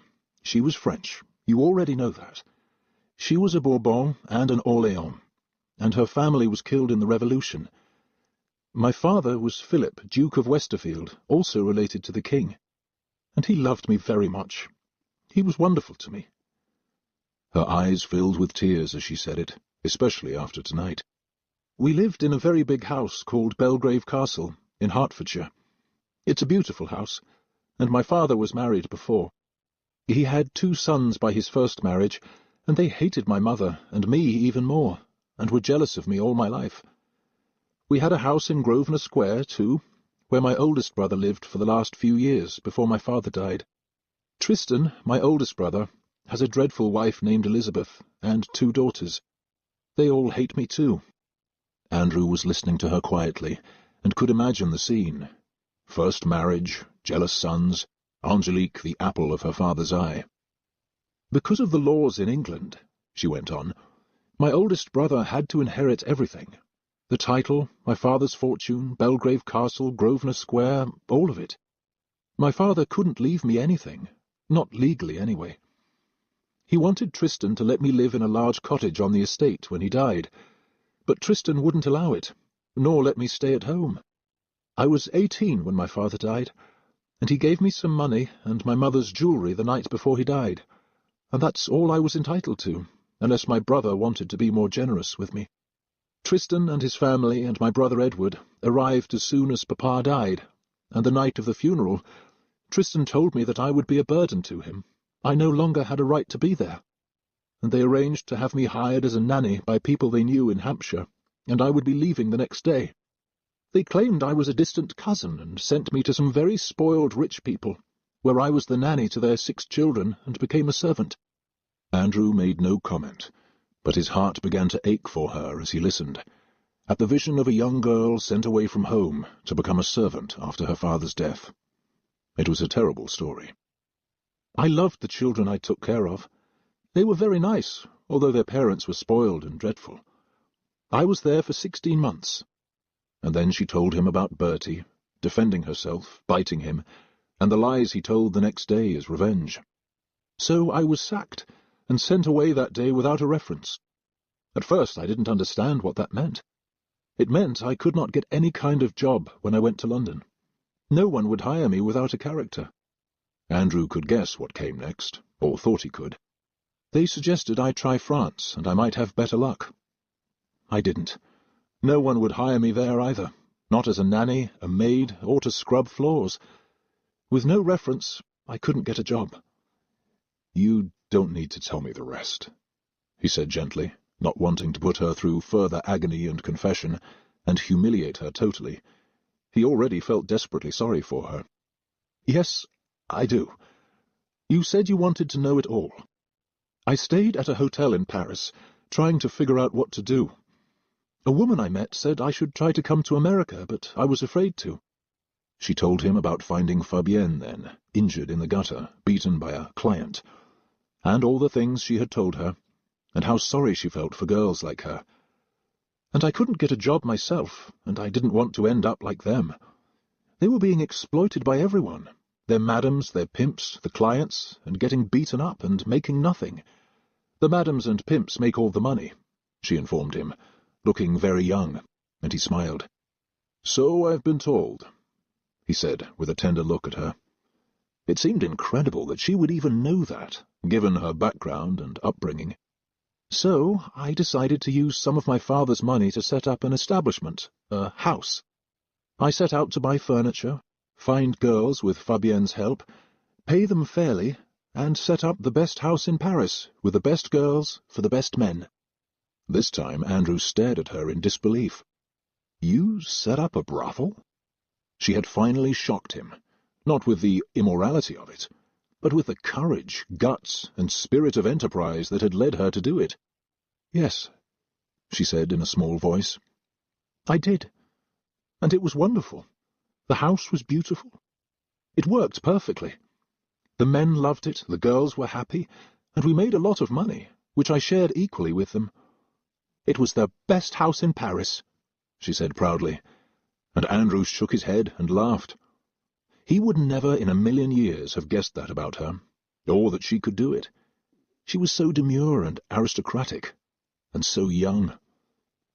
And you were 20 when you did all this? Yes. It went perfectly for a year and a half. And then she told him about the murder on their last night in business. All the most powerful men in Paris came to us, and I knew some important people. The Minister of the Interior was sort of a patron and a friend. He helped arrange everything that night. She told him about that, too. And he said we had to close. He told me to go away for a while, 6 months or a year, and then I could come back and set it up again. But there was too much risk for scandal if I stayed open. He told me to book passage on a ship and go to America, so I did. I thought I'd come here for 6 months and then go back. But then I met you on the boat, and we fell in love and got engaged. I wrote to Fabienne and all the girls to tell them I'm not coming back now. I thought they should know. She looked at him with wide, innocent eyes, and he smiled at her. You know it all now. There is nothing else. Except one last detail, and he wanted to know that too, just for himself. I have no right to ask you this, Angélique, but I'd rather know and hear it from you. Did you serve the clients too? The way the girls did? She shook her head emphatically. No, that was part of our agreement from the beginning. I ran the house. I was the madam, but I never had sex with anyone. I'm still a virgin, she said quietly. Some of the men called me the Ice Queen. I spoke to them in the drawing-room. I played cards with them. I knew them well. But it never went any further, and I think they respected it. And so did he. That's quite a story of courage and resourcefulness. And he could tell that she had been honest with him about it. He had trusted her completely, and he wasn't wrong. and he loved her all the more for everything she'd been through. His father was right, she had lied to him, but he respected her more, not less, after what he'd heard. And in her shoes, he realized he might have lied too. "I'm sorry I was afraid to tell you. I thought about it, but I didn't know how. What about your political career? Won't that hurt you one day? If your father heard about it, I suppose people know even here," she said, although she knew this wasn't true. She knew that John had met her at the brothel. No one had told him in New York. It could. But I'm not worried. People have done worse things here in politics and gotten away with it. This is America. There are some very rough people both in business here and in government. They're not all gentlemen. And who would believe this anyway? It's an amazing story. She nodded, grateful that he hadn't gotten up and walked out of the room halfway through it. She started to take his ring off then, and then he stopped her again. "I love you, Angélique. Thank you for being honest with me. I want to marry you. This doesn't change anything for me. I just want you to promise me that you'll never be afraid to tell me the truth again." And then he stopped for a moment and thought about something else he wanted to ask her, just to be sure. "Did you ever see my father there, at the house? Did he ever go there?" She gazed into Andrew's eyes and agonized over her answer. She felt she had no right to destroy their relationship, even if John hated her.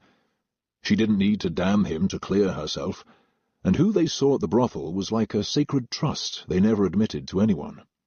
Even a man like John had a right to secrets from his son.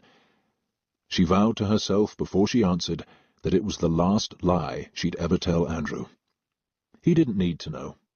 It was a generous decision on her part, to protect Andrew's illusions about his father, more than John. "No, I never saw him there," she said simply, and Andrew nodded. "I just wondered. I didn't think he would, but you never know. He was so outraged. I'll speak to him tomorrow." He kissed her then, and she looked at him with eyes wide with surprise and gratitude. "You're sure?" she asked him softly. "I promise you I will never lie to you again." And she meant it with her heart and soul. "I'm totally sure.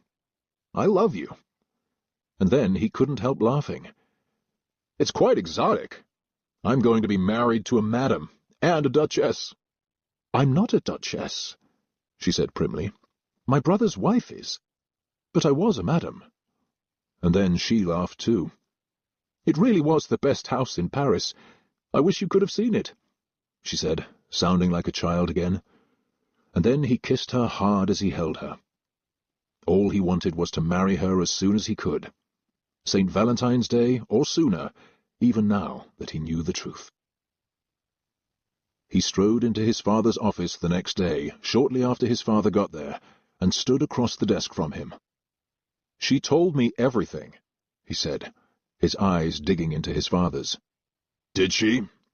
He stared back at his son just as hard. "And what would that be?" He was terrified she had told Andrew about him. Being sent away by her brother when her father died, working as a nanny, arriving in London and then Paris without a reference, and setting up a brothel in Paris. It sounds like quite a place. His father's eyes grew even harder, and then he looked away, afraid to meet his son's gaze. "I wouldn't know, and I don't want to." He didn't dare ask his son if she had said she had met him there, or about his 2 proposals, first as his mistress, then his wife.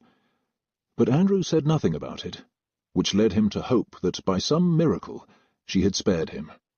He thought Andrew would have said something if he knew. "What about your political ambitions? What happens to all that if someone finds out you're married to a whore?" "She's not a whore," Andrew said angrily.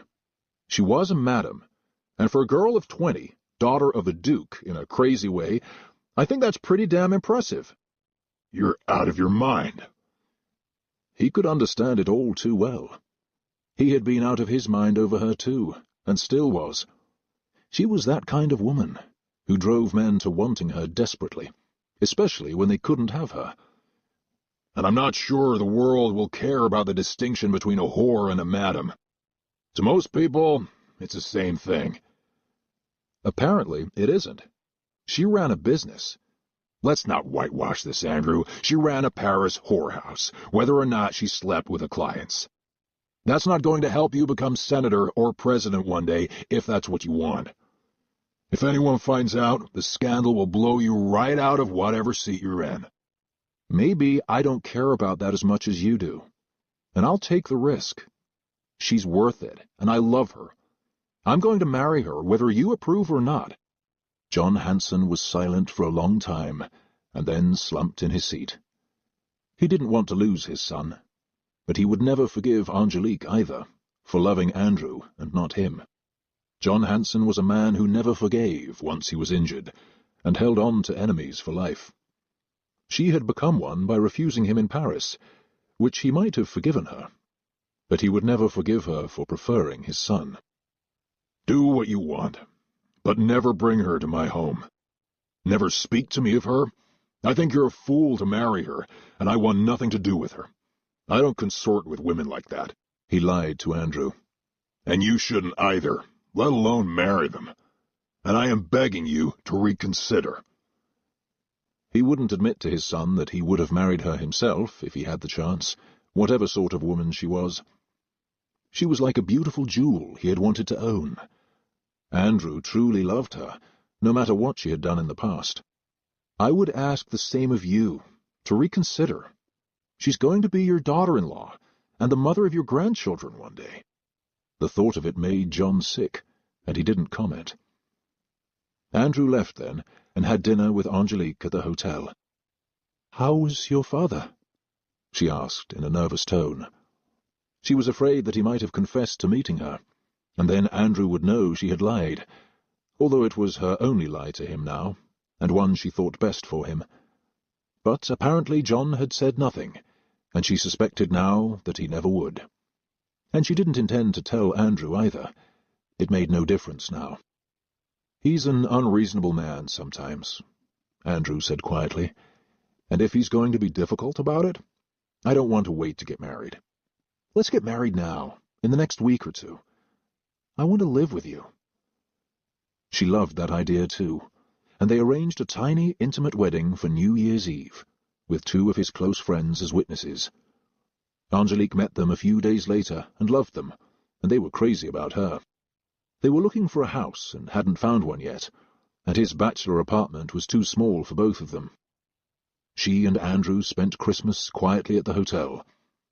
He went to see his father for a drink, but did not have dinner with him, and neither of them spoke of Angélique.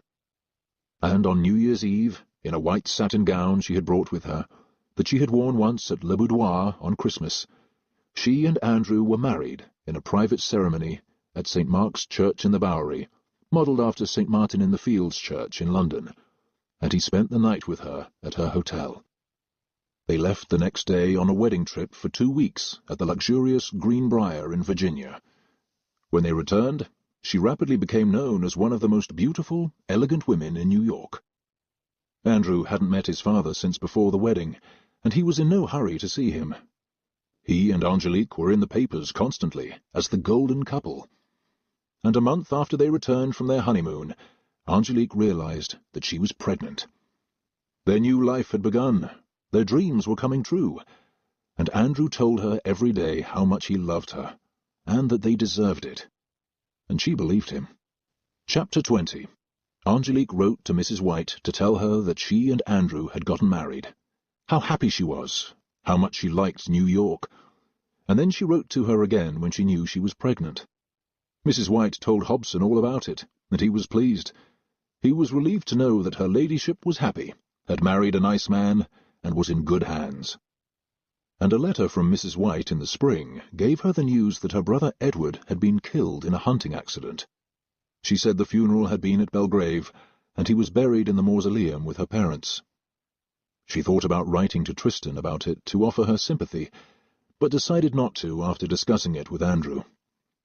She had heard nothing from her brother since the last time she had seen him at the Fergusons, and he had denied her as a sister. "He doesn't deserve the time of day from you," Andrew told her, and she decided he was right. They had just found a house on Washington Square, and she was busy decorating it and getting it ready. They planned to move in May, and the baby was due at the beginning of October. She had been feeling well, and Andrew thought she was more beautiful than ever, with his baby growing in her gently swelling belly. She had never seen his father again, although Andrew saw him for dinner from time to time, and had told him about the baby, which only made him angrier. He reminded Andrew that he wanted to hear nothing about her, nor their future offspring. The only relationship he wanted was with his son. Andrew's political ambitions were going well, and he was planning to run for a congressional seat in November, in a special election to replace a congressman who had died. It was an excellent opportunity for him. It was his first big step into politics, and Angélique was excited for him too. She hoped to be able to be at his side for the final weeks before the election, after the baby was born. And when they moved into their new home, it was beautiful and everything they hoped it would be, and she was 4 months pregnant. They entertained friends frequently, and Andrew knew he was a lucky man. He had a wonderful wife he adored. She had a letter from Fabienne in June, from Provence. Their baby had been born, a son they named Etienne, and they were over the moon about it. And Angélique promised to let her know as soon as their baby was born. She could hardly wait. The nursery she had prepared for it looked like a child's dream. The only argument she and Andrew had was that she wanted to take care of it herself, and he insisted she have a baby nurse. He wanted to be able to go out with her, and said she couldn't do it all alone. They compromised on her having a young girl to help her, but she didn't plan to be a mother like Eugenia Ferguson, or even some of their friends in New York who never saw their children. And Andrew said he wanted many, and Angélique was willing. She was excited about becoming a mother, and it was surely going to be easier than taking care of Eugenia's twins. The doctor said it was just going to be one baby. They were hoping for a boy, but Andrew assured her he would be satisfied with a girl too, and they could try for a boy soon after, if that was the case. They rented a house in Saratoga Springs for the summer, and stayed there for July and August until Labor Day. Andrew made occasional trips to the city for work and his campaign, and in September he got fiercely busy, with dinners, appearances, meetings, and shaking hands with voters everywhere he could, while Angélique stayed home and waited for the baby. She was too big to go out now, was expected to remain out of sight, and had almost nothing to wear that fit her. She complained that she was bored, but she was more tired than she wanted to admit, and she was going to have the baby at home. Everything was ready, and Andrew was more in love with her every day, and she with him. On the 1st of October, she was folding tiny shirts in the nursery, with Claire's help, when her water broke and the first pains started. A baby nurse had been hired and was due to arrive from Boston in the next few days. She had been working for a family there. Angélique went back to their bedroom to lie down and wait. Claire and their new housekeeper, Mrs. Partridge, brought in stacks of sheets and towels, as she had seen done for Eugenia when she had the twins, and they sent a message to the doctor. He arrived an hour later and said that everything was going well. She was progressing slowly and not in too much pain, and Andrew was at an important dinner with his supporters, and not expected home until that evening. The doctor didn't think the baby would come before midnight, and promised to come back at supper time. He expected things to move along at a faster pace by then, and he sent a nurse to watch her, as Angélique lay nervously on her bed, timing pains. And nothing much had happened when Andrew got home and said the dinner had gone well. "It's so tiresome waiting for something to happen," she complained to him when the nurse went down to supper, and he kept her company. He was anxious for the baby to come too, although he was grateful she wasn't in too much pain. And when the doctor arrived to see her again, things were moving more slowly than he'd expected, and he didn't think she'd have the baby until the next day, and they both looked disappointed when he left.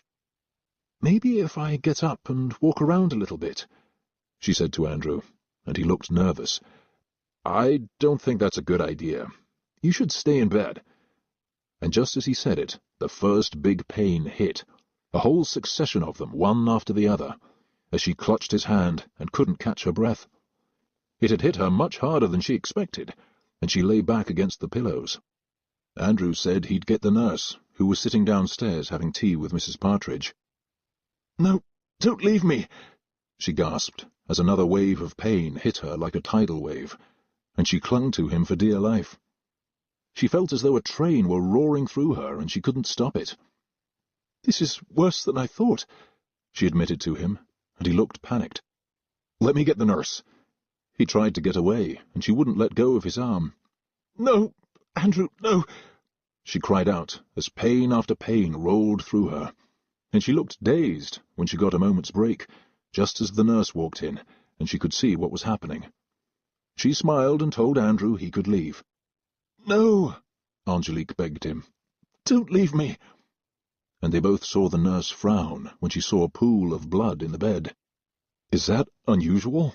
Andrew asked her, as she shook her head and assured him Mrs. Hanson was fine, and then she discreetly left and asked Mrs. Partridge to send the coachman for the doctor. She said they needed him there at once. "Is something wrong?" the housekeeper asked her, looking worried. "Some women just bleed more than others. She looks like a bleeder," was all the nurse would say, and went back upstairs, where Angélique was starting to scream with the pain, and felt like her back was breaking. She said she could feel the baby coming down, and Andrew and the nurse could see that she was bleeding more. "My mother died when she had me. What if I die too?" she said to Andrew in a hoarse voice, and he tried to sound calmer than he was. He was worried about all the blood. No one had warned him, and they were going through stacks of sheets and towels. Claire had just brought more, and by then Angélique couldn't stop crying, and she seemed weaker. The nurse was telling her to push, and she couldn't, and each time she tried, a gush of blood would splash across the bed. "You're not going to die," he reassured his wife, and prayed it was true, just as the doctor walked in. "Well, I see we're getting busy. I guess I was wrong, and we're going to have a beautiful baby here tonight."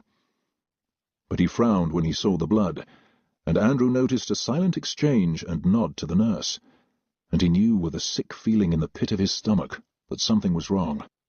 "My dear, let's try and get the baby out quickly," he said to Angélique. "There's no point wasting time when you can have the baby in your arms. I'm going to need you to push as hard as you can." But she was already too weak and had lost too much blood. She couldn't push hard enough to get the baby out. All she could do was scream and cry with the pain. The doctor looked at Andrew then with an intense expression. "I need you to help her. When I tell you to, I want you to press the baby downward toward me. Don't be afraid to push." Andrew nodded, just as another pain hit. The nurse held her legs, Andrew pressed, and Angélique did her best, as the doctor watched what was happening and tried to stanch the flow of blood. They kept at it for another 5 minutes, and then a tiny face emerged, and then the whole head and the shoulders, and their little boy was born as Andrew watched him and cried.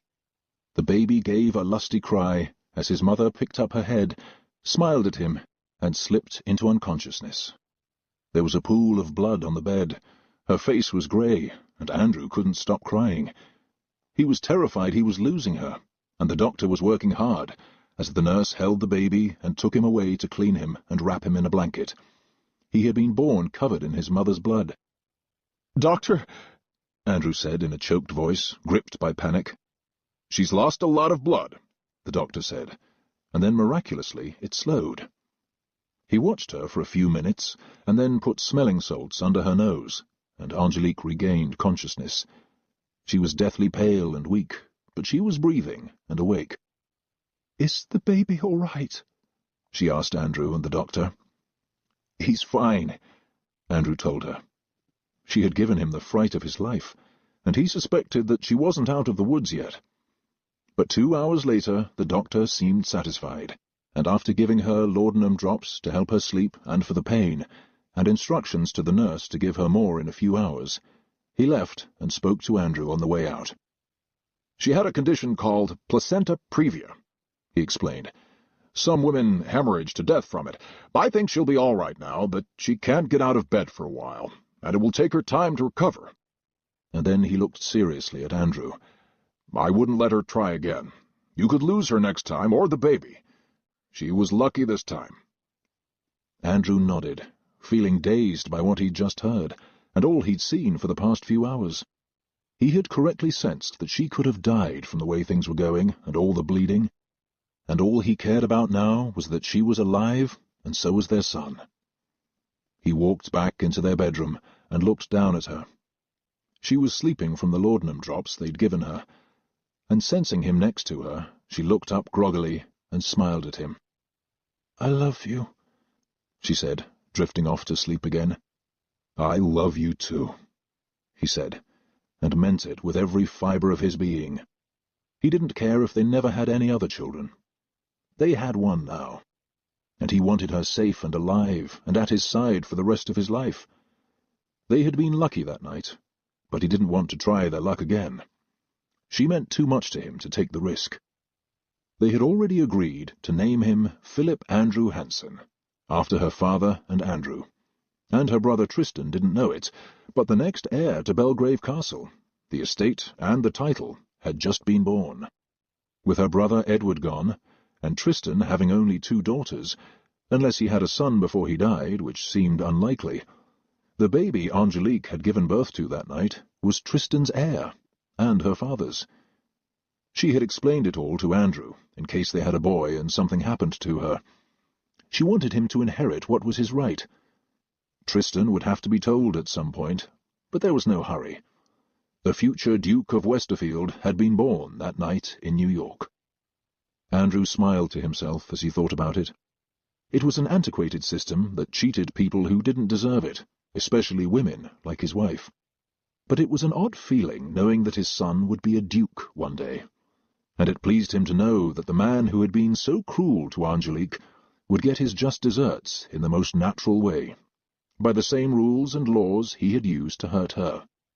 The title meant nothing to Andrew, or very little, but Angélique meant everything to him, and now so did their son. His Grace, Philip Andrew, Duke of Westerfield, had arrived. Chapter 21. Andrew won his congressional seat in the special election 6 weeks after his son was born. Angélique was still too weak to be at his side on election night, but she was at his swearing-in, and so proud of him. He was ecstatic, and had won by a wide margin. The only disappointment in his life was that his father had refused to see the baby, and said he never would. He hated Angélique with an unabating, unrelenting passion, and said that he disapproved of her, which angered Andrew, but there was nothing he could do. His father remained adamant about her. Their life was happy otherwise. They christened the baby in January, when Angélique had regained her strength. She looked beautiful, and they gave a party at their home to celebrate the baby.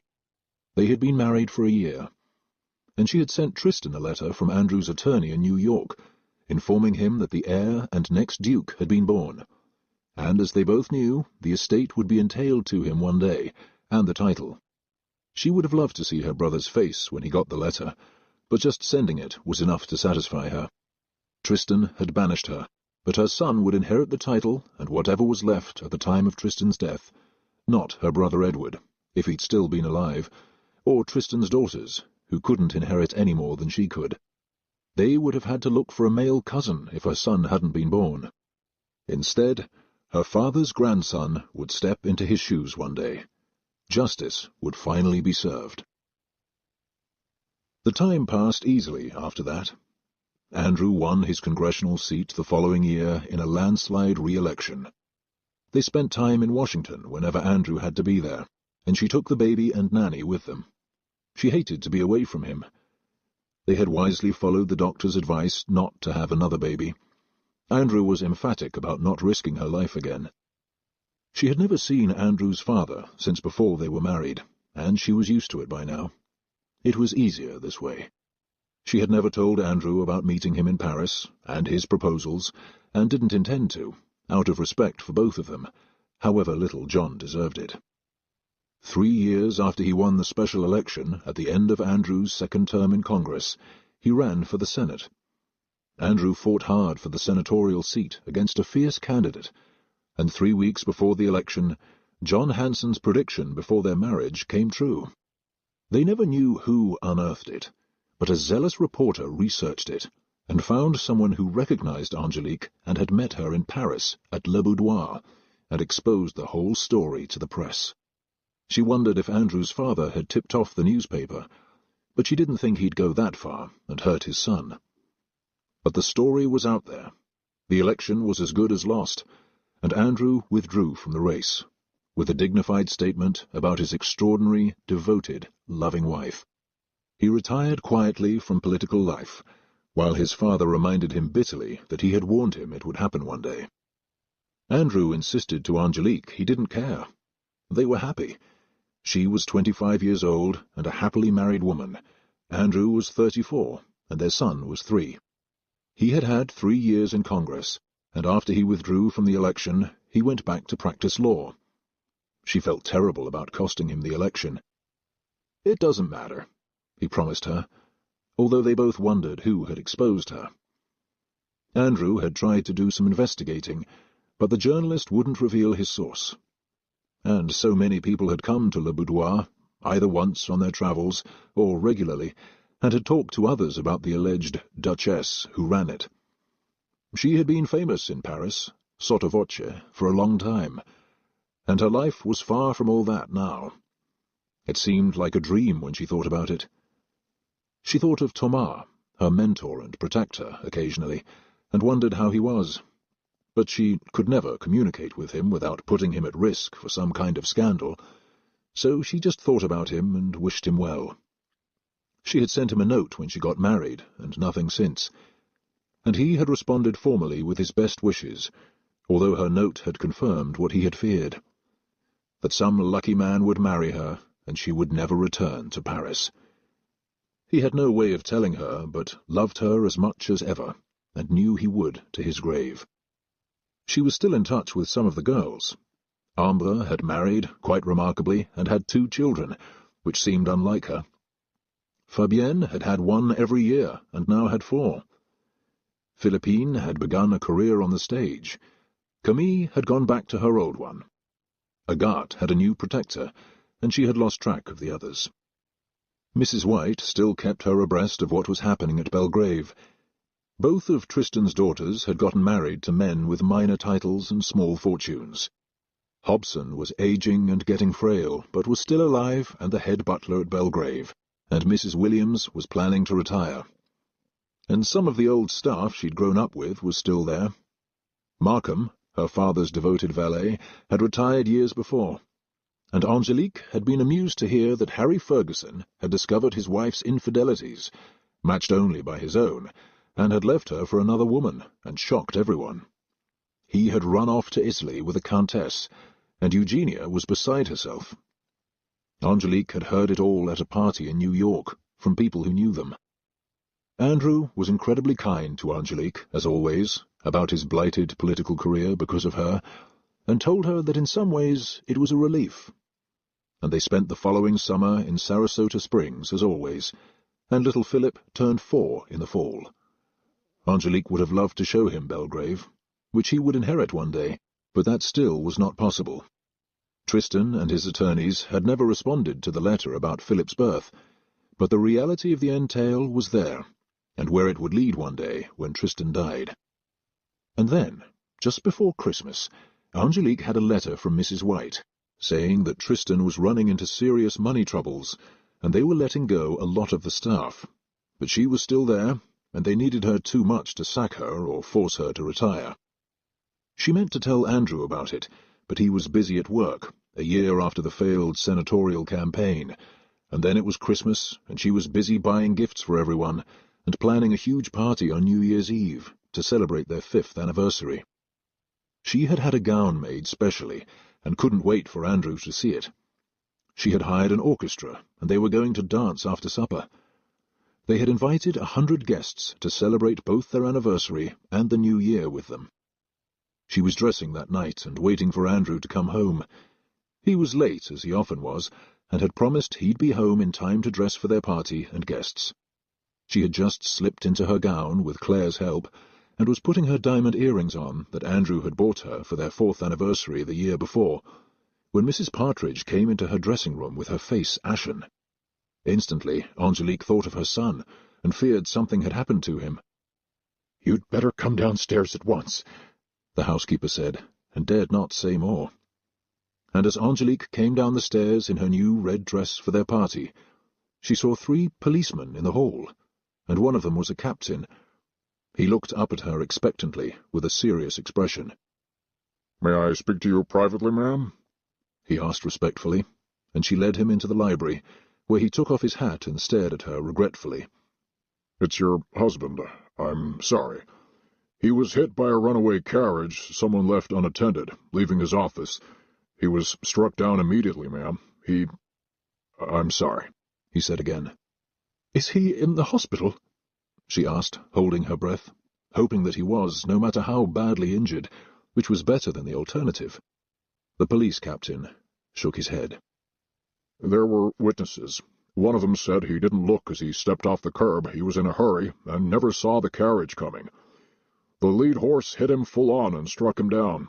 He hit his head on the pavement. He's at the morgue." She sat down in a nearby chair with a dazed look, unable to believe what he'd told her. It couldn't be. That couldn't happen. They loved each other so much. "I'm sorry, ma'am," the policeman said again, as she thought she was going to faint. "Would you like me to get someone? Do you need a glass of water?" She shook her head. She couldn't speak for a long moment, and then she started to cry. Who could she call for, except Andrew, who meant everything to her? How could she live without him? How would she wake up every morning for the rest of her life if he was gone? Thinking about it, she wanted to die. She couldn't imagine a life without him, just as she couldn't without her father 8 years before. The police captain stood there for a long time, not sure what to do, and then quietly left the room as she cried. He went to tell the housekeeper what had happened, and then they left. Mrs. Partridge went to find her in the library, and gently took her upstairs and helped her lie down on her bed, and left Claire with her. Mrs. Partridge informed the head footman, and when the guests arrived, they were told at the door what had happened and sent away. The supper for the party they'd planned was given to the servants, and the rest sent to the poor, and a black wreath was placed on the door. Mrs. Partridge had asked the captain if they had advised Mr. Hanson's father, and he said they were going there next, but had wanted to notify his wife first. Funeral arrangements would have to be made, and he assumed Mrs. Hanson would send someone to deal with it in the morning. Angélique lay on her bed, looking shocked and frozen, as Claire sat with her that night, as she sobbed. There was no one Angélique wanted to see, no friend who could comfort her. Since the day they met, Andrew had been her whole life. Andrew's funeral was a sombre affair, attended by hundreds of people who had been his friends, gone to school with him, or known him in politics and business. All of his clients were there. His father and Angélique sat in separate pews and never spoke to each other, although they filed out of their pews at the same time and nearly collided. She was holding little Philip by the hand, who didn't fully understand where his father was and why he was never coming back. John Hanson and Angélique stood at the burial on opposite sides of the casket, avoiding each other's eyes, and Philip nearly ripped her heart out when he asked her if Daddy was in the box, and she nodded. His grandfather had stolen several glances at him, but didn't address her or the child. And Angélique never came downstairs when friends came to the house after the funeral. She couldn't. The only life she had ever wanted was over, and the man she loved more than life itself was gone. She had no desire to go on without him, although she knew she had to for their child. The house was like a tomb for the next several months. She rarely went out and saw no one, although she spent time with her son. She spoke to none of their friends, and she had no idea what to do now. Andrew had left her everything he had, their house, his investments, his very considerable fortune, but there was nothing she wanted to do with it, except pass it on to her son one day. Thanks to Andrew, she had become a very, very rich woman, but as far as she was concerned, her life was meaningless without him. And in May, she got a letter from Mrs. White that woke her up. Tristan had admitted that he was ruined. He had nothing left after Elizabeth's extravagances and his own, and his arrogant and wanton mismanagement of the estate. Her eyes almost fell out of her head when she read that he had put Belgrave and the London house up for sale. Mrs. White said that Elizabeth was furious with him, and they were barely speaking. He said they were going to move to a small house in London when both homes were sold, unless the new owners of the estate let them stay on at the cottage and rent it. They had nowhere to go and no money left, and needed every penny from the sale of both properties just to pay their enormous debts. Mrs. White said she hoped the new owners were going to let her stay on. She had been there since she was a girl. And Hobson was going to retire once Belgrave was sold. He said he was too old to adapt to new owners who didn't belong there. The title would inevitably go to Philip by law, but not the estate if it was sold. Angélique read the letter again, dressed immediately in one of her black morning gowns, and went to see Andrew's lawyer the same day. He had another appointment, but saw her at once when she sent him a message that it was extremely urgent. He hadn't seen her since the reading of Andrew's will in January, and had been told she'd been in seclusion ever since, in terrible shape. And he thought she looked very thin when he saw her, but her eyes were bright.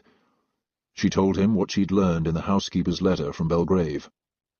"I'm going over as soon as I can, and I'll need a solicitor in London. Will you help me find one?" She was suddenly energized and nervous and very concerned. "What are you trying to do?" he asked her, looking sympathetic. "Help your brother with his debts before he sells?" He had no idea of the history between them, and had no reason to. Only Andrew had known. He had told no one else, although his attorney had been made aware that Philip was the heir to the title and estate, and had sent the letter announcing his birth to Tristan, Duke of Westerfield. "Certainly not," Angélique said about helping her brother, looking outraged and more like her old self. "I intend to buy it, without his knowing I did, if possible. I don't want him to know until the sale is complete." Patrick Murphy, the attorney, was startled by the unusual request, but he assumed it would be feasible if a competent lawyer handled the purchase discreetly. "Will you be buying the Grosvenor Square house too?" "No," she said thoughtfully. "I don't need a house in London, and my father never really liked it, but I want my son to know the estate he will inherit one day, and learn to run it long before he does. I can maintain its ownership until he grows up, since she would be purchasing it from Tristan now. And her father had schooled her well in the running of the estate while she was growing up. She was far more competent than her brother. I'd like him to live there, she said quietly of her son, just as I did as a child. It's a wonderful place. Will you be giving up the house in New York? Murphy looked surprised. I don't know, she said honestly. I haven't thought that far. All I know is that I want to buy Belgrave Castle before someone else does. He nodded, and as she thought about it, she knew that the house she and Andrew had bought together was too painful to live in without him, and that their life in New York was equally so now that he was gone. She had never thought it would be possible, but now that it was, she wanted to go home. Please see to it that no one buys it before I get there. Explain all that to the solicitor you hire in London. Whatever another purchaser offers, I will outbid them. I don't intend to lose my home again. He didn't know what she was referring to, and didn't ask.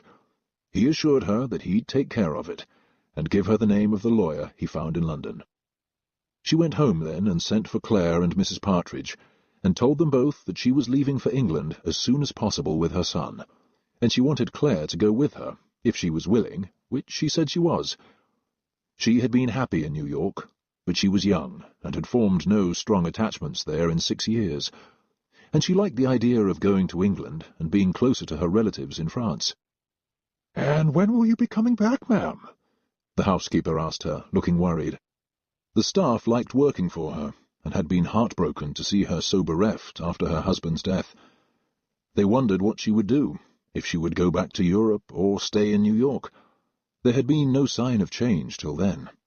She had barely left the house in 5 months. I don't know, she said sadly. I have some family business to conclude in England. It might take some time. She wasn't ready to tell them she was moving yet. She wasn't sure herself. The housekeeper nodded, and she and Claire both left the room. Angélique called for the carriage after that, and went to the office of the Black Ball Line. She discovered that the packet boat North America was sailing to Liverpool in 4 days, and she intended to be on it. She didn't want to waste any time. She didn't want Tristan selling Belgrave to the first offer out of desperation. It was a property that people had coveted for years, and until Tristan took over, it had been in perfect condition and impeccably run by her father. She had no idea what the situation was there now, other than her brother had run out of funds. She booked passage for herself, Claire, her son, and his nanny. She got a stateroom next to hers for Philip and the nanny, and another small cabin for Claire, as she had before. And when she got back to the house, she informed the nanny, told her to pack for him, and told Claire to start packing her trunks. "What sort of clothes will we be taking?" Claire asked her, wondering. Her mistress had seen no one in 5 months, nor worn any of her elegant dresses. She was still in deep mourning for Andrew, and wore only her plainest black dresses. "I'm still in mourning," Angélique reminded her, "and I intend to be all year. But I'll need some other clothes for afterward, and maybe some decent gowns." "Will we be staying that long, ma'am?" Claire looked at her, surprised, and Angélique was honest with her, more so than with Mrs. Partridge. "Probably. I hope so. We're going back to the house where I grew up," she told her, and realized that this time what she had claimed last time on the ship was true. She had said she was a widow, which had been a lie then, and now she was. And she realized, as she took things out of her closets and laid them on the bed, how long Claire had known her, all the way back to Le Boudoir, and she had never said a word about it to the other staff. Angélique knew she could trust her, and always had. She had the nanny pack for Philip, and for the next 3 days the house was a furor of packing and sorting, and making decisions about what to take and what to leave, but at least she was no longer languishing on her bed. She had a plan, and she sensed that Andrew would have been pleased to see her up and busy again, and he would have approved of her trying to save Belgrave for their son. It was his birthright. Patrick Murphy came to tell her that he had written to a solicitor in London who had been highly recommended, and he hoped his letter would reach him before she did. She would be in London herself in 3 weeks. She was adding a few last things to one of her trunks the next day, and had just packed all her jewellery, when Mrs. Partridge came to tell her that she had a guest downstairs. "Who is it?" Angélique was distracted. She had no idea who it was, and didn't want to see anyone before she left. It was too painful listening to people tell her how sorry they were, when in truth they had no concept of the enormity of her loss when Andrew died. He and their son were all she had. "I'm not sure who the gentleman is," Mrs. Partridge said, looking puzzled. "I believe it's Mr. Hanson's father, ma'am. He said he was John Hanson. I've never seen him here before." Angélique was startled, and hesitated before she went downstairs. Why was he coming to see her now? He hadn't even spoken to her at the funeral, and had never seen Philip until then. He hadn't even acknowledged the boy at his father's funeral. She almost decided not to go down, and then, smoothing her hair and dress, she went. She found him in the library, looking around the home that they'd lived in for 6 years, and that he'd never seen. He had been no part of their life, only Andrew's, since they married, and she was sure that the loss of his only son had been hard on him as well. She was shocked by how much he had aged in the 6.5 years since she'd known him. She had noticed it at the funeral, too, but thought he was just grief-stricken. He had suddenly become an old man. He was 67. "Good afternoon," she said quietly as she walked in. He turned to look at her, and was shaken the minute he did. She was just as beautiful as before, although her eyes were deeply sad, and she was very thin. She didn't want to be rude and ask him why he was there. "I hope you're well." "Patrick Murphy tells me you're leaving New York." Other than her servants, he was the only one who knew. "Yes, I am." She was still standing, and didn't invite him to sit down. "I wanted to say goodbye before you go. I wanted to talk to you a long time ago, but there was never a right time. I'm sorry for the way I behaved when Andrew wanted to marry you. I didn't realize until he died that my fury wasn't because you had been the madam of a brothel in Paris, but because you turned down my proposal and accepted his. I never wanted to face that before. He sat down in a chair then, and looked bereft. I wanted to marry you desperately, and thought you were the love of my life after all those lonely years. And then you married Andrew, and I could see how much you loved each other. I was jealous of my own son. There were tears in his eyes as he said it, and Angélique was stunned. It was an enormous admission, and she didn't know how to respond. She hoped he wasn't going to repeat his offer now that his son was gone. She held her breath and her tongue. The reason I wanted to speak to you before you left, he went on, was to thank you for never exposing me to Andrew. You never told him that you had met me at the brothel in Paris. He told me that you said you'd never met me before. I was very grateful to you for that. You were very generous to allow my son to keep his illusions about me. More than I deserved. You were honest with him, I wasn't. And I'm deeply ashamed of that now. It proved to me that you were a good woman, and an honorable one, and I never admitted that to him. You were more honest with him than I, and I wasted so many years being angry at you for being with him and not me. We could have been together for all this time, and now he's gone, and you and the boy are leaving. But you were right that I destroyed his political career, she said regretfully. I don't think he minded, John Hanson said honestly. He never seemed unhappy to me, not for an instant, while he was married to you. And the political ambitions were more my idea than his. Thank you for that, she said softly. They had cleaned the slate and settled old scores. It was a good way for her to leave. The war was over. Will you be coming back from Europe? He asked, worried, and she wanted to be straightforward with him and not lie. Probably not. I want to see how Philip likes it there, but I'd rather he grew up in my old home. It's a wonderful place for a child. Better than New York. But can you go back after all this time? He didn't think she could, from what Andrew had said, and the lawyer had only said they were leaving. He didn't say why. I'm trying to buy the estate from my brother, she explained, and he nodded. And then he looked at her with pleading eyes. May I see the boy? He's the image of his father at that age. She hesitated, and then nodded, and left the room to go and find him. He was in the nursery packing his favourite toys with his nanny. He was excited about going on the ship, and Angélique had been telling him all about it. There's someone I'd like you to meet, she said quietly as she walked into the nursery and sat down on a small chair next to her son, who was so exactly like his father, just as his grandfather said.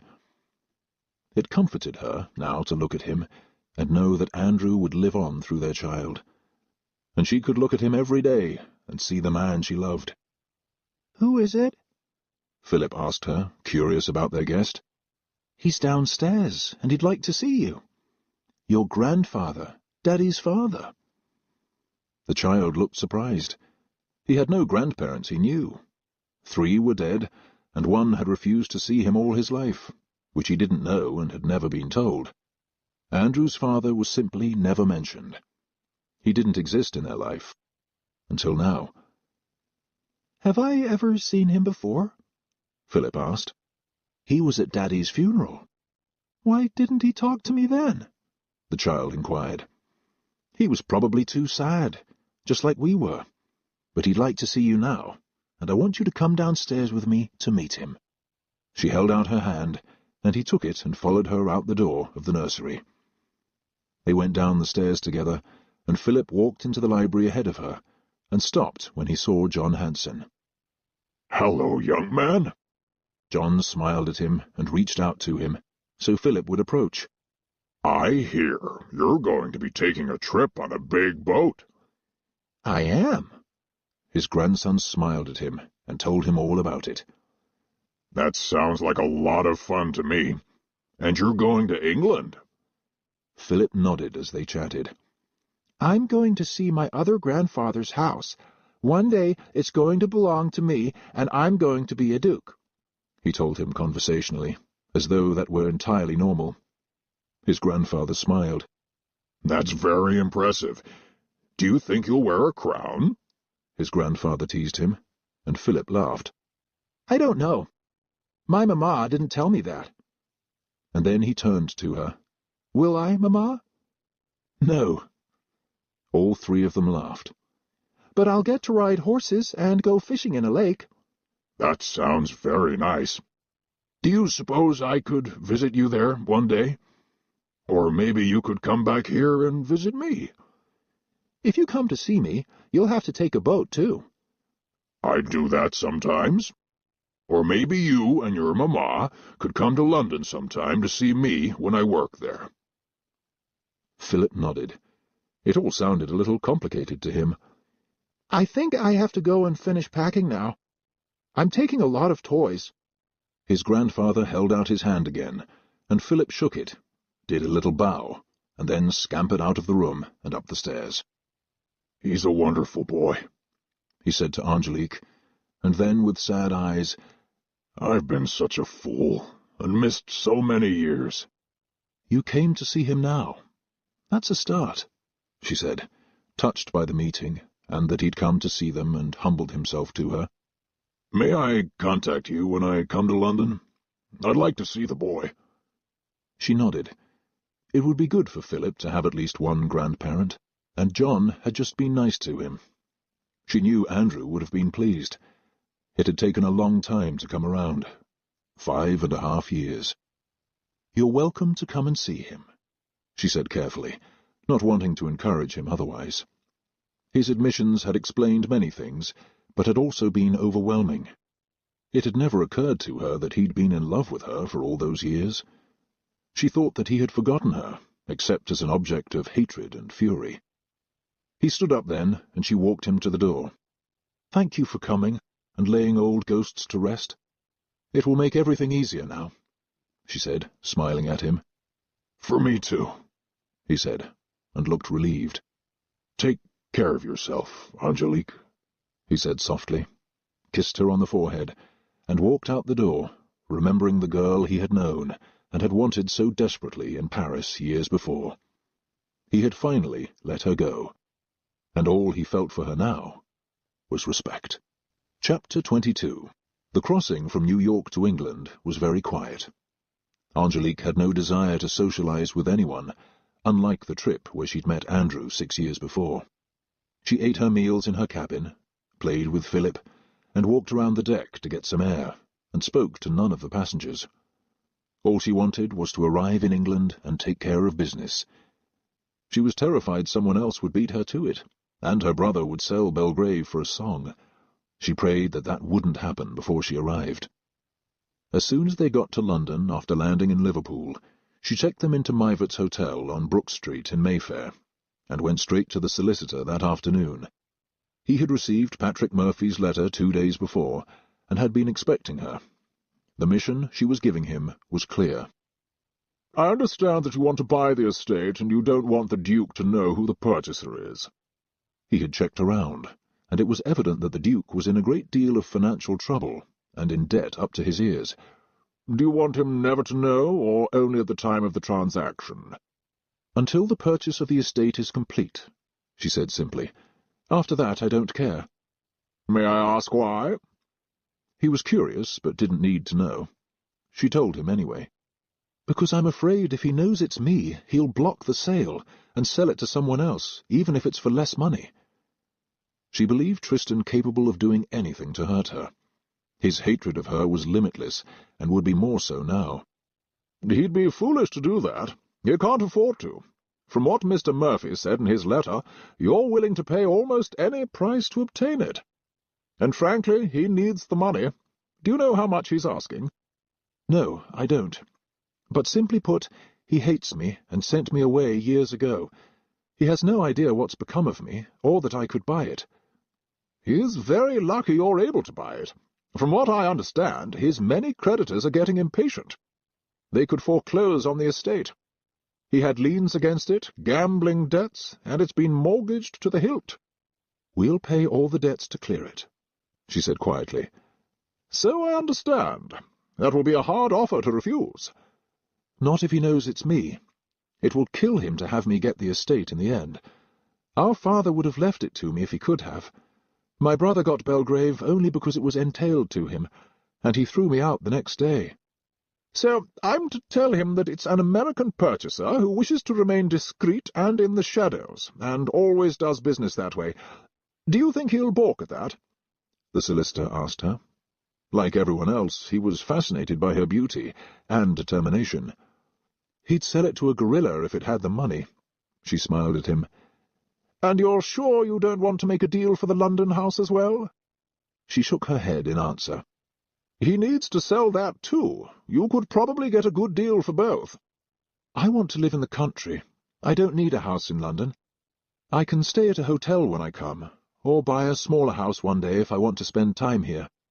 One very large old house with an army of servants to run it is enough for me, and I still have a house in New York. She was thinking about selling it, but was in no hurry. She'd thought about it on the way over on the boat, trying to make up her mind. She wanted to see how Belgrave felt to her first, after all these years. I know who his solicitor is, and will contact him first thing tomorrow. Where can I reach you? At Mivert's Hotel. I'll be waiting to hear what they say. What are you going to do? Find out what they're asking, and make him a flat offer he can't resist. I won't play games with him, he said seriously. I want to conclude this quickly, she said firmly, with a will of iron in her eyes, which took him by surprise, too. She was a woman who knew what she wanted, and in this case would stop at nothing to get it. I understand. We'll do all we can to make that happen, the lawyer said firmly. Thank you. They shook hands, and she left and went back to the hotel. She walked around London a little bit that afternoon, admiring the shops, and went to bed early, and she was on pins and needles the next day until noon. And at 5 minutes after 12, a clerk from the front desk brought her a note to tell her that Mr. Berkeley Squires was downstairs, and she told him to send the lawyer up to her suite. She let him into the room and led him into the parlour of the suite. She had several bedrooms for Claire, the nanny, herself, and Philip, and a parlour for just this purpose. The lawyer was quick to reassure her. It went very well. The solicitor was quite direct with me, probably more than your brother would have liked. He says they're desperate for a fast sale. He wants £30,000 all-inclusive, which would cover the debts and give him a small profit he needs to live on, and apparently there's a cottage on the estate that he wants to rent from you for a small amount. Absolutely not, she said, with ice in her eyes. I thought as much, and already told the solicitor it wasn't possible. Thank you, she said, relieved. So what did we offer? 28. I would have gone lower, but I know you want to do this quickly. They'll hold at 30, and we'll agree. Are you sure that's wise? Should we just have agreed to his price? I think we're fine the way it is, the solicitor said calmly. He said he'd go down to Hertfordshire today, and come back to me tomorrow when he returns. Your brother is as anxious to conclude this deal quickly as you are. I think we'll have an answer very soon. Are there any other offers? She asked, worried. None. The debts will frighten everyone off except you.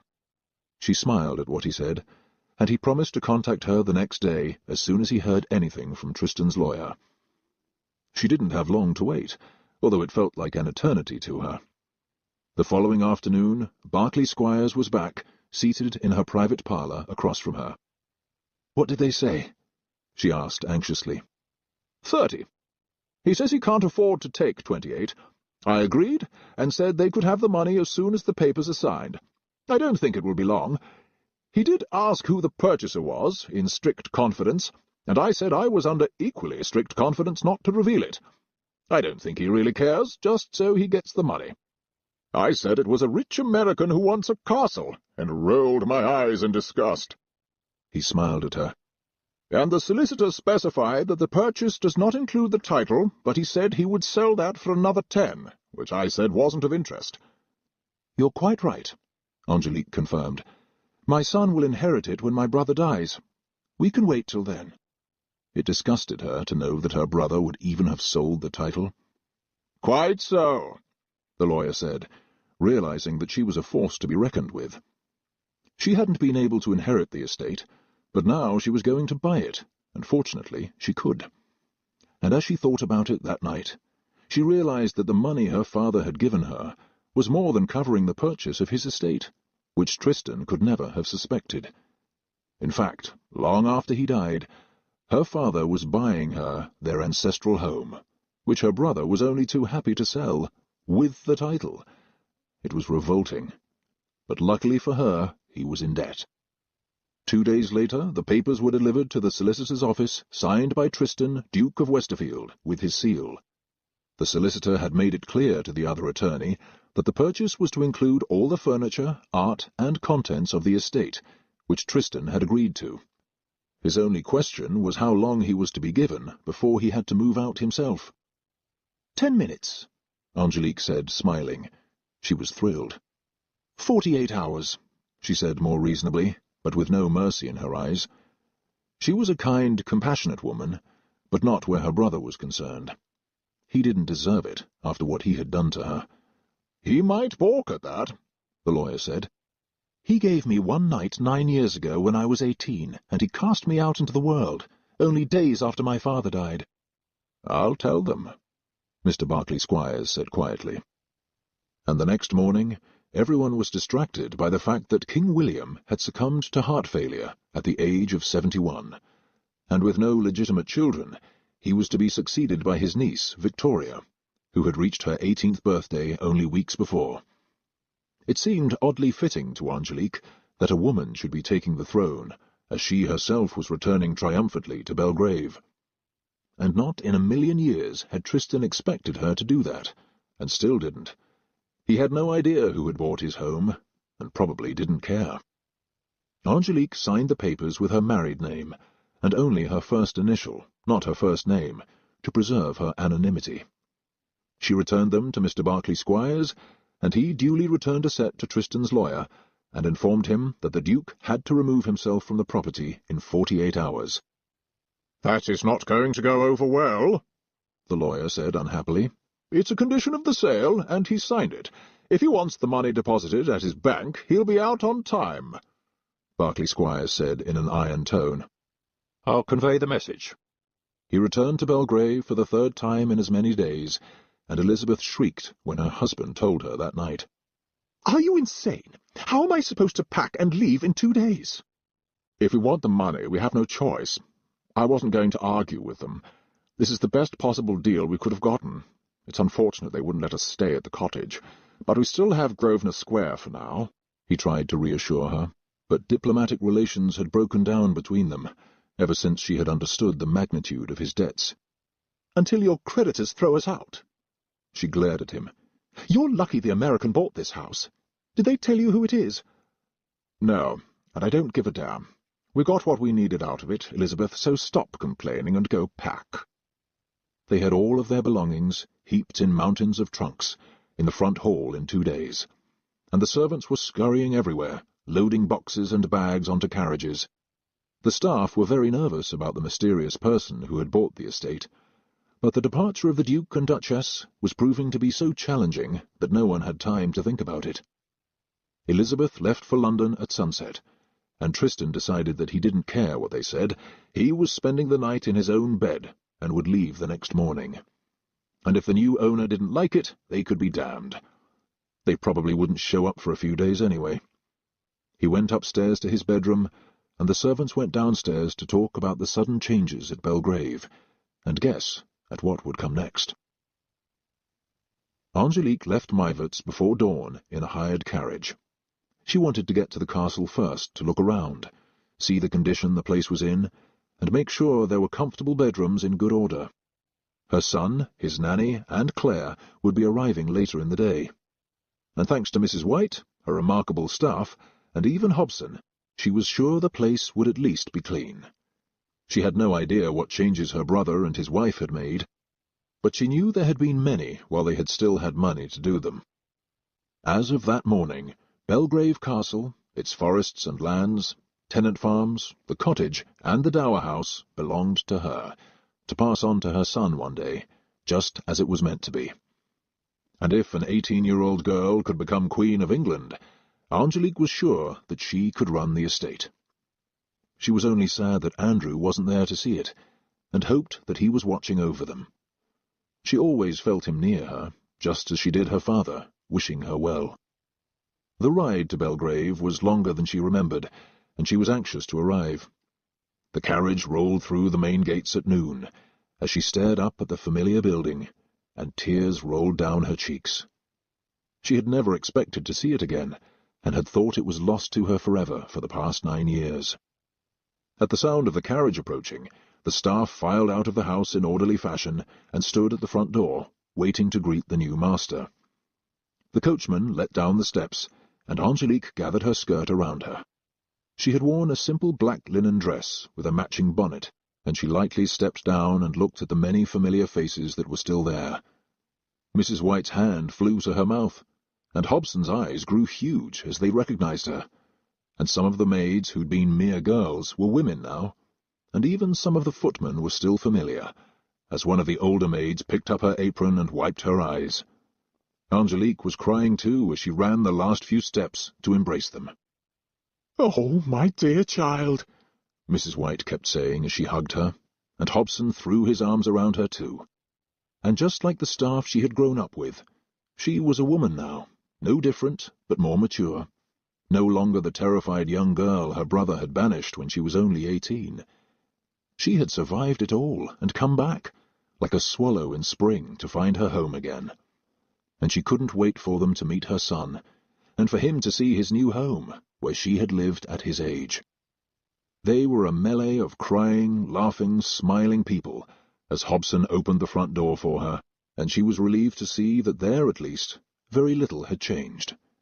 It was like travelling back through time to where she'd started, and hoped to never leave again. She wandered from room to room on the main floor, thinking of her father, and feeling him beside her, as she heard footsteps on the stairs, and emerged from the library with her hair soft around her face and her bonnet in her hand. As Mrs. White had said to Hobson, she still looked like a young girl. He reminded her that she was barely more than that.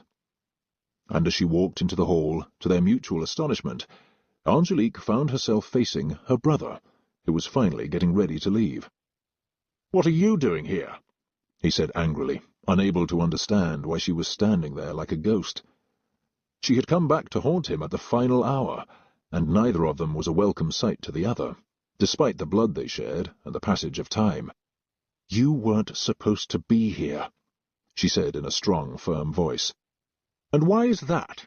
What brings you back here, and on this particular day? Neither of us belongs here now. I just sold it to an American," he said, gloating over the fact that he had deprived her of her home yet again. But the final joke was on him. "So I understand," she said quietly. "I came back to have a look." "Well, you'd better get out before he arrives." "The new owner won't be here till this afternoon." She was referring to her son. She had bought it for him, and the children he would have one day. "And what would you know about all that?" He had told no one but the lawyer and the staff. "I see you still have your spies here. It won't do you any good." She was only listening to him with half an ear. She was so happy to be home again, and sorry that he was still there. But even he couldn't spoil it for her. The victory was hers, more than he knew. "I heard about your exploits in Paris," he said to her scathingly, as he walked over to her. "It doesn't surprise me that you wound up in a brothel. I always knew you would." She wondered how he had heard of it, but didn't ask. She didn't care. "Just like your mother, the French whore who seduced my father. He was besotted with her, just as he was with you." Tristan oozed poison from every pore. "Will you miss all this?" she said, smiling coolly at him, ignoring what he'd said, not dignifying it with a response. "It's a shame you couldn't sell the title, too. The person who owns it now doesn't need your title. He has his own." As she said it, Tristan looked at her with hatred in his eyes, longing to put his hands around her throat to throttle her, but she wasn't afraid of him any more. She was taunting him. And suddenly he realized what had happened. For the first time, he knew why she was there. "Did you? Are you?" He understood everything now. He had no idea how she had bought it, but he was suddenly sure she had. It had never dawned on him that the secretive American was a woman, and even more shockingly, his sister. For him, it was like seeing her rise from the grave. "I bought it for my son. I believe you're trespassing now. You were supposed to be gone by last night." "I'll go when I damn well please," he said with his usual arrogance. "No, Tristan, actually you won't. Get out of my house now, or I'll have someone fetch the constable. You don't belong here anymore. You never did." He looked as though he were going to slap her, but he didn't dare. "And if you want your money, stay away from me and away from here. Belgrave no longer belongs to you." He stormed past her then and strode to the front door. He turned one last time to look at her with hatred in his eyes. He was bereft of speech for the first time in his life. He had thought he had gotten rid of her forever, and instead she had come back and won in the end. He turned on his heel then and walked out, and slammed the enormous heavy door behind him, as Angélique heaved a sigh of relief. The nightmare was finally over, 9 years after it had begun. Tristan had tried to take her home from her and banish her forever, and despite all his evil machinations, justice had been served. He was gone, and she had won. She spent the rest of the day looking around the house at the changes they had made. Some of them were pretty, and others weren't and could be undone. She wasn't sure what room she wanted to sleep in. Surely not her father's. She finally decided on her old suite of rooms near his, and a sunny one near her for Philip and his nanny. She didn't want him in the nursery far away from her, especially in a new house. And she saw that the staff were slim. "They let a lot of them go when the money ran out," the housekeeper explained, and then Angélique looked at her thoughtfully. "You know, if you hadn't written to tell me when they put the house up for sale, I would never have known to buy it, and someone else would have. Thank God you did." The housekeeper smiled at her, still amazed by everything that had happened, and that Angélique was back again. It was like a dream. "I'm sorry about your husband," Mrs. White said to her gently. "He was a wonderful man. You would have loved him," Angélique assured her. "And he would have loved it here. I can't wait to show it to my son. Are there still horses in the stables?" she thought to ask then. "A few. They sold all the fine ones, but there are still some good mounts left." Angélique wanted to teach Philip how to ride, and show him all their land. He had a lot to learn before he grew up, about running the estate, and so did she while she held it for him. She still remembered everything her father had taught her about the estate before he died. They went outside when they heard the carriage pull up, and Hobson came too. When the coachman opened the door, Hobson lifted Philip out and set him on his feet. "Good afternoon, my lord," he said formally. "Welcome to Belgrave."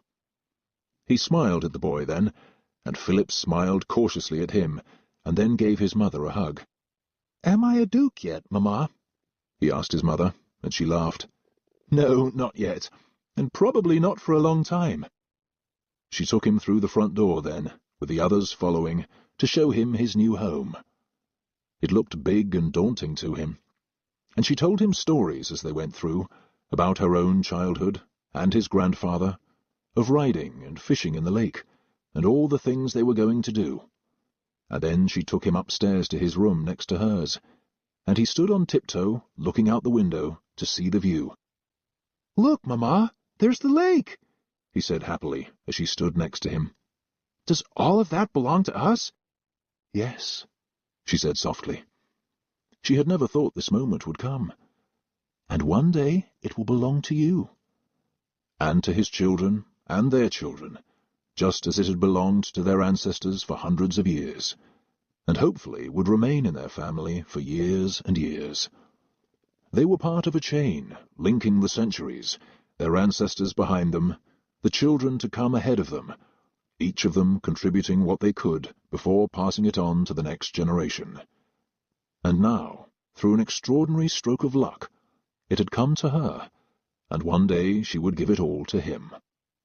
"I like it here," Philip said, as he turned to smile at her, and she could already imagine the man he would become one day, when he stepped into her father's shoes. She was the bridge between the two, the past and the present, as she leaned down to kiss him and put an arm around him. "I'm glad you do," she said softly. "So do I." Things were just as they were meant to be. Her destiny had brought her back to Belgrave, where she belonged. And as they looked out the window together, they both knew they were home. The end. We hope you have enjoyed this production of The Duchess by Danielle Steel.